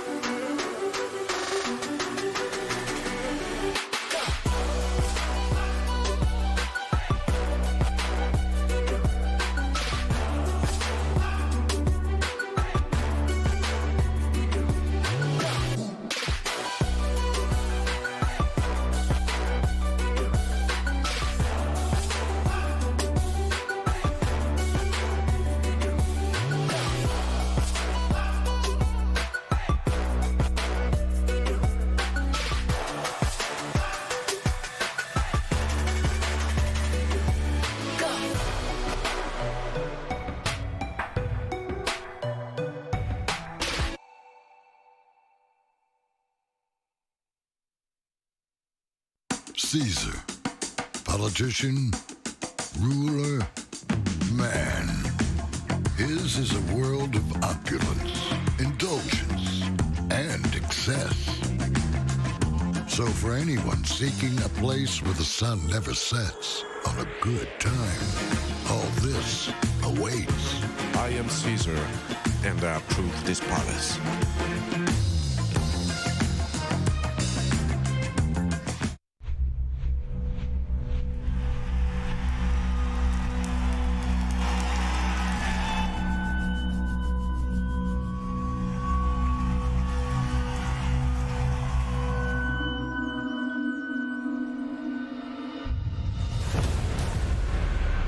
We come from different backgrounds, from different parts of the world even.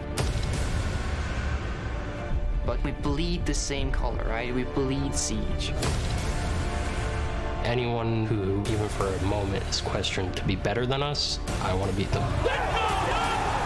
One of the most interesting rivalries in the entire game. These are the best teams in the world for a reason. It's such a great story.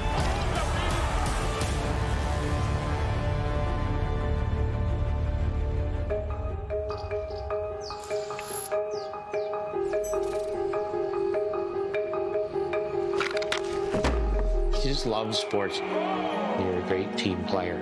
And then that year you got concussed. Like a bunch. You had 11. You couldn't have gym class. You couldn't ride a bike. You had to refine yourself. When I was sad because I couldn't play hockey anymore, this was all that made me happy. Let's go, boys! It's my whole life.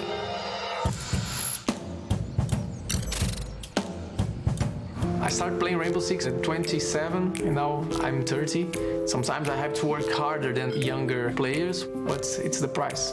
I live with my fiancé. We're gonna get married in 5 months. I want to be with you all the time, but I know it's our dream and I don't want you to give up. It's hard to balance between my fiancé and Rainbow Six, but we really want to win the World Championship. So it's up to her. The day that she says, Zig, stop playing, I will.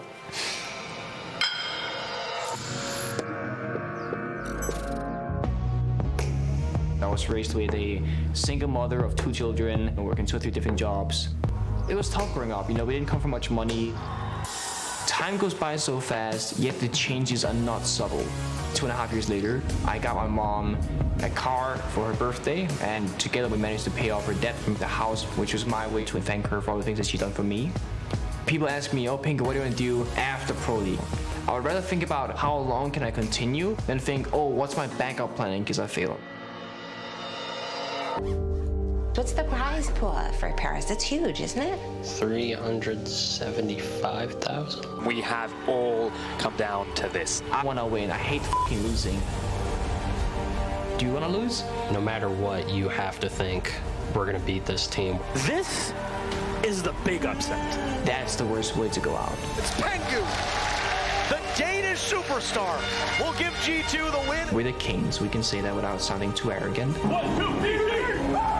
Evil geniuses, they secure it. This is Canadian unstoppable. We got some respect after winning Atlantic City. Team Liquid for the championship. This time we're gonna win. I'm sure we're gonna win. What's going happening? We're gonna put our eyes onto Rio, and that's gonna be the next step. Like, we wouldn't want to watch a tournament from home.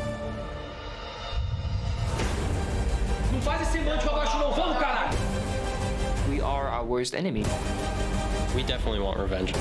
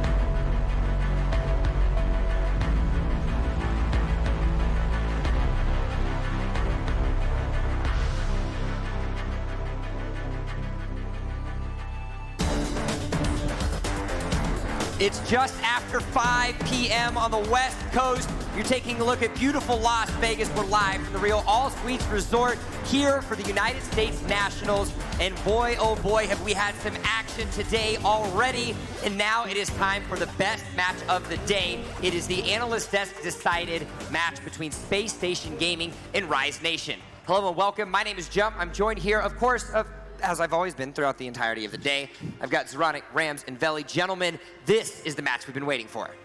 SSG looks strong, and they really look like an up-and-coming team, and I have a lot of high expectations for them. And on the other nation, Rise Nation looks great. I have high hopes for England and the rest of the boys.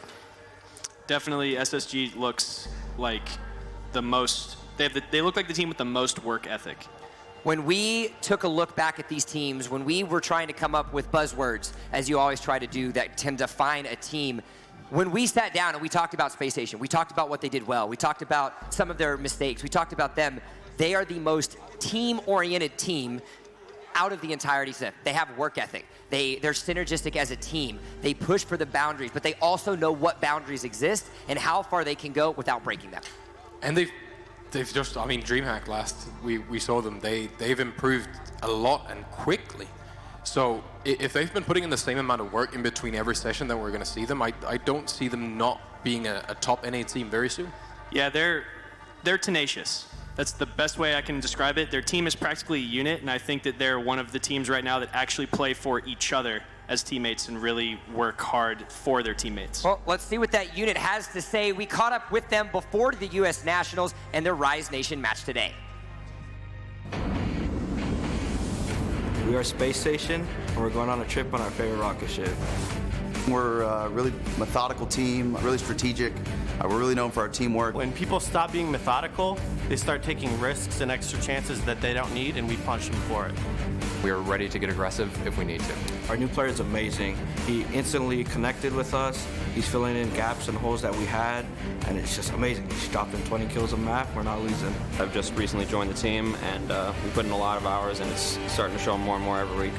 Roster changes are always tough, but this is the strongest roster I believe we have ever had, and we're confident going into this event. The key for our team to win is just teamwork. We need to just be on our game. If we're playing our game, we will win. Our teamwork is phenomenal, and that's how we win our matches. I'd say Rogue is our biggest rival going into this event. We have beat them recently, and I look forward to beating them again.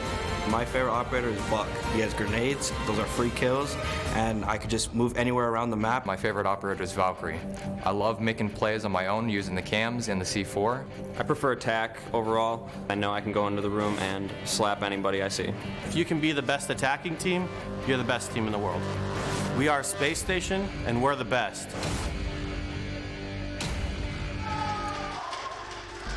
Space Station Gaming has certainly proved that they have what it takes to be one of the best teams in the United States. We take a look at the hot streak they had. They just had a dominating performance at DreamHack Winter, finishing top 4 there, and you heard it. They're confident coming in. Guys, this is the only team, while Rogue comes in as the hometown favorite, you have to take a look at Space Station Gaming, that work ethic you were talking about. They boot camped here in Las Vegas to prepare for this match. Thinking Nade, Rampy, Chala, Bosco, Redeemer, they're all ready to shine.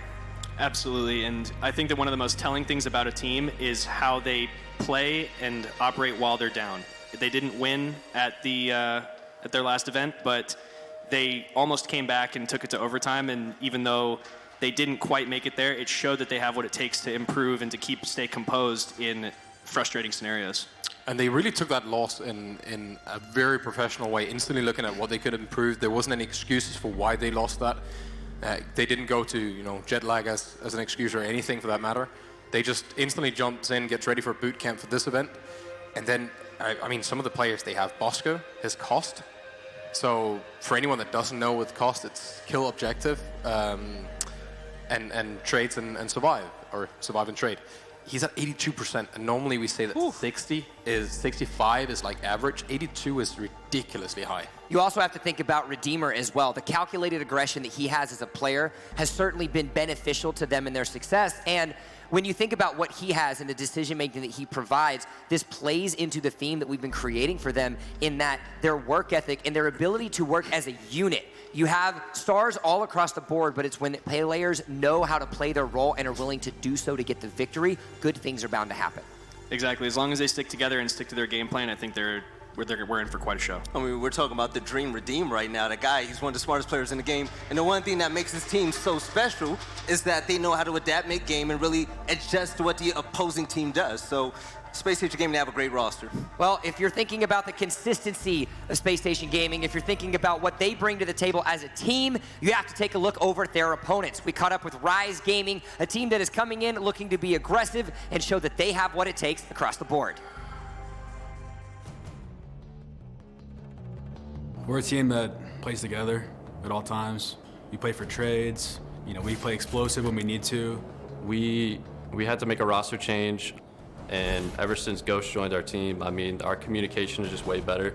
Every practice, every scrum, the chemistry is building up, and I feel like we can make it to the finals. What we have to do to win is we just have to stick together. I mean, we know that we're better than every team here, so if we play together and play our game, then no one can stop us. I'm England, payload operator's Fuse. He blows it up, you know? He gets loud. I believe our team can play our game, and we can be both aggressive and passive when we need to. I'm more of a defender because I feel like I can mind trick the enemy really well. I'd say our rivals right now is Rogue. Should be a good match. Player rival is Super on Elephant Game. I feel like he's been talking a lot of trash, so if I ever meet you in the finals, see you there, buddy. I've been gaming ever since I was 4 years old, and the whole family doubted me. They just never thought anything would be good out of it. Now I just do it for my kids. We are Rise Nation. We rise. While they sound cool and collected outside of the game, they certainly have the fragging opportunities inside the game. We've got Beastly, Vandal, Hyper, England, and now Ghost, which is who I think we should highlight at the very beginning. I know, Veli, this is one that you are excited to see with him having been in now that they've lost Vert going over to Rogue. Yeah, that's actually scary because the fact that we saw firsthand what Vertical is actually capable of in these scenarios. He's smart, he can slay, he's clutch. Ghost has big shoes to fill. So, I mean, is this feat going to be big enough? But other players such as Hyper, I mean, they can definitely step it up. This team, they have more stars than the American flag when it comes to slaying skill, and I feel like they're going to do well. Yeah, I feel like they really have to support their fragger here. Losing Vert's definitely going to take away their guns, the power behind their guns.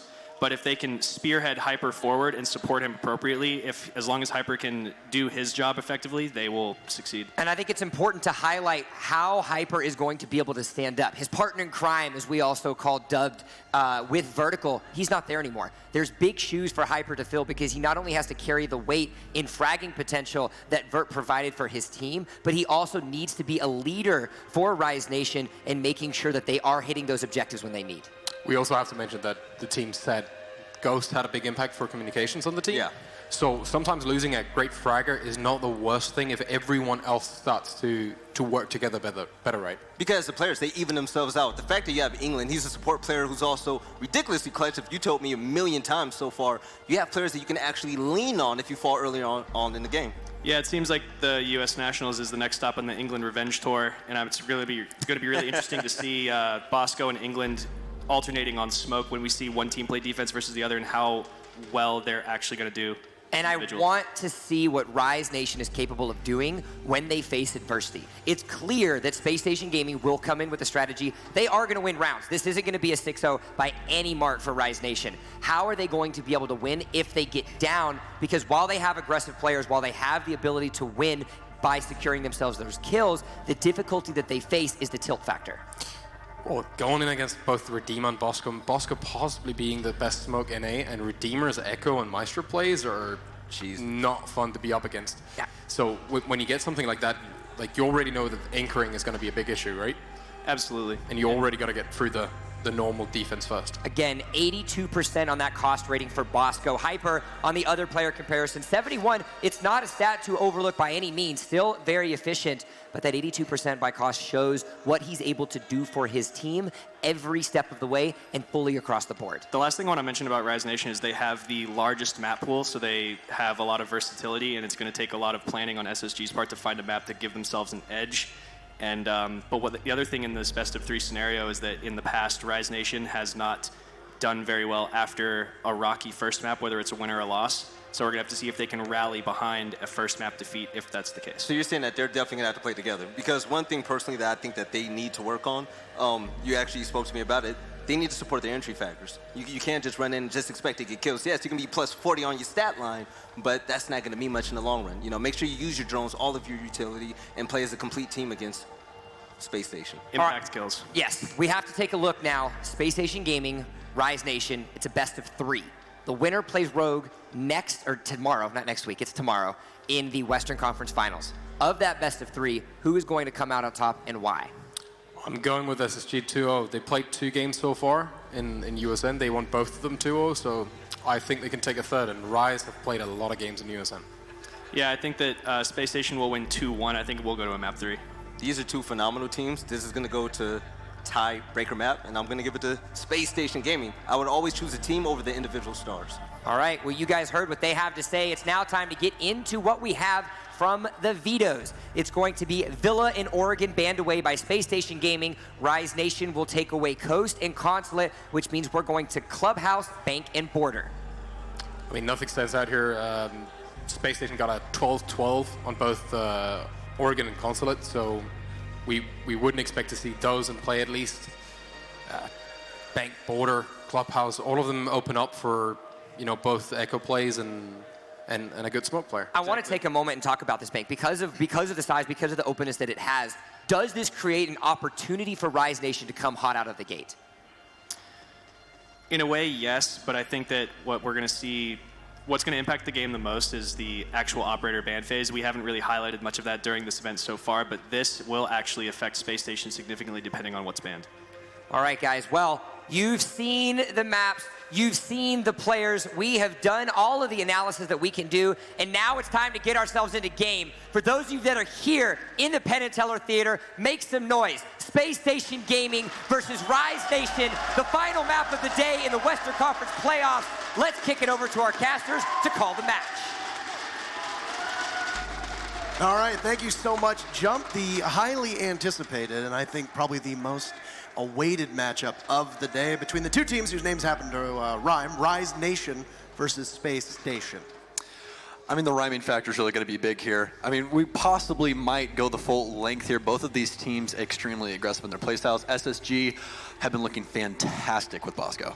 I mean, their splash at DreamHack Winter was incredible, getting to see how well they play it. I think they took the group stages by storm and then continued onwards. And I think it's worth noting that Space Station were one of the first teams in that first wave, along with Orgless, to qualify for the USN Finals. So the roster they qualified with is completely different. For Rise Nation, it took them all the way until the very end to get their spot. For some reason, USN seemed to elude them at every opportunity. This team has been statistically one of the best teams in North America over the last 3 months. So it's going to be really exciting. The big question mark is how large is Vertical's departure going to impact Rise Nation? There's a lot of weight on the shoulders of Ghost. Absolutely, and Ghost, a fantastic player in and of himself, coming up from Challenger League. He's been overlooked many, many, many times, and I'm extremely excited to see him play here today. Also his first LAN, as well as mine, as well as a lot of people's here, so it's very, very exciting. It's going to be a great debut for him. We'll load into Bank as our very first matchup between these 2 teams to get the operator bans underway.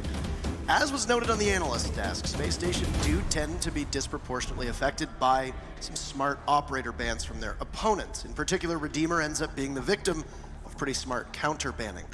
It's a monster on Maestro, but that's an operator that ends up becoming a little bit too pivotal.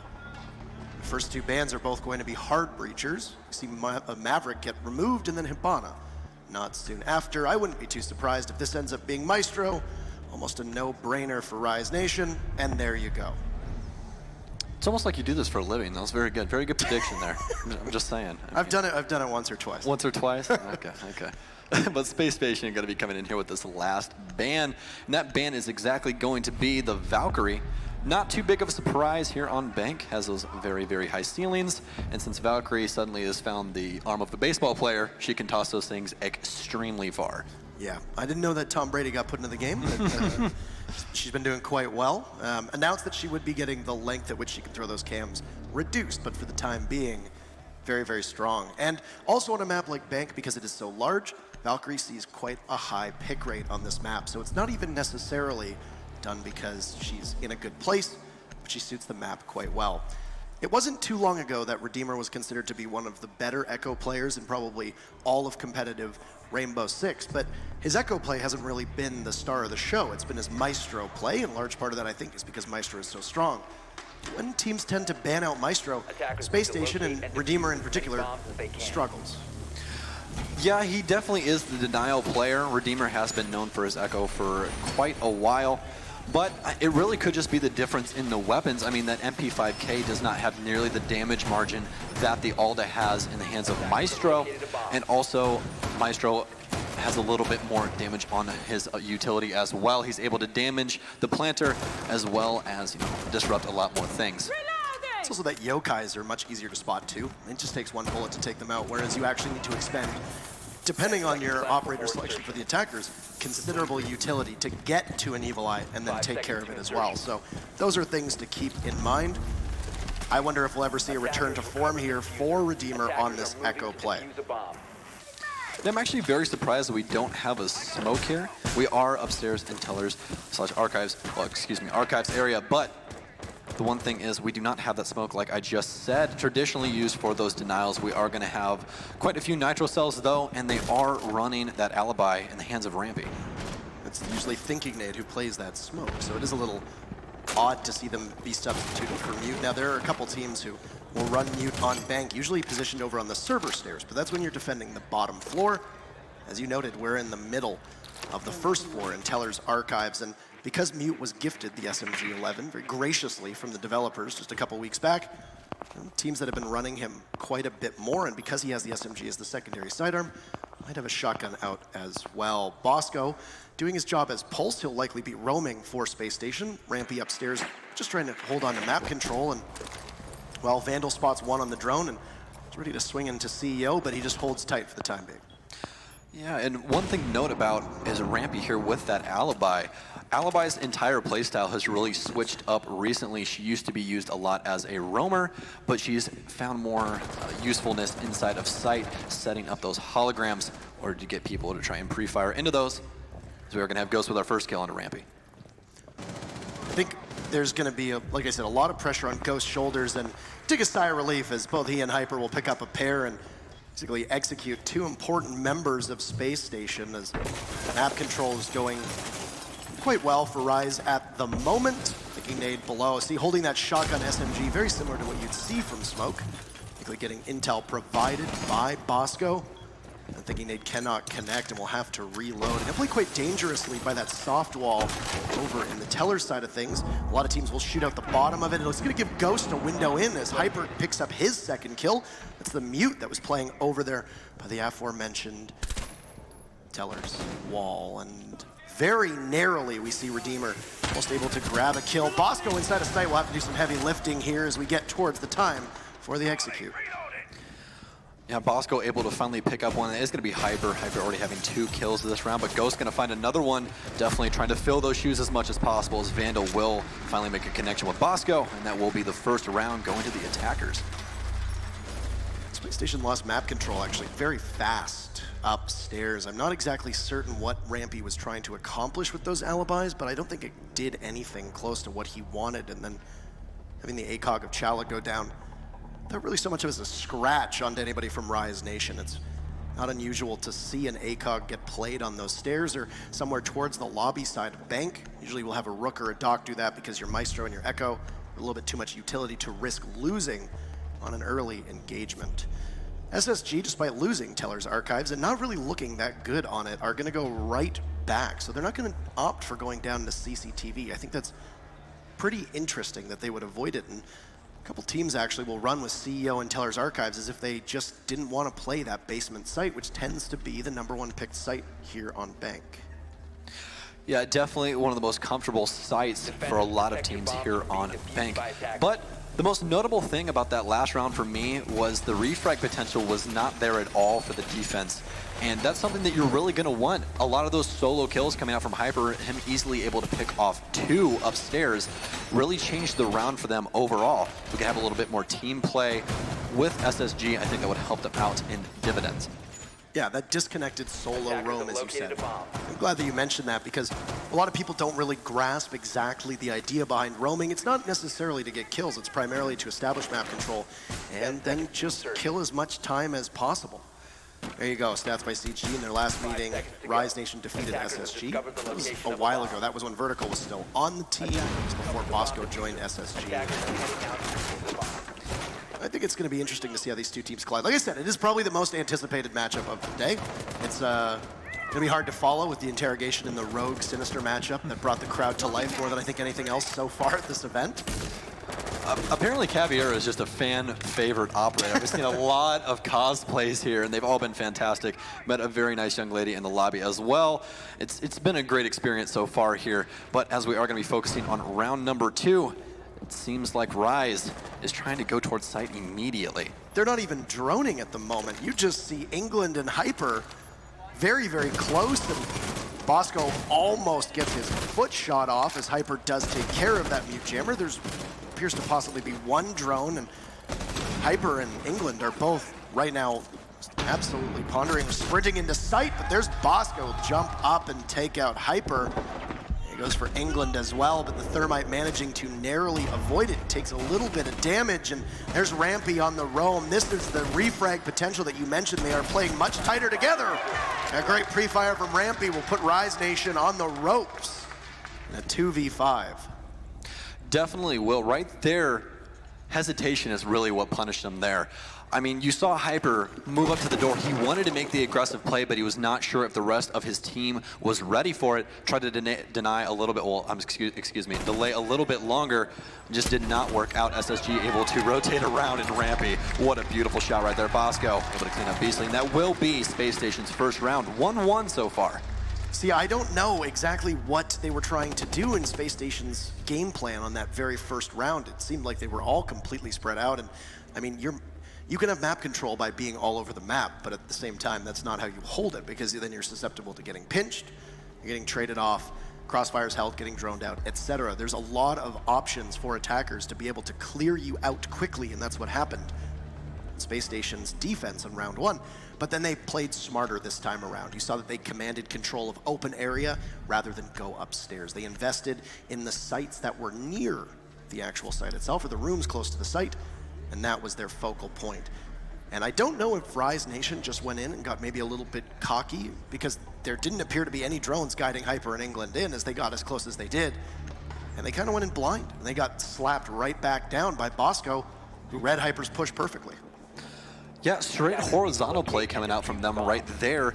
The only thing that they had Vandal try to go upstairs. You guys could have seen him at the top of Square. He was sitting over underneath the camera, but he didn't have any time to really do what he needed to do upstairs at all. They got immediately punished, just taking too long to try and get that push off. That site is all dedicated towards that vertical play. That is going to be the best way to try and take that. We're not going to go downstairs just yet, Parker. We're going to go over here to open area. If I remember correctly, the last time that, or the second most recent time that we saw Space Station play, you have to go back to Sweden, DreamHack Winter. They played the European team Lestream on Bank, and the site rotation for SSG, they went to CCTV one time. They favored CEO and open area, actually, more than any of the other sites. So that flexibility is very interesting, and in fact, it was noted at the time that Space Station had a great retake strategy upstairs inside of electrical closet or janitorial, and using an ejected mirror window, they were able to bait in their opponents. Now, Rise Nation will need to do a better job of droning and knowing where Space Station is playing, or they are very likely going to fall into the same trap. And 30 seconds in, Rise Nation managed to take control of the Skylight Stairwell, or Square Stairs, as they are often shortened to 2. There's multiple members of Rise, and you can see 3 active drones, so make sure they dot their I's and cross their T's here for Rise Nation as they do finally start to take map control away from Space Station on that second floor. Yeah, and Ghost doing pretty well so far. Hopefully is going to be able to keep it up. Had a very promising first round. It seems like he is currently favoring the Jackal play, which is exactly what you want on Bank. So much roam potential on this map. They're going to try and look for that vertical control once again. They just want to try and cut off rotates. Hopefully going to be able to secure that a little bit quicker here, as we are quickly getting to halfway through the round. Knowing that there's some off-site play just at the bottom of stairs and one inside of Teller's. Hyper unable to find the shots needed to get the kill. He takes quite a bit of damage though. Knocks him down to about 30 HP and hasn't really taken much away from Space Station. In fact, Chala, as this mute, has now been allowed to get to the bottom of the stairs. He can retake if Hyper doesn't check his corners. And you're basically gonna have to commit somebody to flank watch now for Rise Nation because they have allowed Space Station to scamper off of where they had originally drone them out. Yeah, that information always has to be handled almost immediately, as we are going to be focusing on site now. 2 quick kills going to come out. Hyper trying to find one of his own, but nothing's going to make contact. Just under the minute mark here, as utility will start coming out. Chala going to try and make any connection with that, but no. Hyper going to start going for the diffuser plant here. He's immediately going to get echoed though. His Vandal's going to try and find one of his own, but Bosco on the flank is going to find him. Chala going to find one of his own on the Hyper. That is going to put SSG in the driver's seat, as Ghost will have to commit himself from the hatch in a small office. He will find one to start things off. That will be Redeemer, as he is going to drop the hatch. Chala going to find Beastly on the other end of things. Put Ghost in a 1v3 situation, as he is going to start rotating upstairs. Now, Chala is upstairs, as he does have that M59 shotgun. He's going to play things slow here, going to try and waste as much of Ghost time as possible. He is going to find those little feetsies on the ground, though. Only 10 seconds left. Very, very daunting task right there, as Chala will put him to sleep, and that will be Defenders winning yet another round. And just routine there for Chala, as you see, there's very minimal expression, played well. Ghost realized that in a 1v3 with 20 seconds to go, your best bet is to just go for kills at that point, and that's what he did. But the biggest issue for Rise Nation there was how much Chala eluded them. They could not track down that mute, and it could have been very smart usage of those mute jammers to keep that information that they know Rise needed to collect on the drones away from them. Now, Bank is such a large map that you need to be very smart with your usage of those mute jammers, because you actually can't lock down as much of the sites and the offsite play as well. Think on a map like Consulate or on Oregon, you can use those mute jammers very effectively because there's lots of narrow doorways, there's lots of corridors that people need to engage you in, and you can rotate through those knowing that they won't have that information because your mute jammers are preventing the drones from spotting you. Bank is not that same map, so you have to use them a little bit differently, and I don't know if that's exactly what happened because it's very difficult to see where all of them went. But I would imagine that that probably hindered Rise Nation to a certain extent. So with that said, we'll move to round number 4. Space Station will now go down to CCTV. So they've gone through Tellers, they've gone through Open. They have to go to Open, or they have to go to CEO or CCTV. Open area will be closed for the remainder of their defense because it was the 3rd site. So if they prevail on CCTV, we'll have Tellers reopen for them. Now, CCTV tends to play out very routinely. You usually put your Pulse, it's gonna be played by Bosco yet again, inside of Gold, just on the left-hand side of your screen right there. You see all the gold bars on the ground. That's called Gold. Imagine that. And you'll be using that to help give calls from the cardiac sensor to anybody playing behind the black mirror. And you can toss a C4 out, you can toss a smoke canister, which we'll see Thinking Nade playing on, into that server area. And of course, those 2 reinforcements that are being shown by our spectator system will need a heart breach to get through, and that will be in the hands of England. Yeah, and as you were saying, this site really is more or less played out. It's been in the game since the very beginning, and it's all about that denial. Speaking of denial, like we talked about earlier, Redeemer on the Echo, that's who you're going to want to be focusing on, because he will have that information when and if that mirror gets smoked off. He will be the last line of defense, other than a Nitro cell that will probably get planted by Mira or Pulse. That is going to be their main crux of this. As we are going to be starting on the main floor here, we already have Ghosts inside, rotating down main stairs, as they are trying to clear out any roam game that could be possible from the defense. One thing worth noting is that because there's a Thatcher in play for Rise Nation, Beastly's EMP is going to work wonders against Redeemer's Yokai drones.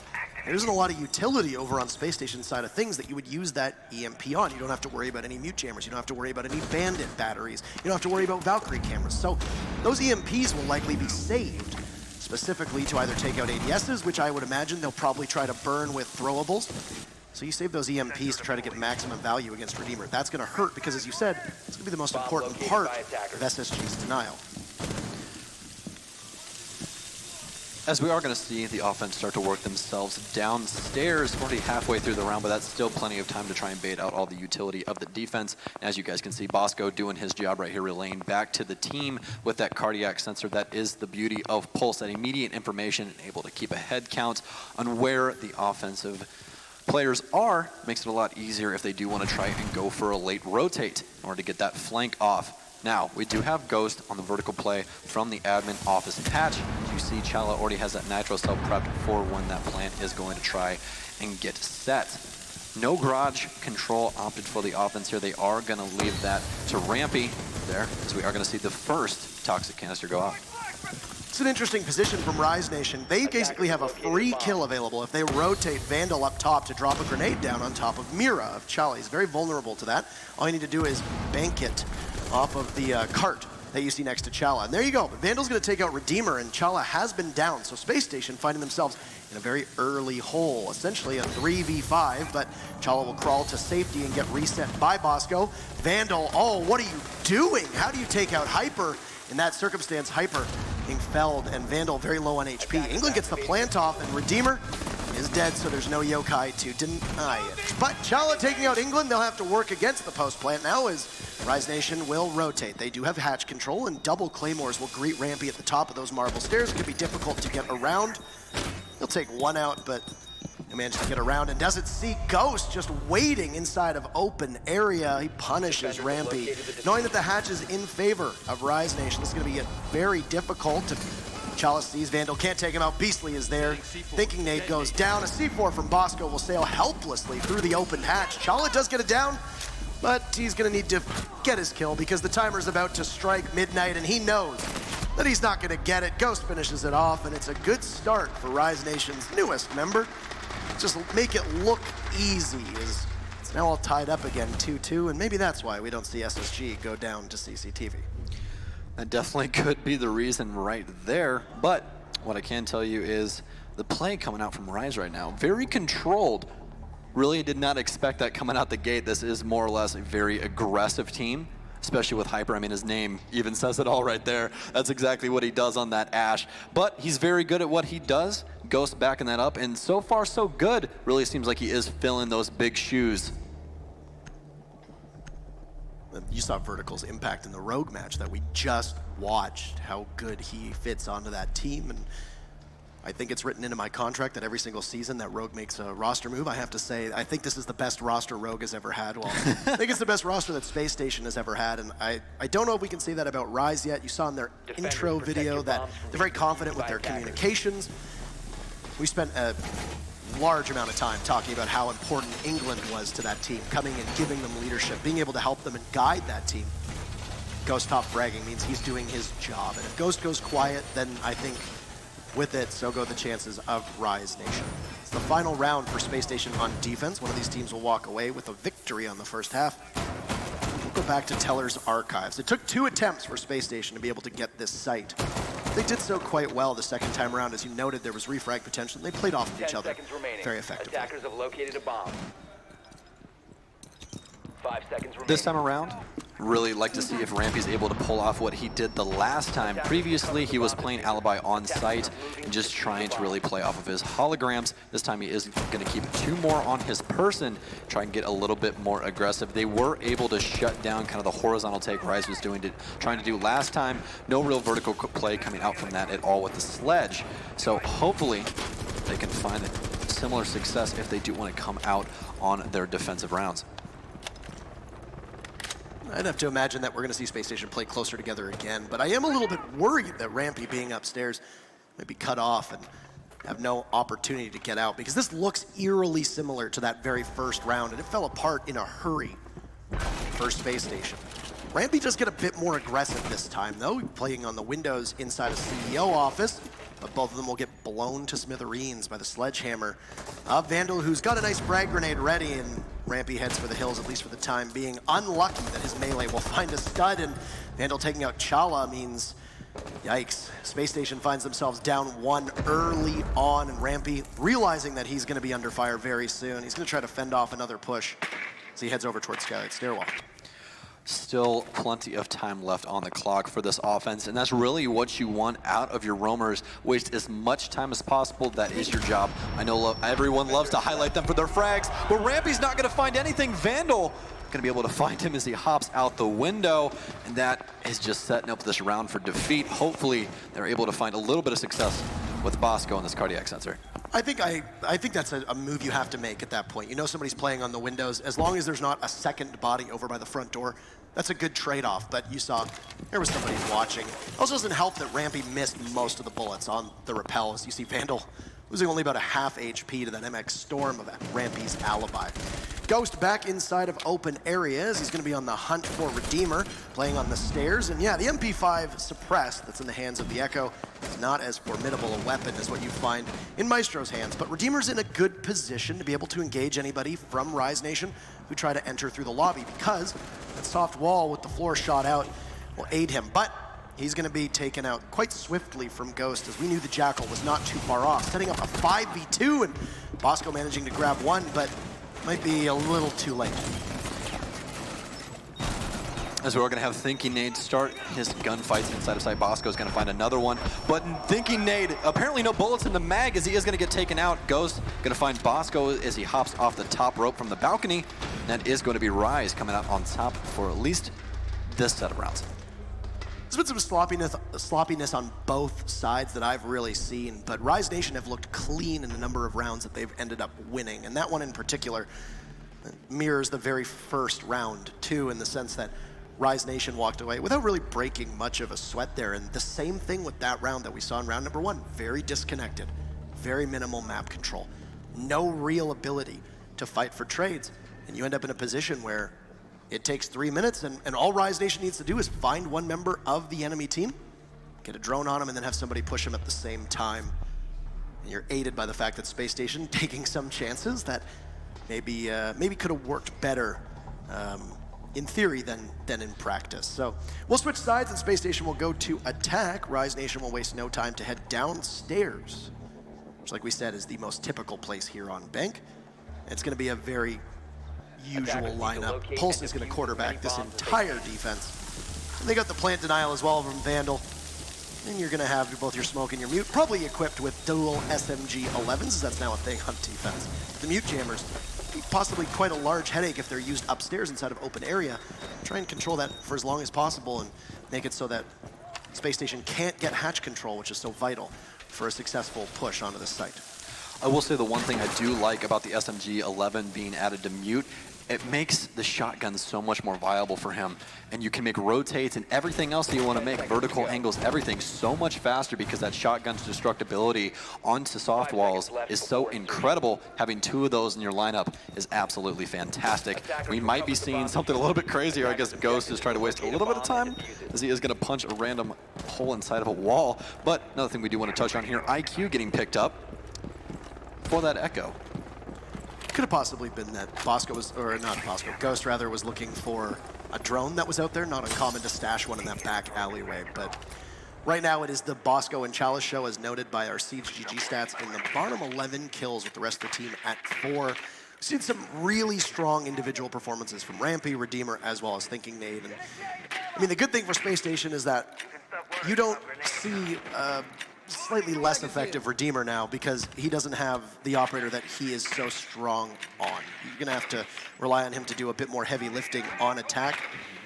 I would imagine that we will see that. He's going to be on the utility-based operator, and he's also going to be in charge of the plant, holding onto that cap Tau. He's going to be aided by a pretty fearsome lineup here. It's also going to include a Glaz, an operator that does see an extensive amount of play on Bank, because it is one of the larger maps. It's going to be in the hands of Rampy, who has been able to shred through many opponent with that sniper rifle / DMR of Glaz.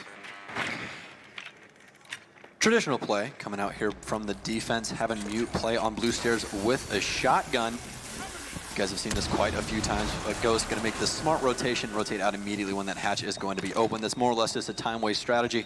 If they happen to kill off Thermite early, he can't hold that blue stairwell for quite a long time. But time already been wasted as we are down to the halfway point through this. No damage done to anybody, just a lot of angles being opened and created for rotates, so on and so forth, as SSG is prepping for this execution.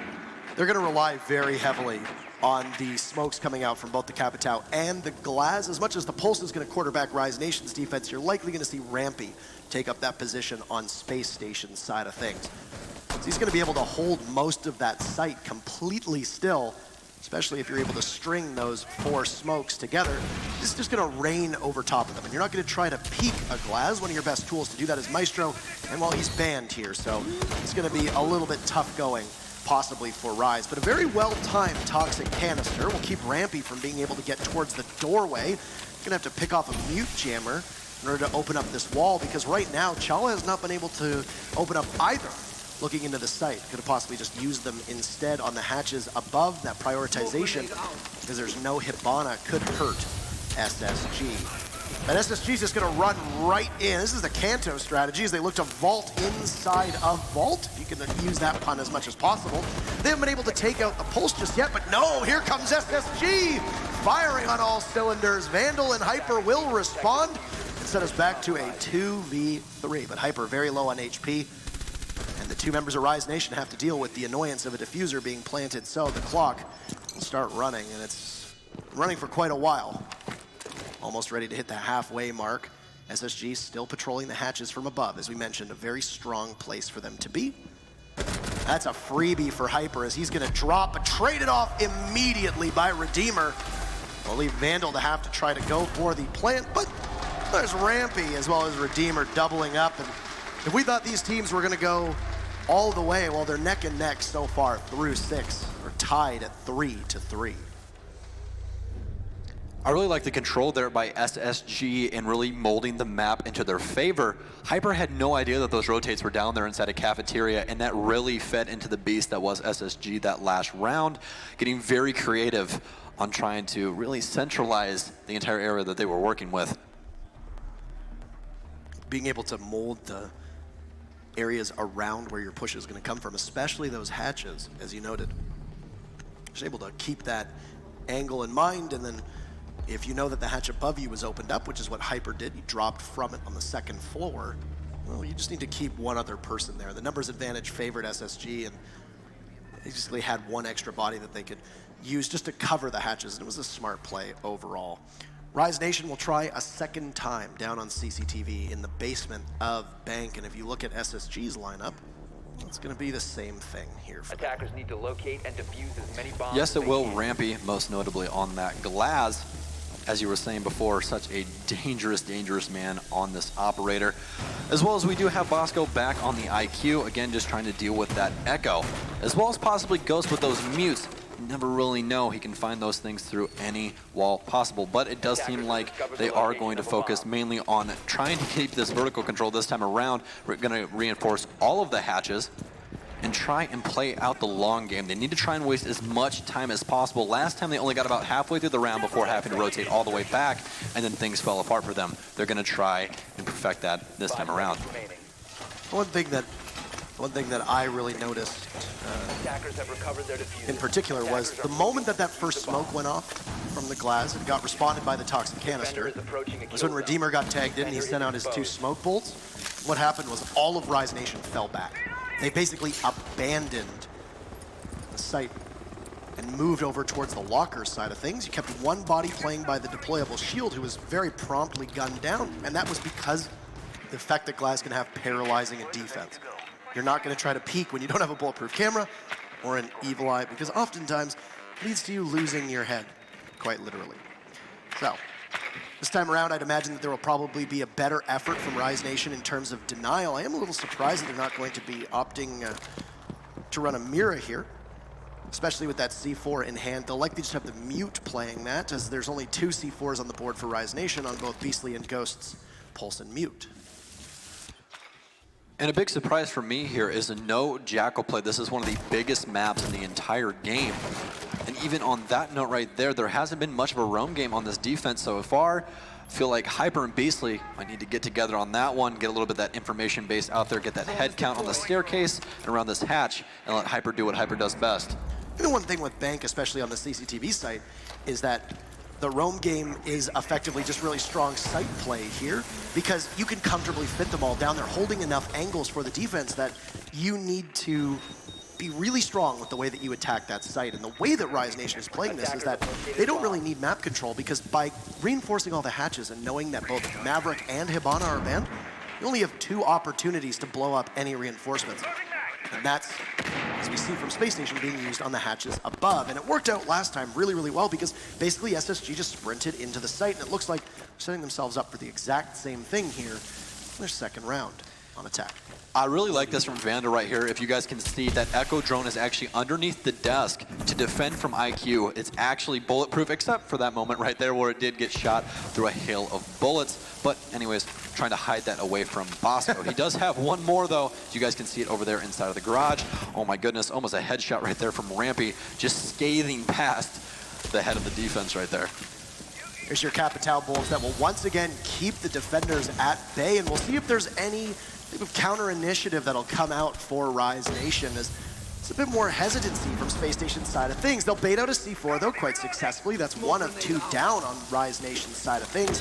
Rampy's gonna toss in both of his smoke grenades, and they'll spring in yet again. There goes a C4, and oh, shot out of the air, Rampy, what a shot. Can't land it on a Beastly, but Redeemer from above is there. Beastly a double kill, thinking Nade will circle in, and Redeemer takes 1 down, but he'll drop. He gets taken out on the hatch. Ghost is there with the shotgun, and he picks up the double kill to give Rise the round. Back and forth will go. CCTV didn't work the last time, but it will this time. Excellent play from Rise's newest member.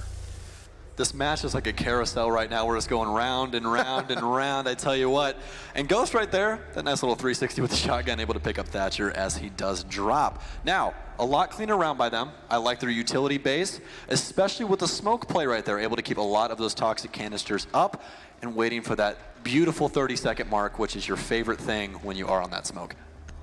I mean, it was a great play. The Rampy almost managed to steal that entire round by taking out that C4. That could have been a really big disaster for SSG if they had lost 2 to the C4, but Beastly basically sprung into action, grabbed 2 kills right inside of sight, and then they just kept that ball rolling, knowing that because SSG invested in just the 2 hatches, they had to drop through them. And you know how easy it is to pick somebody off when you know they have to go through that hatch. Your actions are telegraphed, and you can read you, and they can read you like a book. So, Ghost with 10 frags leading the way, first person to break double digits, and I think that while there's probably still some fragging potential that might be left on the table by Vertical leaving, Ghost is filling those shoes pretty well for the time being. Teller's Archives, usually seen as the second most common bomb site, though CEO upstairs has been seeing a very large rise in play. Hasn't been picked so far, so we'll go to Teller's Archives and see what these teams can throw together. Likely have a roam-heavy lineup from Rise Nation in both Vandal and Hyper, and possibly even Beastly playing over, maybe inside a site, might go over somewhere towards open area, but this looks like he might be setting himself up to Impact Trick, which for those that are unfamiliar, when an exothermic charge goes and gets placed on a hard surface, you can throw an impact grenade from one of the defenders at the ceiling, and the explosion will blow up the exothermic charge. It's a costly loss for the attackers, and there you go. All he needs to do is throw it up, and our spectator says, no, you don't get the thermal. You don't get the thermite charge. No, but as with the impact trick, as everyone loves to call it, most notably on the jacuzzi wall in Clubhouse, until they obviously patched and put a nice metal strip there so you couldn't do that anymore, did kind of break the site. But what we're trying to see right now is if Rise can break the back of SSG, at least on this map. So far, so good, as they are up 4-3. Now, Hyper on one of his favorite ops, Vigil. Vigil able to hide himself away from drones. He can literally go invisible, and he's actually rocking the old Org right there, has the mouse skin on as well. So you love to see that little bit of patriotism for his old Org as they are on Rise now. Those exothermic charges from Chala were used just to get open the wall inside of CEO. So the next one that we saw that the impact trick was getting set up for inside of main lobby. It's very likely that that's where it will go, but you'll have to get there first, and Chala's road will not be easy, as I don't think they managed to spot both Ghost and Hyper, as it was the Legion actually who was roaming downstairs just inside of servers, and not uncommon to see a Legion played off site. With those goo mines, you can basically anchor down a location to make it difficult for anybody to pass. Yeah, 11 of those goo mines. It's insane, especially if he's able to stay alive for a long period of time. It's incredible what you can do. Ghost can literally just leave a bread trail of goo mines everywhere. I mean, very, very impressive. They do have Bosco on the IQ, though, which is kind of going to be a detriment for exactly what Ghost is trying to accomplish with those goo mines. But they do have the vertical control taken over right now. But Bosco is rocking that Claymore, so no breaching charges for him in order to open up any of those vertical angles. There's not a lot of time left, though. Only 40 seconds left, and everybody's still alive. Means that this is going to get ugly real quick. Space Station spending all of their time so far clearing out the second floor, but have really struggled to translate it past that. The castle barricades will be a major nuisance as Ghost gets first kill, confronts Chala, and just narrowly avoids Rampy before Ghost seeks the comfort downstairs as he's just going to buy time. Knowing that the clock is running and Beastly picks up a kill on the Redeemer. Rise Nation very firmly looking to hold on. Bosco goes down to Ghost as they still haven't taken him out on the stairs. There's Hyper and Rampy just waiting to see if he can get a kill. A beautiful two-piece, but it's not gonna happen.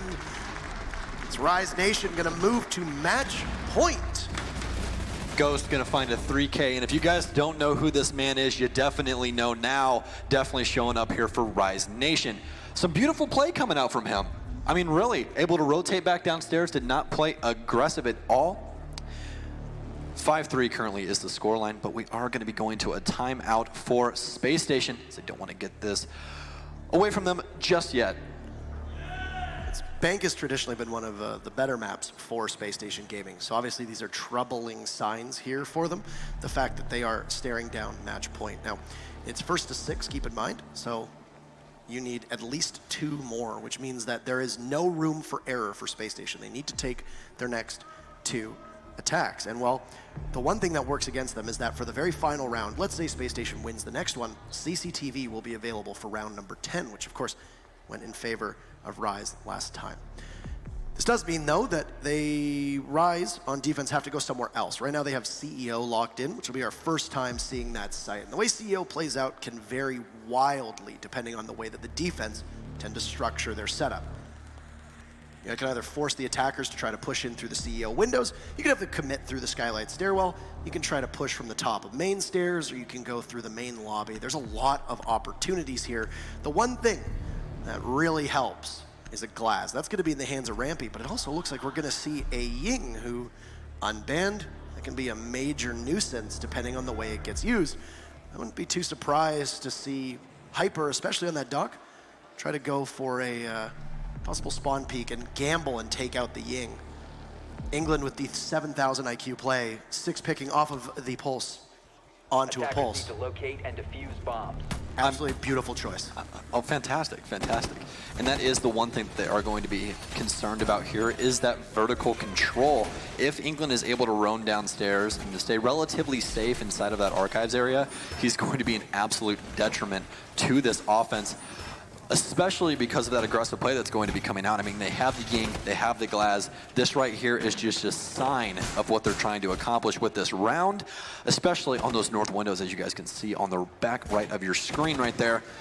That is more than likely where a lot of the aggressive play is going to come from, trying to control that control of the windows right there, especially for the defense at least. They're going to want to have some lobby control in order to try and get them off of those windows.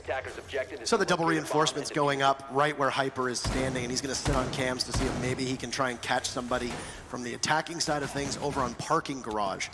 This was a move that was popularized by Kanto Raketti, of course, the Finnish fragger off of G2 eSports.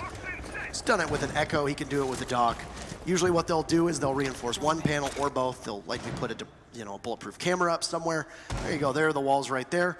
And then you'll have the ACOG on the dock who can peek around the corner and be able to see all the way over to the parking garage structure that was just shown to you on your screen. But for the time being, it looks like SSG is a little bit ready for that. And they're going to completely move onto Skylight Stairwell. So it's likely going to be a B take onto the CEO office that will be enabled by the Thermite. Biggest problem that Thermite is likely going to encounter on Chalice side is going to be the impact tricking. And you can see with both the Castle and Elysian on the board, there's 2 opportunities to do it for Rise Nation. The drone game really has not gone downstairs too much, and that could be a massive detriment to them due to the fact of England still being on the board with that pulse. No damage done to him and no information on where his current location is either. They do have Bosco on the IQ, but it could be too little too late if they decide to take any more time on this push. That Nitro Cell could end it all. Obviously, plant denial is going to be very important, and with Maestro being taken out, we see that Mir is going to be the one as the primary anchor for Rise. Now, because Bosco has been running his IQ so regularly, it's going to be in a never-ending fight against the Pulse in England, who gets shot through the floor as Bosco does manage to see the cardiac sensor using Pulse, but England very wisely flees as quickly as he can. He'll head for the hills. He'll leave Bosco back in top of stock, just waiting to see if he can catch anything else on his gadget. But as we saw last time in the previous round, it's a very, very slow pace for Space Station, and they're going to run into a lot of problems if they don't pick it up. Yeah, there's a lot of utility still on that defense. Ghost, by the end of this, can have 11 goo mines down, which is disgusting, especially to deal with. England still downstairs along with that. We are going to have Rampy and them start to get aggressive onto site, though. Waiting to see if there's going to be a single person who's going to blink here. And oh, it's a great sight from Rampy, but he can't get all of Vandal. Thinking Nade starts things off, but traded by Ghost as this is desperate times. Thinking Nade picks up his second kill, and Ghost doing a lot of work. England is there to eliminate Bosco. Ghost gets it down, and they'll finish him off, but Thinking Nade picks up his third kill. Chal eliminating Ghost means that it's all in the hands of England. The IGL leader for Rise Nation as Pulse will have the cardiac sensor to hopefully be able to figure out where the rest of the team might be. But here's the problem. You've got Space Station on Repel, and it's almost unwinnable at this point, but it's not going to matter. Chal is on the ground. He takes England and puts him in the ground. Space Station will narrow that lead, but we're going to need the final round of regulation to see what happens here. Slow and steady sometimes win the race, and right now it's currently winning it for them. We'll see if they try and go with relatively the same attack this next time around, but it really does all depend on the defense. They will start heading back upstairs, but no, they are going to switch off and go back downstairs where they found success in the past, but the lineup relatively the same for the offense. It's a big gamble taking your tactical timeout when you're sitting on match point. That's what Space Station did. So they decided to go with it and gamble.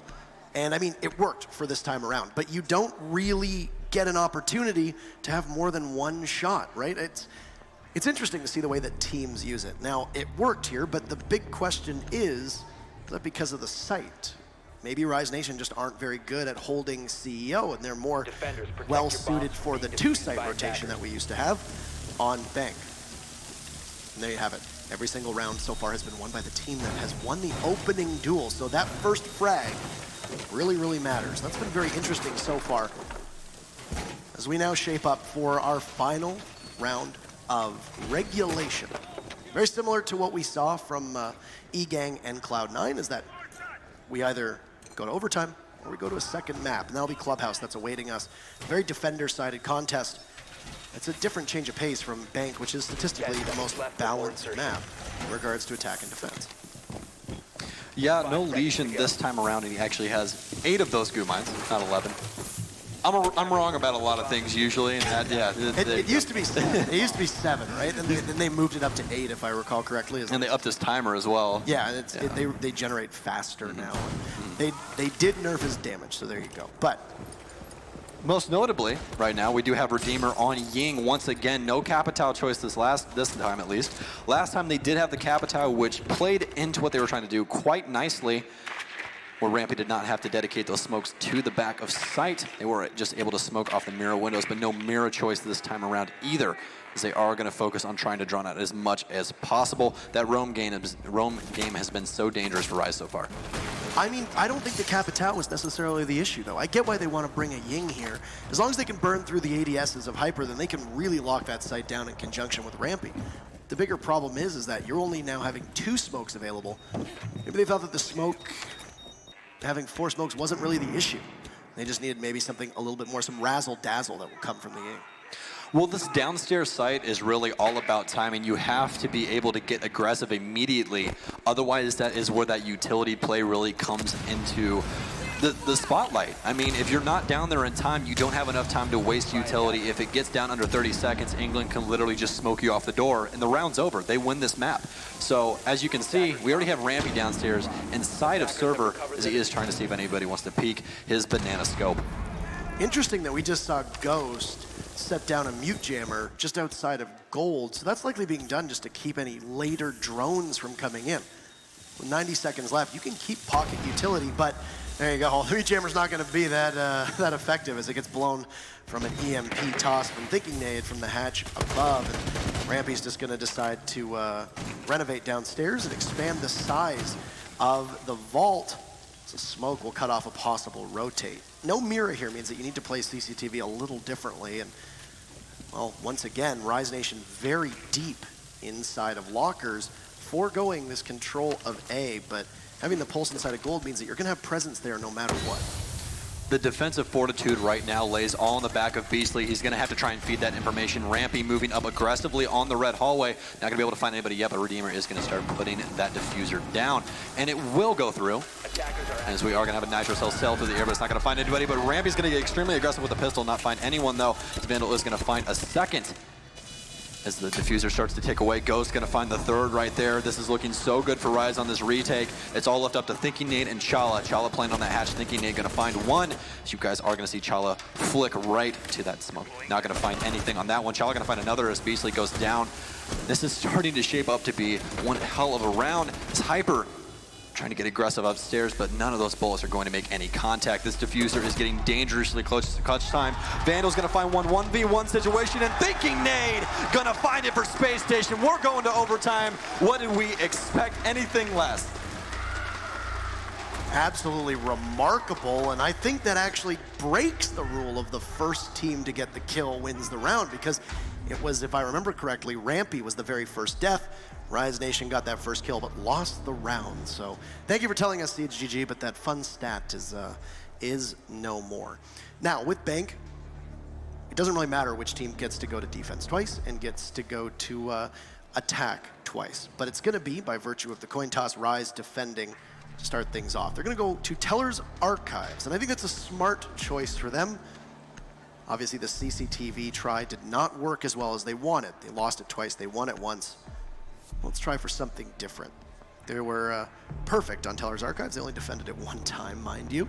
They couldn't go back there because of the rotation of locked sites. And the one thing to note about that is where the roam game really flourished for Rise Nation. They're on the back of Hyper, as well as Vandal, as they really picked up. Oh my goodness, ladies and gentlemen. As they picked apart the offense right there, Hyper being able to stay alive for a very long time, and that's really what you want on that Vigil, as well as Ghost with those lesions. 8, by the way, in case you were wondering. But Hyper is the player right here that you really want to notarize. And the reason for that is he's going to try and waste as much time as possible with that nifty little mute backpack that he has to make himself invisible. And that's really what you want to focus on. It is such a time waster if played correctly. And on a huge map like this, it's essentially puts you in a position where you can keep a drone very far away and wait for the Vigil's timer to wear out, or you can just have to go in and essentially face check it, which is the term that we use when you just go in and you take the fight without much information. Yeah, a lot of information peaks usually are based around that Vigil play just because you have to, as you said, check the room yourself. You really can't put a drone in there and wait. If you try and push somebody in there too aggressively, more than likely Hyper will take your head off. You really don't want to see that happen to anybody, especially if you guys are rooting for SSG. Bosco, though, maybe piloting the Ash currently. So more than likely he is going to try and clear this upstairs with the help of his support players on those drones. This is the last time I think we saw this site. Bosco just rappelled right into CEO. Didn't even bother to really look. Maybe had one person on his team there helping him get his way in. Once again, on this Glaz of Rampy. Rampy plays Glaz very differently from a lot of teams.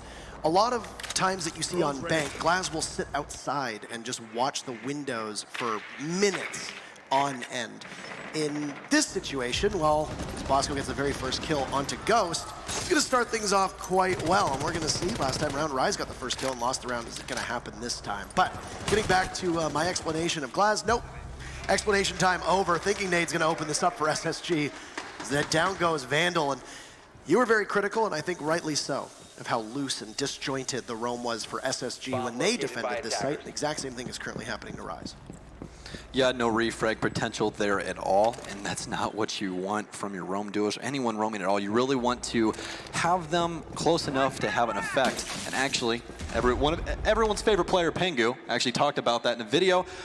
They like being at least 3 seconds close enough to each other to where they can get up and try and get in the other person's face that either puts damage or ends up getting a frag of one of their teammates. It's the 3-second rule. It works very, very well with that, and also your food. Rampy losing a drone as he barrels in towards the site against Beastly's castle. Now his glass is just going to wait inside of lobbies. You hear Candela's rattle off. Redeemer taking some damage from above into a goo mine. Rise Nation is in for one hell of a ride here. Rampy sees a body rotate, cannot connect any shots, just gonna stare at telltale yellow of an enemy not too far off and inviting him towards coming in and addressing the challenge of those playing on site. Spacestation still holding a 5v3 advantage, and most of Rise have been sequestered over in towards the eastern side of the site. That is not great for them. Plant going down. Looks like Chow will be able to get it off successfully. Oh, but Piper managing to stop it in its tracks, but it still goes off. Thinking Nade with 2, Redeemer with 1. It's gonna be match point for Space Station. They close that round out real fast. Hyper almost able to change over that round. I mean, that rotate coming out extremely late. If he was able to stay up, that really could have shifted everything over into Rise Nation's quarters. But no, to no avail that will be. SSG. Hey, we made a rhyme, look at me. Hey, I did it again. 6-5 though for SSG. As the boys in yellow and also Christmas apparel, by the way, with their jerseys. If you guys haven't seen them yet, fantastic. Ugly Christmas sweater. Ugly Christmas. Hey, they're not ugly to me. They look beautiful. I'm just saying.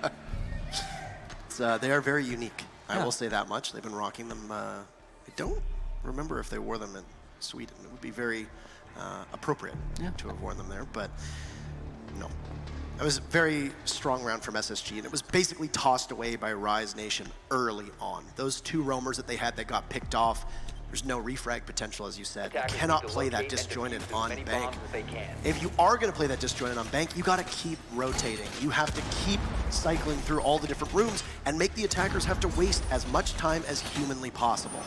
We paid a lot of attention to Ghost and how he was topping the charts, but I think the real story on SSG's side of things is Thinking Nade. Remember that stat from SiNisterGG that came up that said Bosco and Chala combined for 11 kills, the rest of the team had 4? Well, Thinking Nade is now sitting at 12. He took that as an affront to his ability and seemed to wake up from that point onwards. Match point here, Sam, is we have Space Station in an open area downstairs. Less thinking Nade and more thinking get as many frags as I possibly can, as he does have 12 now. Ghost really showing up and showing exactly what his prowess is. Hold on. I think that goes well past the character limit of a name. I mean, look, you play, I'll give it to him. Somebody will try. Yeah, absolutely. And then they'll DM me and that didn't work. You lied to me. You lied straight to my face. Well, you know, you can't see my face, so I didn't lie to your face, and it's back and forth. Anyways, as we are going to be getting into overtime match point in the hands of SSG once again, if you guys are just joining us, this has been one hell of a map here on Bank, and Vandal is looking to gain that vertical control right now. Seems to me that SSG is definitely looking to that open area right now. Must feel the most confident on that of all of their sites. They've been very creative so far with them. I've really enjoyed it. You can play open area with 4 bodies close to or on site. You just want to expand the site into the Teller's Archives area. You'll usually do that through the one office wall that's right next to the aforementioned open area. That's exactly what it looks like SSG have done. They've opened up the soft wall as well at the bottom of main stairs. We'll look in towards the Teller's side of things, and I'd imagine there's probably a rotate inside of Archives too. Now, because both Hibana and Maverick are banned, you have to be very careful about where you're going to put those exothermic charges. One of the most important ones to use, or one of the most important targets to use that exothermic charge on, is the upstairs hatch just outside of stock. That's exactly what England does to open it up. It's going to give his team an avenue down towards the site. We are going to see Redeemer having his roaming Echo. This is the beauty of Echo right here. Redeemer literally has eyes all on Beastly as Rampy is starting to rotate. and Redeemer's going to be able to keep that information coming as he does shoot one of those yokai bolts. He's going to make contact, and he's literally chasing him down. This is the beauty of Echo, ladies and gentlemen. The defensive drone as Rampy is poised for this gunfight. Beastly locked in a corner right now, and Rampy's going to keep him in it. If he gets away with this, this will be absolutely incredible, but no, he is going to go down. Rampy going to be able to clean it up, and we soonly break that minute mark. Excellent play there, and of course the yokai drone being on the banister, or the stairs rather, went completely unseen by Rise Nation's start of things. Both the smoke grenades from Jackal will go down, thinking it blows Hyper to smithereens. There's Redeemer, and it's all going in favor of Space Station Gaming. England creeping up, he'll find one on the thinking nade, hopefully starting his comeback, but immediately traded off. As down goes Vandal to Bosco, 1v4, and Rampy from the hatch above seals the deal. On map 1, Space Station survives the scare. They'll take it. And we'll move on to Clubhouse with SSG up 1-0. Very good showing by both teams right there. I think that actually answered a lot of questions that have been around both of these teams. How is Bosco going to fit in, and will Ghost rise to the occasion? I think he did very well. You try to make Rise Nation and Rise to the occasion work. I think that goes quite well. So, Bank traditionally has been one of SSG's best maps. It would have been a very bad sign if they emerge from this without a victory. And the stats behind Rise Nation's play on Bank is perfectly average. They have 4 wins and 4 losses over the last 6 months. So it would have been a, blood in the water for SSG as they now turn towards Clubhouse. The good news is that both these teams should put in for a pretty exciting affair on Clubhouse. I think we can agree that no matter who ended up winning on that matchup, it ended up being a very nice back and forth that almost went the full distance, which is in stark comparison to our last 2 games, which tended to be quite definitively in favor of the victors, both Cloud9 and Rogue, advancing on matches 2 and 3. So, looking towards Clubhouse, you mentioned Bank's a huge map, one of the largest in the entire map pool. You look at Clubhouse, it's definitely not a small map either. No, it's not. Clubhouse very condensed, especially with the recent update. Makes it a lot easier for roamers. All of construction being put into the game upstairs makes it a lot easier for them to get rotates across and have a little bit more of a say in that map. Used to be, you took downstairs and you just had to try and fight people off of blue and fight people off of church wall. If you were a roamer, you were dead. But now with that construction edition, makes everything a lot easier on the defense. Adding essentially what is a bridge between the old cache and the old master office side of things helps immensely. Now there's still a lot of teams that when you look at Clubhouse will typically keep 5 bodies on site because they realize that you still don't really want to roam as much on Clubhouse. Very similar to the way that Bank's basement site plays on CCTV, Clubhouse's church and arsenal downstairs are the same. You can keep 5 bodies on that site in the basement, and you don't really need to have that much map control because the execute is what takes time, not establishing where the players are because you know where they're going to be. And it's very small differences that are what determines if you successfully pull off an attack onto church or the arsenal side of things, or you fall flat on your face. A lot of that ends up coming down to your hard destructive capabilities, and I wouldn't be too surprised to see either Rise Nation or SSG ban out 1 or 2 hard breachers even, and set us up for a shootout very similar to the way we saw Bank. Yeah, absolutely. Habana, most notably, is going to more than likely be banned on Clubhouse just due to the fact it makes you have to select what hatches you get, especially with those exothermic charges. Only having 2 of those. Getting hatches open with Mav is not the most fun thing. I mean, you get to draw, I understand that, but it's not nearly as fun as it looks. The other thing, too, with the exothermic charges of Thermite, if they ban out a Habana, is that when you're attacking Kitchen in particular, it's ripe for impact tricking. You'll see a lot of teams will shoot out the floor around the hatch and lob an impact grenade up, and it will almost always take out the exothermic charge. It's good enough to take out most X-Kairos as well. But with no further ado, this could be our final map of the day, and at stake here, Clubhouse, a victory for SSG on the line. Rise Nation looking to push us to a tiebreaker. Put your hands together for SSG versus Rise Nation on Clubhouse. And I can tell you one thing, for day 1 of this event, this has been absolutely electric here in Las Vegas at the Rio. Been having a very good time. Don't know about you, Parker, but I can tell you one thing though, Maverick is gonna be banned by Rise Nation. So we are going to be looking for more than likely the second ban. I'm going to put all my chips on Habana here. Wasn't really any operator that seemed to cause a lot of problems for SSG when Rise Nation was on attack. Other than a Jacqueline, I mean, you're not really gonna see a Jackal get trotted out on Clubhouse because on most sites, you don't really need his ability to scan and look for roamers. Instead, SSG is gonna ban out Ying, and Ying used to be one of the most played operators for Rise Nation, particularly in the hands of Vandal. Well, Vandal hasn't really been playing Ying all that much. In fact, the only Ying play I think we saw on our map, in our first map, was from SSG, and that speaks to the fact that they don't need Ying in their strategy at all. Final two bans will be a Valkyrie. No surprise there. There are tons of areas outside of Clubhouse where one of those black eye cams can be hucked and can see from a greater distance than IQ can spot with her gadget. The last ban from Rise Nation is very unsurprisingly a Maestro, once again putting a lot of pressure on Redeemer on defense to excel in the role as Echo. So what was your idea behind Valkyrie getting that buff? I liked it just because I play a lot of Valkyrie, I'm not gonna lie to you.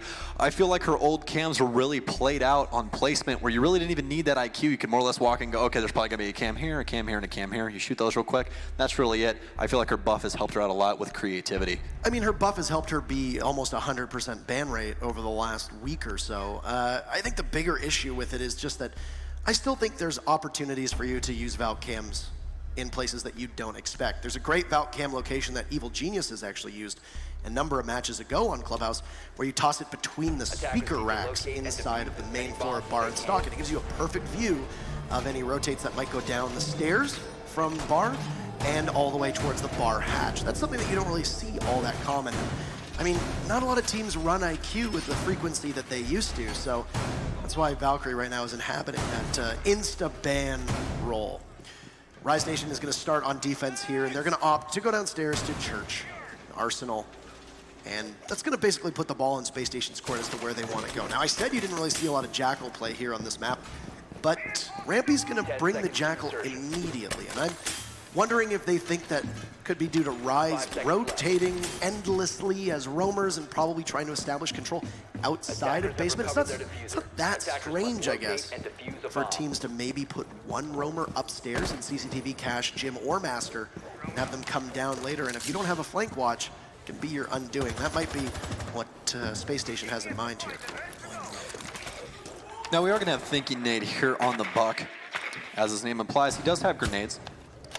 He also has that skeleton key to try and gain access upstairs. Right now, their main focus is going to be trying to clear out roamers upstairs, and that is what the Jackal is for on Rampy. I'm actually surprised that they did not put him back on his ever-prolific Glaz role, since Glaz is such a fantastic operator, especially when you're trying to get pretty aggressive. Bosco not opting for the IQ here either, which is kind of strange due to the fact that Pulse is so heavily played on this site. See if this is going to favor the defense a little bit here with these offensive op choices. To be fair, the spot that Pulse plays on this map is called Pulse Spot. Yeah. You know where he's going to be. Yeah. You don't necessarily need an IQ to find him. You know where he's going to be unless you decide to use Beastly in a bit of a different method. Are you talking about the operator or actual brain cells? Because Hibana is unbanned, we're going to see some dual hard breach destruction from Space Station. That's pretty commonplace on Clubhouse. You can allow Thermite with his exothermic charges to take a church wall and possibly dirt wall, and then Hibana will be able to grab the 3 hatches from above. It allows the attackers to really have any opportunity they want to be able to put pressure on the defense. Could have seen a strategic ban here onto the Hibana, but I think the Ying ban was smart from SSG's side of things because they would have essentially handicapped themselves for their first 5 rounds. Absolutely.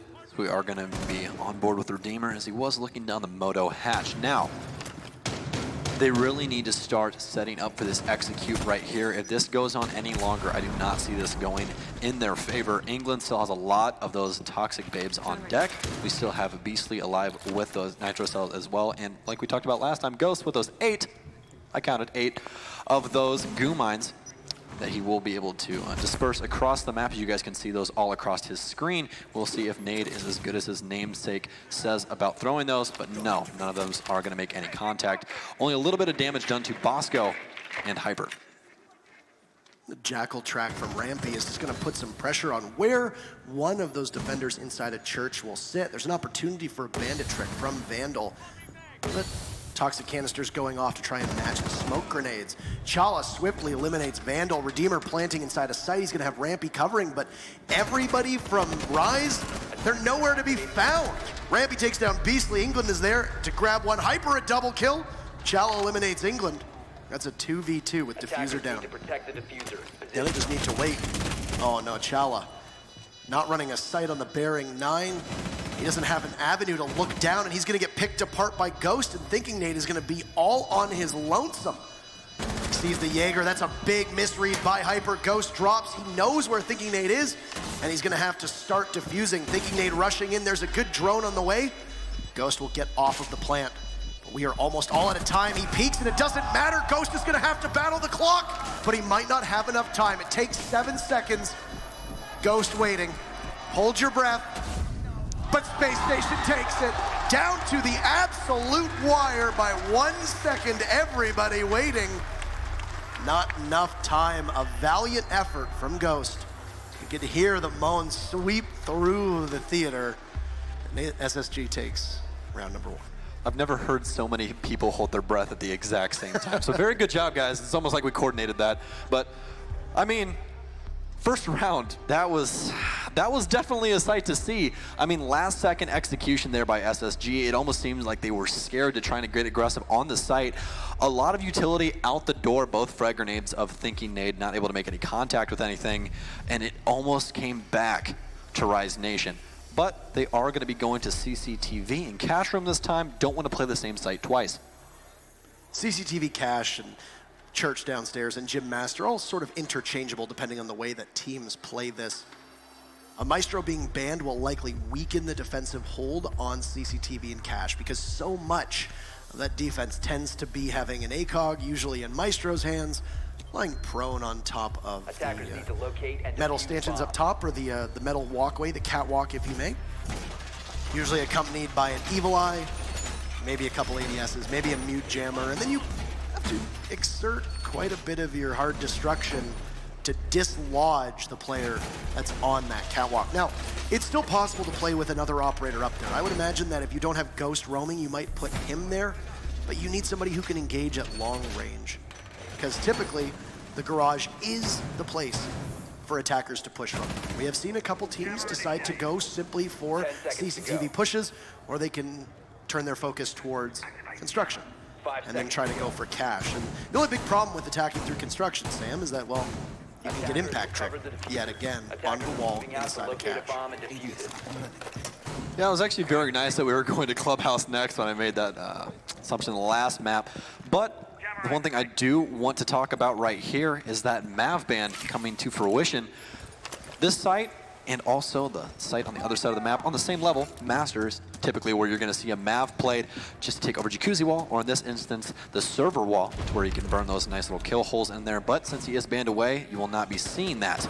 Now, the one creative thing that they can do that you guys will see a lot of teams that are really coordinated do is they will use Shaw and Redeemer at the exact same time to get 2 walls at the exact same time, to where Bandit does not have a choice to Bandit trick those.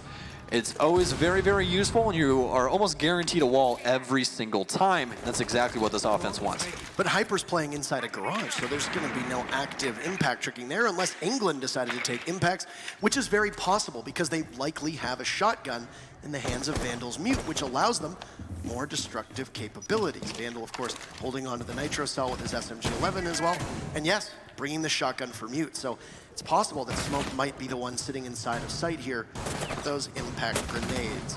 Hyper, right now, just trying to outduel SSG and prevent them from establishing a foothold inside of Garage. He's got the Jackal of Rampy waiting, and Hyper looks poised and ready, and Rampy, you gotta get past this. Oh, Hyper missing his shots by a hair.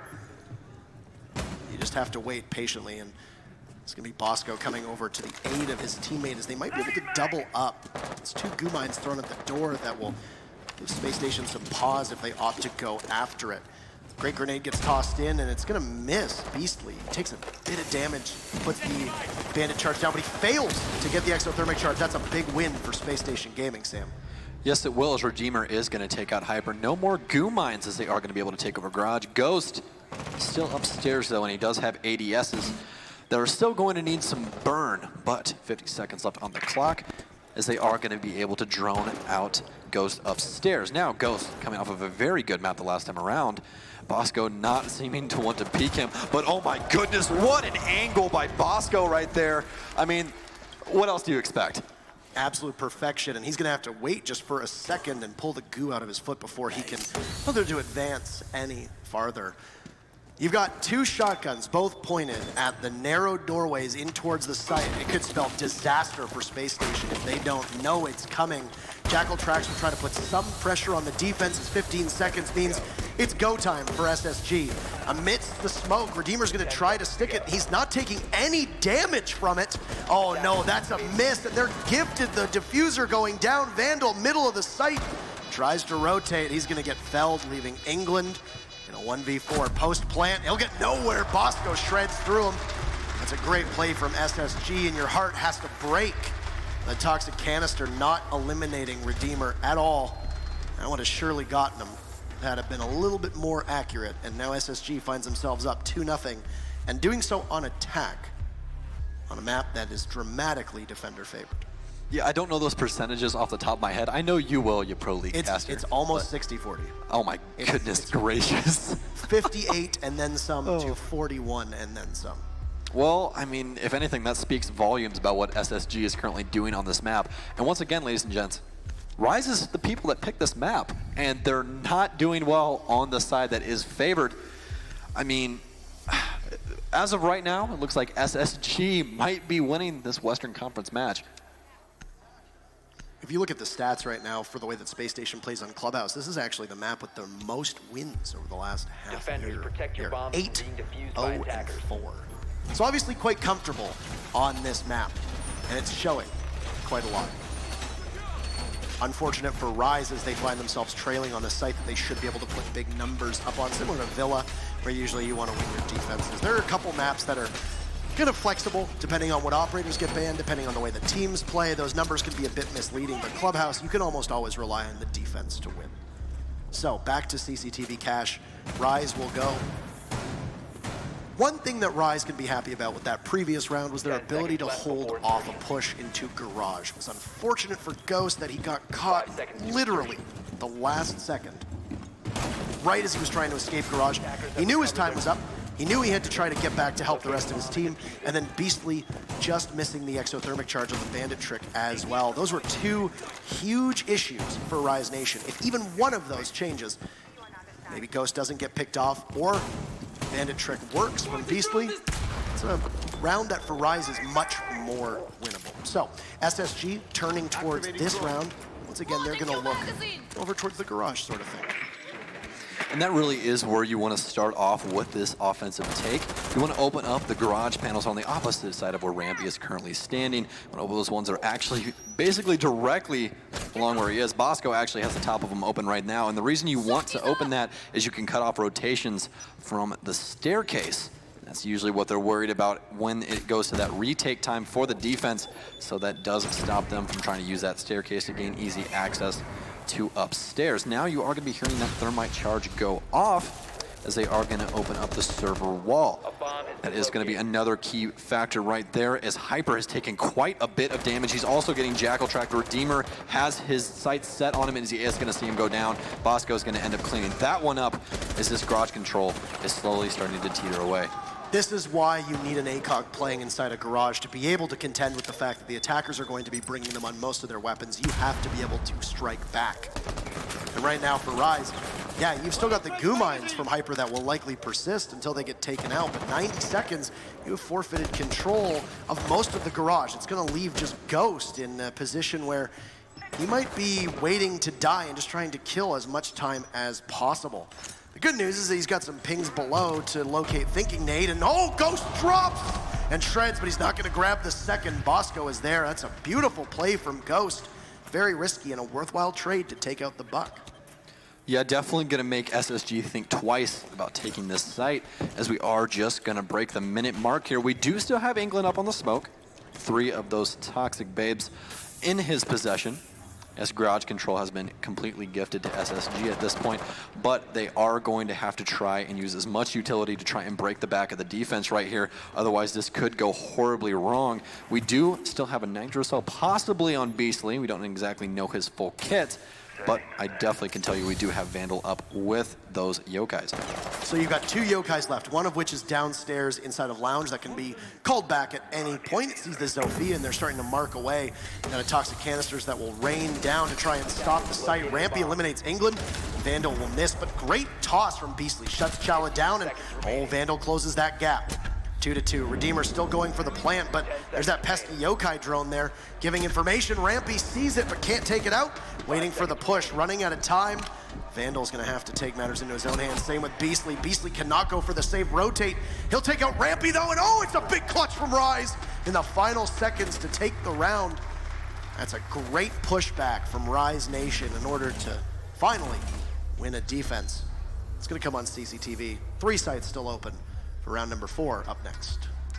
And this might be the time to set pace on the defense and really take the rest of their defensive rounds here. They still are able to come out and on top in this situation, could come out of this 3-2 and in the lead. And that is exactly what you want on this map. As you said, 60-40 is a percentile of defensive wins. And you really, really want that on your side. Looks like we're going to be heading back downstairs to Church and Arsenal room, which isn't as definitive as this first CCTV victory for SSG. Rise Nation running a Vigil. You can keep Vigil on site. Vigil on site actually can be quite strong depending on the way you use it, because you don't really know where he is, especially when he could be playing in between those sites. Now his gadget's range is enough that you could think he's in one room and he ends up being in the next. Clubhouse, especially on this site in particular, allows Vigil to continuously essentially do laps and get as much of a step count as he can for the day in, heading from A site to B site, and he'll have blue available to him, not the caster, the actual part of the map, right now where Hyper is situated, to be able to rotate if need be. This could actually catch SSG off guard. It's so uncommon that you'll have somebody aggressively roam. Like I said, you might have somebody playing upstairs waiting for a late flank. 5 seconds left. But having 1 or 2 people actually actively roam, try to hunt you down and stop you, it's caught many teams, some of the best teams in the world, off guard. What could possibly happen here? Yeah, I'm sure that Vigil's smartwatch is very happy with him with how many steps he has been taking. Hyper just absolutely everywhere on every single map. But one thing I always like to point out is the fact that Pulse and Vigil are actually kind of comparable. You want to know why? Why? Oh, you kind of want to know why. Okay, I'll tell you. Tell me. So, they both work through multiple floors. That is true. Yes, it is. And the beauty of, as you said, the site Vigil is that they can legitimately think you are anywhere around there. This thing actually works through all 3 floors of Consulate. Granted, he does have the range where you know, okay, he's obviously not here. It's very small, but you know, he's still such a fantastic operator on this roam. Oh my goodness. On a roam is Ghost, and I think, oh my goodness, is right. Bosco goes down, but Thinking Nate has his teammates back, taking out Hyper. So you've lost your Zofia, but in the meantime, you've taken down a Mute and a Vigil. It's taken a minute, and this is a big part of why a lot of teams don't opt to roam on Clubhouse, is because the time management of roaming, it really doesn't help all that much, because you've still got your Buck, you've still got Rampy with this sidearm shotgun that can help make holes if you don't have a Buck available. Possibly taking down Thinking Nate would have been better than the Zofia. I think that's a major win for SSG here. But as I was saying, you didn't really accomplish all that much roaming. All you did was take down 1 person on SSG's side of things, but SSG is able to just rebound so fast and already begin to do the work they need to do to get in towards the site. Thinking Nate sees the head of Vandal. He can't connect all the way down in blue. He's just going to be seated and waiting at the top of the stairs to see if somebody is going to appear. Now, I know Bosco is a fantastic player, but I don't think that he's worth 2 people at all. I mean, and both very prolific operators going down. Hyper as well as Ghost, Vandal, Vigil and Mute both going down, but they do still have a lot of denial in the hands of these defensive operators. England on that smoke, Beastly on that Pulse with that Nitro Cell, and what I love to say, the aggressive Bandit with that Nitro Cell as well. It's going to be possibly a tall task for the offense here, but they seem to be making it real easy without smoke bombs going down inside here. You guys can hear the diffuser start going down by Redeemer. He is going to stick it. Will it go down? Redeemer is actually going to live through that, and Actually, he's going to end up dropping the bomb as he does go down to England's Toxic Babe. 2v2 situation now as we are just breaking the 30-second mark. Vandal has the vertical control, but Rampy's going to find him on that one. It's going to be left up to Beastly as he is going to have to find two here or stop that plant. As he creeps along, Rampy's not going to see him immediately, but he is going to be able to keep his life as Beastly is going to try and stop the defuse, but that is going to come to no avail here. Beastly has to try and get aggressive, but no. Rampy going to find him once again. Space Station just so prolific on this attack. Huge round from Rampy, basically reading into it that the Pulse, who was playing, as you said, inside of Church, they had the aggressive Bandit, but he was playing in blue, a bit of an odd position for the Bandit to be a little farther back.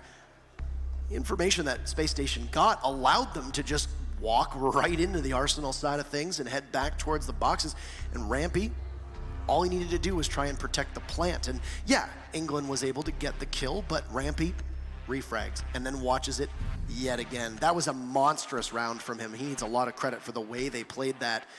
But really, more than anything, as much as you want to give credit to SSG, there's some major marks that need to be deducted off of Rise Nation and what I think was a very ineffective roam. It was a good gamble because you can absolutely overwhelm an attacking team if they don't think, and they have that hubris that, oh, there's nobody roaming, we can do whatever we want. That confidence, you can get knocked down a peg or two if you don't anticipate that there's going to be a roamer. I think Rise Nation was trying to do that, but as you said, Bosco basically got traded off for 2. That wasn't a worthwhile trade for Rise Nation, and at that point, as I said, SSG just immediately pivoted, headed towards the site, and began their execute as if nothing else had changed. So final round here of defense for Rise Nation. Space Station looking to try and take 4 of those rounds away from Rise Nation on their defense. Now this is going to be the first time that we are playing the Master Bedroom / Weights today, on Clubhouse at least. 5 seconds remaining.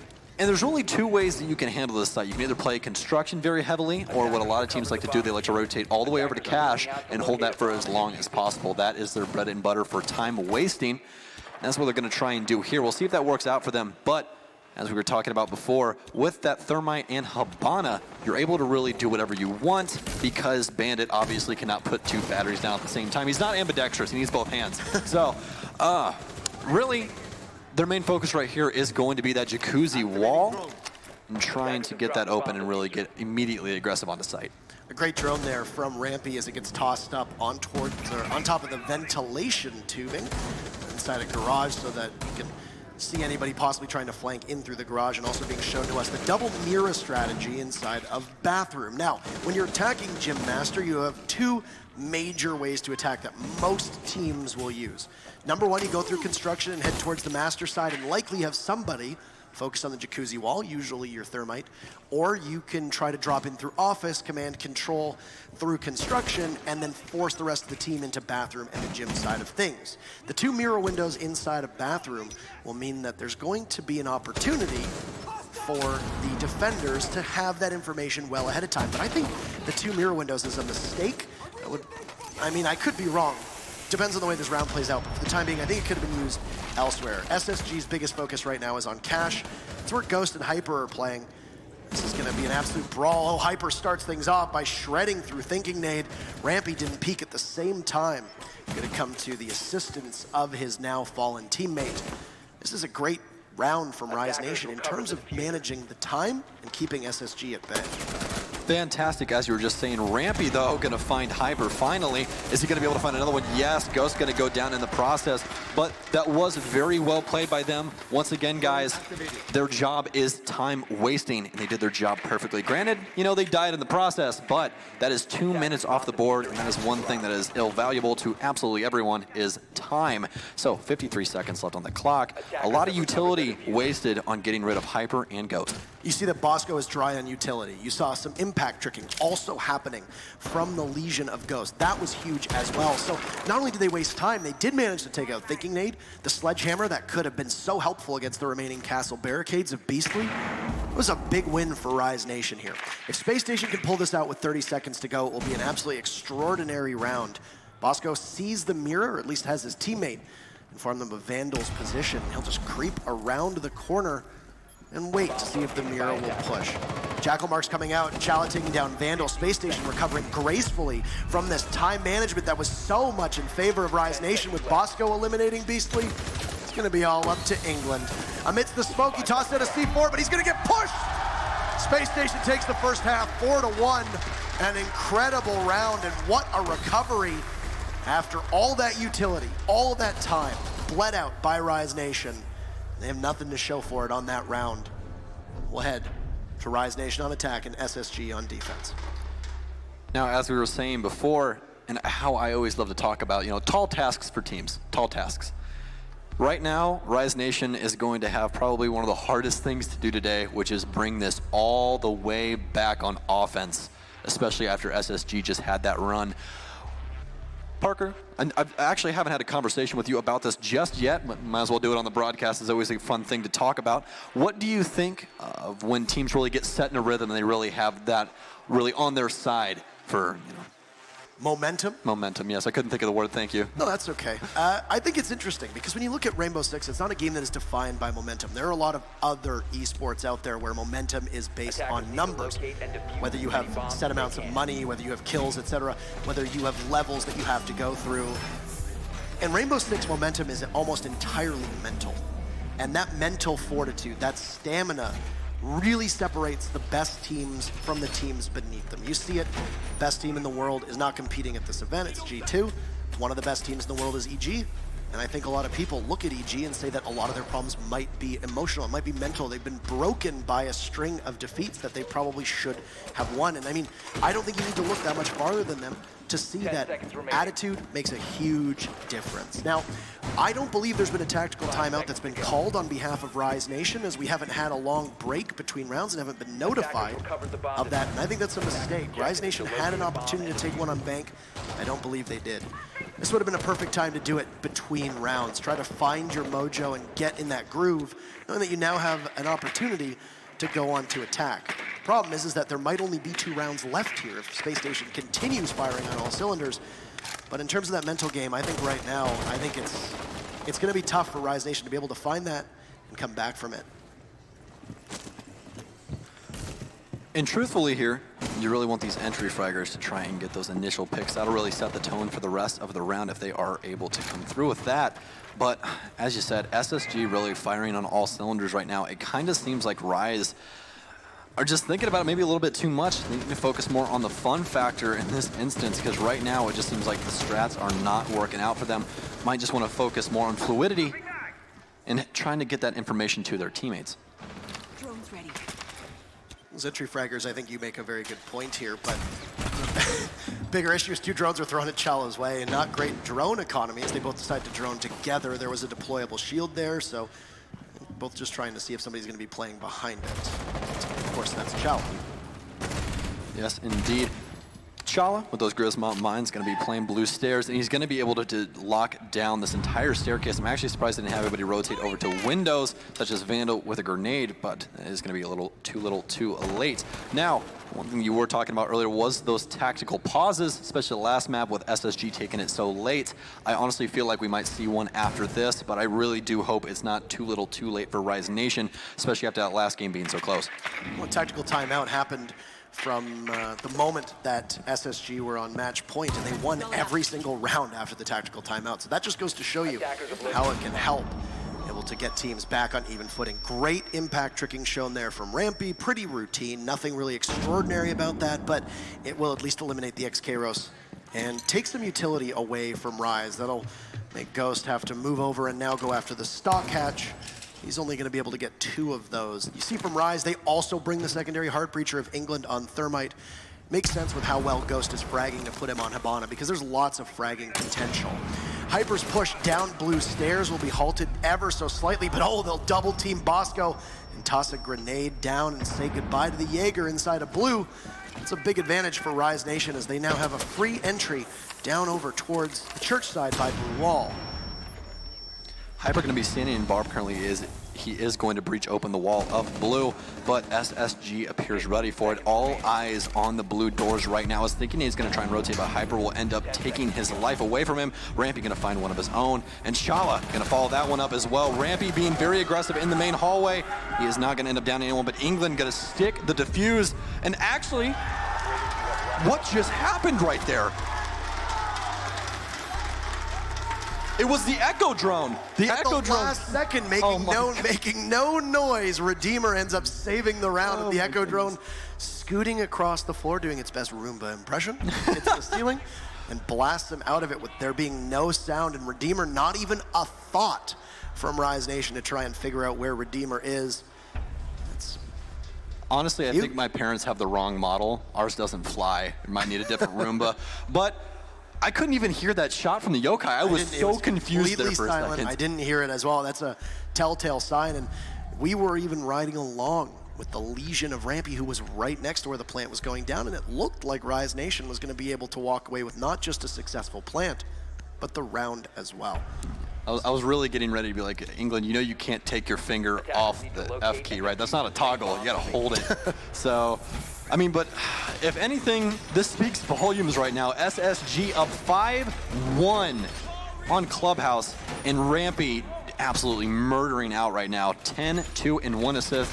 You know what that means? That means he's finishing all of those kills. And there have been at least 2 rounds where his contributions have not just been on the scoreboard, but almost single-handedly winning the round. And that's been massive for his team. I know that we like to focus on kill death because in any first-person shooter game, it's usually the statistic that people find most impressive. It's difficult because a lot of contributions that come from players, especially support players in Rainbow Six, are never seen on the scoreboard. In fact, things such as accurate droning, clean callouts, smart utility usage, that sort of stuff, we don't even get to see a lot of times just by nature of the way this game plays out. Rampy's 10 kills have been extraordinarily impactful, being able to keep his team in this fight. And now, because of his play and the rest of his team, Spacestation sit on match point and series point as well.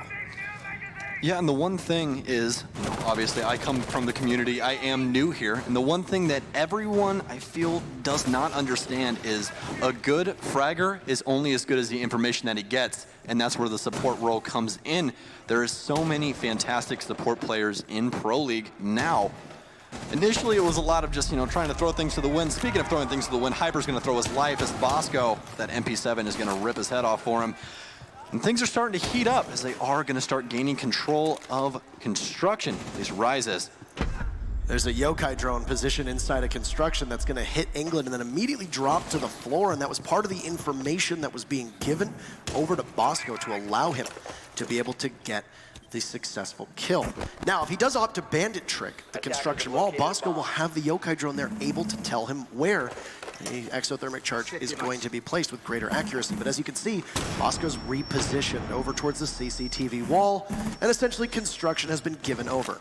This ACOG that we mentioned inside a garage, it's going to be Redeemer playing there, but I think they realize that Rise is going to be coming through construction, and a great impact trick from Thinking Nade. That's a denial for England, and Rise frustrated. That's a lot of utility lost. Yes, it is, only for one little ball of death. Those things are incredible, let me tell you. But you know what else is incredible? Thinking Nade tries for it again, does not make any contact, and they're going to get that wall clean open right there. As you can see, Thinking Nade's sight currently gone just for a couple seconds due to that EMP of Beastly. Again, we have caliber-based destruction just like we talked about earlier. Those bullet holes over here inside of the wall. 53 seconds left on the clock. Now, this is where things can get very hellish. Speaking of hellish things, England doesn't even need to see him. Doesn't even need to see him. He gets the kill and raises his eyebrows like, oh my. In absolute disbelief, Sam. Incredible, incredible. What would you expect anything less from England himself? Things really are going to need to heat up for the offense right here. It seems like they're stalling out quite a bit. Really need to focus on trying to get this utility burnt up by the defense. Thinking Nade literally sitting inside of his own smoke. Since he does have that gas mask on, it's not going to have any effect towards him. Lots of angle holding coming in from Rise now. But the flashbangs are going to come through, as I'm going to expect the aggressive play. Redeemer going to find one. Ghost going to find one of his own as well. Shala with a crazy shot on the Ghost. Oh my goodness! Shala onto England. doing absolute work right now. And this might be it, ladies and gentlemen. It's only one man alive in Space Station Gaming for the last match of the day. Oh my goodness. And they will take it, and they will meet Rogue. Beautiful fashion in tomorrow's matchup. Excellent job here. Space Station making that second map look easy after the slugfest that was Bank. And who'd have thought that the most competitive match of the day would be Orgless versus Evil Geniuses. 3 straight 2-0s after that. And Rise Nation, Ghost, the newest member of the team, showing up, but the rest of the team couldn't match it. And an unfortunate result for them and their fans, but Space Station will move on, and we'll see them tomorrow. Yeah, apparently the hype behind Bosco, that hype train, it has no brakes. They cut him. I can tell you what, that man doing absolute work all over the place on both maps. But, I mean, really the big thing here, the big exclamation point, the X factor, Clubhouse 6-1. You never see that, ever. It's insane. Absolutely incredible result there. So, wow. A great day of U.S. Nationals so far. Your first 2 matches on LAN, and tomorrow's matchups will be really something. But Clubhouse, you're absolutely right. You don't usually see that. The defense not really showing up for Rise Nation. A disappointing result for them. And I think we all headed into today's matches thinking this was going to be the one. This was going to be the matchup that would go the full distance. It was going to be an absolute slaughter between these 2 teams overall. And it just didn't end up shaking out, I think, as everybody anticipated. No, not at all. And I mean, honestly, we got to select what we wanted to cast. I was like, you know what? I want to cast. This is my first thing. I want to take the big event of the day. But, you know, just came in a little bit dry there on Clubhouse. But that is going to be it from myself and Intero today. We will see you guys tomorrow for some more Rainbow Six Siege action. Jump. How you doing over there? I'm doing absolutely fantastic. The 4th match of the day was a 2-0 sweep with Space Station Gaming walking away with the victory over Rise Nation. I'm joined on the desk yet again for the final time, Zeronic, Rams, and Veli. Gentlemen, intelligence of Space Station Gaming is something that we commended coming into this match, but the confidence that they were able to provide when they began these executes with 20-30 seconds left on the clock, that's what won them this match. Well, confidence is going to be all over the place when you have Redeemer running around with the Echo drone. How many times did Redeemer actually stop the plant and helped his team win the round? I believed it was twice, but Redeemer was instrumental not only in stopping the diffuser from going down, but for helping his roamers in terms of success on both maps. Yeah, especially Bank. Oh, yeah. Hunting definitely. down that Thatcher running back in on his way to garage. office? Yeah, like. And you can't, though, take it away from Rise. It's not like Rise played a bad game. There was by no means you can look at that, and even though it was a 2-0 sweep, and go, oh, wow, this is SSG just absolutely dominating. There was nothing that Rise could do. Yes, they walked away with the victory, but Rise still showed signs of life. They had a lot of confidence in the double hard breach ban in map number 1. It started to play off for them, but the overtime loss sent them into tilt, and map 2 didn't go their way. I think getting that double hard breach ban actually had quite a big impact on Bank because we see SSG struggle with everything up until the last 30 seconds. They look so clean in their execute. It's so fast and so well thought out. But the time up until then, they could really have done with a Habana, especially on Bank. Yeah, it was just really holding them up in terms of what was actually available to them. But it really forced them to actually think outside the box with Ying actually using her Candelas through the floor in that one round in particular when they were attacking the archives. That kind of outside of the box play is what you want to see after a double hard breach ban is actually implemented into the match. It was very fun to mention with the Ying that we were talking about. Maybe swapping that Capital for Ying would be helpful. Yeah. We have it on our list here. They pull Ying in and they win every attack round after that. Pretty much, exactly. Yeah, and when Ghost is going absolutely huge, what was the stat line? 16-6 in that first map?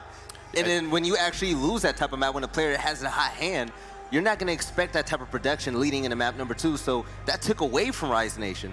Yeah, let's give some credit to him, by the way. Like 13 kills at round 8. Yeah. Phenomenal. Right? Phenomenal. New guy stepping up. He did. He stood up. He did his job, but it was still the members of Space Station Gaming that walk away with the win. Now, all day we've been showing you what it is that the players are thinking, going into the minds of the players themselves using Tobii eye tracking. And for the last time today, we have an opportunity to show you the intelligence, but more importantly, the understanding of where to look and when to realize where they need to be. You're taking a look now at what you see through Redeemer. Let's talk through these these moments. So you see him jump from his different players with the outlines, both as an in-game leader and as an echo player. He has a lot of stuff to keep track of. So his eyes are floating up, seeing, you know, what's up with his teammates, the kill feed coming in, just so he knows exactly how to micromanage everyone. And all of this while still having to worry about keeping his angles down, staying up to date with everything he has to do and his team has to do. Well, we saw it there. The win again going in favor of Spacestation Gaming, and we need to make sure that we put it into the voice, actually, of the members of Spacestation Gaming. And so, of course, we've got Redeemer on the desk. No. Thinking Nate. Thinking Nate. Oh, why did they? Yeah, I'll take the L on that one. Well, hello. Hi. All right. Well, Redeemer anyway. looks different. Yes, it's one of those moments, you know, it's been a long day. Thinking Nate, hello, how are you? How's it feel after that win? It feels amazing. We're here to win, and that's what we're doing. Now, you guys came into this. It was a very difficult map number 1. You guys took it to overtime. You ended up winning 7-5. What was your minds as you guys had that technical pause near the end of that map? Well, every time we have a technical pause, we completely reset. We pretend like it's like a whole new map, just everything, and we try to fix some of our problems, and we just go into it fresh. Now, we talked a lot about how you guys clearly have intelligent strats. You guys have been improving. You had top 4 at DreamHack Winter not too long ago. Coming into this, though, something that we certainly enjoyed watching was when you guys made a decision to do those 30-second left, 20-second left takes, the confidence and the unrivaled confidence, I want to call it, you guys have put yourselves in a good position. What's going through your guys' heads? How are those team communications going when you make a decision to do a take that late? Well, when you do a take that late, you just have to be confident and just go, because you don't have time. You don't have time to make mistakes. You literally just have to go, either get your kills or hold and just try to plant. Like, that's it. What was the mindset behind one of those last rounds on Clubhouse when you took over cash, you got the trade, right, where you traded off after Bosco got the kill onto the mute sitting in the corner, and then you guys realized that you didn't have any of the utility to break the castle barricades. What was going through your minds? Because I saw that you guys rotated to the hatch, isolated one of the defenders playing in that room, and then had 3 people pinch him, and then pushed the site with 20 seconds left, but at that point it was, you know... Oh, for Jim? For Jim attack? Yeah. At that point, we just decided that we're just going to flood. We're just going to flood and just try to... Like, 3 of them were going for the kill, and just Redeemer was just going to try to plant. Right, and that was it. Like, you just got to play confident. You don't have time. Are you able to keep your communications calm and still understandable when you're doing those 10, 15 seconds attacks? Because from a defender standpoint, fighting against you guys, it must be chaotic, you know, knowing that there's still 5 people alive and all of you are going to be attacking at the same time. Yes, we've been practicing a new way of communicating where we don't start yelling. We just keep like a monotone the whole time, and we don't get hype until after the round. That's what we've been practicing. Now, we saw that you guys actually boot camped here in Las Vegas before this event. Do you feel like that boot camp has really helped you guys elevate your play? Oh, definitely. Definitely. It just creates team chemistry, and you just start getting better, and you could practice and make new strats, just anything. Did you guys feel like when you were kind of falling into some of your lulls in attack, you would have full control with 1 minute and 30 seconds, and then you'd still continue to drone for about 1 minute, and then 30 seconds left, you would decide to push? Did you guys ever feel like, especially on Bank, that you needed to speed things up a little bit? Because I feel like when you started making your comeback, when you went down to bring it into overtime, there was a very noticeable change in your pace. When we start running low on time, we do say that we need to like speed it up a little bit, but we don't get worrisome. Like like you were saying, we got to be confident. You got to work with all the time you have. Because like the second you start getting worried, then you start making mistakes. Right. Keep your composure. Yeah, exactly. That's exactly what we talked about. Every round we reset. You walk away with a 2-0 victory. You now play Rogue in the Western Conference Finals tomorrow. Seeing what they had, they're dismantling that they were able to pull in their match versus Team Sinister. What are you guys thinking coming into that tomorrow?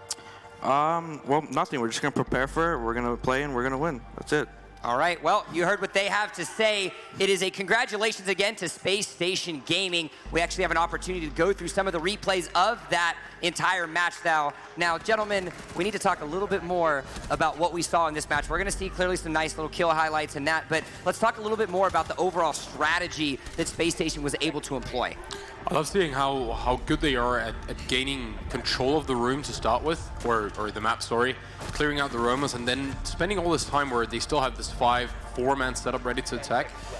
But it scares me a bit leading into some of the matchups that they're going to face later on in this tournament. If those 10-15 seconds that they normally have for their executes is enough, going up against a team like Rogue tomorrow, these late takes, these late opportunities, because of what we've seen from Rogue on stage, is that something that could be a potential question mark and something they need to maybe tighten up coming into tomorrow? If you really bunker down, you can abuse that. You can abuse it a lot. There's a way you can play trap setups or bunker down even harder on site, where these super late executes become almost impossible to pull off. Yeah. Yeah, if the team can read into that, it can, they'll just prepare for it more effectively. And what we did see is definitely Rise falling victim to their trend of not being able to close. Like, if they can't close out the first map, they lose a lot of momentum, and Rogue will not be a team that falls to that. Well, taking a look now at what we have seen, we saw our final match of the day conclude with Space Station Gaming walking away with the win.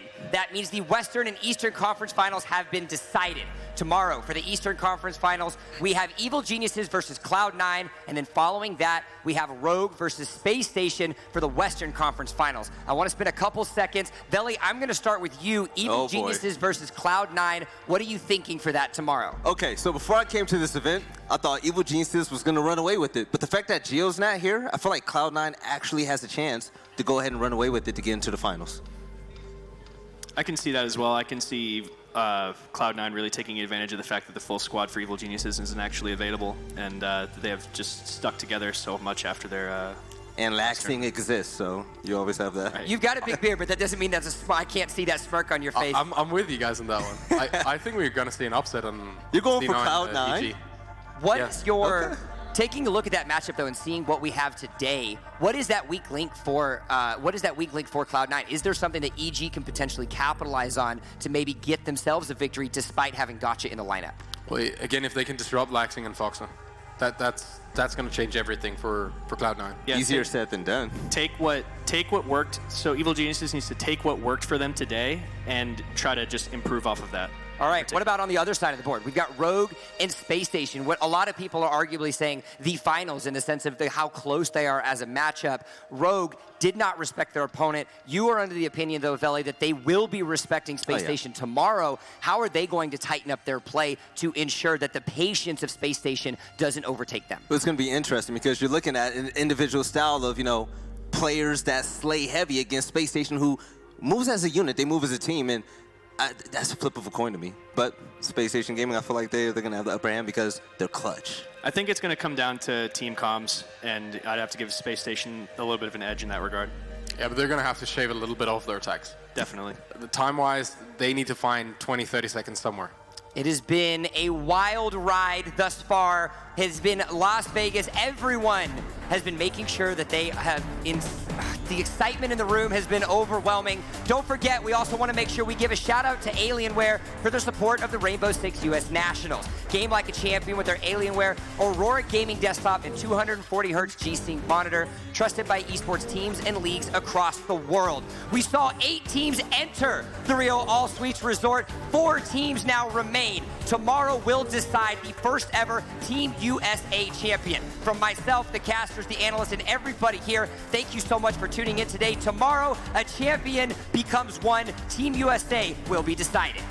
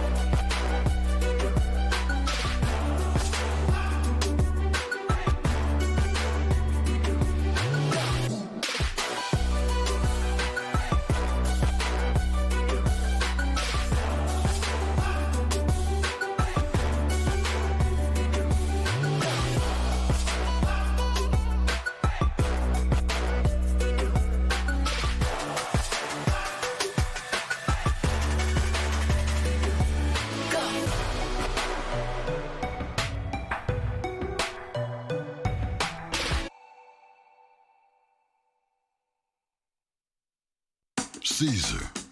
Politician, ruler, man. His is a world of opulence, indulgence, and excess. So for anyone seeking a place where the sun never sets on a good time, all this awaits. I am Caesar, and I approve this palace.